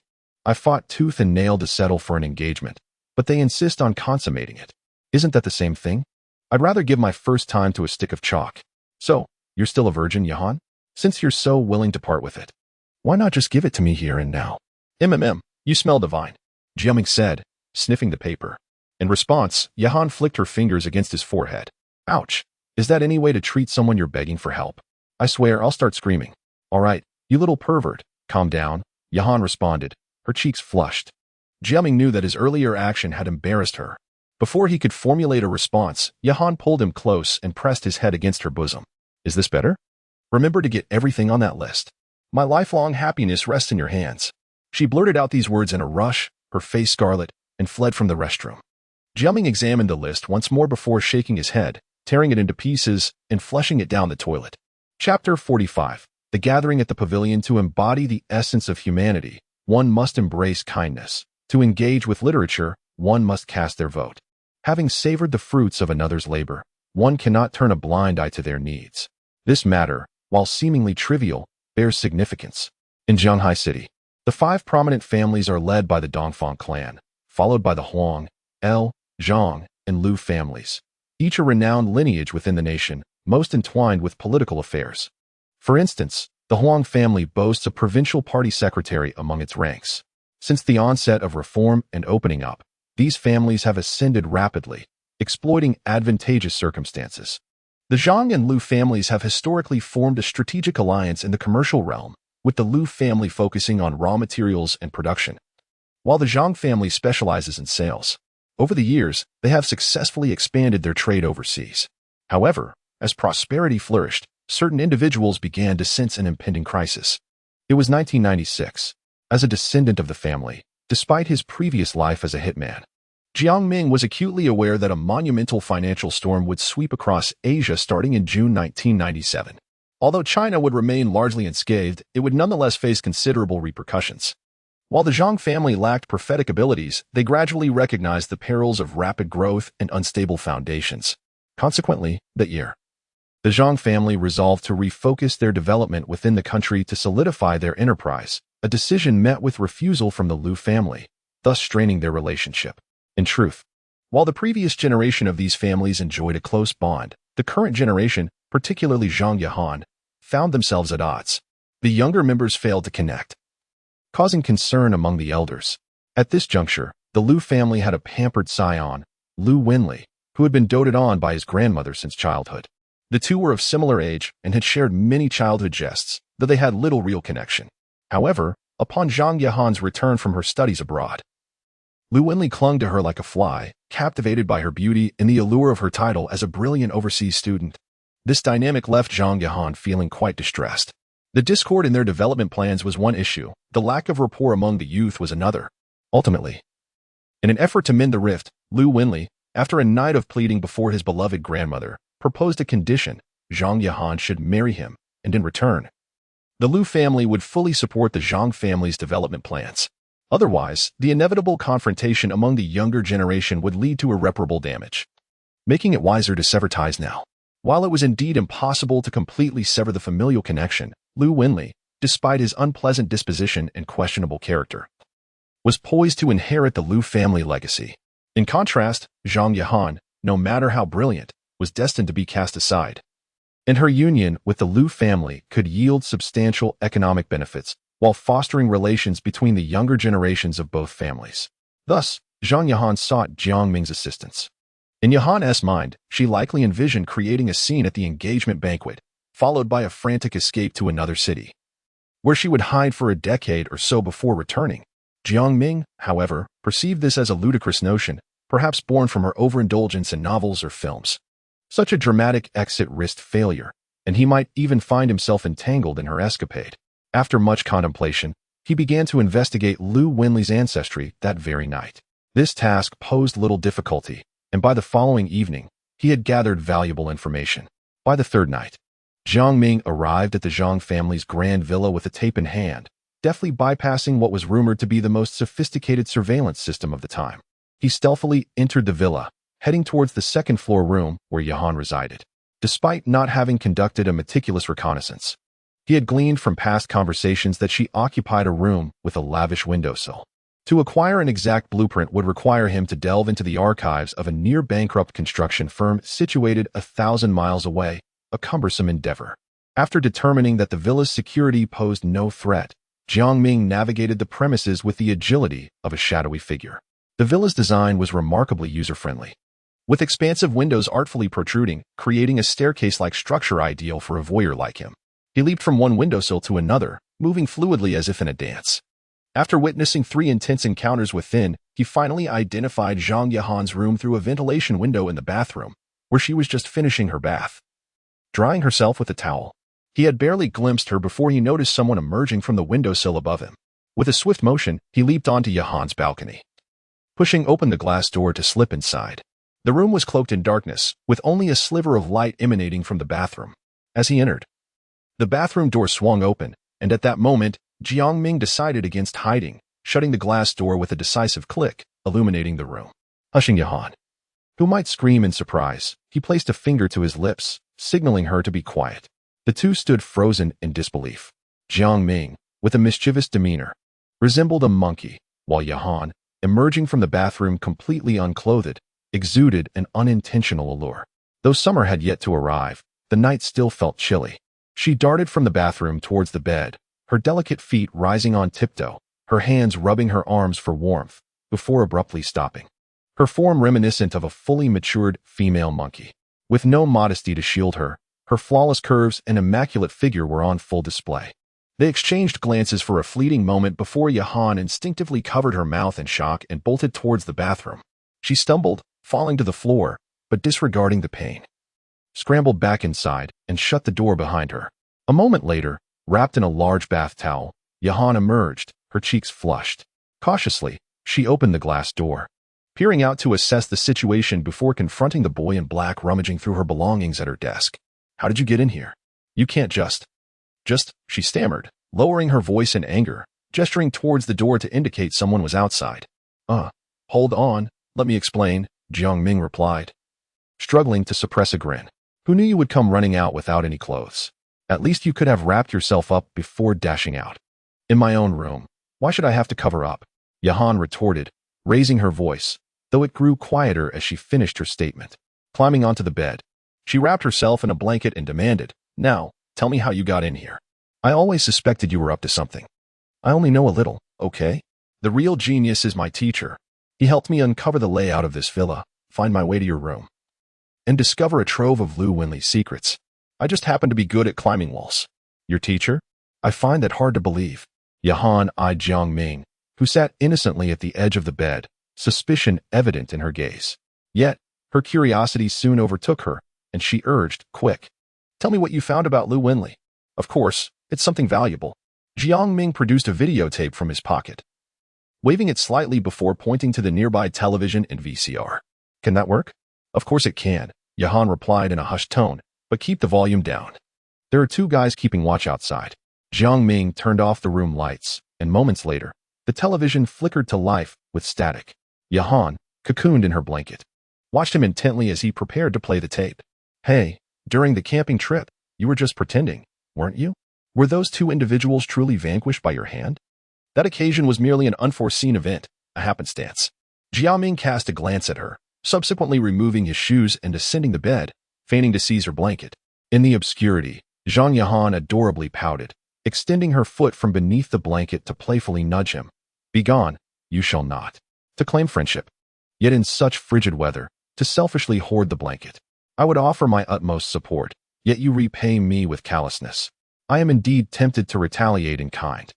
This videotape, does it belong to Liu Wenli? Does it contain scandalous or immoral content? Behold, for it is quite captivating.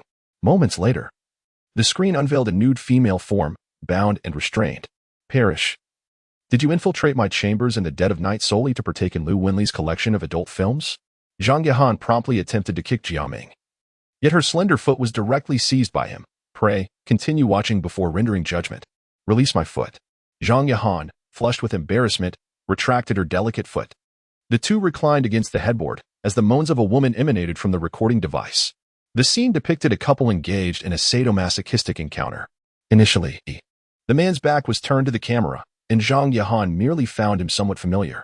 Suddenly, the scene shifted, and she exclaimed in a hushed tone, "It is Liu Wenli. Alas, I am unacquainted with his identity. It is merely something my mentor bequeathed to me." He installed several clandestine cameras, capturing the scene from multiple perspectives. I have yet to view it in its entirety, but it appears quite intriguing.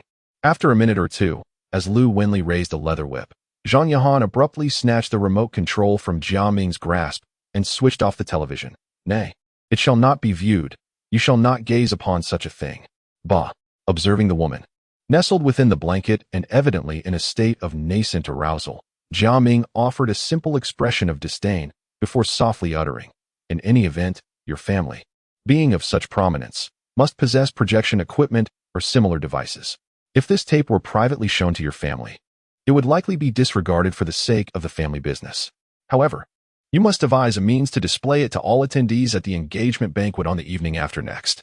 Furthermore, there are two documents here, detailing several imprudent transactions conducted by Liu Wenli after his involvement in the family enterprise. Thus, before he could complete his pronouncement, the sound of a key unlocking the door abruptly echoed nearby. Yahan had caused a considerable commotion at home yesterday and was currently confined to her residence. A female voice declared, "Yahan, are you still awake?" In this urgent situation, Jiaming swiftly attempted to dash towards the windowsill, yet before he could move, Yahan had seized him, and with a flourish of the expansive blanket, she first pressed Jiaming beneath her. "Good heavens, what are you doing? You are suffocating me. You must conceal yourself. Were I to hide beneath the bed, would not running out be the same? Ah, it is too late. Ugh, are you attempting to crush me?" This was purely the result of Yahan's guilty conscience. A superior option was available, yet she opted for the most ambiguous one. Her bare and well-built thighs directly pressed upon Jiaming's neck, and her body also curled up strangely, covering the two with the blanket. After a hasty adjustment upon realizing the situation, Jiaming contracted his body as much as possible, with one of Yahan's thighs pressing upon him, and he unceremoniously embraced it, his forehead pressed against the root of her thigh. Fortunately, the blanket was quite large, and a bulge appeared beneath it, obscuring the details in the darkness. Sensing Jiaming's gentle breath on the inner side of her thigh, Yahan's heart raced uncontrollably. Subsequently, the door was opened, and a woman entered. "Have you retired so early?" "Ugh, stepmother, I was already asleep. Please do not disturb me by turning on the light." "Very well, I shall not turn on the light. I have just conferred with your father, and there are matters I wish to discuss with you. Could it not wait until tomorrow?"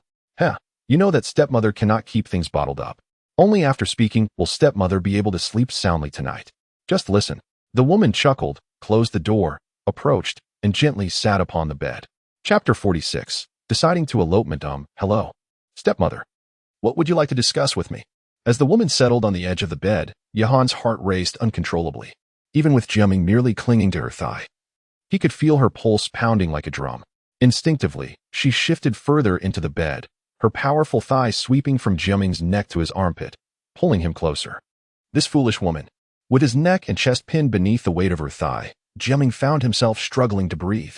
Despite his physical training, his neck wasn't impervious to pressure, and he began to feel suffocated. Meanwhile, the woman by the bed began to speak.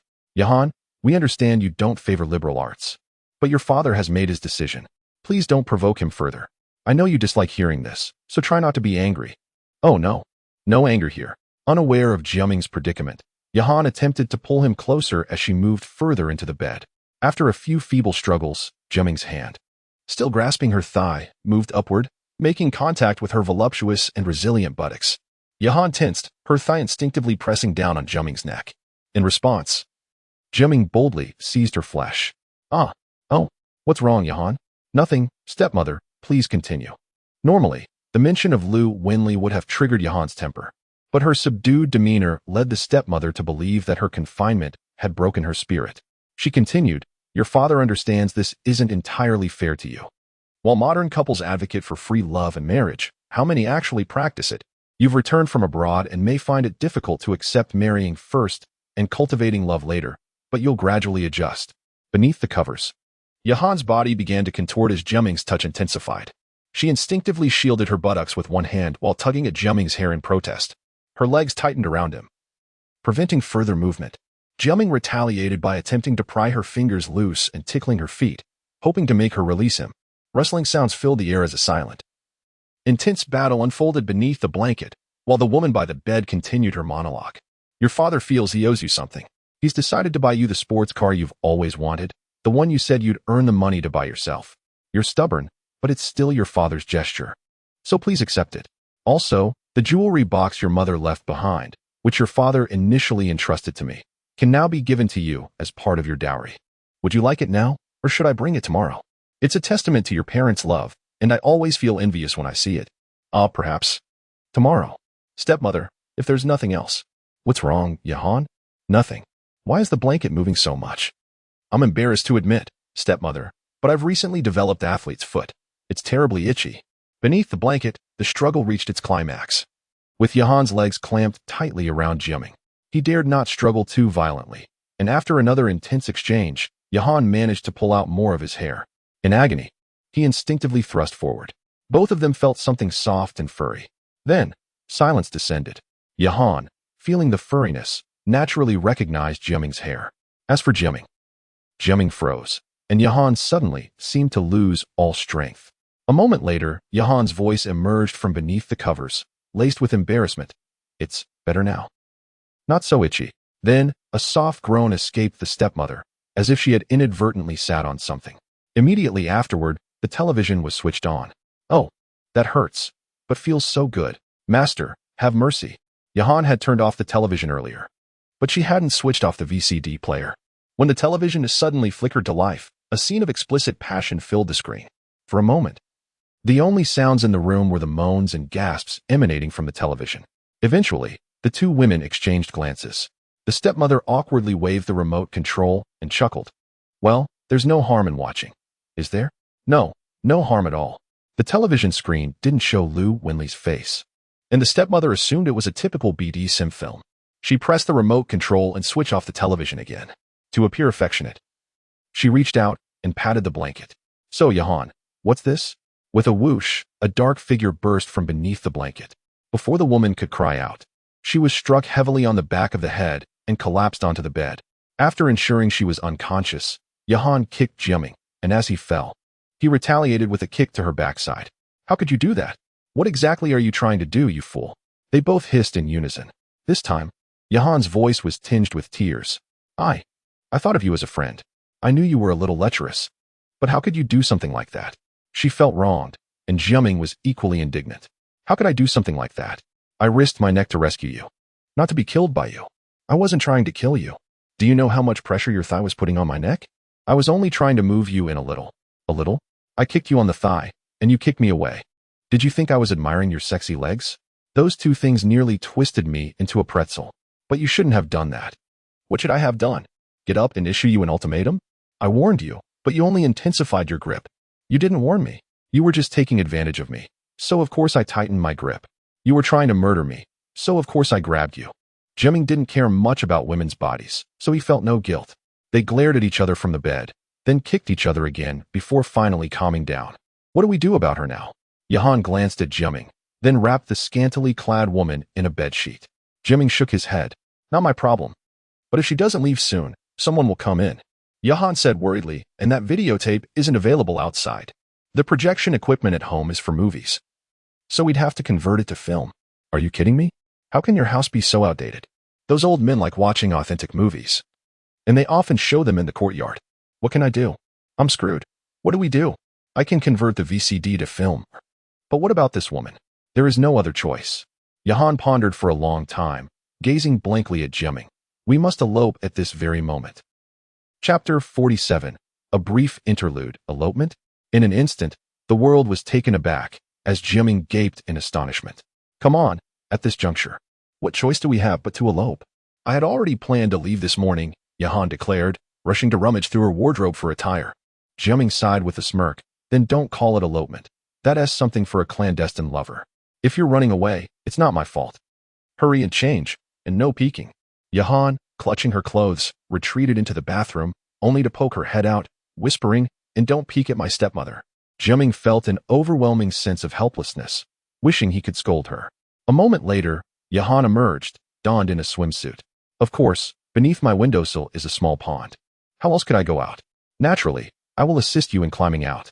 Climb up the wall. But I have acrophobia. Jiaming gazed at her with exasperation, while she innocently stared back. After a brief pause, Yahan gasped, retreating into the bathroom once more. After a while, she reappeared in a sporty black outfit adorned with white stripes, which would stand out even more in the shadows. Well, my ID, passport, and bank card have all been confiscated, so I don't have much to carry. Just these diaries and a couple of books where I've tucked away some money. Hey, what are you doing? That's my favorite outfit. Yahan exclaimed, startled as Jiaming wielded a brush-like calligraphy pen against her clothing, leaving large black stains on the white stripes. I don't care if you like it or not. White must be turned black. Are you out of your mind? Just take the money. Why bring the diaries? Do you really need your pillow from the bed too? I had considered it, but I'm not foolish. Yahan glanced at Jiaming, reminiscing about when she had received her acceptance letter from Cambridge, only to be forbidden by her family from attending. She had secretly obtained her visa and ventured to England with little money, enduring great hardship. These diaries encapsulate those years. They are my diary of an expat, filled with both tears and triumphs. They hold immense sentimental value, and I must keep them close. Seeing Jiaming continuing to tarnish her outfit, Yahan's expression mirrored her emotional turmoil. When he reached her chest, she swiftly snatched the brush from him to continue the task herself. Jiaming settled beside her. Flipping through her diaries casually, is the one on the bed your father's mistress? Yes, my stepmother, Yahan nodded. But she has been quite nice to me. She was a minor celebrity before marrying in and has remained rather subdued, avoiding trouble. As they chatted, Yahan managed to blacken her entire outfit.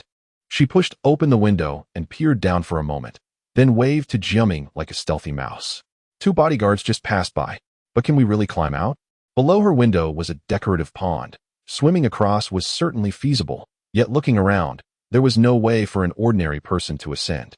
Feeling her fear of heights resurface, she quietly suggested, I think we should swim instead. You fool, just stand on the railing. Stand on the railing? Yahan incredulously pointed at the window's ledge, feeling dizzy at the mere thought. I'm bound to fall. When I say stand, you stand. I have a plan. Wait a moment, Jiaming said, rummaging through the room for a towel. Use this to muffle your screams. Don't worry. I assure you will be fine. Time is of the essence. Do you want to wait for the bodyguards to arrive before you climb? Yahan took a deep breath, casting a mournful glance at Jiaming before stuffing the towel into her mouth. He observed her for a moment, chuckling, You resemble that girl from a videotape. How about this? To prevent you from moving around, I'll tie you up. Yahan's eyes widened as she kicked at Jiaming, her brief surge of anger alleviating some of her fear. Grasping Jiaming's shoulder, she trembled as she climbed onto the railing. Before she could steady herself, Jiaming swiftly threw a rope past her ear, and in an instant, he hoisted her up and leaped down. To Yahan, it felt like a fleeting moment of sheer terror.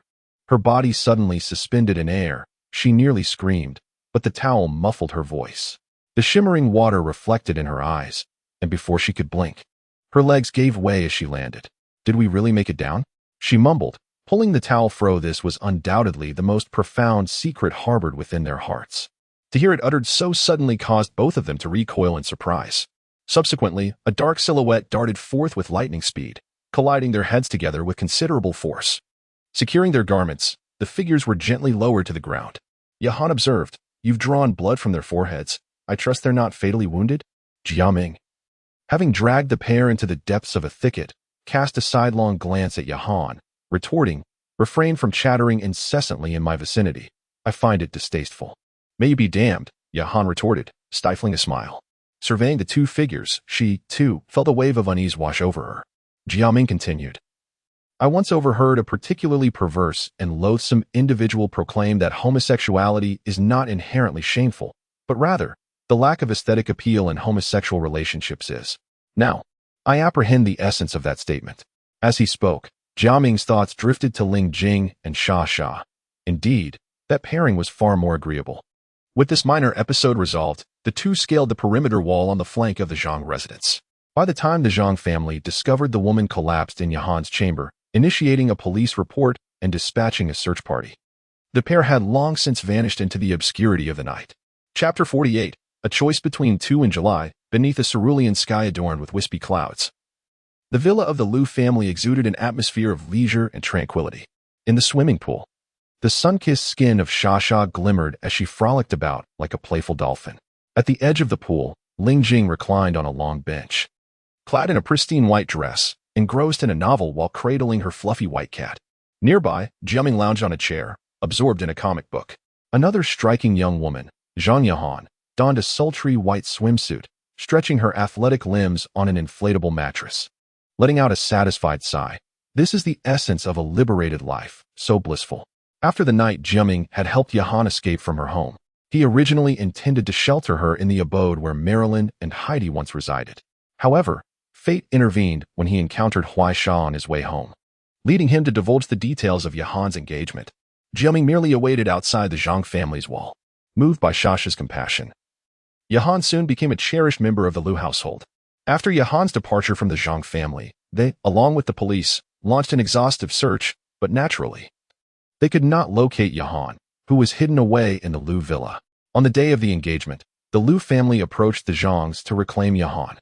In a moment of helplessness, the Zhangs presented a videotape Jiaming had intentionally left behind, claiming their daughter had fled in anger over the matter. The Liu family, caught in a moment of guilt, fell silent.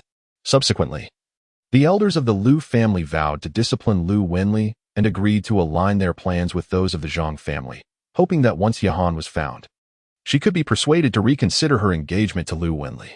The Zhangs consented, yet the fervor of the search for Yahan gradually diminished thereafter. Lingjing seldom returned to this villa, which had become a private sanctuary for the four of them. Initially, Yahan felt somewhat out of place, but over time, she seamlessly integrated into this harmonious little family.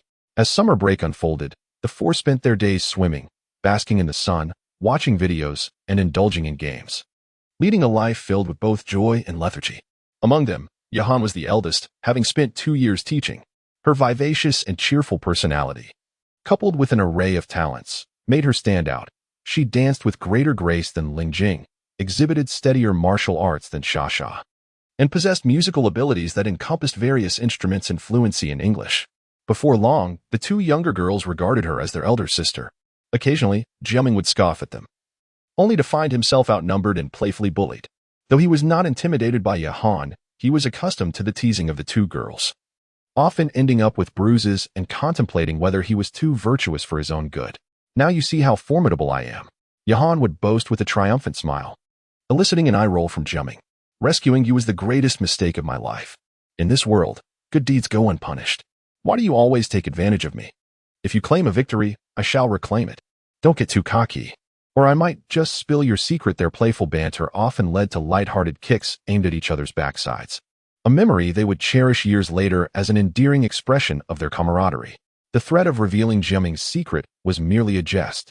For reasons unbeknownst to her, Yahan felt increasingly at ease around this emotionally mature boy. Perhaps it was because he retained the physique of a child. Even intimate gestures or the day he glimpsed her in full felt entirely natural. His mental maturity exuded a sense of stability and security. And whenever she thought of his secret, it made her feel warm, knowing it was a bond shared solely between them. Upon discovering Yahan's proficiency with various musical instruments, Lingjing took it upon herself to learn the piano, which had long sat in the Liu villa as an expensive decoration. After Yahan played a few notes, Lingjing fell in love with the instrument's beautiful tones. To Yahan's astonishment, Lingjing demonstrated an extraordinary talent, prompting Yahan to encourage her to pursue piano studies. Convinced of her potential for greatness, as July slipped away, August brought with it an unforeseen decline in Yahan's health. She appeared inexplicably pallid and drained of vitality. Despite Jiaming and the others inquiring about her well-being, she always brushed them off, insisting she was fine. However, mid-August saw her succumb to a fever, her body swelling unnaturally. Upon awakening, she felt as though her entire being, including her face, had been inflated, her once graceful form now diminished. I refuse to go to the hospital, Jiaming. Please get me a medication called prednisone. I used to take it in a state of panic. The two girls were at a loss. While the frail Yahan steadfastly resisted hospital treatment, given her prior illness, it was evident that despite the Zhang family's outward cessation of their search, a visit to the hospital would inevitably expose her whereabouts. After 2 hours, Jiaming returned with a grave expression. You're experiencing edema, a sign of kidney disease. Prednisone is a steroid, and while I could procure it if your condition were stable, given your current state, taking it indiscriminately could be perilous. You must seek treatment at a reputable hospital. No, I refuse to go to the hospital.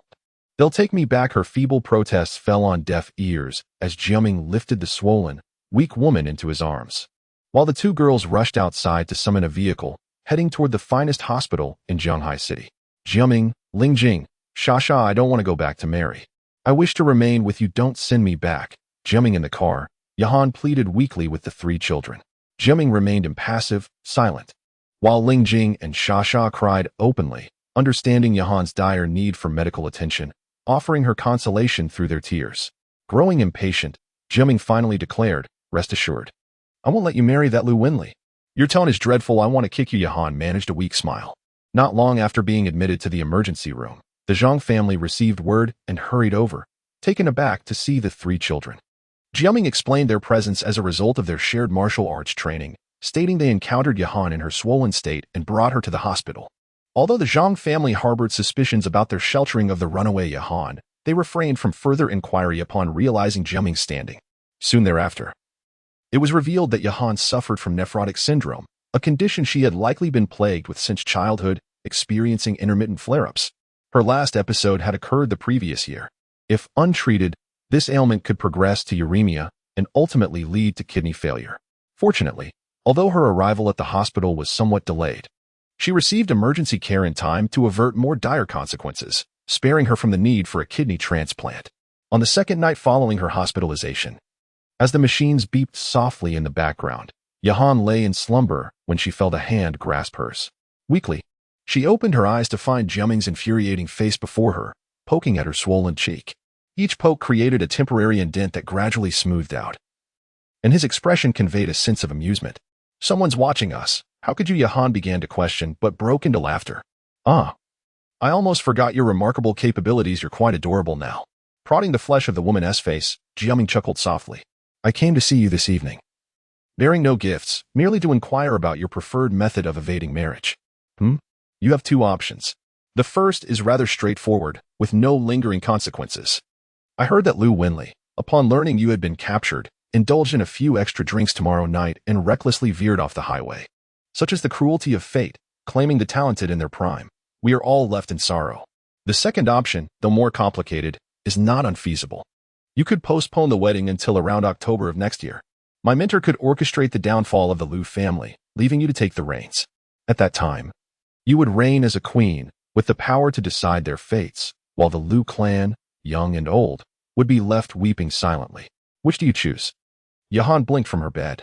The first method. Are there truly no consequences? None whatsoever. Then I shall choose the first. However, if possible, could we avoid any bloodshed? Of course. There is no need for murder. After all, he intends to marry you. We can simply ensure he is unable to fulfill that aspect." Jiaming shrugged. "Very well, then. Thank you for your assistance, Jiaming." Yahan smiled. "You rascal." Moments later, Jiaming's figure vanished from the hospital room, and Yahan peacefully drifted into slumber, a gentle smile gracing her lips. Everything could be entrusted to that man. The choice between two options is akin to the selection of a banana, where choosing the first entails maintaining a light and untroubled narrative for the time being. The second option, while also simple, would bring about a series of subtle upheavals that could alter the course of events, though the protagonist may remain in the shadows for now. Let us proceed in this manner. Your support is appreciated. Chapter 49. The tragedy triggered by three people living together on the third night of Yaowen's hospitalization. It was reported that Liu Jiawen, the young master of the Liu family, had inadvertently consumed an excessive amount of substandard drugs while at a club. That fateful night, he engaged with courtesans until he collapsed, spewing blood and losing consciousness, ultimately rendering him incapacitated. This incident subsequently forged a legend in Jiahai City.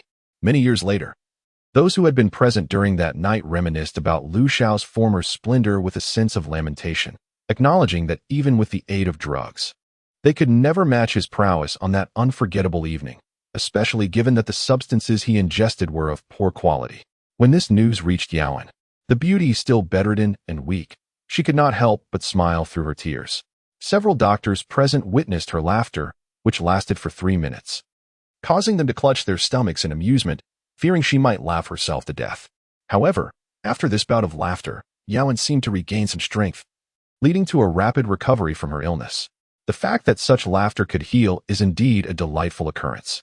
Once she recovered, the engagement discussions between the Zhang and Liu families were conspicuously absent and definitely shelved. Upon her return to the aristocratic academy to continue teaching, her visits to the Yi family's martial arts school and the Liu family's villa became increasingly frequent.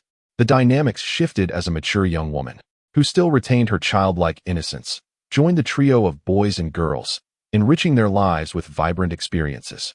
On New Year's Eve that year, the four of them sneaked out of their homes to welcome the dawn of 1997 at Peace Square in the city center, listening to the chimes of the clock.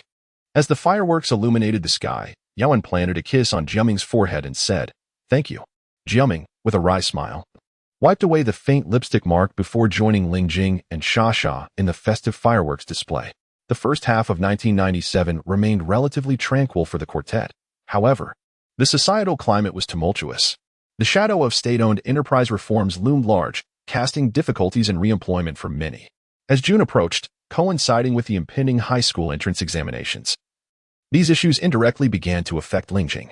The root of the matter could be traced back to the aristocratic academy, which had long enjoyed favorable treatment in Jiahai City due to its well-funded founders and superior teaching facilities.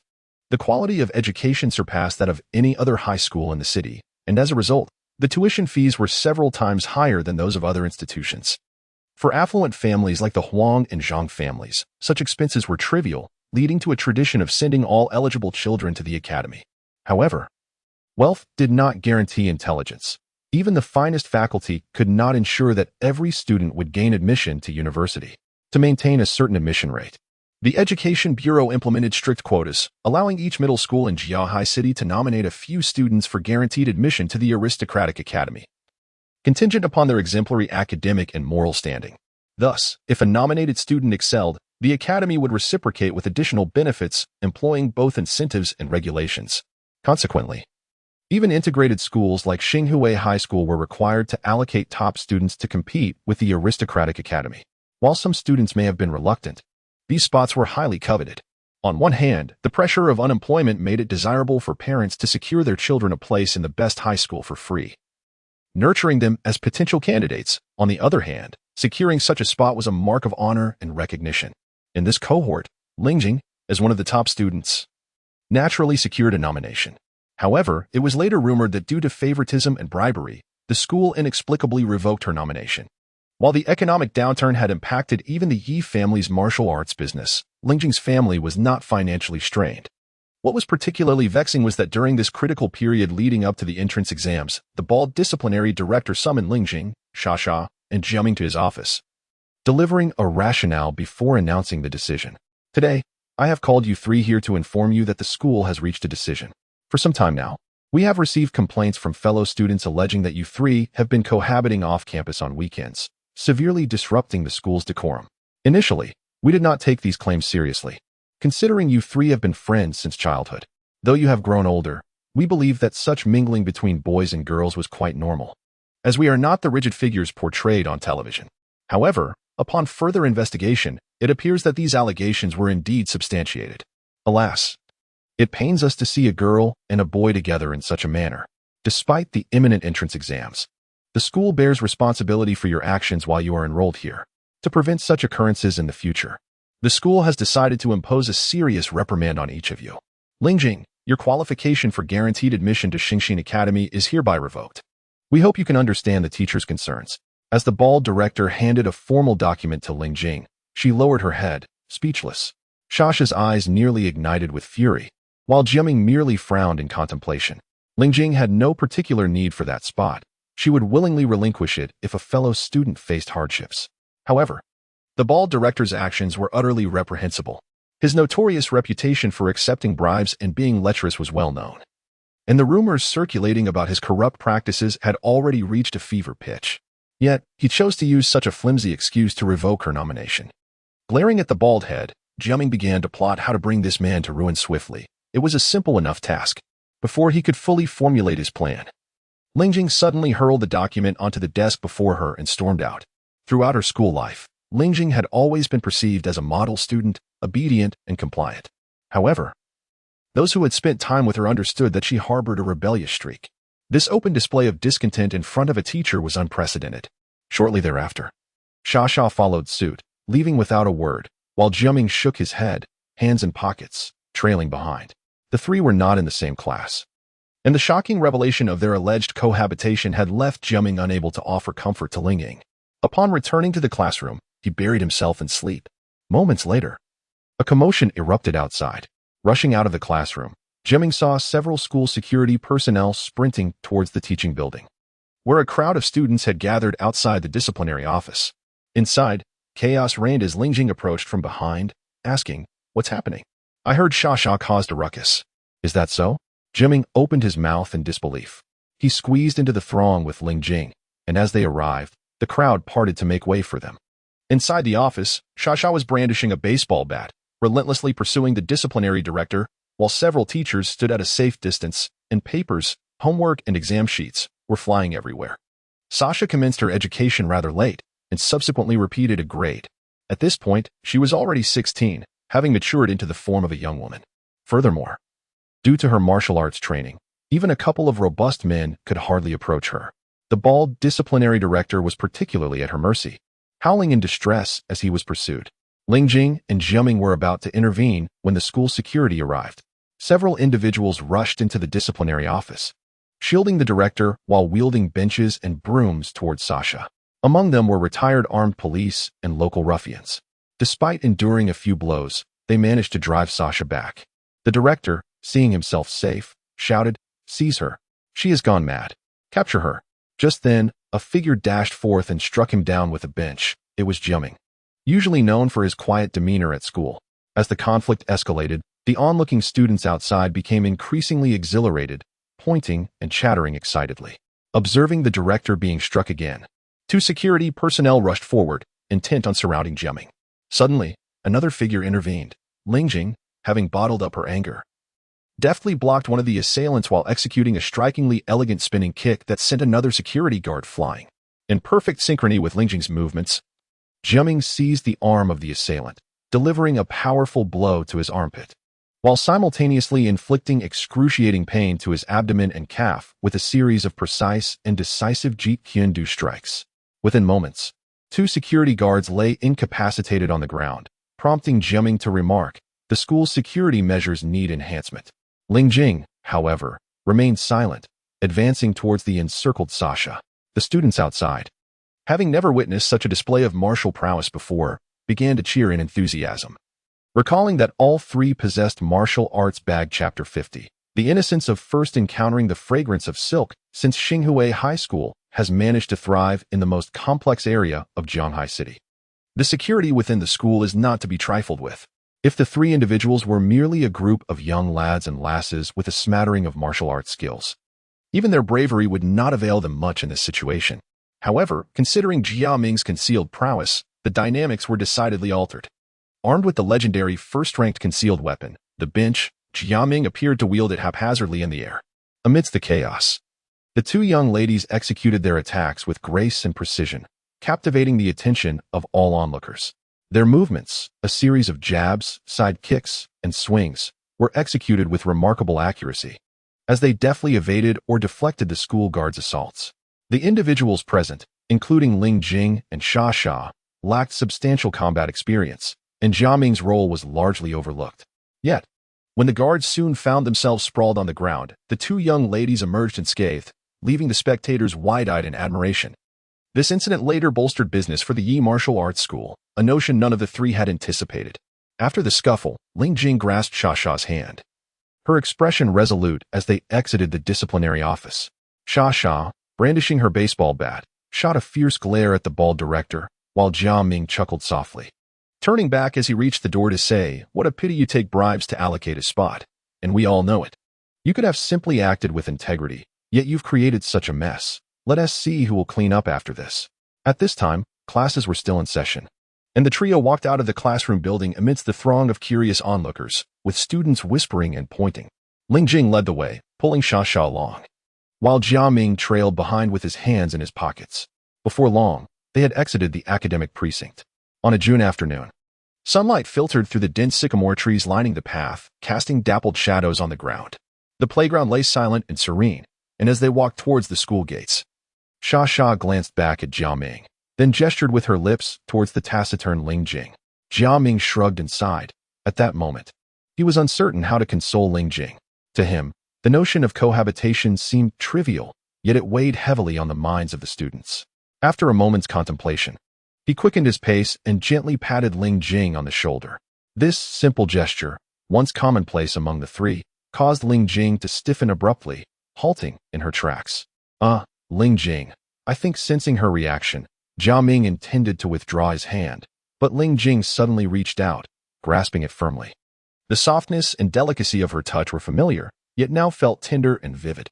"Jiaming, let us ignore him." Lingjing's voice trembled slightly as she used the back of his hand to wipe away her tears.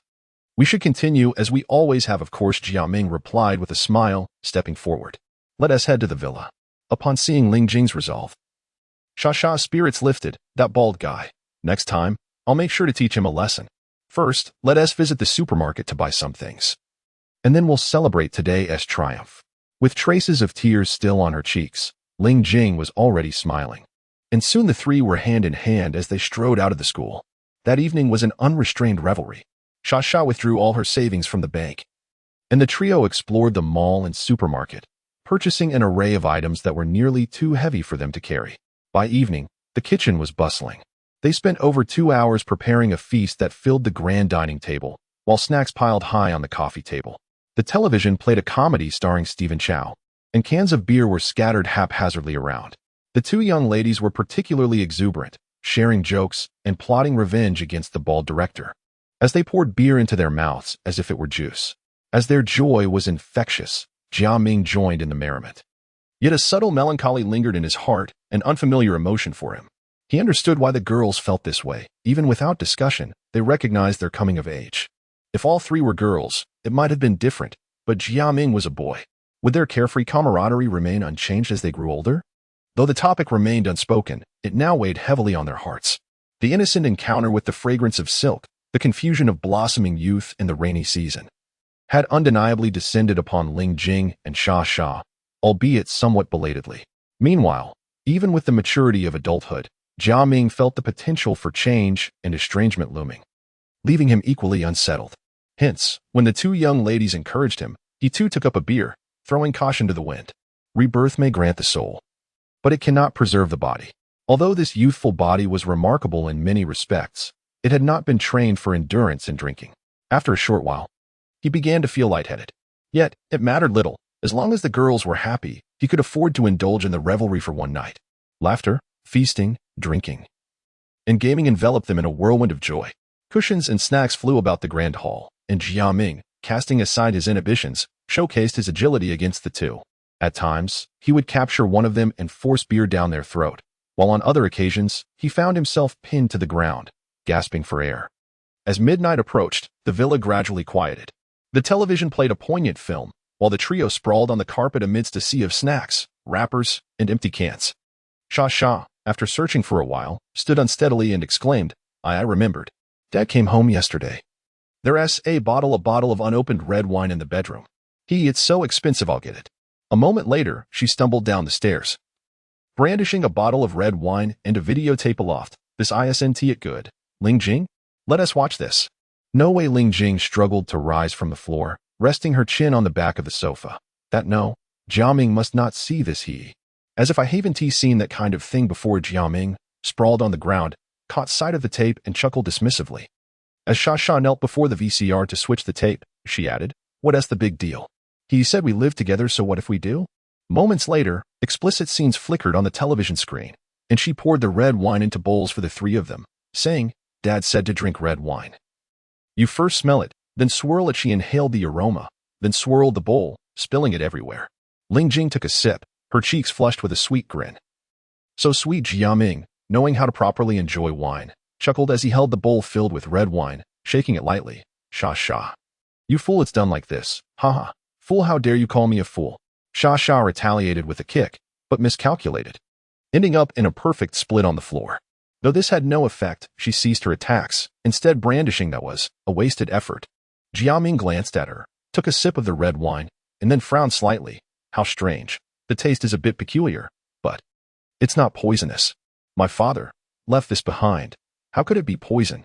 Under more typical circumstances, Jiaming would have readily identified the substance in the wine. Sha's father rarely visited the villa, and when he did, it was usually when the children were away. He would bring a young woman to show off, discuss life's aspirations, and sip red wine. The rest is easily imaginable. He had left in haste that morning, assuming the children wouldn't be there, so he hadn't hidden the wine properly. Little did he know that Sha would take it down and share it with the three of them. After finishing the bottle of red wine, the three of them gradually succumbed to a state of intoxication. The sounds of female moans and screams emanated from the television. Jiaming tossed and turned on the carpet. And then, through his blurry eyes, he saw Sha crawling towards him like a kitten. Jiaming, Lingjing likes you, but I like you too. After that, his consciousness faded into oblivion. The long night quietly passed, and in the Liu family's villa, the lights remained on, and the curtains occasionally fluttered. On the second-floor balcony, a small white cat named Cho meowed at the moonlight. Chapter 51. Upon awakening, a throbbing headache and a vague sense of unease plagued him. His shirt was unbuttoned, yet still on, and nestled against his chest was Sha, her face buried in slumber. He gazed at the nearly mature, nude girl embracing him, her breasts pressed against his body, and was overcome with conflicting emotions. He could sense his pants were gone. After a dazed pause, he struggled to sit up, only to be confronted by another youthful, naked form. Lingjing clung to his leg in her sleep. Her dark hair spread around her, creating a peculiar tableau. He had never been one to fixate on matters of intimacy or propriety. However, the sight of blood between the two nude girls' legs, and even on the carpet, filled him with a sense of helplessness. Sha held him tightly, and Lingjing showed no sign of relinquishing her grip. He attempted to sit up, but the throbbing in his head dulled his senses. His hand landed on a soda can, causing it to tip over with a crash. Sha murmured, stirring awake. Lingjing also opened her eyes, sleepily greeting. Morning, Sha, Jiaming. Then, both girls froze. Their eyes met in the living room, but surprisingly, there were no cries of alarm or even whispers. Jiaming covered his forehead. Sha retreated to the sofa, grabbing a garment to cover herself. Lingjing huddled near a vase, finding nothing to conceal her form. She clasped her knees to her chest, her naked body a flawless sculpture. Jiaming quickly found his trousers and wordlessly pulled them on. The three of them sat in silence, separated by distance. After a long while, a Chu bounded down the stairs, tilting its head at its owners, seemingly puzzled by their state. It approached Lingjing and began to lick her bare toes. Lingjing recoiled, but the kitten persisted. Jiaming and Sha watched the kitten's playful antics. Finally, Lingjing's soft voice, laced with uncertainty, broke the silence. What do we do? It was a valid question, but even Jiaming was at a loss. Should I take responsibility and marry you both? Yet, their relationship had evolved from childhood, and none of them could bear to be apart. He remained silent. Moments later, Xia began to weep. Lingjing, I'm so sorry. Her words surprised both Jiaming and Lingjing, who then recalled her confession of affection for Jiaming and Xia's encouragement. She wiped her tears. No, Xia, we're best friends. An awkward silence descended, broken only by the kitten licking Lingjing's leg. Was this love or friendship? Jiaming pondered, but as he was about to suggest they get dressed, Lingjing suddenly stood up. Her pale body unadorned, she rose, biting her lip and wiping away tears. She walked to Xia and helped her to her feet. Lingjing. Despite Jiaming's subtle influence, it was Lingjing's calm suggestions that often guided their group, despite Xia's impulsive nature. Though confused, Xia did not resist. Leading Xia to Jiaming, Lingjing allowed her body to be fully exposed to his gaze. Wiping away tears, she said, I don't know what to do. But from today on, you have to be good to us. Don't bully us, don't leave us, and stay with us forever. Tears streamed down her face as she spoke, and she wiped them away with her arm. The three of us, we have to be together forever. London, England. The room was in disarray, with the glow of computer screens and various devices illuminating the darkness. Wires snaked across the floor, and discarded tissues, food containers, and wrappers littered the space. On the equally messy bed, a figure slept soundly. Long, tangled black hair framed a delicate face. The light from the computer revealed a stunning teenage girl. Her slender fingers clutched a vibrating device. A box lay discarded nearby, labeled the best companion for women. Suddenly, a red light flashed, and a piercing alarm blared. The girl instinctively swung the device, hitting a button that silenced the noise. She sat up, her eyes fixed on the data scrolling across the screen. Excellent, you're back. She glanced at the clock, 3:21 a.m. Her fingers danced across the keyboard, eliciting admiring whistles. 5 minutes later, her naked body slumped in defeat as the words "you lost again," this time in 5 minutes and 9 seconds appeared. Sighing, the girl collapsed onto the bed, listlessly touching the device.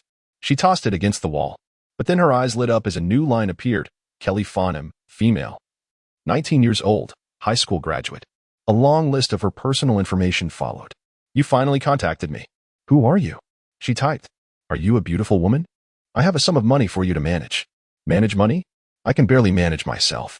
How much? And what for? $7 billion. Do whatever you want. You don't need to report to me or be responsible for it. 7 billion. The girl frowned, counting on her fingers. Are you trying to buy my life? Do you think that's enough? I simply hope that, perhaps, you can help me in some way when you are able. Of course, I hope that time never comes. The girl pondered for a long time before typing OK. Figure out how to transfer the money. Whether I receive it is your problem. Also, in a month, I'll improve my firewall. Try to break through it again. On the computer, there was no further communication. The young girl lay on her bed, contemplating the unfolding events.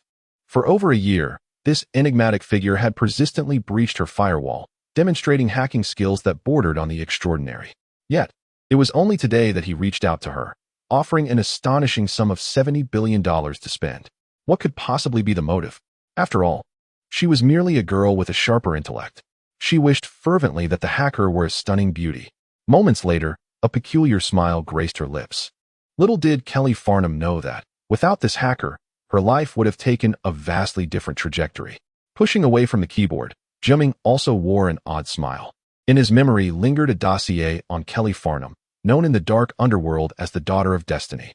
She had joined the largest dark organization in Scandinavia, the Obsidian Liar, in the year 2001.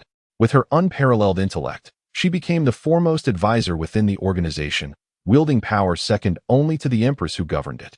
This girl possessed astonishing talents in nearly every aspect, with interests that spanned a wide array of fields. Miraculously, she achieved perfection in all her pursuits. When confronting the Obsidian Liar, her singular brilliance had once brought the formidable Pyroja to the brink of collapse. Though Pyroja ultimately survived due to its solid foundations. When the Obsidian Liar was uprooted and the Empress besieged, Kelly seamlessly continued to thrive. Subsequently, she allied with organizations such as the Chinese Yinhuang Awakening and North America's Creation Miracle and Wisdom Paradise, launching counterattacks against Pyroja.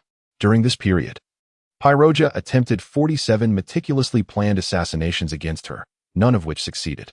While she was a genius, she was also a lesbian, one who was puritanical in her preferences. Despite her aversion to men, it was said that she had never shared a bed with any woman, though she professed her attraction to women. She reportedly detested the act of intimacy, thus refraining from any sexual encounters. Her motto was, "Being gay is not disgraceful. What is disgraceful is being an unattractive homosexual." As an assassin, safety was paramount. Previously, Jiaming had managed alone. He could handle any situation that arose. However, with two individuals needing protection, he found it necessary to prepare for unforeseen circumstances. He could not yet envision how this strategic move would unfold, but it promised to yield surprises.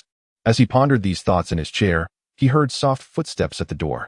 Two girls, clad in bathrobes and flushed with color, appeared, their expressions somewhat awkward. After a moment, Lingjing spoke first. We've finished bathing. Shasha mentioned she was a bit tired and wanted to rest, so the water is ready. I'll go fetch you some clothes, Jiaming. You should take a shower too. Jiaming nodded in agreement, and moments later, the two girls, who had just lost their innocence, dashed upstairs. With a resigned smile, he shut down his computer and made his way to the bathroom. 2 days later, a scandal erupted at Xinghua High School.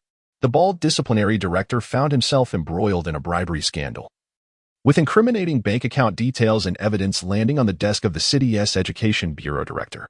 Several newspapers seized upon the story, leading to the director's arrest.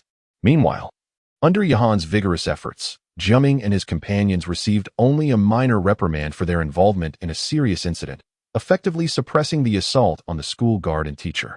A little over 10 days later, they sat for their high school entrance exams, and with Yahan as their ally, gaining admission to Sacred Heart Academy seemed an uncomplicated endeavor. As the bald disciplinary director's scandal unfolded, a minor tempest stirred within the realm of global dark forces. The world's most formidable assassin organization, Pyroja, reported that over $70 billion had vanished from its Swiss bank accounts. Subsequently, Pyroja's branches initiated worldwide investigations, yet no leads surfaced. In July, a financial storm erupted, beginning in Thailand and sweeping across Southeast Asia. At this juncture, in a seaside villa in Jiahai City, 3 underage youths commenced their true cohabitation, defying societal norms. The middle school saga has concluded, and a summary regarding hidden assassins and conspiracies should follow in half an hour. Additionally, votes are appreciated. Chapter 52, Turmoil Tokyo. Japan, August 1997. As midnight approached, the sounds of motorcycles and gunfire erupted unexpectedly, casting flickering lights across the streets. Residents peered down from their second-floor windows, their gazes filled with apprehension. In June, Soros had launched an assault on Thailand, and by July, the Quantum Fund had aggressively targeted the Thai baht. Now, the financial storm loomed ominously. With Southeast Asia in turmoil, memories of the nightmarish financial crisis of the 1990s haunted the minds of many Japanese, casting long shadows over their spirits. The social unrest had intensified over the past month, with the activities of organized crime becoming increasingly brazen. Yet, as long as the flames of chaos did not consume them, most people chose to turn a blind eye. As the sound of motorcycles faded into the distance, the occupants of the building sighed in relief. Shortly after, a group of young men clad in black suits, adorned with name tags, surged into a building at the far end of the street, a hospital. Due to its location, the hospital was sparsely populated during regular hours, and even more so at this late hour. It was evident that most of these men were missing a pinky finger on their left hands, a clear sign of their affiliation with the Yamaguchi-gumi. Has a Chinese man with a gunshot wound come here? No, we haven't seen anyone like that. The Yamaguchi-gumi members, with their right hands resting conspicuously on their waists, were clearly armed. However, when inquiring about the whereabouts of a Chinese individual, the doctors and nurses merely shook their heads. The hospital was typically quiet at this hour, with few staff present in the corridors. Moments later, a young man dressed in flamboyant floral attire, reminiscent of a holidaymaker, entered the scene. I've searched the area. It's definitely here. Have a few people block the entrances, and the rest of us will search. Yes. With that, the group dispersed. The young man ambled through the first floor, occasionally rubbing his nose as if suffering from a cold. Soon, he halted at the entrance to a staircase leading to the basement, where a nurse was coming up. Excuse me, sir, but you can't go down there. It's the morgue. The young man, his nose slightly reddened, flashed a charming yet sinister smile as he approached the nurse. Fear flickered across her face, and she stiffened when he brandished an assault rifle. Sweeping it beneath Chen Guxia shook his head, asserting that Pei Luojia's matters were unrelated to the financial crisis. At the end of June, over $70 billion mysteriously vanished from Pei Luojia's account at the Swiss bank, without any explanation or follow-up. This lack of lead stirred a tremor within the underground forces. Had it not been for this incident, I would not have been discovered so early. After a moment, the man shook his head again, acknowledging the revelation of his own limitations. He had once believed himself formidable, yet he realized he was merely a frog in a well. Although no useful intelligence had been uncovered, he had at least witnessed the prowess of Pei Luojia's upper echelons. Upon returning, the organization would undoubtedly intensify its defenses against Pei Luojia. By the way, since you are an extraneous member, having taken one risk, there is no reason to take another. It is best to prepare for your return home. The woman named Liu Huaisha nodded in acquiescence. On the morning of August 30th, 1997, when the alarm clock rang, for soft lips gently met, a small, delicate tongue glided toward the other side. Good morning. Jiaming. Lingjing, half awake, opened her eyes to see the charming face of Sha, whose tongue was playfully moving in her mouth. With a sigh, she pushed her face away and glanced at the sky outside, then at the clock. 6 o'clock. Why is it so early today? Lying in bed for a while, she remembered that today was the day for high school registration. The previous night, the three of them had partied too hard, leaving her, usually an early riser, feeling a bit dazed. A thin blanket barely covered a corner of the two girls' bare bodies, their smooth, delicate skin exposed to the warm summer air. After considerable effort, Lingjing managed to pry Sha's limbs, which clung to her like an octopus, away. Rubbing her eyes, she sat up and shook Sha. Get up. We need to register today. No. Sha was notorious for her love of sleeping in. Lingjing merely gave her a gentle push, not expecting her to wake up. As predicted, Sha merely mumbled and wrapped her arms around Lingjing's slender waist, her forehead brushing against her skin. Lingjing quickly pushed her away. Let go.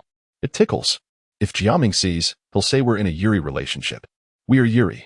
Sha opened her eyes a crack and attempted to pull Lingjing closer, but Lingjing had already jumped out of bed, entirely naked, and began envisioning it as a mere game. He eagerly anticipated this chapter of his life, perhaps even envisioning it as an eternal sojourn. The trio chattered animatedly, adding a few more tasks to their agenda for the day. As they were clearing the dishes, the sound of a car horn echoed from outside, followed by the chime of the doorbell. Beyond the iron gates of the villa, Ms. Yahan, her long hair styled into cascading waves and her eyes framed by spectacles, awaited their presence. Section 53, the Noble Academy. So, have you truly decided against residing in the dormitory? The small vehicle glided along the spacious thoroughfare, and Yahan turned her head, puzzled, to gaze at the three individuals, her primary focus naturally on Jiaming, who sat in the front passenger seat. Subsequently, Lingjing in the back seat chuckled. Indeed, Yahan, from this day forth, we intend to manage without asking our families for a single penny. The three of us shall sustain ourselves. Yes, that's correct. Sha nodded in agreement. However, do you not think it is a tad premature? I mean, while striving for independence is commendable, considering you are still in school, should you not wait until university to explore the world? Though she felt uneasy about this decision, she did not doubt their capabilities. At least she had witnessed Jiaming's talents firsthand. Yet, they were still quite young. Remaining together seemed more prudent. Even if their bond was indeed strong, they were no longer children. After all, having cohabitated with the three of them for a time, she found herself reflecting on their current relationship. Some children, being more mature and understanding, might indeed make the decision to hasten their maturity. Much like when she had once run away to England, she merely questioned why Jiaming would indulge in such antics with two girls. This endeavor seemed utterly meaningless for him. Well, how about this? I actually reside in an off-campus house provided by the school. It is quite spacious, and I live alone. If you wish to stay off-campus, would you consider coming to live with me? Just so you know, I will be charging rent. Jiaming, in the front seat, chuckled to himself while gazing out the window. In the back, Lingjing and Sha exchanged glances before speaking in unison. No. Huh? Because. Lingjing smiled. We wish to be independent, after all. Living with you, Yahan, would mean you would take care of us, so, we prefer to rent a place ourselves. Oh, Yahan nodded. And Lingjing quickly added, if it doesn't work out, we will still ask our families for money, so don't worry, Yahan. She noticed Jiaming resting his face against the car window, stifling a laugh, prompting her to playfully pinch his shoulder, causing him to wince. While he and Sha in the back seat laughed triumphantly. St. Heart Noble Academy, primarily funded by foreign investments and supported by several prominent families from Jianghai City, is situated in the most bustling area of the Shaohua district in the southern part of the city. This district is often regarded as the new urban area of Jianghai City, surrounded by upscale shopping malls, supermarkets, and hotels. While the adjacent suburban region is renowned as a wealthy enclave characterized by picturesque villas nestled amid scenic landscapes, the Dongfang and El families, among the 5 prominent clans, have substantial holdings in this area. St. Hart Academy boasts expansive grounds, and over the years, as numerous affluent students have enrolled, the vicinity has developed into an extension of the school. There are rumors that the academy may soon establish a university, potentially transforming the entire Shaohua district into a university town. Upon entering the gates of St. Hart Academy, Lingjing and Shasha were captivated by the surrounding scenery. Although they had visited the Shaohua district before, they had never explored the academy itself. The lakes, pavilions, gardens, and verdant canopies created a park-like ambience around the noble academy. The azure lakeside, shaded by lush trees, was complemented by meandering walkways that traversed the water's surface, occasionally revealing octagonal pavilions or gazebos, where man-made structures blended seamlessly with the natural beauty. Venturing further in, the shaded pathways revealed elegantly styled European residential areas, with charming villa-style buildings appearing in their line of sight. Between these small edifices were recreational spaces, such as basketball and badminton courts, resembling the scenes one might only witness on television. The academy's design was inspired by university standards, with one side allocated for residential areas and the other for faculty and staff accommodations. While the grounds were vast, the student population was relatively sparse for a high school, with each small villa housing 4 students, all in separate quarters. However, the school enforced a rule prohibiting boys and girls from residing together, so if they wished to live in close quarters, they would have to rent off campus. A few staff members had accommodations outside, and I can inquire about that for you shortly. As Yahan drove slowly, she narrated these details, occasionally spotting luxury cars parked or cruising along the roadside, Buicks, Cadillacs, Chryslers, Alfa Romeos. It was astonishing to witness such opulence amidst the prevailing economic downturn. Lingjing and Shasha leaned against the window, animatedly discussing which car was the most aesthetically pleasing. Jiaming also observed his surroundings, and Yahan mused that, naturally, all males would be intrigued by luxury vehicles, unaware that Jiaming was mentally calculating how long it would take him to disable the anti-theft systems of these cars and claim one for himself. He had undergone such training in the past, yet he felt somewhat out of practice after being reborn. Before long, Yahan parked her rather modest vehicle at the entrance of the academic section. The school had arranged for upperclassmen to welcome the new students, but I had already completed the registration process for you. Allow me to show you around shortly, though Lingjing and Shasha should exercise caution. New students as charming as you two are quite sought after, Yahan remarked with a smile. Furthermore, Shasha has not brought her bat today, so be careful, Lingjing. Someone might try to whisk you away. It's all right, Shasha replied with a grin, producing a small self-defense spray from her pocket. Lingjing also rummaged through her bag and revealed a similar bottle. Yahan rolled her eyes. What on earth is wrong with today's youth? Better safe than sorry. Lingjing replied. This was a birthday gift from Jiaming to Shasha. It contains a powerful agent mixed with extra pepper powder. If sprayed in the eyes, mere water will not suffice. They would have to go to the hospital. Yahan inwardly groaned, casting a glance at the innocent-looking Jiaming, before saying, You should get me a bottle next time. Outside the car, the schoolyard buzzed with activity, adorned with banners from various clubs welcoming new students, such as the Martial Arts Society, Culinary Exchange Society, and Chess Research Society. As soon as Yahan parked, Lingjing opened the door, only to be approached by a bespectacled boy who keenly inquired, Hello, are you new students today? May I assist you? Hee, no need. Lingjing replied as she stepped out of the car, waving her hand with a smile. We are new students, but we have already registered. No worries. Since you are new students, I can help you familiarize yourselves with the campus. After all, it is quite large, and newcomers often get lost. The boy, noticing the beauty of Lingjing and Shasha, continued his enthusiastic chatter.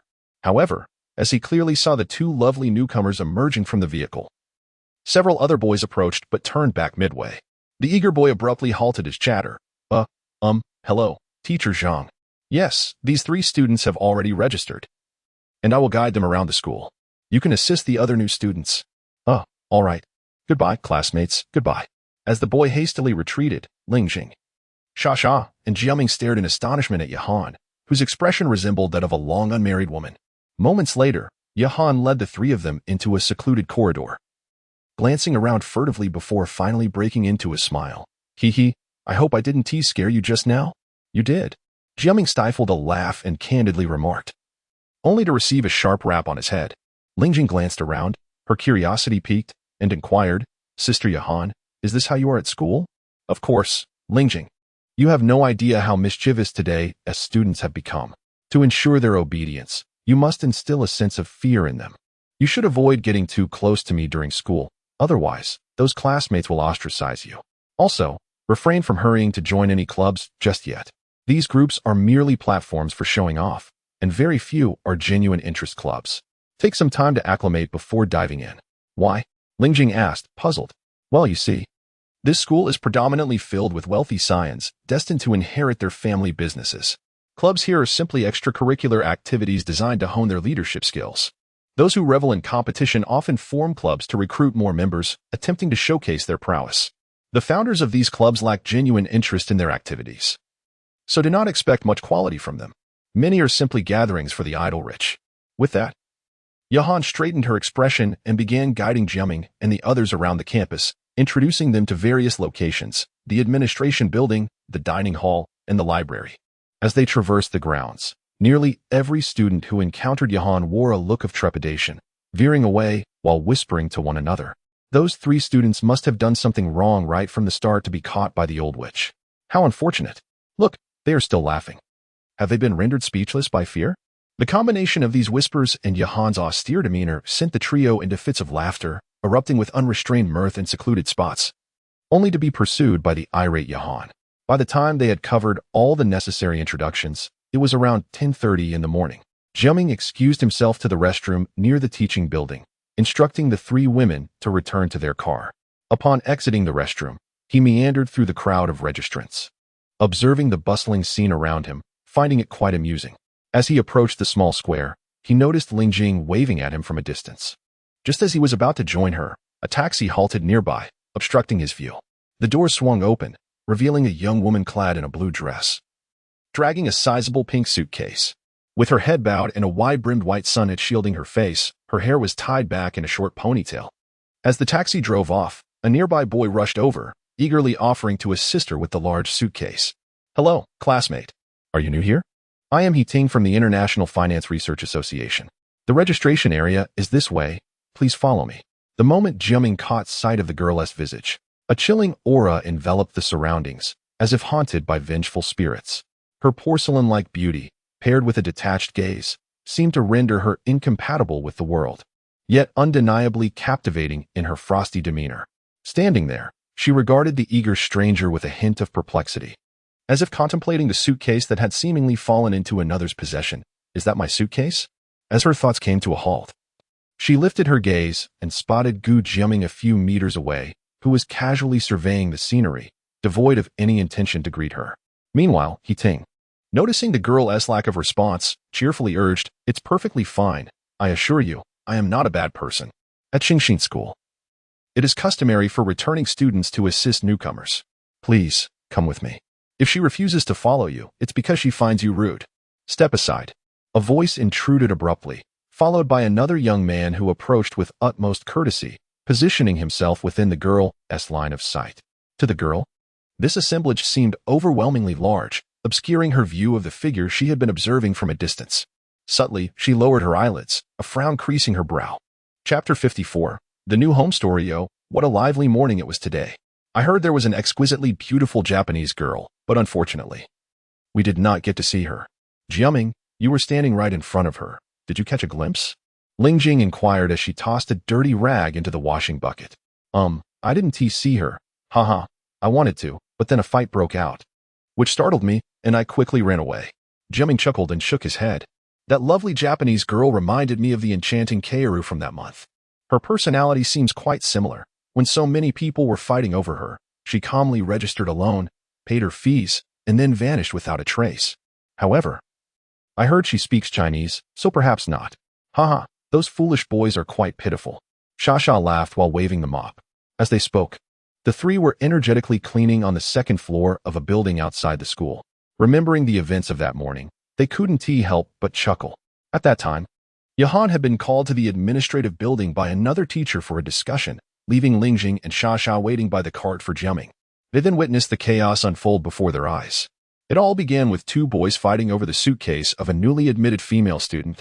Moments later, two clubs ignited a fierce brawl in the small square, the situation escalating dramatically, even resulting in a parked sports car being damaged. The most amusing part was that, amidst the chaos, that Japanese girl quietly dragged her suitcase into the school to register and pay her fees, completely ignoring the brawling boys before disappearing from sight. This incident quickly became a humorous anecdote on the first day of the term at Sacred Heart School. Upon hearing the news, Zhang Yahan, along with a crowd of teachers and security personnel, rushed out to quell the disturbance. She later introduced that one of the ringleaders, El Fong, was the third young master from one of Jianghai's 5 prominent families, known for his arrogance at school. He Tian, another instigator, was also the son of a large conglomerate, and the two had never gotten along. Such conflicts among clubs were not new at Sacred Heart Academy. As long as no serious incidents occurred, the rivalry among students could even serve as a form of status competition among upper-class families. After restoring order, Yahan found the 3 a rental accommodation outside the school. This was a pre-existing old street near the campus, featuring a 2-story building. The first floor housed a rather unkempt arcade, and descending the side staircase to the second floor revealed a spacious yet slightly worn room. The 2 bedrooms were naturally assigned to Lingjing and Xia, while a smaller storage room could be tidied up for Jiaming to use as a bedroom. Although it was a bit cramped and stifling, the bedroom was merely for the inspection of outsiders like Yahan or Lingjing as parents. Most of the time, Jiaming could comfortably share the large bed in the master bedroom with the 2 girls. There was a somewhat narrow living room with a kitchen and a bathroom, and the conditions were quite decent. Thanks to Yahan's influence, the rent was significantly reduced for them, although it was a far cry from the Liu family's villa. It appeared that both Lingjing and Xia were quite fond of this place. Well, we need to get a desk here. And I want to buy that spaceship desk lamp I saw at the supermarket. It would look stunning. We should put up 2 posters on the wall. I like those of Andy Lau and Emil Chow. We need to buy a coffee table and chairs, but should we get single chairs or a long row? They are all so expensive. We need a small television, around 14 to 15 inches would suffice, but it must be color. Ideally, I want a flat screen. But this room seems only to accommodate a triangular cabinet in the corner. Triangular ones are not very attractive. A shower head for the bathroom. The kitchen is still lacking. We need to buy more bowls. I plan to get a small plastic cabinet to store the dishes. It shouldn't be too expensive. I want to buy 3 bicycles, 1 for each of us. Second-hand ones look terrible. We should buy new ones, but they are quite pricey. There's a black stain on that wall that won't come off. Let us buy some nicer wallpaper. Jiaming likes computers. But we have to buy one ourselves, and that will take a while. However, perhaps we can buy a small computer desk for now, just to set it there. After tidying up, the 2 girls excitedly dashed around the empty room, envisioning their future in this small household. The room, when rented, came with minimal furnishings, 2 empty beds. A few chairs and an unsightly square table were all they had. Jiaming would need to buy a bed from outside. Simple bedding could be taken from home. But items like a television could not all be moved over. Otherwise, it wouldn't be independent. In the initial days of school, there was much going on. The 1st and 2nd of September were still registration days, followed by an examination for the first-year students on the 3rd. The class allocation results would be announced on the 5th, and the 6th and 7th were the weekend, which meant they had an entire week to arrange their new home. However, after several days, they had only managed to purchase essential kitchen items, bedding, wallpaper, and some indispensable daily necessities like a kettle and cups. This was largely due to their limited budget. All 3 hailed from affluent families. Jiaming's monthly allowance was considerably more than that of an average household. Lingjing had already declined her family's support, while Xia had saved a fair amount. Combined with their New Year's money, they had about 4,000 to 5,000 yuan at their disposal. However, to truly create a home, this amount fell short. A decent, attractive sofa set could easily cost over 10,000 yuan. A desirable desk would be several hundred. A coffee table would also run into hundreds. And a proper dining table could reach thousands. After a few days of shopping, it wasn't that they couldn't afford many items, but rather they were reluctant to spend. If they bought a television, a table they liked, what about the other items? The beautiful sofa was unaffordable, while the ones within their budget were neither appealing nor still too costly. The money they had couldn't be spent all at once. They still had a long way to go. The 2 girls, who had previously not faced financial dilemmas, were now troubled by their choices. Ultimately, they decided that items they could compromise on wouldn't need to be of the highest quality. Until they had a steady income, their funds needed to be spent judiciously. On the 4th, they had managed to arrange the essentials and officially moved into their new home. That evening, the two girls were still bubbling with excitement, purchasing beer and barbecue to celebrate until the late hours. Thankfully, Jiaming managed to tire the two girls out enough for them to sleep soundly, or else they would have surely shown up to school the next day with dark circles under their eyes. That night, sitting on the balcony gazing at the stars, Jiaming chuckled softly to himself. This feeling was delightful. The life he had always anticipated was unfolding just as he had hoped, though having two girls in the house felt a bit peculiar. However, if he were to follow a typical path, how exactly should he earn money? The funds from Pyroga, aside from the $70 billion given to Kelly Fernim, left him with several $100 million at his disposal. But such sums were certainly not meant to be revealed to the two girls. In 1997, the economy was far from robust, layoffs were rampant, and adults struggled to find work. As students and children, finding money through conventional means was indeed a challenging endeavor. Putting thoughts of job hunting aside, the next day, the three went to check the class allocation list, only to discover they had been completely separated. Although Sacred Heart Academy had high entrance requirements, the average living standards in Shanghai City were decent, and even families with modest means were willing to send their children there. There were over 600 new students in the first year, divided into 12 classes. Lingjing was placed in Class 1 with outstanding results, while Jiaming, with average grades, was assigned to Class 6. Under Lingjing's influence, Shasha's performance also improved, and she ended up in Class 7, which was at least not too disappointing. Upon learning about their class placements, Shasha proposed they approach Yahan to have the three of them placed together. However, Lingjing intervened, suggesting, "Never mind. I think this arrangement is quite satisfactory. After all, we spend every evening together. If our schedules diverge and we can free up the last period each day, we can take turns going home to buy groceries and cook. What do you think, Jiaming? Lunch is at school, but dinner must be at home to maintain that sense of family." This was a plan they had long established. Yahan had initially assumed that the three would seek her out regarding their class placements, but their silence was quite unexpected. Over the weekend, the trio visited several second-hand furniture stores. On Sunday afternoon, the two girls finally settled on a charming yellow writing desk. After some clumsy haggling, they managed to purchase the desk for 80 yuan instead of 100. The shopkeeper kindly offered to call a cab for them, but upon hearing it would cost 20 yuan, Lingjing decisively declined. "It's all right. This little desk isn't too heavy, and we don't live far. Let us just carry it back ourselves." Among the three, Lingjing was always the decision-maker. Upon hearing her words, Jiaming immediately lifted the desk, while Lingjing led the way, steadying it with one hand, and Shasha supported it from the back. The shopkeeper, observing the well-dressed trio leaving, stood at the door for a long while, unsure whether to admire or scorn them. The store was indeed not too far from their residence. They passed the entrance of the prestigious academy and turned into a small street to reach their destination. However, this area was predominantly inhabited by the affluent, and many onlookers in the small square near the academy mocked the trio's thriftiness, most of whom were high school students attending the academy. Jiaming paid no heed to their comments, but the two girls felt a bit embarrassed. Having been raised in comfort, they were unaccustomed to such scrutiny. Lingjing silently resolved to call for a cab next time. As they walked, Shasha suddenly shouted, "Lingjing, watch out." Jiaming, obscured by the desk, could not react in time. And then they heard Lingjing's startled exclamation as her forehead grazed the edge of the desk, and a soccer ball soared into view. "What happened?" he asked, quickly setting down the desk. Lingjing stood there, covering her forehead, with a gray mark on her cheek from the soccer ball. Jiaming and Shasha gently moved her hand aside, revealing a small red bruise on her forehead, fortunately without any bleeding. Meanwhile, a student in academy uniform rushed over from the center of the square, a smile on his face as he said, Sorry.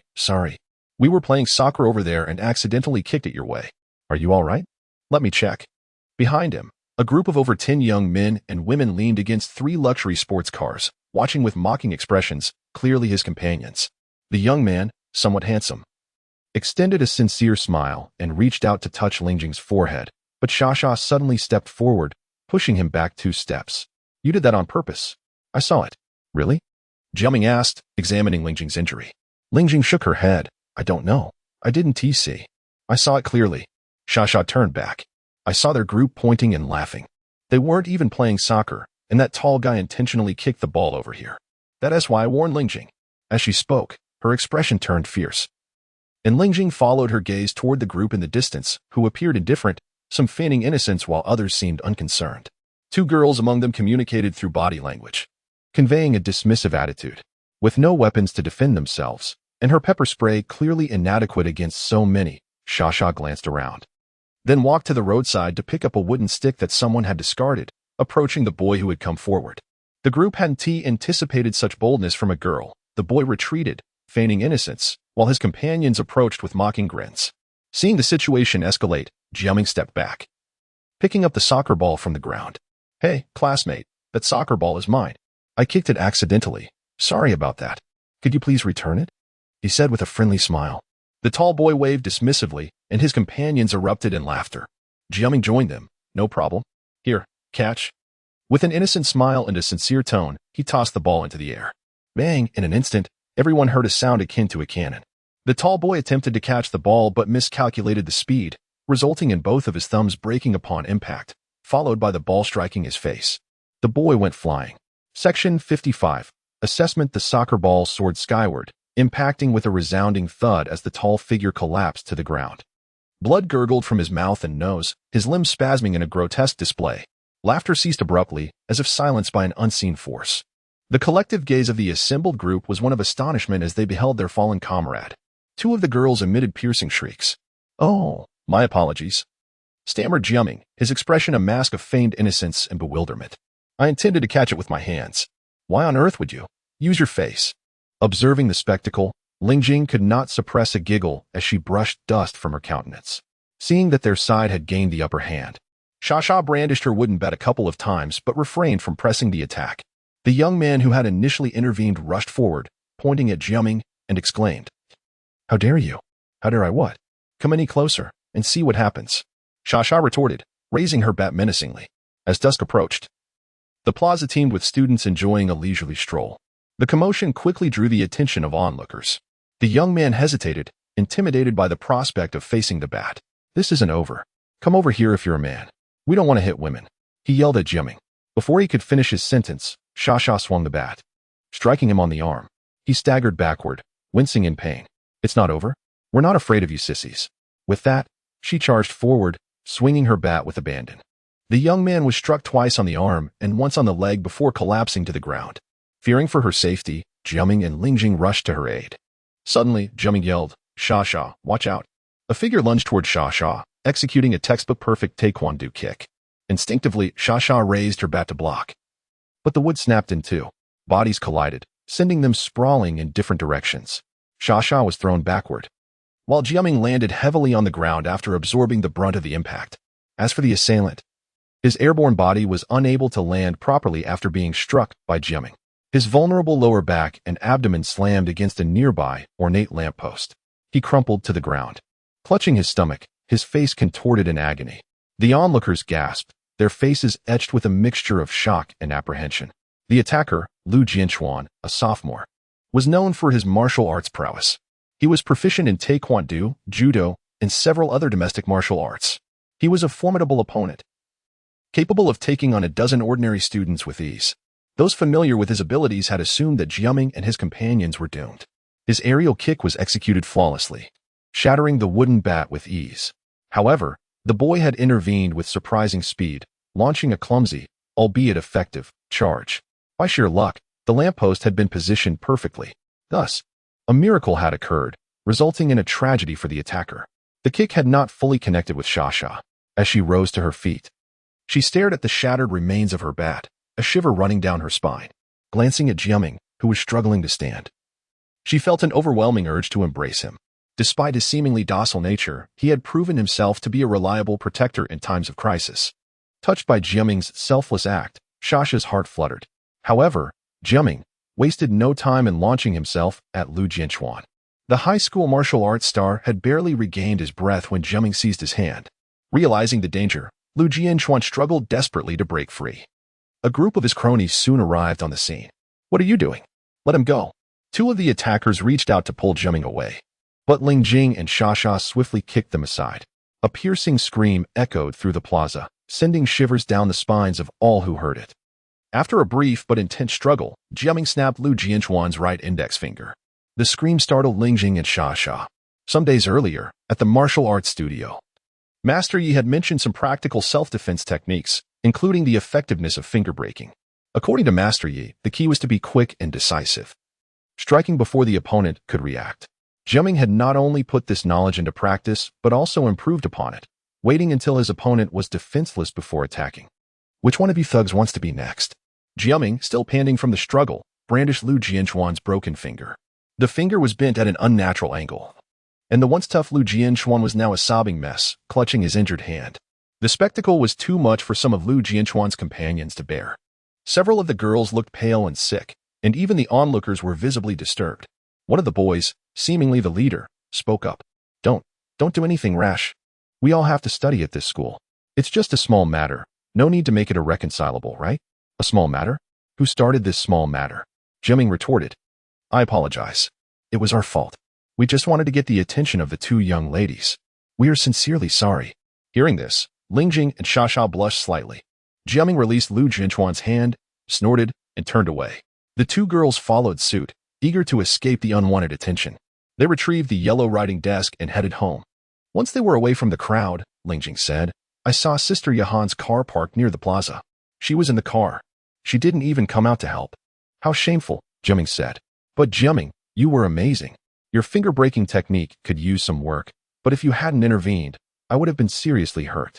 If I'm so amazing, what's my reward? We'll see when we get back, Shasha teased. Their voices faded into the setting sun. Meanwhile, in a modest sedan parked on the edge of the plaza, Yahan was expressing her doubts to a middle-aged man in the back seat. Mr. Chen, why didn't you let me intervene? As a teacher, I have a responsibility to address such conflicts. It's over now, isn't it? I simply found that boy intriguing. Has he had any martial arts training? Martial arts? Yahan thought. Could this old man have figured something out? She said, are you referring to the finger-breaking one? His name is Gu Jiaming. He has some training. He's actually my junior in a way. But it's just an ordinary martial arts studio. They teach basic boxing techniques. He's the clumsiest student there. His form is decent, but he doesn't know how to apply it. He usually runs away when forced to spar. Do you really think he's that good, Mr. Chen? As she asked the question, she couldn't help feeling anxious. Chen Guxia, the middle-aged man in the rearview mirror, was rumored to be a martial arts master, someone who truly understood the art of Qigong. Could he have seen something special in Jiaming? As Chen Guxia remained silent, a woman beside her interjected, I don't think so. It seems more like he's simply fortunate. His moves appear rather clumsy. No, it's not merely luck. Chen Guxia shook her head. His two actions were executed with remarkable precision, and he possesses a keen understanding of the situation. If he often harbors thoughts of escaping, we might consider him someone who can unleash tremendous energy when faced with unavoidable circumstances. He exhibits commendable potential, albeit rarely daring to express it. Should he conquer his inner barriers, I am certain he would achieve remarkable success. Well, with the martial arts class being offered at the school, I could attempt to mentor him. Hearing her words, Yahan felt a sense of relief as the small car smoothly drove towards the grounds of Sacred Heart Academy. Naturally, without the gift of foresight, Jiaming remained oblivious to the fact that a martial arts master had already contemplated taking him as a disciple. Upon returning home, his immediate focus was solely on one matter, fulfilling the needs of his two young wives. I must ask, why are you both so excited today? It's still early evening. Because, Jiaming, you were incredible earlier. Yes, because Sha and I have found a wonderful husband. After securing the doors and windows, the small husband embraced his two contented wives on the large bed, his expression tinged with mild distress. While I appreciate your kind words, I haven't eaten yet. I'm quite hungry. But we haven't gone grocery shopping yet, and it's already getting late. We were so exhilarated on the way back. Forget it, the small husband sighed. Let's just have noodles. So, who will go down to cook? Lying lazily, someone inquired, leading to a shared glance among the three. Such scenes had occurred more than once, the trio resembling three monks without water, their post-marital life feeling rather dispirited. Yet, as with each previous occasion, it was the small man who had recently faced two opponents alone who sighed and rose from the bed. Resigned, he made his way to the kitchen to prepare a simple dinner, listening to the soft laughter of the two young girls, a gentle warmth blossoming in his heart. Chapter 56. The challenge. As dawn broke on the second day, Lingjing had already risen from her slumber, donning an apron adorned with a cartoon cat motif. She hummed a cheerful tune while preparing water and breakfast. The previous week had passed in a haze, and now that classes were finally assigned, today marked the true commencement of the new semester. The dining table remained the old square table that came with the rental, but the trio had acquired a cozy blue tablecloth to make do. During meals, the two girls enjoyed kicking off their slippers and playfully swinging their calves onto Jiaming's lap, sometimes entangling themselves in laughter. Only when their antics became too bothersome would Jiaming, in a moment of annoyance, poke their soles with the opposite end of his chopsticks, prompting them to retreat. Yet, if the mood struck, such playful skirmishes could escalate into another absurd tempest. After all, children are often the most carefree of beings. As they walked to school, each carrying an empty lunchbox, they arranged to meet at noon in front of the splendid teaching building, before parting ways to their respective classes. The building housed 6 classrooms on each floor, with Lingjing's classroom located in the first room on the second floor, Jiaming's 6th class at the end of the same floor, and Sha's in the first room on the ground floor. Thus, the trio was completely segregated. The classroom buzzed with noise and unfamiliar faces. Unlike middle school, the classrooms were larger and more luminous, with elegant desks and a television connected to a computer in the front corner. At the podium stood a well-dressed girl transcribing the names of each student on the blackboard. As customary for new students, there were no assigned seats yet. Jiaming settled in a corner at the back, only to notice a familiar face among the rowdy students ahead. Huang Haobing, the chubby boy who used to bully him. Their past grievances dated back to their childhood. But since Jiaming had reborn and befriended Sha, Huang Haobing no longer dared to provoke him. As for Jiaming, after spending time with Lingjing and Sha, he often returned to the Huang family villa late at night, leading to little interaction between them. Now, at 16, Huang Haobing was no longer overly plump, but rather robust. His temper still bore traces of the spoiled brat who enjoyed bullying others, yet it was said he had not caused any significant trouble lately, and his prowess in basketball had become well known within the Huang family estate. At that moment, upon seeing Jiaming, Huang Haobing waved amicably, to which Jiaming responded with a smile before sinking back into a half-sleep. Time slipped away until an unexpected voice jolted him awake, chattering incessantly nearby. "Really, Miss Yuechi, I have come to sincerely apologize for the events of the other day. Please accept my heartfelt remorse." 1,000,000% sincerity as Jiaming opened his eyes. A grand bouquet of vibrant red roses swayed just above him, held by none other than Fong, one of the instigators from the registration day commotion.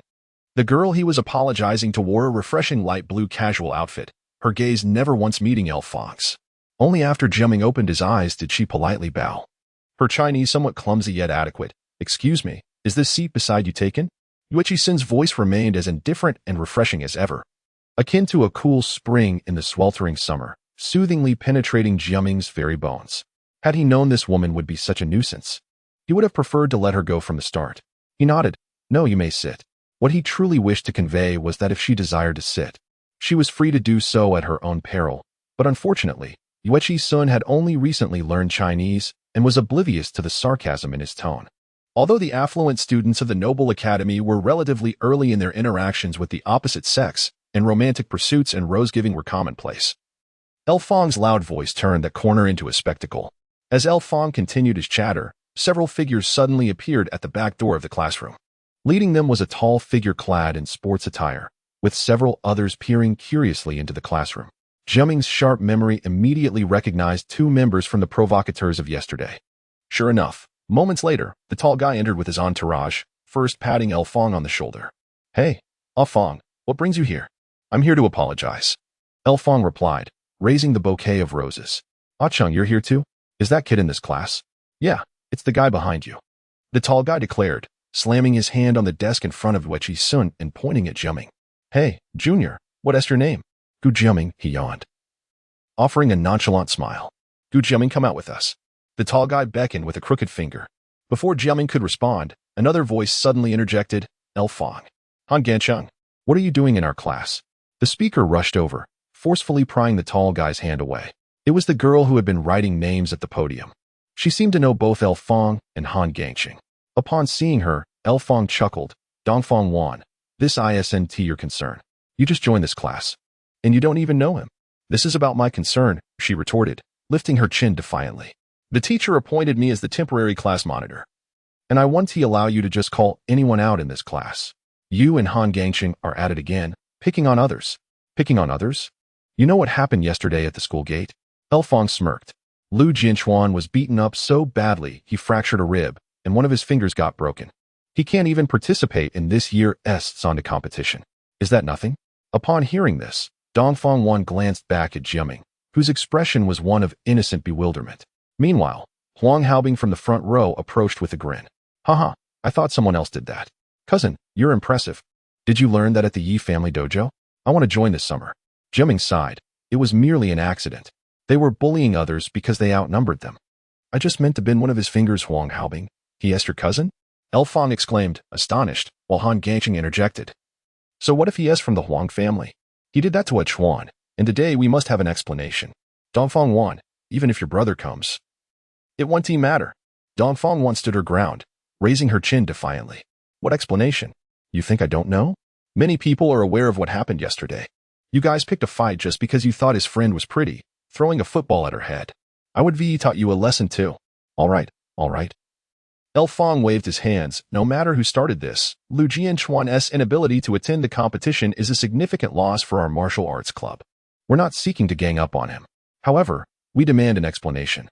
Let us settle this like men, one-on-one. After one fight, no one will pursue further. Fine. Let us do it. Who is afraid? Dongfang Wan refused to back down. You think our Huang family fears the L family? Huang Haobing chimed in. Fear? What are you going to do? Then it's settled for this afternoon. After school. Agreed. After school. The dojo, gym, or playground. Your choice. In an instant, Lu Fang, Han Gangqing, Dongfang Wan, and Huang Haobing erupted in a cacophony of shouts, with Lu Fang brandishing the rose he had intended for an apology, sending petals swirling through the air. Jiaming, standing nearby, was taken aback by the scene. Moments later, the four had settled on the time and place for their duel, leaving Lu Fang and Han Gangqing satisfied. It was only then that Dongfang Wan and Huang Haobing felt a twinge of awkwardness. As Dongfang Wan sheepishly smiled at Jiaming and remarked, Is that all right? After school, I'll rally the entire class to cheer for you. Gu Jiaming. Huh? Without waiting for a response, she hurried back to her seat, while Huang Haobing chuckled softly, leaning over the desk to whisper. How do you fare in a fight, Jiaming? If you're not confident, let Yi Lingjing take your place. Otherwise, there is also Liu Huaisha. One has won martial arts trophies, and the other has connections in the underworld. Anyway, Lu Fang's group hasn't insisted on anyone specific stepping in. Yesterday, any of the three of you could have done it. Higi, you must win. After Huang Haobing returned to the front, Jiaming merely scoffed as the school bell finally rang. A male teacher entered the classroom and began his self-introduction, but before he could finish, Zhang Yahan, appearing as if she were an old maid, appeared at the door. After exchanging pleasantries with the teacher, she coldly stated, Gu Jiaming, please come with me. Chapter 57, Mediation Match, Part 1. Do you know what happened to those two individuals you struck yesterday? With a stern expression, Yihan glanced outside, then stealthily closed the door and drew the curtains, a smile playing on her lips. One has a broken sternum, and a finger of mine got fractured. Someone just informed me of this, and you call me here merely to share that? Taking a seat behind the desk, Jiaming casually powered on the computer. Yihan shot him an annoyed look. Surely, you must put on a FAAD. There is another, even more severe case. Both thumbs are fractured. Likely 7 or 8 teeth are missing, and his jaw is definitely dislocated. The nose, I'm unsure if it's broken. Why is your computer not connected to the internet? I'm not adept at navigating the web. Move aside, this is my seat. With a laugh, Ying approached and plopped down on the desk, obstructing the computer screen.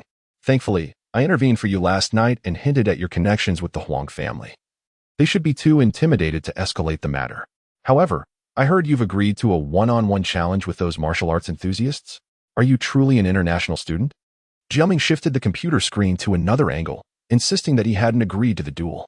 That girl in our class, Dongfang Wan, is from the Dongfang family, right? I was actually planning to stand them up this afternoon. Yihing chuckled, tapping the armrest of the chair with her high heel. You wish. Dongfang Wan's brother, Dongfang Lu, is the student council president. She and Huang Haobing vouched for you. And since you didn't object at the time, if you think you can escape, I assure you, you want to make it past the school gates. Listen, if you wish to preserve your strength, you must be cautious. Why? Last evening, during your altercation, I happened to be at the airport picking up 2 teachers. I heard they have quite the impressive backgrounds. One is a woman about my age, here to serve as the school nurse, and the other is said to be a martial arts master. He is merely here for an honorary title. Yet after witnessing your fighting skills, he remarked that you possess great potential and expressed a desire to become your instructor. I was quite taken aback, fortunately. You concealed yourself well yesterday. A martial arts master? What is his name? Guxia. Ah? Jiaming's expression shifted, realizing he had inadvertently set off a butterfly effect. This old man should currently be undercover at Pailugia, undetected for years. It seems the storm caused by my maneuvering of over 7 billion at Pailugia at the end of June has truly stirred quite the commotion. Oh, you know him? Is he formidable? Noticing Jiaming's contemplative demeanor, Yihing quickly inquired. I've merely heard my teacher mention him. He is quite average, really. Jiaming smiled. Not overly concerned about others knowing the details, he was merely somewhat skilled. However, once exposed, Lingjing and Xia would undoubtedly not let him off the hook, as they had grown accustomed to finding confidence through him. Your teacher again. Spare me. But is it because of this that you always conceal your capabilities? My background is quite innocent, Yihing, or else what could be the reason? Do you think that just because I possess strength, the underworld would insist on recruiting me? Yihing paused, and after a moment, she replied, Oh, you are indeed quite kind to them. Hey, they said that it's a system file and cannot be tampered with, if you want to play games. Just access it from the desktop, right? You computer novice, move aside. I'm optimizing it for you. This mere 32 megabytes of memory is a hassle. You little rascal, what do you know about computers? Don't mess around. There are school records and my game saves in there.